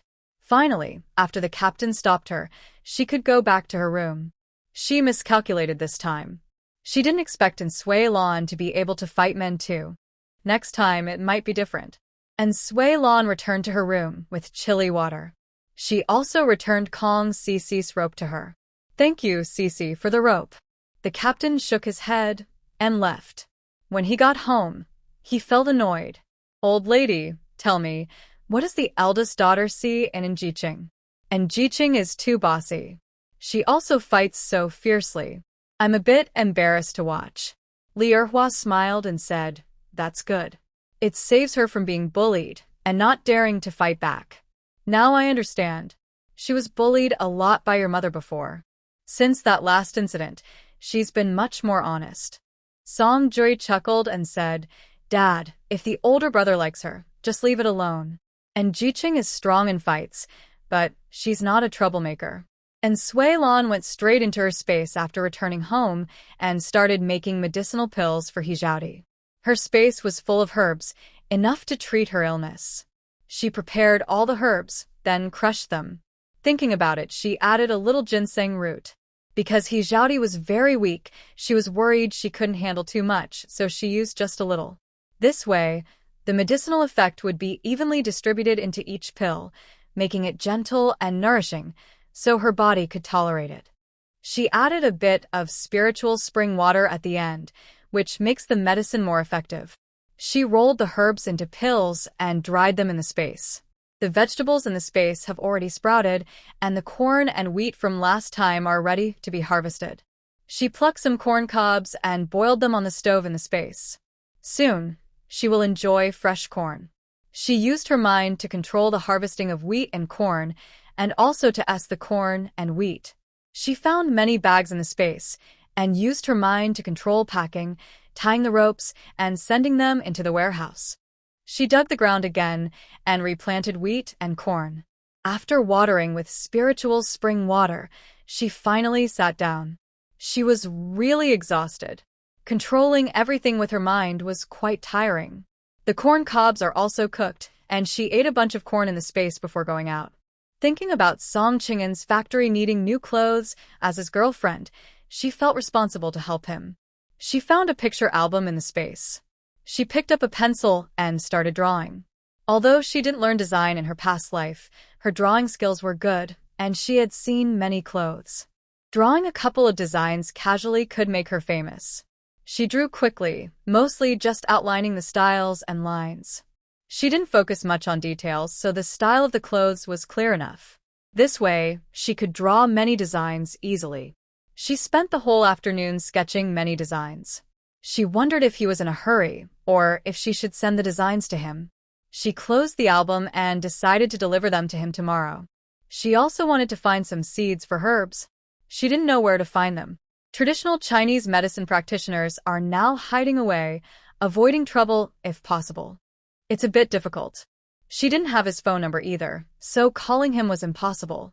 After thinking for a moment, she decided to visit the county tomorrow. Early the next morning, she told Kong Sisi and Yang Li Mei before leaving the village. She went straight out of the village. She went to the commune and bought 20 meat buns at the state-run restaurant, ate one, and stored the rest in her space. She found a hidden spot, brought out a jeep from her space, and drove off quickly. The 2-hour journey was completed in just an hour and a half. She parked the car, asked for the address of the clothing factory, and then slowly headed there. An old man was at the gate. She smiled and handed him a few candies. Grandpa, I'm looking for the factory director. Can I go in? The old man smiled. Who is the factory director? The factory director's family hadn't visited before, and he didn't know them. But this young girl looked quite pretty. Maybe she's the factory director's sister? Are you the factory director's sister? And Suilon giggled softly and nodded firmly. Yes, I am her younger sister. The younger sister is also a sister. The old man opened the door for her and pointed toward the 3rd floor. The director is in the 3rd floor office. Okay, thank you, sir. And Suilon tiptoed quietly and walked all the way up to the 3rd floor. Xiaolu's office is right next to the director's door. He immediately saw Jiqing. His mouth opened in shock. Could he be still sleepy? Why did he see Jiqing? He rubbed his eyes and looked again to be sure that Jiqing was really here. He ran over excitedly. Jiqing, why are you here? And Suilon smiled mysteriously. I came for something. Is he inside? He was about to push the office door. Xiao Lu's face changed. He suddenly remembered Zhonglin was inside discussing clothing styles with the director. She had been inside for a while. Last time, Zhonglin's design was good, and after 2 revisions, the final version was ready today for the director to review. Although Zhonglin liked the director, she wouldn't confess her feelings openly in the office. She would wait until she left to let Jiqing go in. If Zhonglin did something inappropriate and Jiqing saw it, the director might get annoyed again. Hey, Jiqing, the director is busy and someone is inside. Maybe you should wait a bit? He felt a little guilty saying this. And Suelon's expression changed slightly. All right then. A designer? That really is a special advantage. If Chengzi liked her, he would have liked her long ago. It's not her turn. Work is important, and she can't delay him. Xiao Lu breathed a sigh of relief. And Jiqing, come into my office. I'll pour you a glass of water. And Suelon smiled and stepped into Xiao Lu's office. Just then, the door of the director's office suddenly opened. Zhonglin walked out proudly. She immediately saw Suelon. Her eyes flashed with jealousy. Who is this girl? She had never seen her in the factory before. She studied Suelon carefully. Smiling, she asked Xiao Lu, is she your girlfriend? Xiao Lu quickly shook his head. No. He dared not be disrespectful. She is the future wife of the director. And Suelon lightly flicked a strand of hair from her forehead with her delicate finger. Crossing her arms, she looked proud. I am Song Qing'an's girlfriend. Zhonglin's face instantly turned extremely ugly. The director's girlfriend? Since when did the director have a girlfriend? Impossible. She was about to ask Suelon clearly, but she had already pushed open the office door and walked in confidently. Little Lu smiled bitterly, thinking, why is this ancestor so arrogant? He clearly knows that the person in front of him likes the factory director, yet he openly admits it. Now, everything is ruined. Little Lu, is she really the factory director's partner? Little Lu nodded with a bitter smile. Yes, she is. Zhonglin clenched the design draft in her hand so tightly that it almost tore. Her teeth clenched so hard they felt like they might break. Ha! She liked him for 2 years, but he never responded. He kept refusing her, saying he didn't want a relationship. But now he has someone else? Her eyes turned red, tears welling up, and she ran off quickly. Little Lu sighed heavily. Both are such stubborn people. And Suelon entered the factory director's office and closed the door behind her. Song Cheng didn't look up and was very impatient. I've already made myself clear. Leave now. And Suelon playfully flicked her hair back. Director Song, such a big attitude. I guess I have to leave then. Song Cheng was surprised and looked up with a happy expression. He hurried to stand and greeted her warmly. Sui, why are you here? And Suelon smiled charmingly, her eyes bright and captivating. Today, she had put on a light makeup. Her lips were red, her teeth white, and her cheeks had a slight pink tint. His Adam's apple moved involuntarily. The girl was teasing him again. He reached out and pulled her to sit down. Then he turned and poured a glass of water, handing it to her. Why are you here? And Suelon took out a sketchbook from her small bag. With a mysterious smile, she said, take a look at this first. Song Cheng sat beside her, flipping through the pages. His face gradually showed more surprise. These design sketches completely outshine the mediocre designers in the factory by a huge margin. Although they were simple sketches, it was clear how stylish those clothes were. Most of the designs were for women, with only pants and shirts for men. I drew these yesterday afternoon when I had some free time. Take a look and see if they can be used. Song Cheng smiled. Sui, you are truly my lucky star. And Suelon proudly said, if you can use them, just take them. I drew them casually anyway. He nodded. Sui, how about this? 200 yuan per drawing.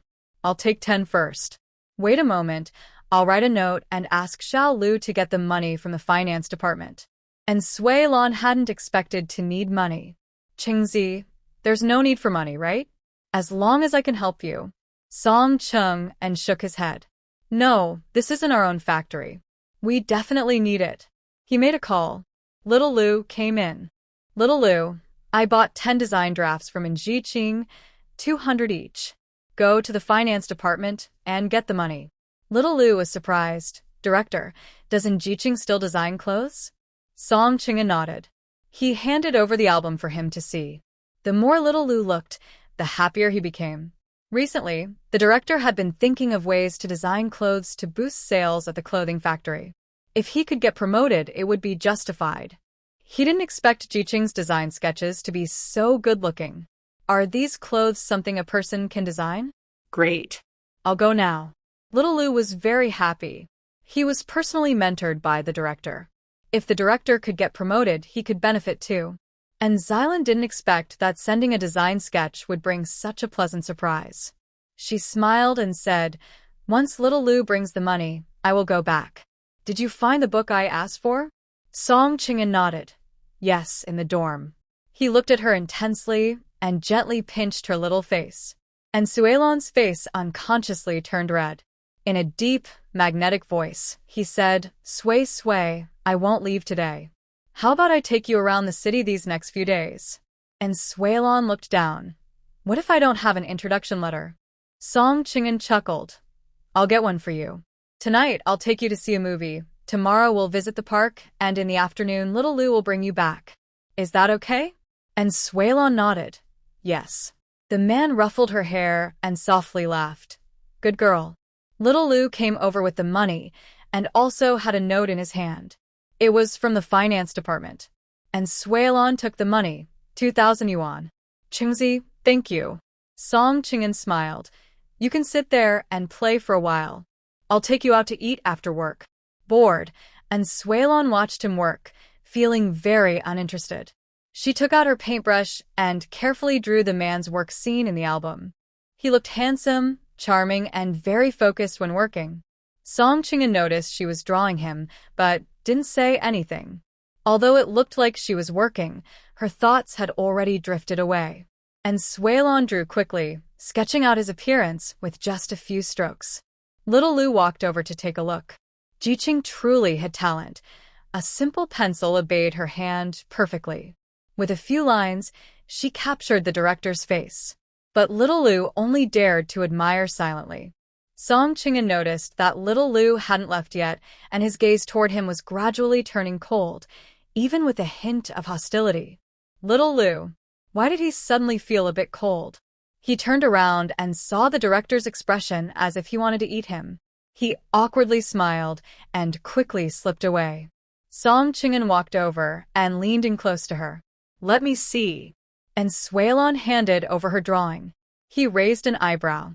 "It looks very similar. Even the details match." She proudly lifted her tail. "Of course, I am a great artist." Song Qingshan closed her sketchbook and took her small hand. "Let's go eat." Little Lu, eager to join, said, "Director, and Rejection, can I come too? I can serve tea and water." And Suelon covered her mouth and giggled. Song Qingshan coldly refused. "No. Give me the keys." Little Lu handed over the car keys, muttering, favoring romance over friendship, that guy. Song Qingshan shot him a sidelong glance. "Tell the design department, cutting department, promotion department, and purchasing department there will be a meeting at 2 p.m. in the conference room." Little Lu nodded. "Got it." The two walked side by side out of the factory. It was almost quitting time and many people saw them. Zhang Lin, isn't the person next to the director probably his girlfriend? Zhang Lin looked extremely upset, glaring at Suelon with hatred. She turned and walked away. Those behind her shook their heads and sighed, feeling sorry for her. Everyone knows she likes the director, but he keeps rejecting her. Then he suddenly found someone else. "I just saw her face. She's much prettier than Zhang Lin. Honestly, that girl and the director look quite a good match." Zhang Lin overheard these comments and wished she could swallow them whole. Song Qingshan drove the car, with Suelon in the front passenger seat. The old gatekeeper chuckled. "Director, your sister looks just like you." "She's clearly your real sister." Song Qingshan frowned, and Suelon giggled and greeted the old man. "Grandpa, goodbye. We're going to eat." After leaving the factory, Suelon explained, "My sister is still my sister." "Right?" Song Qingshan nodded. "Sway Sway is right." Behind them, Zhang Lin's expression froze, suddenly hit by a wave of surprise. Sister? She really does look quite similar. Grandpa, are they siblings? The old man smiled happily. This morning, the young girl said she was the director's sister. Zhang Lin almost floated with happiness. The director has no girlfriend. She almost caused trouble for his sister. Luckily, nothing serious happened. If she wanted to win over Song Qing'an, she should start with his sister. It seemed he was quite fond of his sister. If she could win her over, her chances would be even better. She stopped eating and turned toward the department store building. And Suilon and Song Qing'an arrived at the state-run restaurant. Song Qing'an took her straight into a private room. What would you like to eat? She tilted her head and thought, chicken nuggets and vegetables. The man smiled and asked, don't you like fish? And Suilon shook her head. I like fish, but I don't like fish bones, so I don't want to eat it. He nodded. Okay. Sui, I'll order the food. He ordered braised chicken nuggets, vegetables, pork ribs, and half a sweet and sour fish fillet. They also ordered 2 bowls of rice. Soon, all the dishes arrived. Sui, you eat the chicken nuggets first. I'll pick out the fish bones for you. And Suilon nodded happily, feeling cared for. Song Qing'an carefully picked out the fish bones, worried he might miss one. He pushed the fish fillet with the bones to the girl. Sui, eat quickly. I've finished removing the bones. And Suilon nodded, smiling sweetly with her eyes curved. Thank you. Song Qing'an took a bite of rice and reached over to serve her a pork rib. Sui, eat quickly. They finished their meal chatting and laughing. And Suilon ate quite a lot and felt a little full. Song Qing'an, I feel a bit too full. His large hand patted her head. There are hawthorn candies in the office. I'll make you a cup of water when we get back. There was half a chicken nugget left, so Song Qing'an packed it into a lunchbox. Let's go. They got in the car and headed back to the factory. Suddenly, and Suilon remembered she didn't even have toothpaste or a toothbrush, and the guest house probably didn't have disposable ones. She hugged his arm and coquettishly said, Qingzi, I want to buy some toothbrushes, toothpaste, and towels. Song Qing'an nodded. Okay. The car headed straight to the department store. And Suilon bought toothpaste, a toothbrush, and a towel. Then she went to the women's clothing section and saw a dress. It looked similar to the one Song Qing'an bought for her, very pretty. Big sister, please help me wrap this dress too. And Suilon was surprised. Why are you doing that? I haven't even looked at it carefully, and you've already bought it? Song Qing'an smiled. He wanted to pinch her cheek, but saw there were many people around, so he hesitated. His big hand hovered in the air, but then lowered. This dress is very nice. You haven't brought any change of clothes either. The salesgirl immediately smiled and praised the dress. And Suilon was stunned. The salesgirl was so eloquent. Big sister, how much is this dress? She felt the salesgirl's enthusiasm was a bit strange. Most salespeople nowadays are not so friendly. Some even sit there knitting sweaters or patching shoes. The salesgirl smiled and said, it's not expensive, only 30 yuan. This is a high-quality item from Shanghai. Just this one. Look at the fabric, so good. And Suilon was surprised. 30 yuan isn't expensive? Her wardrobe was full of clothes, but she had no reason to take them out. In this era, workers' wages were very low. The highest was about 30 yuan a month, the lowest around 20, and even Qingzi, the factory director, earned no more than 50. That's a whole month's salary. Song Qing'an smiled and said, wrap it up. You look good in it, and it's really not expensive. The older sister happily wrapped it up, looking at Qingzi with an expression like she was a wealthy person. Yes, she was a wealthy person. She always bought such expensive things. Just as they were about to leave, the sales clerk called out to them again. Young lady, you're staying here today, right? And Suilon was confused and asked why. Come, let me tell you. We just received a new batch of pretty underwear. You can choose some. I heard that young man just now say you didn't bring any change of clothes, so these are essential. And Suilon's face turned red, and she dared not look up at Song Qing'an again.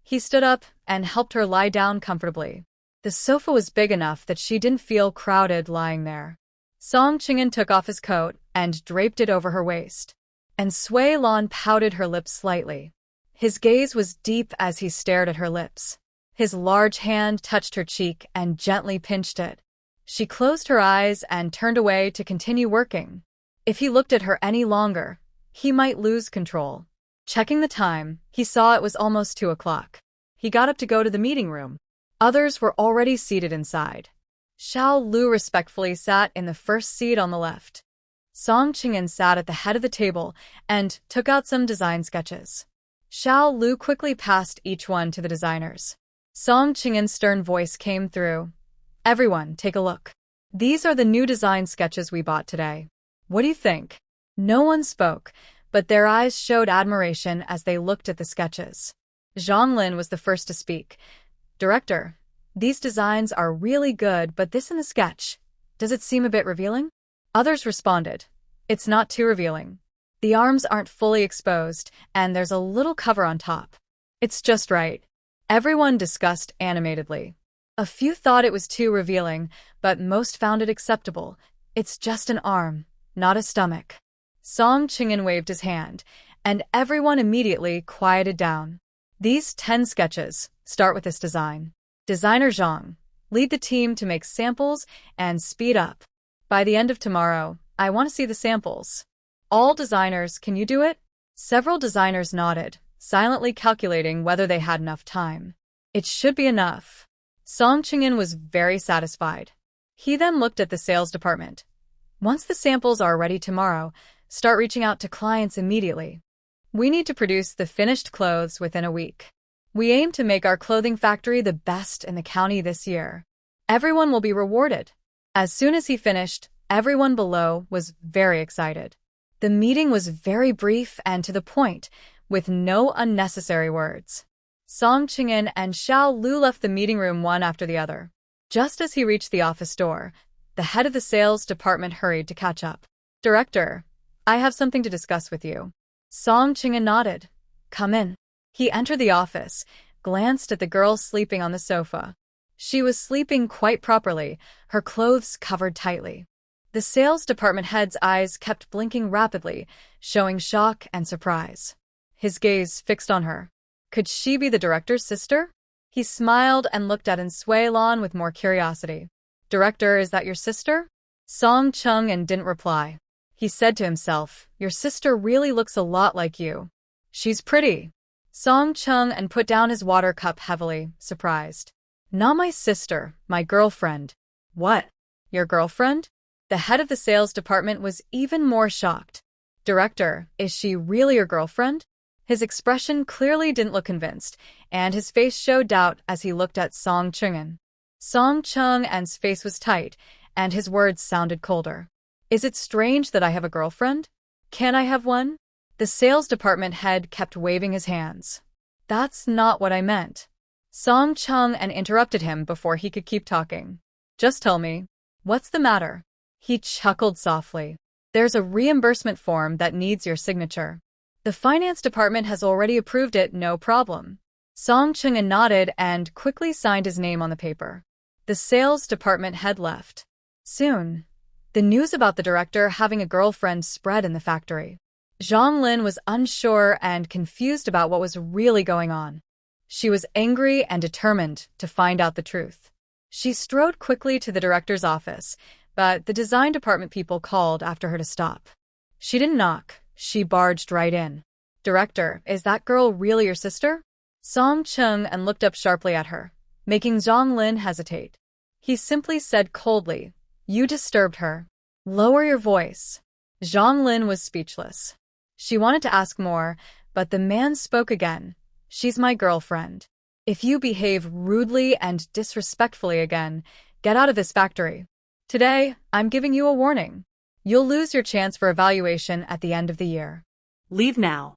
He made a phone call, and Xiao Lu came in to pull Zhang Lin away. Zhang Lin felt stupid, looking at how he acted just now, protecting her like her eyes. She really thought she had no chance anymore. Xiao Lu looked at her and felt a bit sorry. Zhang Lin, don't be too sad. Things like this depend on fate. Zhang Lin nodded, wiped her tears, and walked away quickly. And Sui Lan had already woken up when they were talking. Zhang Lin was really passionate.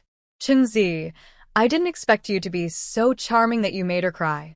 Zhang Lin is pretty good too. Why don't you like her? Song Chung'an stood up and sat beside her, patting her head. His gentle gaze, there's no reason. Some things just can't be explained. If you like it, you like it. If you don't, you can't pretend. And Sui Lan smiled, wrapping her arms around his neck. This man really knows his boundaries. He never makes her uncomfortable. Every move he makes is within her comfort zone.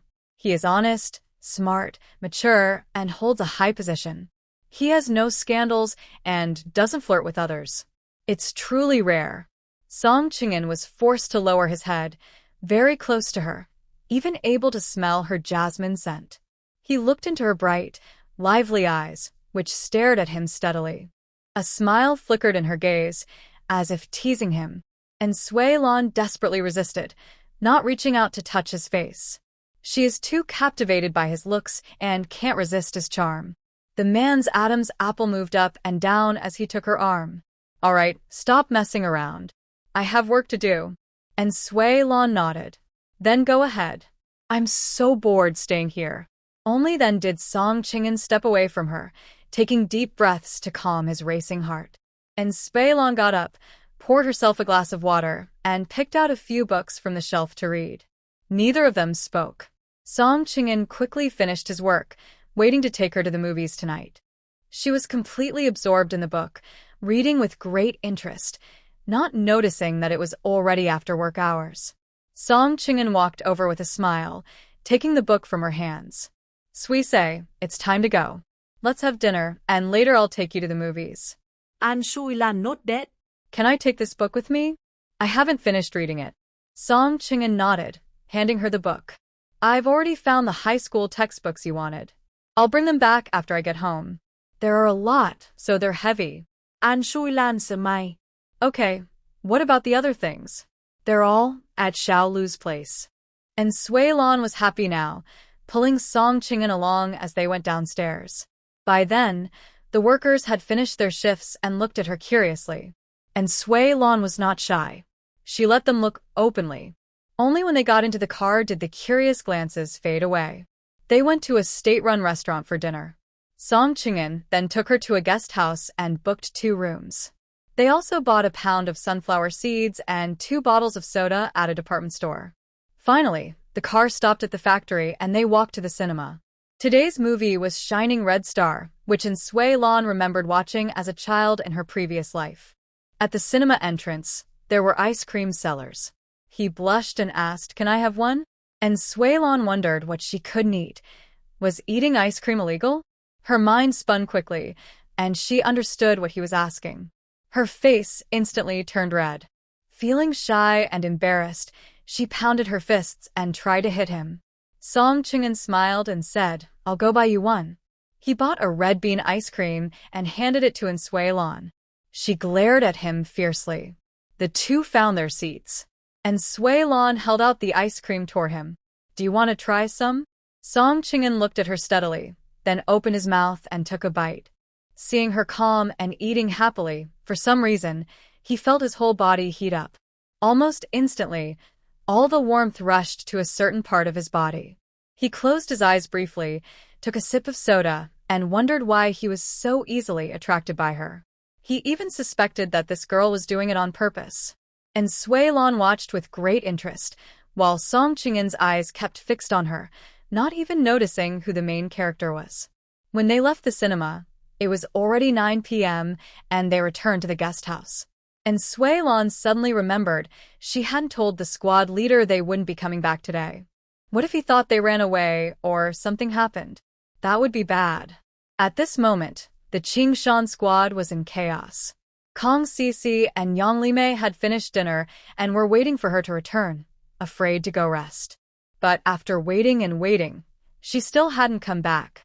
They started to worry. And Xiao Qiao noticed Sui Lan was missing and started criticizing. "Look at this. What time is it now? She still isn't back. Something's happened. or she's run away. You two should go find her quickly, before wild animals get her. Kong Sisi gled dot her. How can you be so cruel? She's your second sister. Are you really wishing her harm? And Xiao Xiao rolled her eyes. Second sister? She wished she could get rid of her. That would be better. Since she couldn't hurt in Sui Lan, she could at least target her followers. Her expression twisted into a fierce look as she looked back at Kong Sisi. You trash, what right do you have to scold me? Watch me tear your mouth apart. Kong Sisi didn't back down either. The two of them started fighting, pulling each other's hair. Yang Limei hurried over to break them up, but neither of them wanted to give in. She shouted at the girls' squad leader, Yang Xiujuan, Jia Jia, go call the squad leader quickly. If Lan Lan is really in danger, it's a serious matter. Yang Xiujuan ran off quickly to call the squad leader. Stop fighting, Sisi, stop now. Kong Sisi was furious. You good for nothing in Xiao Xiao. I think you're deliberately trying to badmouth Lan Lan. Are you even human? Her long nails grabbed in Xiao Xiao's arm and scratched her fiercely. A bloodstain appeared on Xiao Xiao's arm. She already had whip marks on her arm, which now looked even more alarming. In the end, a few young women took the two apart. Meanwhile, Yang Xiujian had already run to the Song family. She was panting and said, Captain, and Jiqing went to the county town this morning and hasn't come back yet. Kong Sisi and Xiao Xiao got into a fight. The captain was surprised. She hasn't returned yet? Could she have run away? His first thought was that she had run off, as some young people couldn't handle farm work and escaped before. But they were always caught and brought back. Li Erhua grabbed him. Hurry and go see what's going on. You guys also follow.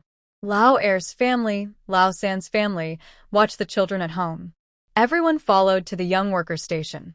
The captain asked and found out she had gone to the county, but didn't say what she was doing. She left early in the morning and still hadn't come back. Maybe she went to find Qingzi? But whether she went to find Qingzi or not, he had to send someone to look. If something happened on the way, it would be terrible. Lao Er, go call some people and help look for her. A few minutes later, Song Chongqing returned with over a dozen people. They all carried flashlights, some even had axes. The captain waved his hand. Let's go. Follow the road to the commune and search along the way. There was no phone in the village, so they couldn't call anyone. The dozen or so farmers hurried toward the commune. Everyone at the young workers' station was nervous and didn't dare sleep, waiting in the yard for news. If she really ran away, it would be their shame. The group with flashlights headed toward the commune. The captain instructed, turn off some of the flashlights, leave only 2 or 3 on so we don't waste all the batteries. They moved quickly, but they checked the deep ditches on both sides of the road. They didn't see anyone even when they reached the commune.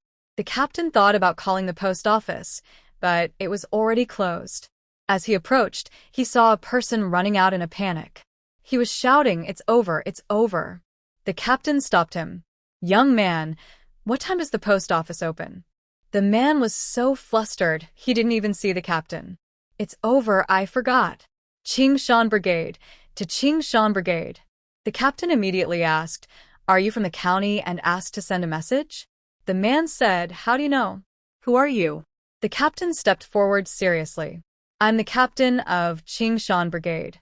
You can tell me what you have to say, and I will take it back. The person immediately smiled happily. Uncle, Director Song asked me to bring a message back that Jiqing has something to do in the county today and won't return to the team. She'll come back tomorrow. The team leader sighed in relief. He nodded. All right, got it. We came to find her, and you too. Why didn't you report this earlier? The person scratched his head. Uncle, I was busy this afternoon and forgot. I just remembered now. The team leader felt a bit annoyed that he could forget such an important matter, but he couldn't get angry at him. Who could it be? He waved his hand. Let's go. And Xing has affairs in the county, and she'll come back after finishing them tomorrow. He also spoke kindly about Nsuelan.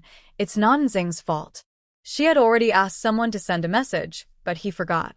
Otherwise, we wouldn't have had to come here. Today has been hard for everyone. Go home early and rest. With these words, The team leader eased the tension and the complaints about Suelon. At the youth station, after the team leader and others left, Hua also went back. And Xiao Qiao spoke dismissively. There's no point in looking for her. It's better if she just disappeared. Wang Chunhua nodded. Exactly. Zhang Weiguo hesitated, but seeing Wang Chunhua's glare, he didn't dare speak. But he kept hoping that Lan Lan was safe. Kong Sisi looked at them with a fierce gaze, as if she wanted to stare holes in them. And Xiao Qiao wanted to sleep, but she thought if Suelon really ran away, she would miss the chance to see the drama, so she held back and didn't go inside. Wang Chunhua shared her thoughts and stayed put too. They waited about 2 hours. Some even fell asleep sitting there. Suddenly, someone shouted, "The team leader is back." The team leader came over with a flashlight, and he saw the yard was full of people. "All right, everything's fine. And Xing has affairs in the county, and will be back tomorrow." Everyone sighed with relief. And Xiao Qiao and Wang Chunhua looked stunned, both thinking that Suelon had been eaten by wild animals. How was she so lucky? The team leader turned and left with his flashlight. Hua asked worriedly, "What happened? Isn't Xing back?" The team leader shook his head. "No, Qingzi sent a message, but he forgot. When he met someone at the commune, he said Xing wouldn't be coming back. It's probably because she's with Qingzi. That girl is too bold." Hua shook her head. "Don't be angry. Maybe she's gotten close to the boss." The team leader said, "I don't know. They definitely shouldn't stay in the city. Why don't they understand to keep their distance? Look at this. Isn't it ridiculous?" Hua waved her hand and said, "That's enough. You don't need to worry about Qingzi's matters. He's grown up and knows what he's doing." On the other side, Suelon grabbed Song Qing'an, looking a bit anxious. "Qingzi, I didn't tell the team leader I wouldn't come back tonight. Do you think they'll think I ran away?" Song Qing'an pulled her into the room, gently pinching her little nose. "I've already sent someone to inform them. Don't worry." He placed her clothes on the bed and turned to leave. "I'll go get some hot water for you." She waited a little while, and Song Qing'an returned with 2 buckets of water. "Just wash and leave the clothes there. I'll come to pick them up later." She nodded, locked the door, and took her clothes into her space. She threw the new clothes into the washing machine, washing and drying them at the same time. When she finished her shower, her clothes were dry. She changed into the new outfit, dried her hair, and only then came out. Seeing the clean water bucket, she took out her towel and washed her face twice. Then she splashed a little water in her room, feeling satisfied, and nodded. Song Qing'an knocked on the door and came in. Seeing her wearing the new Braji dress, he paused briefly. The hem of the dress was slightly short. He could see her delicate ankles and a bit of her calves. Really beautiful.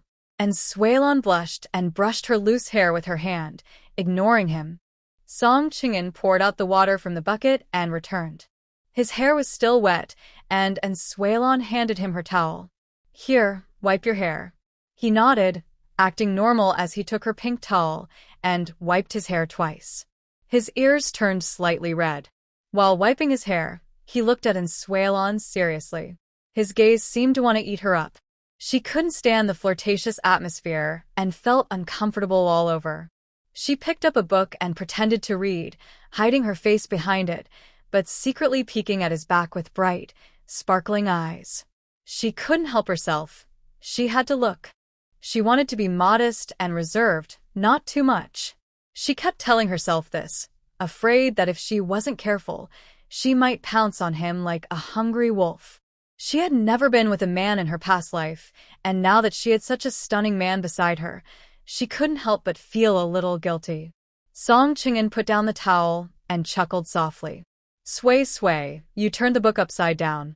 And Suelon froze, her face flushing red. She looked down at the book. Where was it upside down? The naughty man. He was teasing her again. She reached out to grab him, but his big hand suddenly grabbed her wrist. Song Qing'an pulled her into his arms, and with a clatter, the book fell to the ground, ignored by both. Song Qing'an held her gently in his arms, softly stroking her smooth, shiny black hair. His voice was hoarse. Sway Sway, don't tease me. And Sway Lan blushed and explained I didn't. Her words, I didn't, sounded sweet and charming, making Song Qingyun's breathing become uneven. Song Qingyun cupped her small face and leaned his nose close to hers. He wanted to kiss her but held back, trying not to cross her boundaries or disrespect her. And Sui Lan's breath caught, and she felt so nervous, she didn't dare breathe. She clenched her small hand around the bed sheet tightly. When his nose touched hers, and Sui Lan noticed he was blushing deeply. Just as she was about to close her eyes, he suddenly pulled back. And Sui Lan looked confused. She pouted and muttered unhappily, "What are you doing? It's your first time." She regretted covering her mouth too late. Song Qingyun's face returned to normal, and he nodded seriously with a smile. "Yes, it's my first time." And Sui Lan was starting to get frustrated. He hadn't even kissed her yet, which was really annoying. But he wasn't craving her. He was just craving himself. She tidied her hair and said in a muffled voice, "I'm going to sleep. Help me close the door." Then she lay on the bed, pulled the blanket over herself. Song Qingyun smiled, lifted her blanket, and gently stroked her face. "I'm leaving now. Lock the door." And Sui Lan rolled over and rolled her eyes at him, ignoring him. Song Qingyun turned and left. As soon as he was gone, and Sui Lan sat up angrily from the bed. She was really fed up. This person clearly wanted to kiss her, but didn't dare or couldn't. Was it fear? Or something else? At 26, a man who hasn't been intimate yet is usually unhealthy. Could Song Qingyun be sick? She frowned, but as a doctor, she hadn't noticed anything wrong. Next time, she would check his pulse. Young men are full of energy, and kissing a partner is normal. If he doesn't, there must be a problem. She sighed, locked the door, and lay back on the bed, lost in thought. She wondered if Song Qingyun really couldn't do it, or maybe he was just too old-fashioned. After all, he was a factory director at his age and still single. That made sense. She decided she should help him get better. Her skills as a doctor could handle it easily. She wasn't sleepy and started thinking about what herbs to give him. As she pondered, she eventually fell asleep. Meanwhile, Song Qingyun, in the next room, was still awake in the middle of the night. He was full of restless energy, unable to relax. Quietly, he went out and fetched a bucket of cold water, took a shower, and finally felt a bit cooler. She was very attractive, and I couldn't be alone with her anymore. Just now, I even thought about tearing her dress. And Sui Lan slept well, while Song Qingyun only fell asleep late at night. The next morning, he first bought some meat buns at a state-run restaurant before waking her up. And Sui Lan was used to sleeping late at the youth station and didn't want to get up early. The mornings made her very sleepy. She opened the door for Song Qingyun, yawning, and said, "What time is it? You got up so early." "I'm so tired." Song Qingyun smiled. "I bought breakfast for you. If you want, you can keep sleeping. I'll come to see you at noon." And Sui Lan shook her head. "No, I'll wash up first, then go to the factory with you later." After washing up, she ate a bun. The two of them headed to the factory together. Just as they reached the third floor, Zhang Lin came over. She wasn't there to see the factory director. She was there to see Sui Lan. "Are you a youth worker?" And Sui Lan nodded. "Yes." "Is your name Sui Lan?" "Yes, that's me. Do you need something?" Song Qingyun's face turned cold. Sui, you go inside first." And Sui Lan shook her head. "No need. You go in first. She can't beat me." Song Qingyun and Xiao Lu. "Are youth workers this fierce? They came up ready to fight?" Zhang Lin held her head high. And Sui Lan, "I want to compete fairly with you." Haha. "I won't compete with you." Zhang Lin was surprised and excited. "Really?" And Sui Lan said, "We are already a couple. I don't need to compete. You've been chasing me for years and never succeeded. We've only been together for 2 months. Is that comparable? Our village's land allotments have been approved, just waiting for the wedding date. You can't compare or catch up, so give up." Each sentence hit her hard. Xiao Lu watched, stunned. Song Qingyun's lips curled into a clear smile. Zhang Lin burst into tears, really unwilling. If Song Chung-an hadn't been looking for a partner, she might not have felt so hurt, but they only knew each other for 2 months before they got serious. That meant he had no feelings for her at all. She wasn't even bad-looking. I don't look bad either. Why can she, and I can't? And Sui-lan shrugged. I'm much prettier than you. Another sharp. Zhang Lin was pierced and left completely defeated. She had planned today to give up her dignity and compete fairly within Sui-lan. But she was hit so hard, she couldn't fight back. Xiao Lu's eyes even turned red. It was so cruel. So brutal. No mercy at all. It was a perfect match with the factory director. Song Ching-an opened the office door and quickly pulled Sui-lan inside. Don't waste time on people who don't matter. Just read your book. And Sui-lan sat on the sofa, took the water he offered, and took a small sip. Outside, Zhang Lin was crying loudly. She felt very wronged. Xiao Lu covered her mouth. Little boss, this is the factory, not your home. Come into the office, and I'll try to comfort you. Zhang Lin wiped her tears. You can't do it. Xiao Lu glared. I'm quite good-looking, just a little less than the director. Zhang Lin rolled her eyes. Much less. Xiao Lu chuckled. Zhang Lin, do you like the director that much? He's always cold with a serious face. What's there to like? Zhang Lin said. You don't understand. Xiao Lu nodded. I understand. If you really want a partner, consider me. How about me? He stood up, patted his chest, and promised. I'll be a good man, a good husband, and a good father. I don't earn badly, I can definitely support you. Zhang Lin said directly, I'm not interested. Xiao Lu sighed sadly. Don't give up the whole forest for a single tree. Actually, if you look around, there are good trees in this forest. Zhang Lin wiped her tears and left. She didn't want to stay in the same room with Xiao Lu. He was too talkative. Xiao Lu, with a sad face, entered the director's office. Director, I just got my heart broken. Song Ching-an frowned. You don't even have a partner. How can you be heartbroken? Xiao Lu said, I just confessed to her, and she rejected me, saying I don't look good enough. And Sui-lan chuckled softly. She was quite good at imitating others. Song Ching-an waved his hand. Go check if the sample clothes are ready in the design department. Tell them to hurry up. The factory has been idle every day. Also, tell Zhang Lin, if she can't work well, she can go on leave.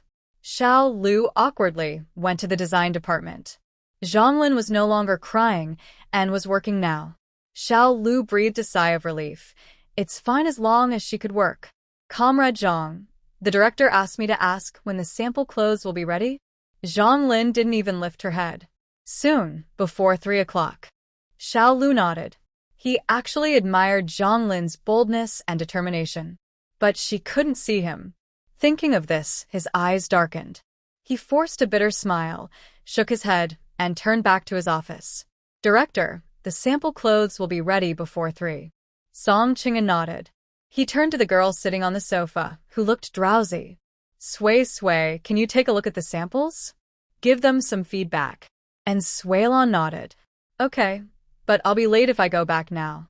Song Ching-an smiled and said it's okay. I'll go back with you and we can visit our parents. Have you really chosen the homestead? She shook her head. No, I just said that to tease her. Let's go back together and tell our parents about us. Then we can look at the homestead again. Once Dad approves, I'll start buying bricks and cement and build a house. And Sui-lan smiled sweetly. Okay, we'll build it according to my design. The man nodded happily. Sure.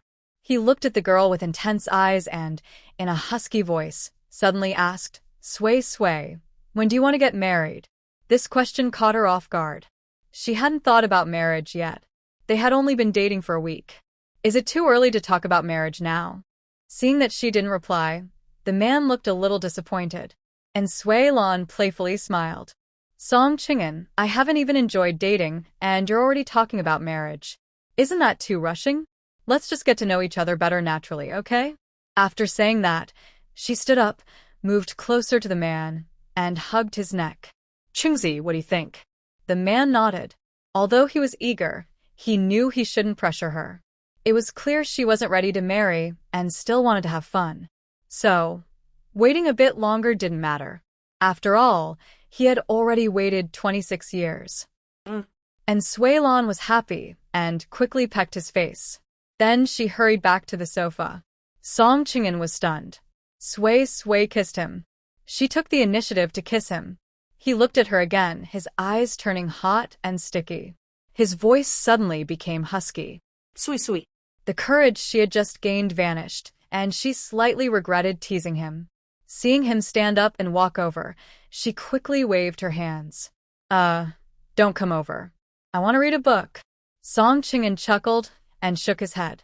Just moments ago, he was brave, and now he's afraid. He loosened his collar and sat down beside her. He reached out with his big hand, wrapped it around her waist, and pulled her onto his lap, like holding a child. Her heart pounded loudly, and her face was red like sunset.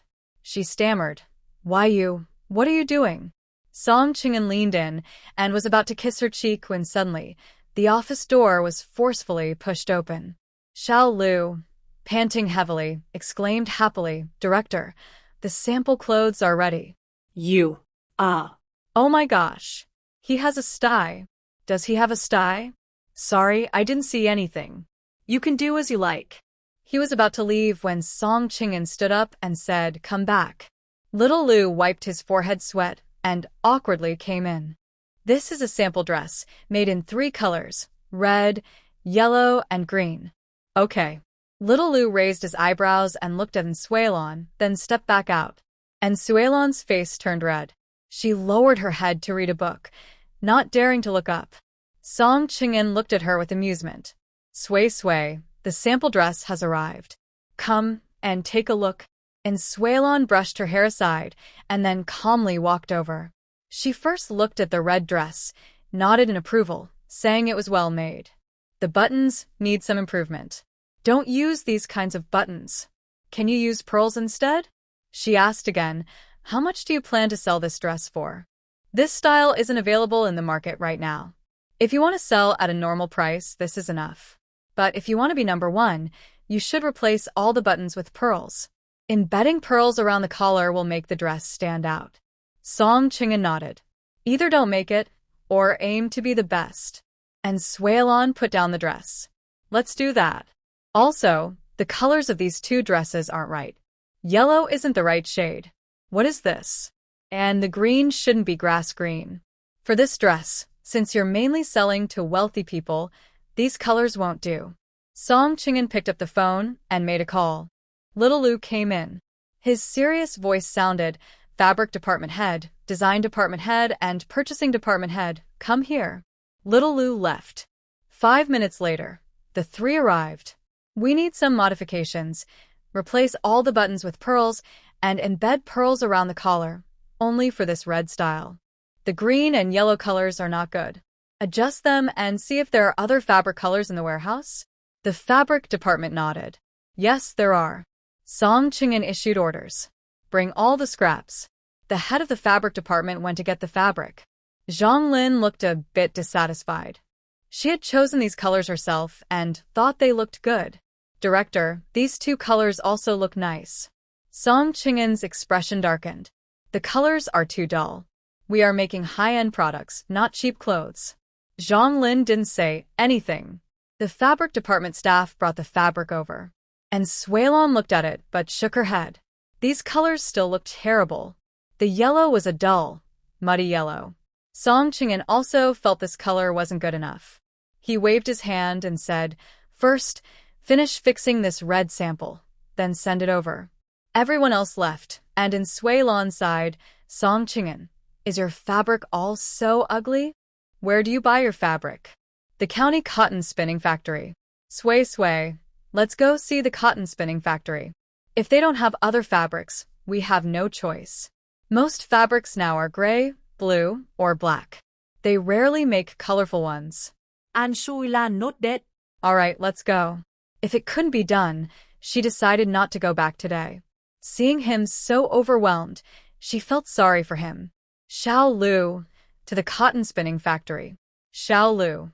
Why again to the textile factory? He is both the driver and the assistant to the factory director. Wherever the director goes, he must follow. There is a textile factory in Luqiao County, but most of their fabrics are dark colors like gray, blue, or black. Xiao Lu drove around the county for over 10 minutes and arrived at the textile factory. Song Qing'an and a few others went straight to the director's office. The factory director was a middle-aged, slightly chubby man. Song Qing'an greeted him with a smile, and the man was very friendly, inviting them to sit down. He was very curious about Sui Lan, constantly observing her from head to toe. Director Song, I haven't seen this person before. Is she your new hire? Xiao Lu was about to speak, but was stopped by a sharp look from Song Qing'an. Yes, she's our new designer. Today, we want to look at the fabrics, so she came to help us judge. The man didn't seem convinced. When did Director Song need someone else to judge fabrics for him? In Luqiao County, everyone knows your ability and reputation, Director Song. Song Qing'an waved modestly. Compared to reputation, I admire you. Everyone knows your Lu factory's strength. If you ask who the head of the clothing factory is, they probably wouldn't know. I still have a lot to learn, and I hope to learn more from Director Lu in the future. After saying all this, Director Lu smiled happily. Who doesn't like to hear kind words? Since he wanted to hear them, a few more wouldn't hurt. Haha, I enjoy working with Brother Song. He's young but capable, and his words are very pleasant to hear. The two kept praising each other, and Sui Lan didn't expect to see this side of Song Qing'an. He usually stays quiet and doesn't talk much. She thought that anyone who becomes a factory director must be a master of speech. Xiao Lu didn't find this strange. His only purpose here was to serve tea and water for everyone. Director Lu secretly glanced at Sui Lan, noticing her calm and modest attitude, which made him feel more respectful towards her. Song Qing'an drank a glass of water and brought up an important matter. Brother Lu, can someone take us to see the fabric? Director Lu waved his hand. Come on, I'll take you there myself. They all went to the warehouse, which was full of fabrics. Sui Lan immediately noticed several beautiful colors. She reached out to touch the fabrics, which were all made of pure cotton. That yellow is nice, and this light green looks fresh and natural. This light blue is very much like the sky. Director Lu laughed loudly. Brother Song, your designer skills are impressive. You always pick our new products. Song Qing'an nodded. Old brother, we want to buy some of these fabrics. Same price as before? Director Lu shook his head. No, that won't do. I spent a lot of effort developing these. I need a little extra. Song Qing'an smiled. Brother Lu, I might need a lot of these colors later. How about 50 cents more? If we go any higher, it won't be profitable. Director Lu thought for a moment and nodded. All right, I'll sell them to you as a favor. How many do you want? Song Qing'an spread his hands. I need this many of each color, and I will keep ordering more later. Good. I'll arrange for someone to deliver them to you soon. Just wait at the factory. Song Qing'an nodded. Okay. Brother Lu, let's have a meal together another day. Director Lu chuckled. Sure. After the deal, everyone drove away. Song Qing'an looked very happy, but when he thought about Sui returning home at night, he felt a bit sad. Sui, do you still need to go back? Sui Lan nodded. Yes, I should go back. The fabric issue is settled. I'm no longer useful here, and I don't want to delay your work. If I don't go back today, there might be rumors in the village. Song Qing'an agreed. All right. We'll be together tonight. Little Lu shook his head. Director, why not let Jining come work at our factory? Then you wouldn't have to be apart. Sui Lan quickly shook her head. No, I just want to relax and be a freeloader. She really didn't want to work. Getting up early every day was too tiring. Although life was a bit rough now, she was comfortable and liked this relaxed way of living. Song Qing'an gently ruffled her hair and smiled. Okay, no work, just being a freeloader. Taking care of 2 generations wouldn't be a problem. He then told little Lu, go to the family compound. At the gate of the family compound, Song Qing'an directly pulled Sui Lan out of the car. Sui, I have something for you. Sui Lan followed him into the yard. There was no one there now, probably all at work. Song Qing'an led her upstairs to the second floor and opened the door. Yen Sui Lan walked in. Do you usually live here? It's quite tidy. This house is really nice. Song Qing'an went into the bedroom and came out holding an iron box. Yue Sui, this is for you. Yen Sui Lan raised an eyebrow in surprise. What is this? Song Qing'an smiled. You'll see when you open it. From now on, you can keep these things. Yen Sui Lan placed it on the table and opened it to look. As soon as she saw inside, she was stunned. Wow. So much money. No wonder he said he was rich, turns out he really is. This whole box, how much money is in it? She was a bit shocked. Knowing he was a factory manager and also hunted wild boars to sell pork, was that how he earned money? How much money is this? Although she didn't lack money, she had never seen so much since coming here. Song Qing'an smiled. Probably around 10,000 to 20,000 yuan. Just count it when you get back. My salary isn't low, 80 yuan a month, and I also make money from black market sales. I take 30%, and the rest is split among others. But I keep 50% of the pork sales. Even so, saving up 1,000 yuan in this era was difficult. Pork costs only a few cents per jean. She raised an eyebrow. It seemed like he was giving her all his savings. Song Qing'an, are you serious? Aren't you worried I might run off with this? Song Qing'an raised his hand and hugged her. Yue Sui, I'm not worried. This is meant for you. But in the future, I'll earn a lot more money for you. Yen Sui Lan's eyes welled up with tears. Was he being too good to her? Since they became a couple and confirmed their relationship, he had been the one giving. She didn't think she had done much for him.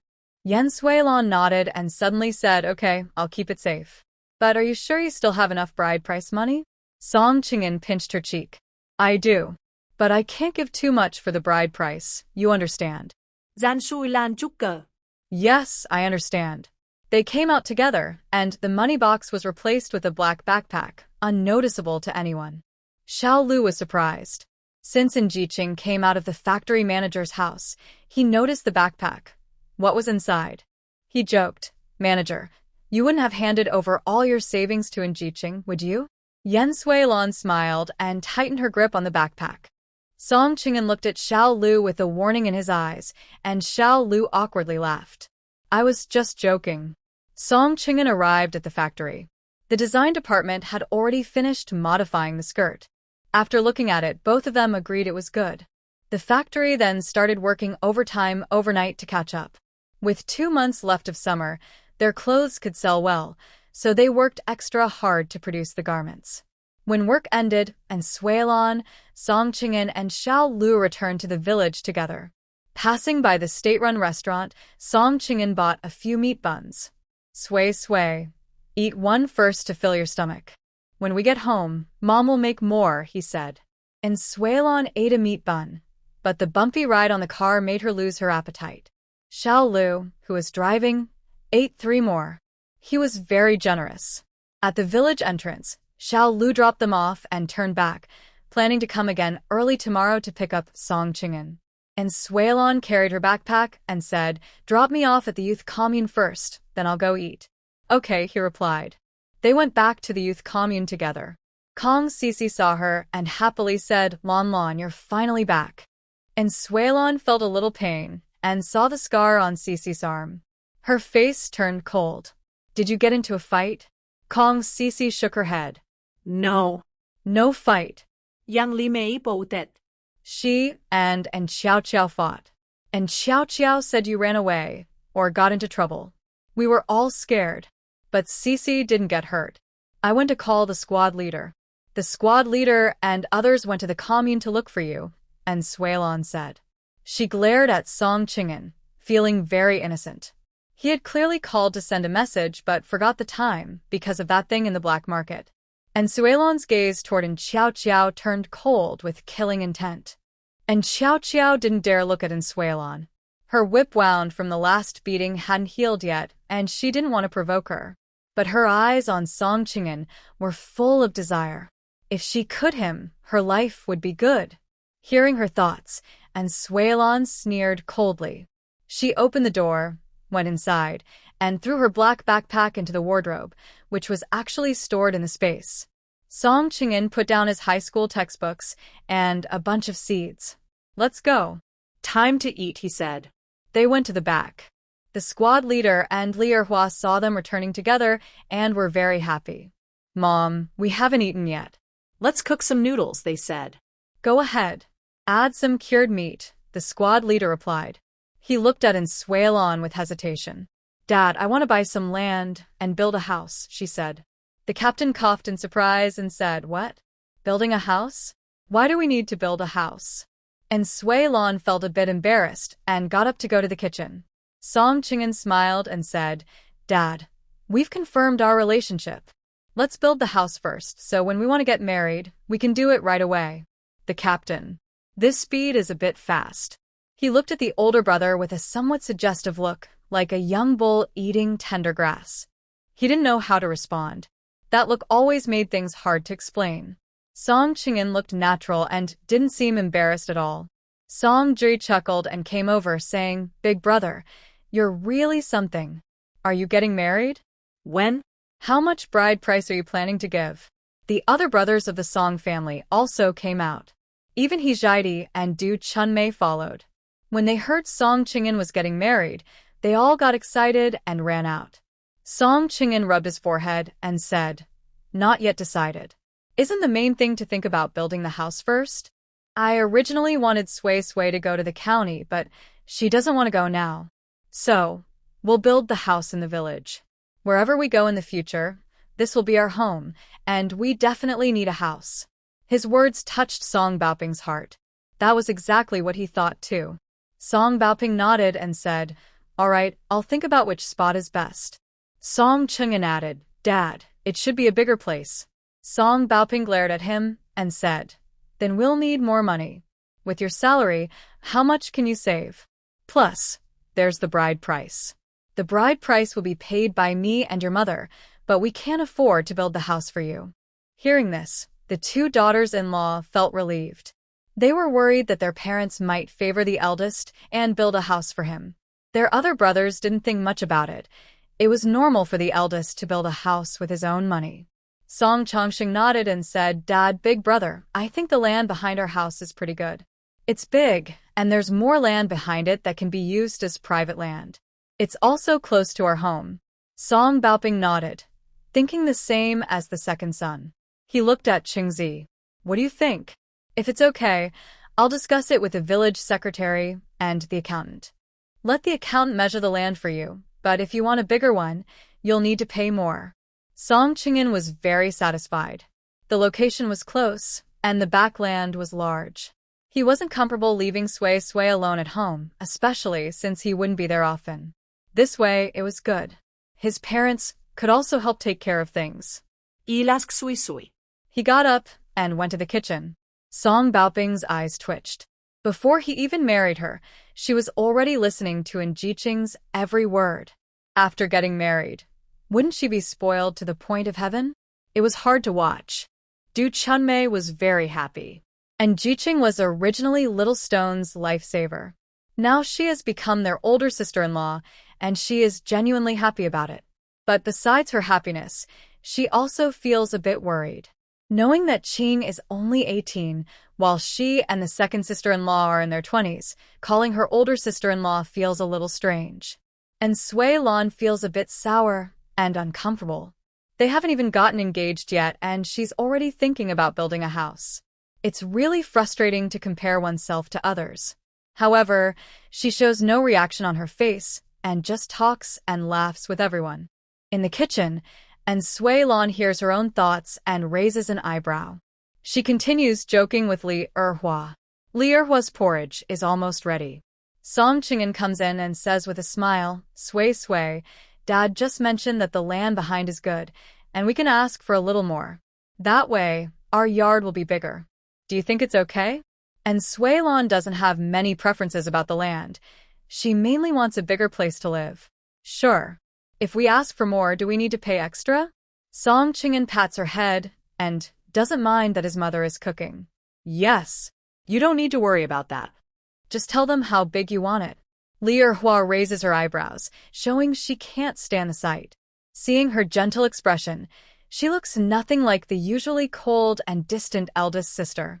She even suspects that the eldest sister might be possessed by something. She feels a bit awkward because these two people don't hide their feelings at all. Song Qing'an leaves without knowing what he said to Song Baoping. They both go out together. Before Sui Lan finishes her bowl of noodles, her father and son come back with the accountant and the village secretary.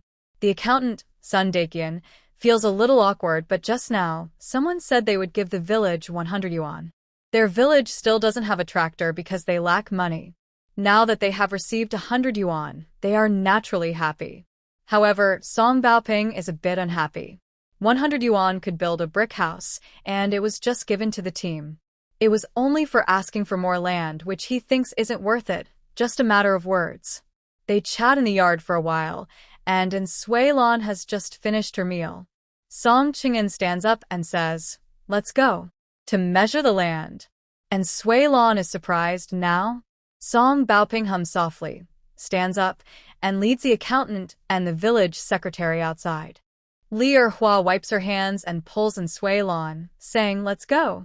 We want to see too." Everyone at home goes to join the fun. Who measures land in the middle of the night? When they arrive at the back, each person holds a flashlight. The accountant asks Song Qing'an, "How big do you want it?" "Just tell me." Song Qing'an looks at the young girl, and Sui Lan feels a bit uncomfortable. With so many people around, he doesn't hold back at all. And Sui Lan thinks she still has to live here for several more years and doesn't want to build a house that is too poor. It's about half the size of the front yard. The depth is also about half as much. He Xiaoti's face changed, with envy and doubt in her eyes, but mostly jealousy. Just building a house and it needs such a big space? She awkwardly smiled and said, Lan, you don't understand about building a house. You don't need such a large piece of land. Right, big brother?" And Sui Lan felt annoyed just hearing her thoughts and didn't want to give her any face now. Can't they just be happy for each other? Are you going to live here, or am I? He Xiaoti was silenced by her words. Her face turned red, and her neck was tense. Song Chongxing pulled her arm, signaling her not to speak. He Xiaoti glared fiercely at Song Chongxing. Both are daughters-in-law of the Song family, but the difference is so big. Song Chongxing chuckled. "Big brother, don't mind her. Xiaoti is straightforward and honest, with no bad intentions." Song Qing'an looked at Song Chongxing with meaning, and Song Chongxing didn't dare to speak further. Honestly, sometimes Big Brother can be quite intimidating. He's been in a high position for years, and his words and actions give a sense of pressure, making others afraid to challenge him. He also couldn't understand why his wife just spoke up earlier. Song Baoping put aside the earlier unpleasantness and smiled at the accountant, Daquan. "Just measure according to her instructions." Son Daquan nodded and quickly used a ruler to measure the land as per Sui Lan's request. After marking it, he said with a smile, "All right, when do you plan to start building?" Song Qing'an replied, "Starting tomorrow." Everyone returned to the yard, and the village secretary and accountant left. Only then did Song Baoping speak. "Big brother, you gave the village 100 yuan just to build the house. Do you know that 100 yuan could build a house?" Song Qing'an nodded. "Dad, I know. My household registration has already been transferred to the city, so I'm not eligible to apply for a homestead. If I apply and it's approved, someone might not like it, and it'll be a problem. The team leader, you won't be able to continue. Now, in the name of Sui, I'm donating another 100 yuan to buy a tractor, which is reasonable." The team leader argued, "Who has the time to complain about you?" Li Erhua nodded, thinking Qingzi was right. Things need to be considered carefully. Old man, he's a factory director, and he knows how to handle things better than you, so don't worry about it. The team leader didn't say anything. The atmosphere grew a bit serious. And Sui Lan smiled. "Qingzi, you haven't eaten yet. The noodles will turn into lumps soon. Let's eat and chat." Li Erhua served him a bowl of noodles. "Eat quickly. It'll get cold soon." After Song Qing'an finished eating, and Sui Lan was about to leave, he held a flashlight and said, "Let's go. I will give this to you." The two of them left the Song family courtyard, naturally holding hands. Chungzi, maybe we should just build 2 houses, Song Qing'an shook his head. No. Houses are for a lifetime. Although we can't predict the future now, I will definitely give you everything I can. Even if the college entrance exam is restored later, we will still live here for many years. Maybe we will come back to live someday, so it's unavoidable.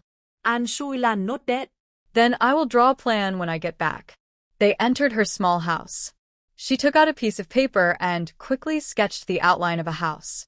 She even marked the purpose of each room on the blank space. This will be the master bedroom, these 2 rooms will be guest rooms, and this one will be your study. Next to it, 2 rooms are combined into one, half for the kitchen, half for the dining area. This is the bathroom and shower room. Song Qing'an nodded, very satisfied with the design. It looked very reasonable, and living there would probably be very comfortable. Good, I'll take this back and talk to my dad so he can give instructions. And Sui Lan handed it to him. Song Qing'an couldn't help but give instructions. Sui, I've been busy lately, so I might not come back as often. If you miss me, just go to the county town to find me, or call me at the commune and ask Xiaolu to pick you up. And Shuilan not dead? Okay, I understand. You should go back quickly. Song Qing'an clenched his hand that was resting on his lap. He wanted to say he would sleep here, but he was afraid it would scare her. Last time, he had no choice but to sit on a stool all night. But tonight, he had no excuse to stay.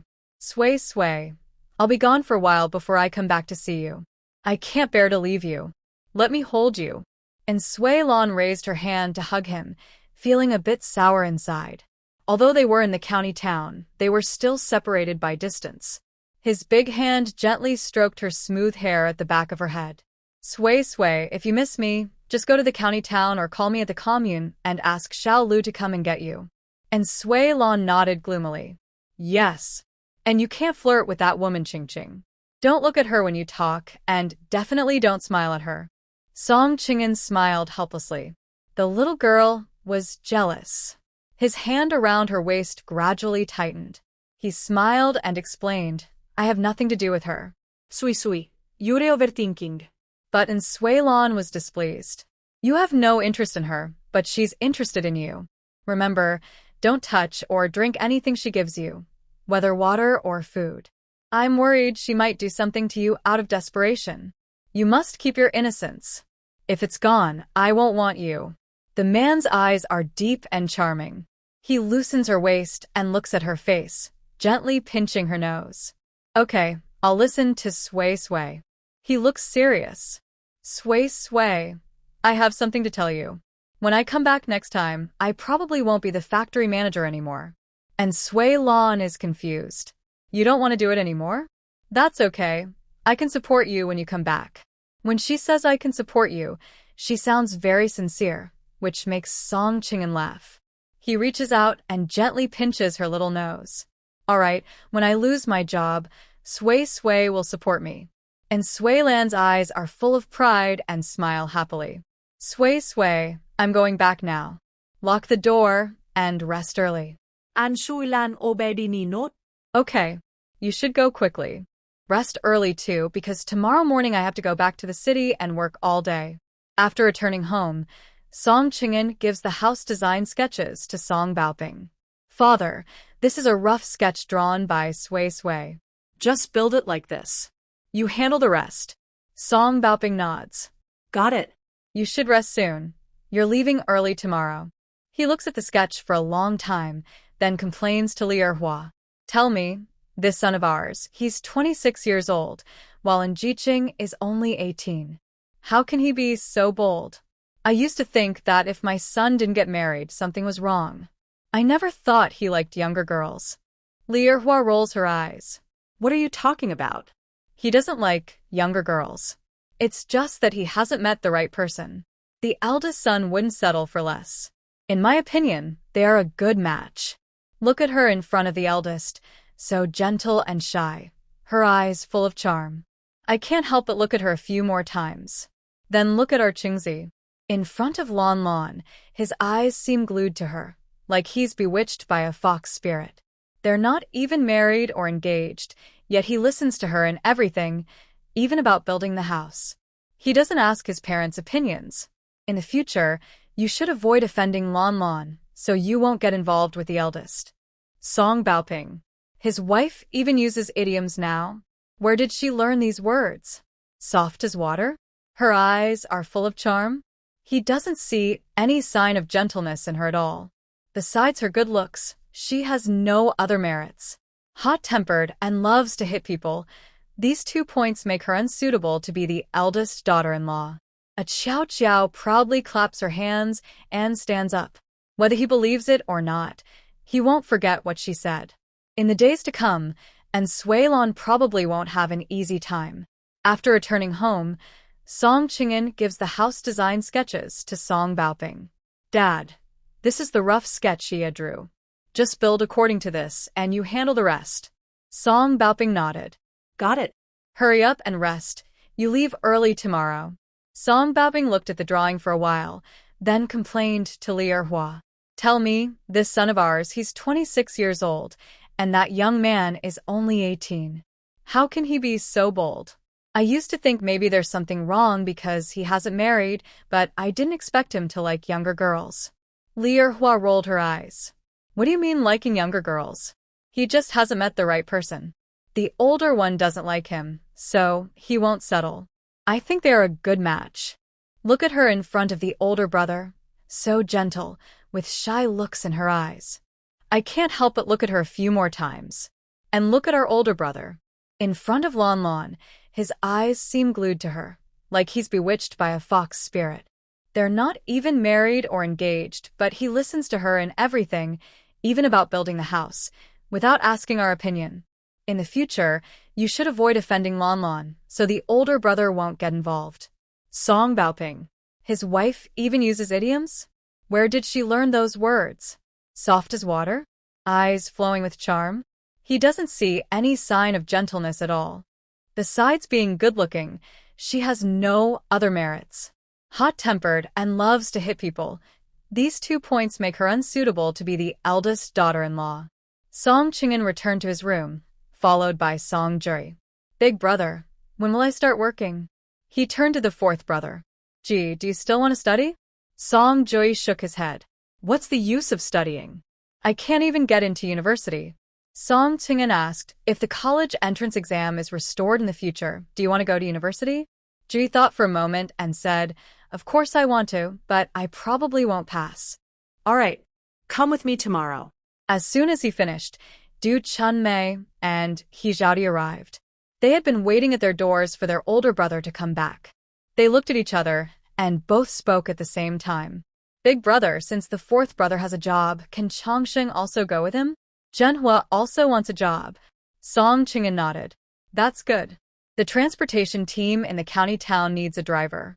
Second and third brothers learn to drive. Working in a factory isn't necessarily good. Learning a skill can be useful later, but I can't guarantee who will learn better. Song Baoping and Li Erhua heard the noise and got up. What are you making a fuss about?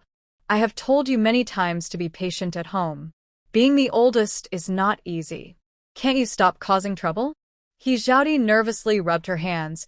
She was a bit afraid of her father-in-law. But if there's a fight to be had, they will fight. Father, mother, we are doing this for the family. Big brother said we can learn to drive. Song Baoping looked worriedly at Song Qing'an, afraid he might be uncomfortable. He was more worried he might do something wrong that could affect his future. Qingzi, will it cause you trouble? Song Qing'an shook his head. No, let them go. I am now mostly stable. Fourth brother is going to the factory, and second and third brothers can only go to the transport team alone. Song Baoping looked at his 2 daughters-in-law, feeling a bit annoyed. They had agreed that during this special time, they shouldn't cause trouble for the oldest. But they didn't listen and kept scheming over small gains. He Zhaodi and Du Chunmei were happy about this, but they also worried about who might stay behind. Song Qing'an smiled. Jui will go to the factory with me tomorrow. Second and third brothers, you should go too. Everyone, get ready to pack your things. Everyone was happy now. He Zhaodi and Du Chunmei joyfully went to pack. Song Baoping was very worried. I told them to wait. They're just anxious. There's nothing wrong with staying at home. Lierhua saw that Qingzi looked a bit unhappy. He seemed a little gloomy right after coming back. She stopped Song Baoping from nagging further. All right, Qingzi needs rest. Let's go back to sleep too. After everyone left, Song Qing'an poured a bucket of cold water, washed up, and lay on the bed. He stared tightly at the ceiling. In his mind, he recalled in Xiao Qiao's words, and Sui Lan and Zhang Weigua are both talking about marriage, and they almost slept with someone else. He knew it was very likely that Xiao Qiao was making it up to provoke him, but he still took it to heart. His heart felt sour and unbearable, very painful. Thinking about Sui and Zhang Weigua being engaged, he felt a sharp pain in his chest. Zhang Weigua seemed very familiar with Sui, speaking very casually. He felt irritated and closed his eyes, trying to push away the distracting thoughts. And Sui Lan knew nothing about this because she was counting money at that moment. After returning home, Song Qing'an sat on the bed counting money, becoming happier the more he counted. There was over 20,000 yuan. Wow. Song Qing'an was really a money box. In this era, earning so much money was truly like a money tree. After finishing, she stored all the money in her space. Besides the 23,000 yuan Song Qing'an gave her, she still had 3,400 yuan, 2,000 of which she had asked in Jigua for earlier. The remaining small items were all found in their house by a few people. There was also a box of gold bars and a letter. She glanced at the letter briefly. It was written by her biological parents. The main idea was that her parents couldn't take care of her and had left her at the hospital entrance. If they survived and returned, they would come to find her. But many years had passed, and they never appeared. She guessed they might have died. And Sui Lan secretly thought that, in that era, those who abandoned children and claimed they could return alive were probably soldiers. Only soldiers needed to fight in wars, which could lead to death. So, they were probably not ordinary people. The letter mentioned that at that time, they had given her 2,000 yuan as her support money. But the money was gone, likely taken by her family. After washing up in her space, she lay on the bed. The youth station was becoming lively, but Sui Lan was still in bed, sleeping lazily. She enjoyed sleeping in the morning and didn't want to get up. She slept until after 10 in the morning before getting out of bed. Thinking about Cece's injury, she poured a little spiritual spring water into a tiny bottle. Cece, let's check your wound so it doesn't leave a scar. Kong Cece covered her arm and smiled. I'm fine now. And Sui Lan pulled her over, took the bottle, and gently applied the medicine. All done. Keep this bottle of medicine. Apply it once a day. It will heal quickly. I made it myself. Kong Cece dead? Okay. Tangzu, Lan. We're going to gather firewood. Do you want to come? And Sui Lan shook her head, yawned, and said, No, I haven't eaten yet. I'll cook something later. You guys go ahead. Everyone at the youth station was going up the mountain to gather firewood. She was the only one still at the youth station. And Xiao Qiao was secretly watching and Sui Lan alone at the station, her eyes rolling around. She had planned to go with them to gather firewood, but suddenly clutched her stomach and said, My stomach hurts. You go first. Wang Chunhua rolled her eyes, hurry back. We're leaving now. Once everyone left, and Xiao Qiao quietly sneaked into the dormitory. She knew where each person kept their belongings. She found where everyone kept their money, taking 5 yuan from those with more and 1 yuan from those with less. Since only Sui Lan was there today, all the money was hers to steal. She couldn't beat Sui Lan, so she had to think of other ways. She definitely wouldn't let her go easily. After taking the money, she quietly followed Wang Chunhua. And Sui Lan finished washing up, ate a packet of instant noodles in her space, and then took the prepared pills to the Song family. Auntie. I am here to give. Ah. She now doesn't know how to address He Zhaodi and Du Chunmei. They are older than her, but she is Song Qing'an's girlfriend. Calling her sister-in-law feels wrong, and calling her younger sister-in-law feels even more wrong. What should she call them? After thinking for a moment, she smiles and says, I'm here to bring medicine to big sister's mother. Li Erhua laughs and pulls her inside. Sit down. She went to wash clothes in the river. She'll be back soon. I'll make you some sweet water. Du Chunmei pulls Xiaoshidu over. Xiaoshidu, call someone quick. This is your lifesaver. You must remember her for the rest of your life. And Suelon takes out a big white rabbit milk candy and gives it to him. Xiaoshidu is surprised and says, Big white rabbit candy. Thank you, Auntie. And Suelon waves to big sister and second sister from the second room. Come over, you two. I have candy. The two little girls run over quickly, though they are a bit dirty, unlike Xiaoshidu, who looks clean. And Suelon gives each of them a handful of candies. Go play. Don't eat too much at once. It can hurt your teeth.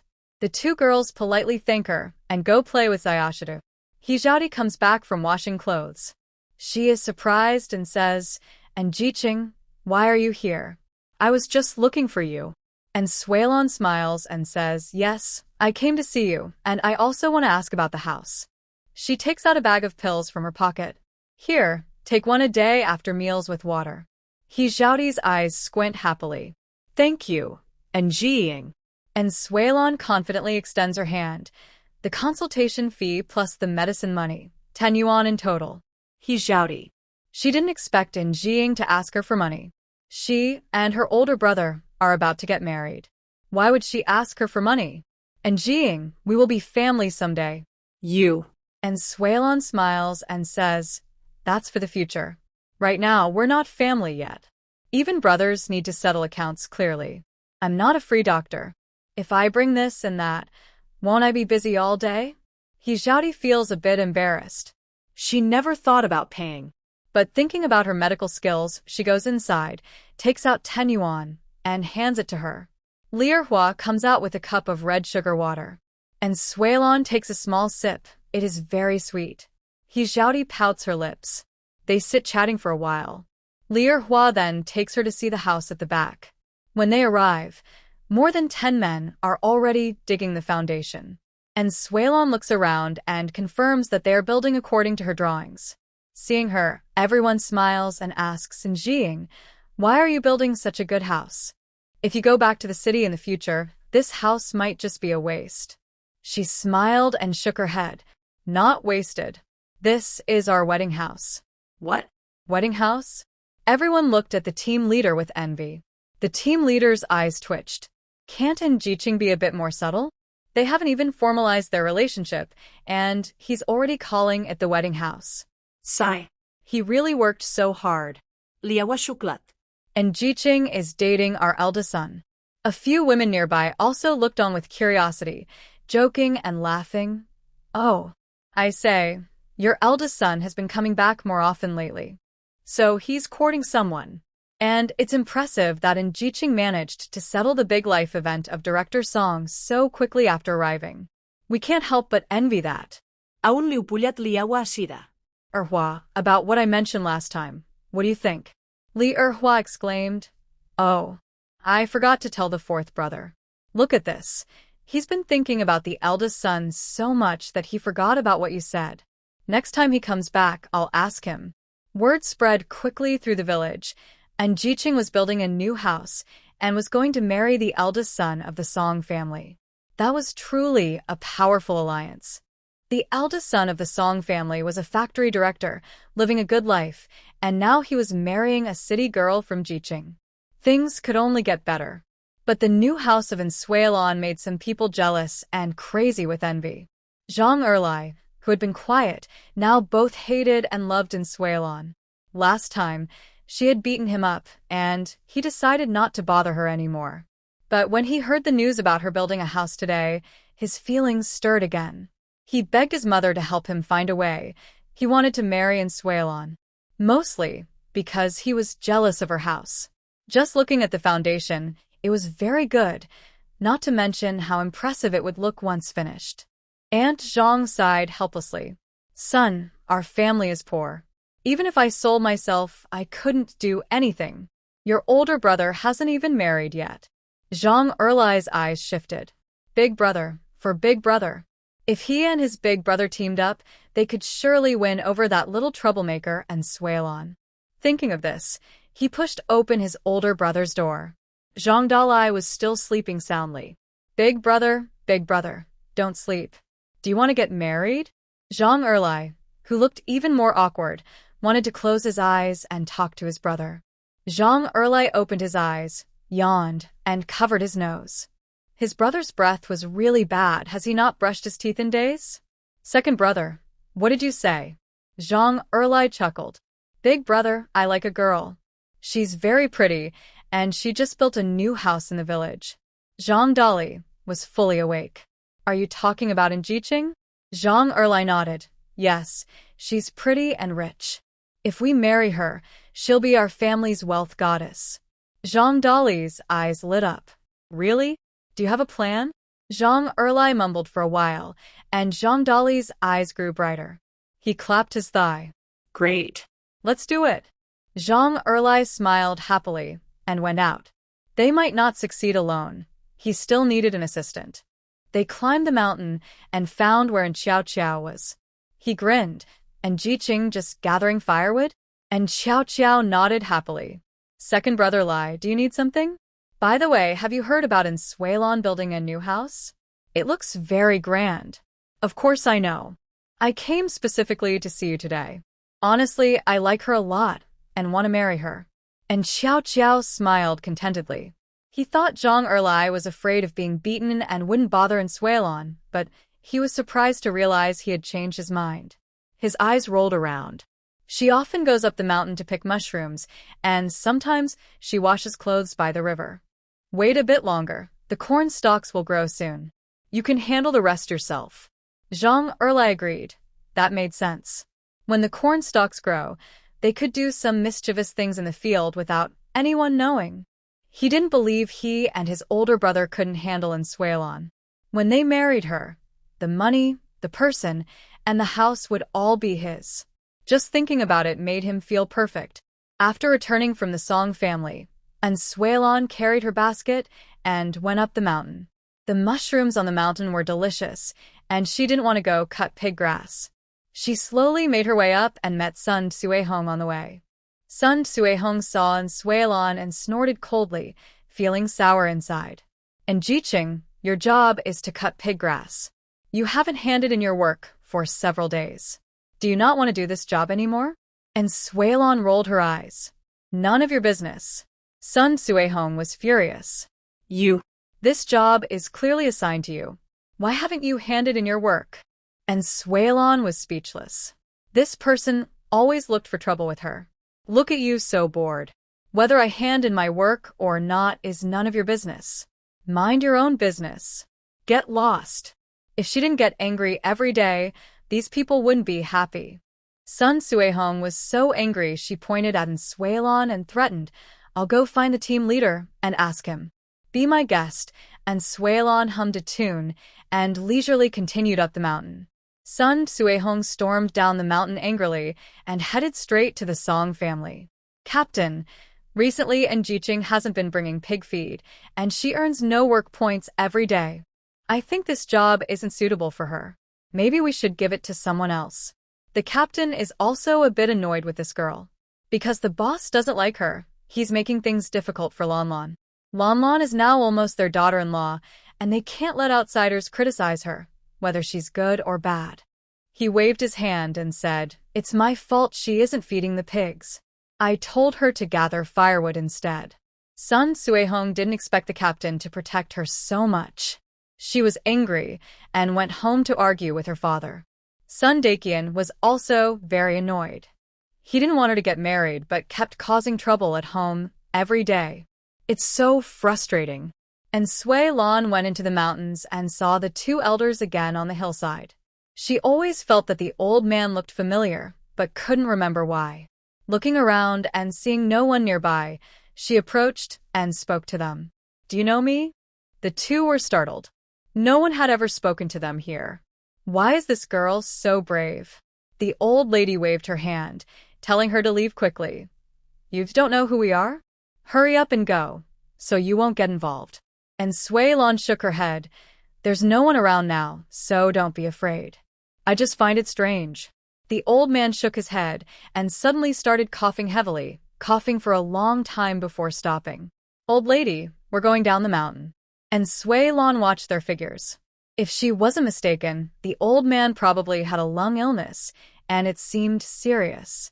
She casually picked some mushrooms on the mountain and headed down.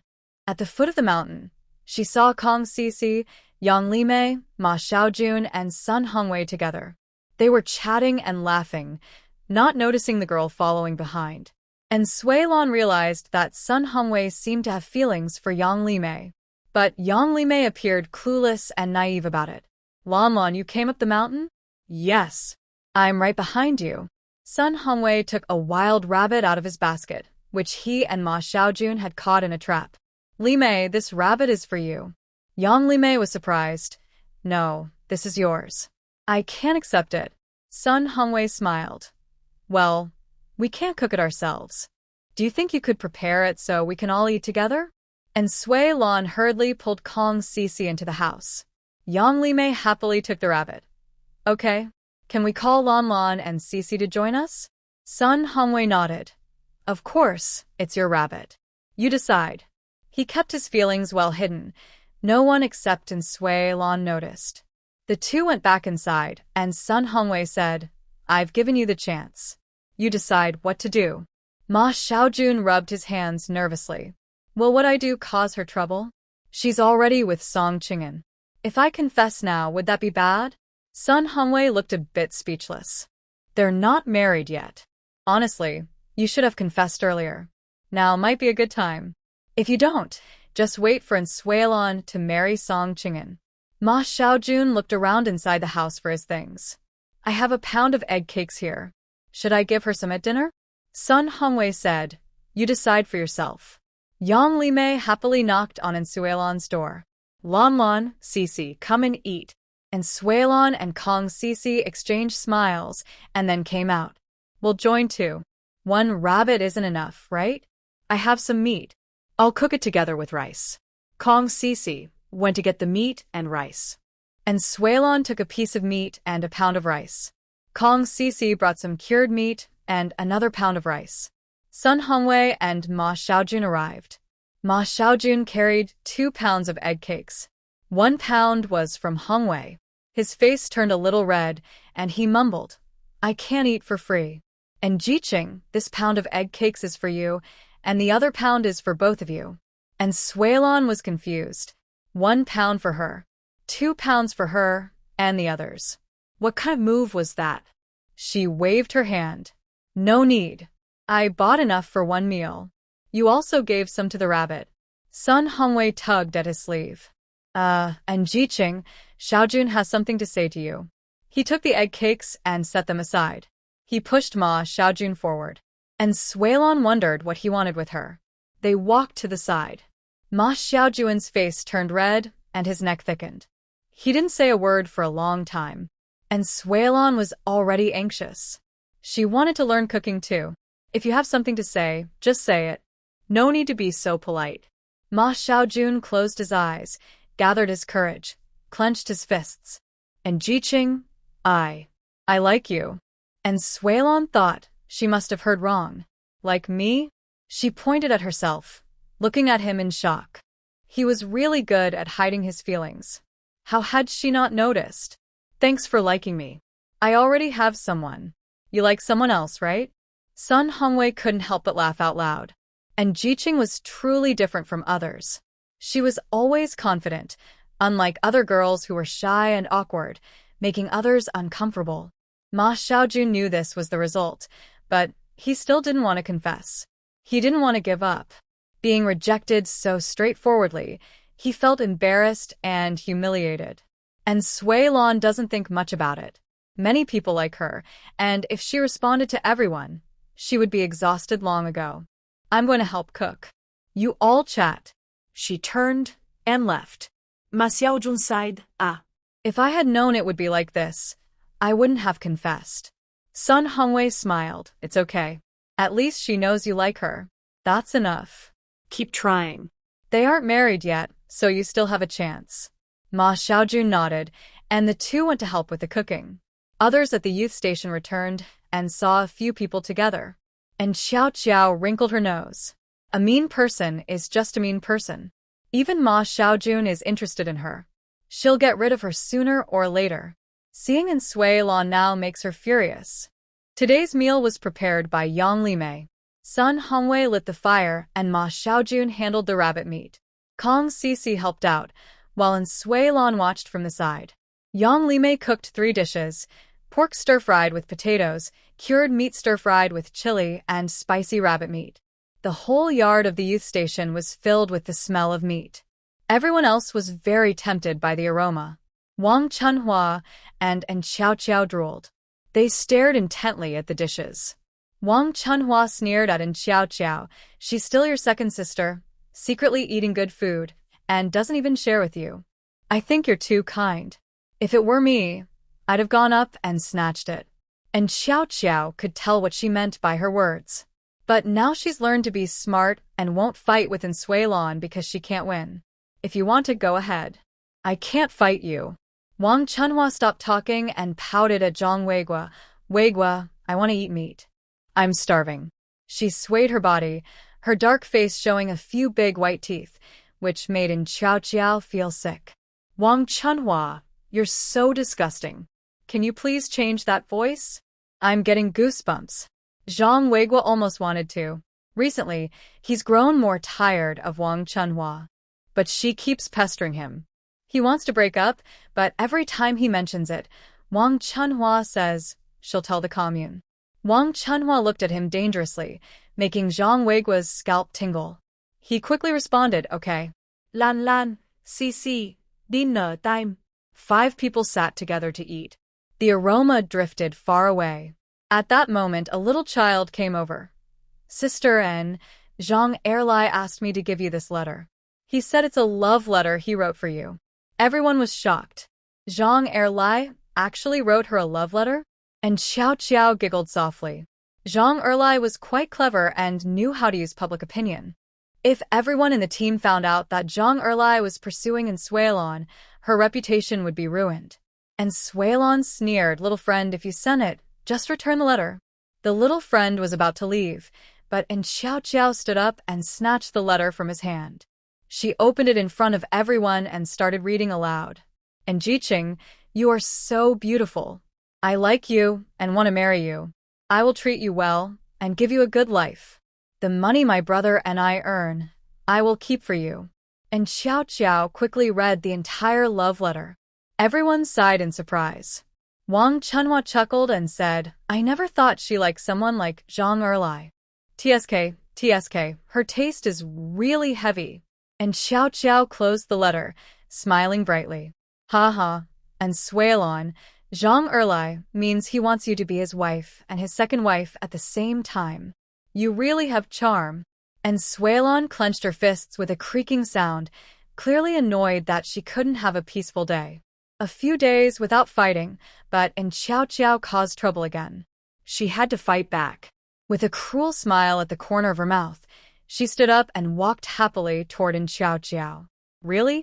How is Zhang Erlai's handwriting? Let me see. She reached out to grab the letter, but Sui Lan thought she was anxious.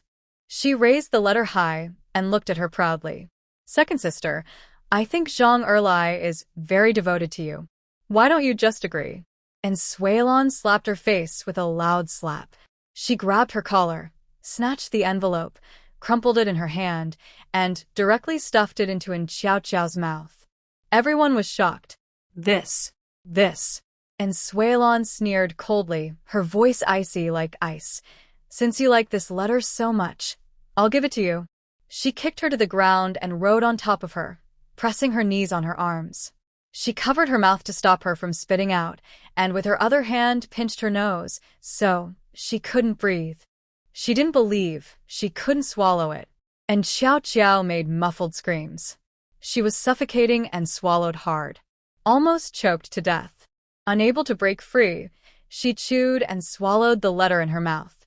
And Sui Lan lifted her chin and looked at her with a domineering, evil gaze. If you behave better, you'll have good days. Otherwise, just wait to suffer here for the rest of your life. And Xiao Qiao thought she wanted to marry Zhang Erlai. Zhang Erlai was the home she had prepared for herself. And Suilon clapped her hands, disdainfully cleaning herself up. And Xiao Xiao coughed as she got up from the ground, glaring at Suilon with a mean and gloomy look. She swore she would find a way to get rid of that mean girl, and Suilon. And Suilon washed her hands and sat down to eat. Kong Cici asked kindly Suilon what happened. And Suilon shook her head. I don't know. It seems like Xiao Xiao is deliberately trying to ruin my reputation. Don't worry, I'm not afraid, said Cici confidently. Li Erhua finished eating and went to the back to check how the foundation was coming along. Just then, a truckload of blue bricks arrived. From the Song family. No, I'm just delivering bricks, said the delivery person. Li Erhua smiled and said, It's my family's. We're at the back. People in the village who weren't busy working on the mountain heard the noise and came out to see what was happening. They saw a truck full of blue bricks from the Song family and felt envious. Aunt Zhang stood among the crowd, her eyes fixed longingly on the truck of bricks. Her son was planning to marry in Jiqing, so this house would belong to their family. Some curious villagers asked, Did you hear that your second son wrote love letters to Jiqing? Aunt Zhang nodded proudly. Yes, my son is going to marry her. Aunt Lu curled her lips, thinking it was all nonsense. And Jiqing was actually with Song Qing'an. They were just making things up. Seeing Aunt Lu's disapproval, Aunt Zhang was unhappy. Big Sister Lu, why are you making that face? Aunt Lu glared and said, None of your business, why I'm making a face. Aunt Zhang felt she was looking down on her son and got angry. You old hen who can't lay eggs, my son is marrying in Jiqing. Why are you making that face? Big Sister Lu hated being called a hen who couldn't lay eggs. She had only 3 daughters and no sons in her life. When she heard Aunt Zhang say that, her eyes turned red. You're such a mean person, giving me that look. So, what if you have a son? They're all lazy, short, ugly, dirty, and still dreaming about Jiqing. Look at yourself in the mirror. Aunt Zhang was annoyed and reached out to scratch her. You mean old mean person, I'll beat you. The two immediately started fighting. People nearby quickly separated them. Hearing the commotion, Li Erhua came over. Aunt Zhang was still shouting, Suilon is trying to my son. If it weren't for that, I'd want him to marry her. No use being jealous, you don't even have a man, let alone a son. Aunt Lu was so angry her eyes filled with tears. Her husband had died years ago while working on a dam.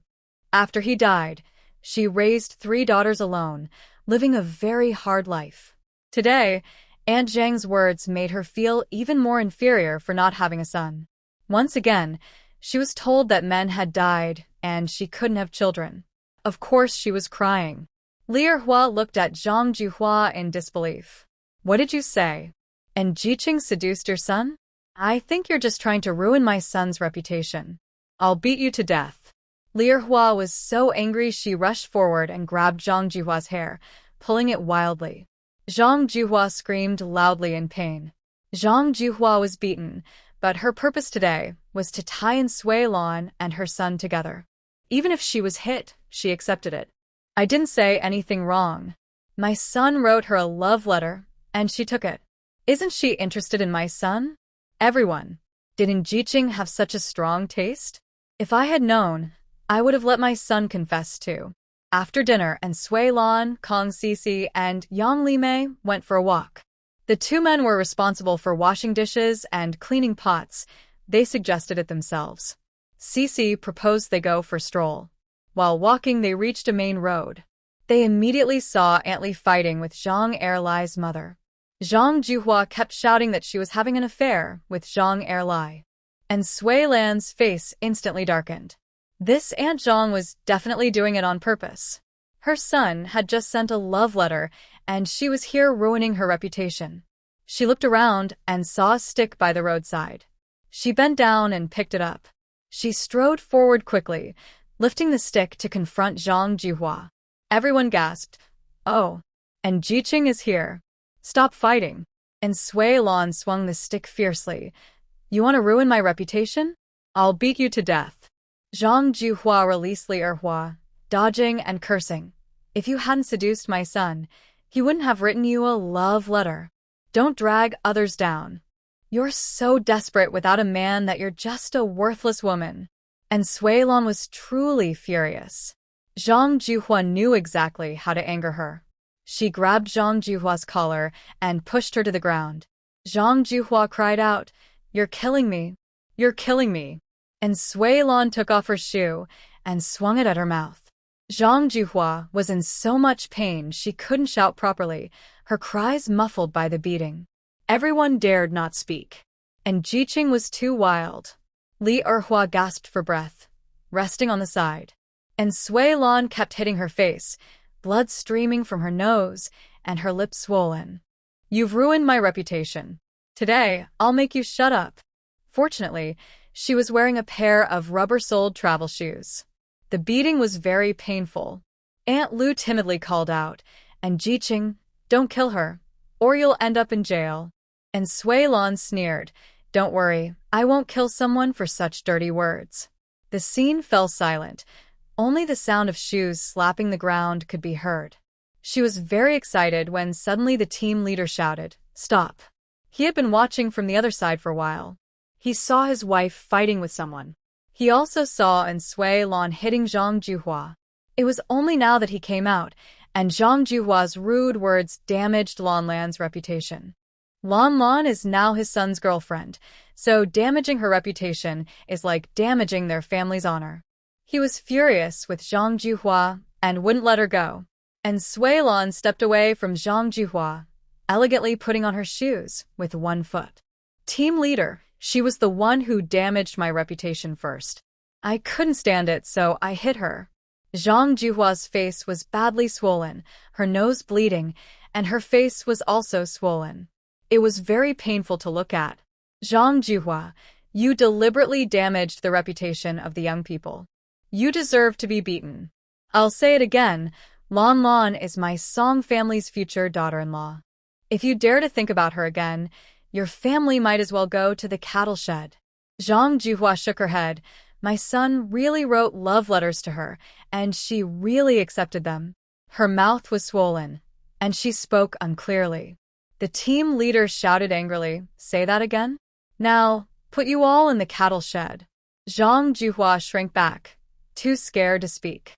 But after Suilon was beaten like this, she wouldn't just let it go. "Team leader, look at how she beat me. I want medical expenses." And Suilon shot a cold, serious look at her. "You damaged my reputation, team leader. I want her to pay me 50 yuan. I'm here to build the countryside, not to be bullied. This matter can't just be ignored." Zhang Juhua glared and spit. "You want money? Then marry my son, and I'll give you all the money." And Suilon was about to take off her shoes, but Zhang Juhua was so scared she ran away quickly. She disappeared in an instant. And Suilon looked at everyone and said coldly and seriously, "I have nothing to do with Zhang Erlai. My partner is Song Qing'an. Now, and in the future, he is. If I hear anyone slandering me again, no matter who it is, I will fight back." Everyone sighed silently. Li Erhua held her hand. "All right, Lan, she probably won't dare anymore. Don't let yourself get too upset. Come and see how the foundation is being built." She pulled Suilon along, and Kong Sisi and Yang Limei also followed. After watching for a while, Suilon went up the mountain with Kong Sisi and Yang Limei. The team leader saw her leave and snorted coldly. "Tell me, what's going on with Jiying? How come Zhang Erlai is writing love letters to her?" Li Erhua replied, "You should think about it. The house was built in her name. Can't those people be jealous?" As they were talking, a few people from the commune arrived. They all wore red armbands. The team leader greeted them with a smile. He was annoyed by these people but had no choice but to smile and welcome them, avoiding conflict. All the villagers who had been chatting quickly left, afraid to stay. "How are those people? Are they dead?" The team leader awkwardly smiled. "They are usually honest and haven't missed any work." That person nodded and said, "Recently, there has been a lot of education. The higher-ups said we need to speed up the education work." Yes. After sending the people away, the team leader wiped the sweat from his forehead. He sighed and shook his head helplessly. Those people were truly pitiful, starving and hungry every day. Most of them were old, looking quite aged, and he couldn't bring himself to be too harsh. He thought they should just get through each day. They never took the initiative to criticize. Only when higher authorities issued orders did they do some symbolic education. He muttered to himself as he pitied those people and went to the team office to promote ideological education through a loudspeaker, announcing that in the evening, there would be a serious lesson for those who made mistakes, and all members should participate. Those people would come to see the results in the evening. He just wanted to pretend to be strict but couldn't really be harsh. Fortunately, they respected the leader and didn't trouble him. After dinner, the old educated youth took out rotten eggs and blue vegetable leaves. If they didn't have those, they used stones, mud, and other things. And Suelon didn't take anything. Cece gave her 2 rotten vegetable leaves to hold as a prop. When everyone was gathered, the team leader waved his hand, and 6 elders were brought out one by one, and the people with red armbands arrived again. They watched from the side. Song Baoping was very familiar with this routine. He publicly accused them of their mistakes, and Suelon didn't believe a word of it. Not to mention, those 2 elders looked honest and upright, completely not the kind of people described. This era had created many sorrows. After the team leader announced the accusations, these people were taken to the center. The villagers, holding rotten leaves, rotten eggs, and other smelly objects, threw them at the elders one by one. The elders closed their eyes, seemingly unable to bear such humiliation. They were hit with dirty, stinky, hard objects without making a sound. And Suelon stared tightly at the elders, feeling more and more familiar. Something seems to flash through her mind, but she just can't hold on to it. They argued for over half an hour. The elders kept their heads down, each biting their teeth and holding back. Hongxiu saw how worn out they looked from life. They all showed satisfied smiles. When they left, the team leader finally relaxed. Today is too late. Let's stop here. Send the people back to the pigsty. A few villagers took their people and left. The team leader waved his hand. All right, everyone go back. Starting tomorrow, we work on weeding. Everyone must go. And Suelon felt like he was saying that last part just for her. When they heard about working, some were happy, others not. An Shui Lan Sai. She had just started planting, and now they want her to. There's so much grass. She wanted to rest a few more days. It's time to gather pig feed again. And so, life went back to daily pig feed gathering, and 10 days passed quickly. She wondered how that man was doing. How were his clothes? Did they sell well? She hadn't heard anything at all. After work, she washed up and went to bed early. She was used to sleeping in late, so she didn't know if she could get up tomorrow. At around 5 in the morning, just as she was sleeping soundly, a loud whistle woke her up. Annoyed, she rubbed her forehead and muttered, "So noisy." She turned over and continued sleeping, completely forgetting about going to work. Bang, bang, bang. Lon, get up. It's time to work, you're going to be late. And Suelon finally opened her eyes, remembering she had to work today. She hurried to wash up, carried her basket, and went to the team office with Kong Cece and Yang Limei. When they arrived, the team leader was already promoting the importance of labor. He opened his mouth to scold them, but saw Suelon making a silly face at him. He almost had a heart attack. He held back, planning to scold her privately later. He told himself to stay calm and not lose his temper. Li Erhua smiled at Suelon and reached into her, offering 2 eggs. Lon, eat these later. Don't go hungry. An Shui Lan. She also checked Li Erhua's pulse. The rheumatism caused by years of hard work wasn't serious. She just needed to rest and take care of herself. And Suelon walked over to Li Erhua, smiling and patting her hand. She thanked her happily. "Auntie, thank you." Everyone else went to work in the fields, but she was the only adult going to gather pig feed. Chunning and Xiahe went to school. No one was there to take care of her. She collected a lot of pig grass but then threw it into her space. She couldn't find it every day anymore. She found a quiet place and slipped into her space. Inside, the vegetables she planted were growing very well. Cucumbers, tomatoes, and other vegetables were ready to eat. Because she hadn't harvested them yet, they stayed ripe but didn't fall or spoil. They all looked clean and fresh. She picked one, didn't wash it, and took a bite directly. It was crunchy, refreshing, and sweet. The pure cucumber flavor had a slight sweetness at the end. As expected from vegetables grown with spiritual spring water, they tasted great. If she could sell them, they would likely be very popular. She ate half a tomato next. It was the old variety from Sandow, sweet with a little sourness, just right. Cooking it with an egg would probably taste very good. She had already harvested 2 rounds of wheat and corn, and this batch was producing new ears again. She also planted the grain seeds that Song Qingshan gave her, and they had sprouted. She controlled the watering with her mind, waiting for them to grow. She also watered the pig grass. She just threw in a little so they could grow quickly and she wouldn't need to find pig grass every day anymore. Seeing no one outside, she left the space. There were children playing nearby. She waved, and they all came over. 2 centimeters of pig grass, 2 candies per person. The children dispersed happily, helping to find pig grass. Soon, she had enough pig grass, carried her basket, and left. Watching Sun Suehong record her work points, she turned to go to the youth commune. Sun Suehong looked at her with gritted teeth. Thinking about the vegetables in her space gave her a headache. She couldn't finish eating them all, nor could she give them away, as she couldn't explain where they came from. So, she decided to sell them. With that thought, she quickly packed her things and headed to the commune. She couldn't let Song Qingshan know for now, so she had to pretend. When she arrived at the commune, she changed into a woman in her 40s. Her face was painted dark. First, she went to see if they had the dress she designed. "Miss, which fabric is most popular lately? I want to buy one for my daughter." The clerk looked at her with some impatience and took out a red fabric dress, the one she designed. "This one, 31 pieces.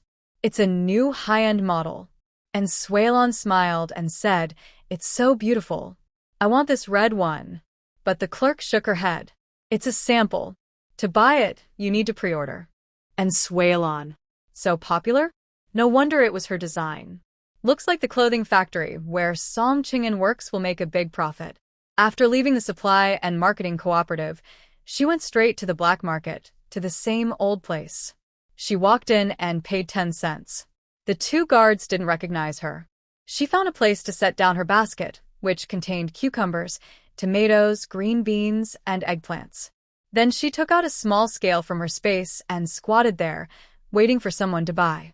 Soon, an older woman approached and bent down to look at her vegetables. "Young lady, how much for these cucumbers? They look very fresh." And Suelon thought that prices are quite cheap now. Her vegetables are grown with spiritual spring water, but she shouldn't ask for too much. 21 cents per jean. What? 21 cents. Are you trying to cheat me? Outside, they only sell for 5 cents per jean. And Suelon felt her price was already very low. But it still seemed too expensive. If it's only 5 cents per jean, she might as well keep them for herself. She awkwardly smiled and stood up, pulling the older woman aside. "Ma'am, I was just joking. 1 cent per jean. Look, these are freshly picked from the field, very fresh, much better than outside." The woman nodded and said, "Let me see." She picked and chose, buying 1 jean of cucumbers and 2 jean of green beans. The total was 3 mao, 30 cents. And Suelon's enthusiasm was instantly dampened. Once the woman left, she quickly packed up and left. Her earning speed was too slow. She decided to stop selling and ask Song Qingshan for a plan later. Outside the alley, she changed her clothes, storing her basket back into her space. Suddenly, a man bumped into her, followed by many police officers. "He's got a contact.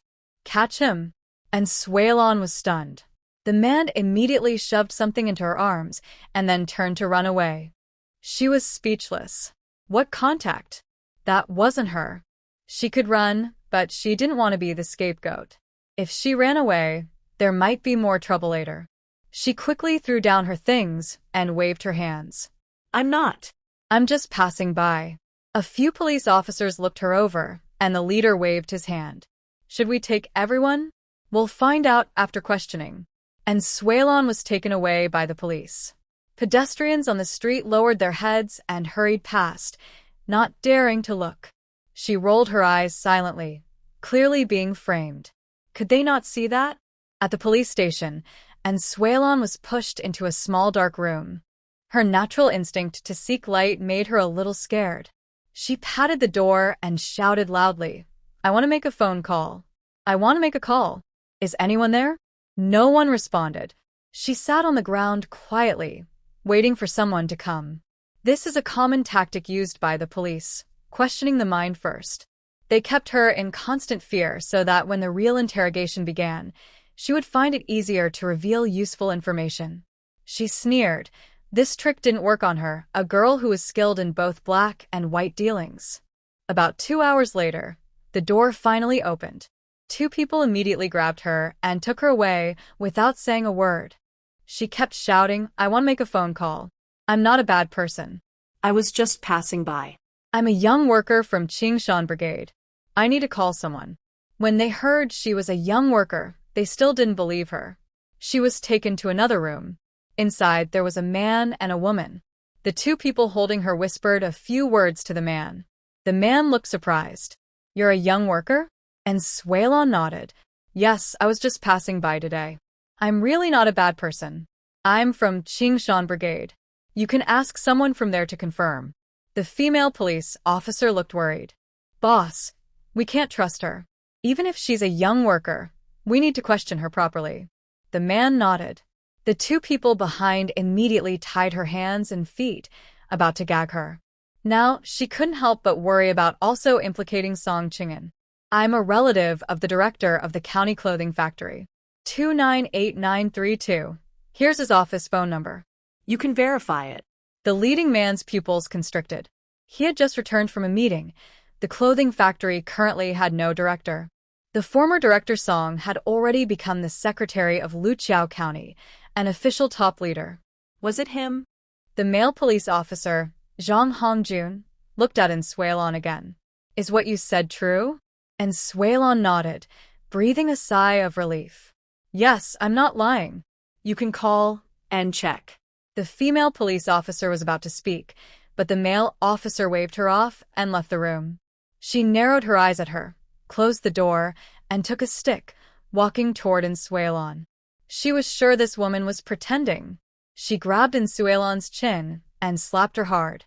The force was strong, and 5 clear finger marks appeared on Suelon's face. Suelon smiled faintly, spitting out a mouthful of blood.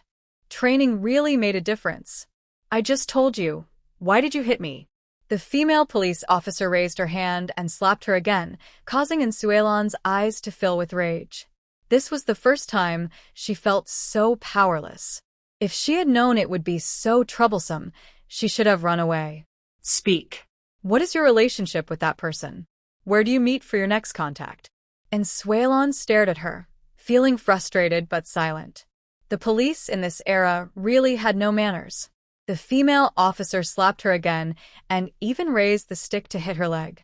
Suelon's tears of pain started to fall, but she held them back tightly. She couldn't cry, or she would only become more aggressive. The 2 police officers behind her felt uneasy and advised softly, "Jingjie, maybe we should wait for the boss to come." Lu Jing waved her hand. "No need. If something happens, I'll take responsibility. Her father is the police chief, so she's not afraid. Besides, as a young educated person, what could possibly happen to her? If her family had money, she wouldn't have been sent to the countryside. If she was beaten, so what? She's a suspect. What does it matter? It's all for investigating the case." Lu Jing dropped the stick she was holding and lifted Suelon's face, then slapped her a few more times. She simply didn't like women who looked good but acted pretentiously. Suelon's face was swollen, and she felt a burning sensation all over. Just then, the male police officer pushed the door open and entered. Seeing what was happening, he froze in shock. Oh no! The wife of the party secretary was being beaten here. His job was probably over now. Anger burned inside him, and his eyes looked like he wanted to kill Lu Jing. "Who told you to hit her?" I told you to wait for me to come back. What are you doing now? Lu Jing stood proudly. Usually, the boss spoke to her softly, but today she was shouting at her over this woman. She stomped her foot. Boss. She's the criminal. Why can't I interrogate her? The man rubbed his forehead, sweat running down his face. Lu Jing, you're going too far. Let her go. The two police officers came to untie and Sui Lan, but she immediately stepped back.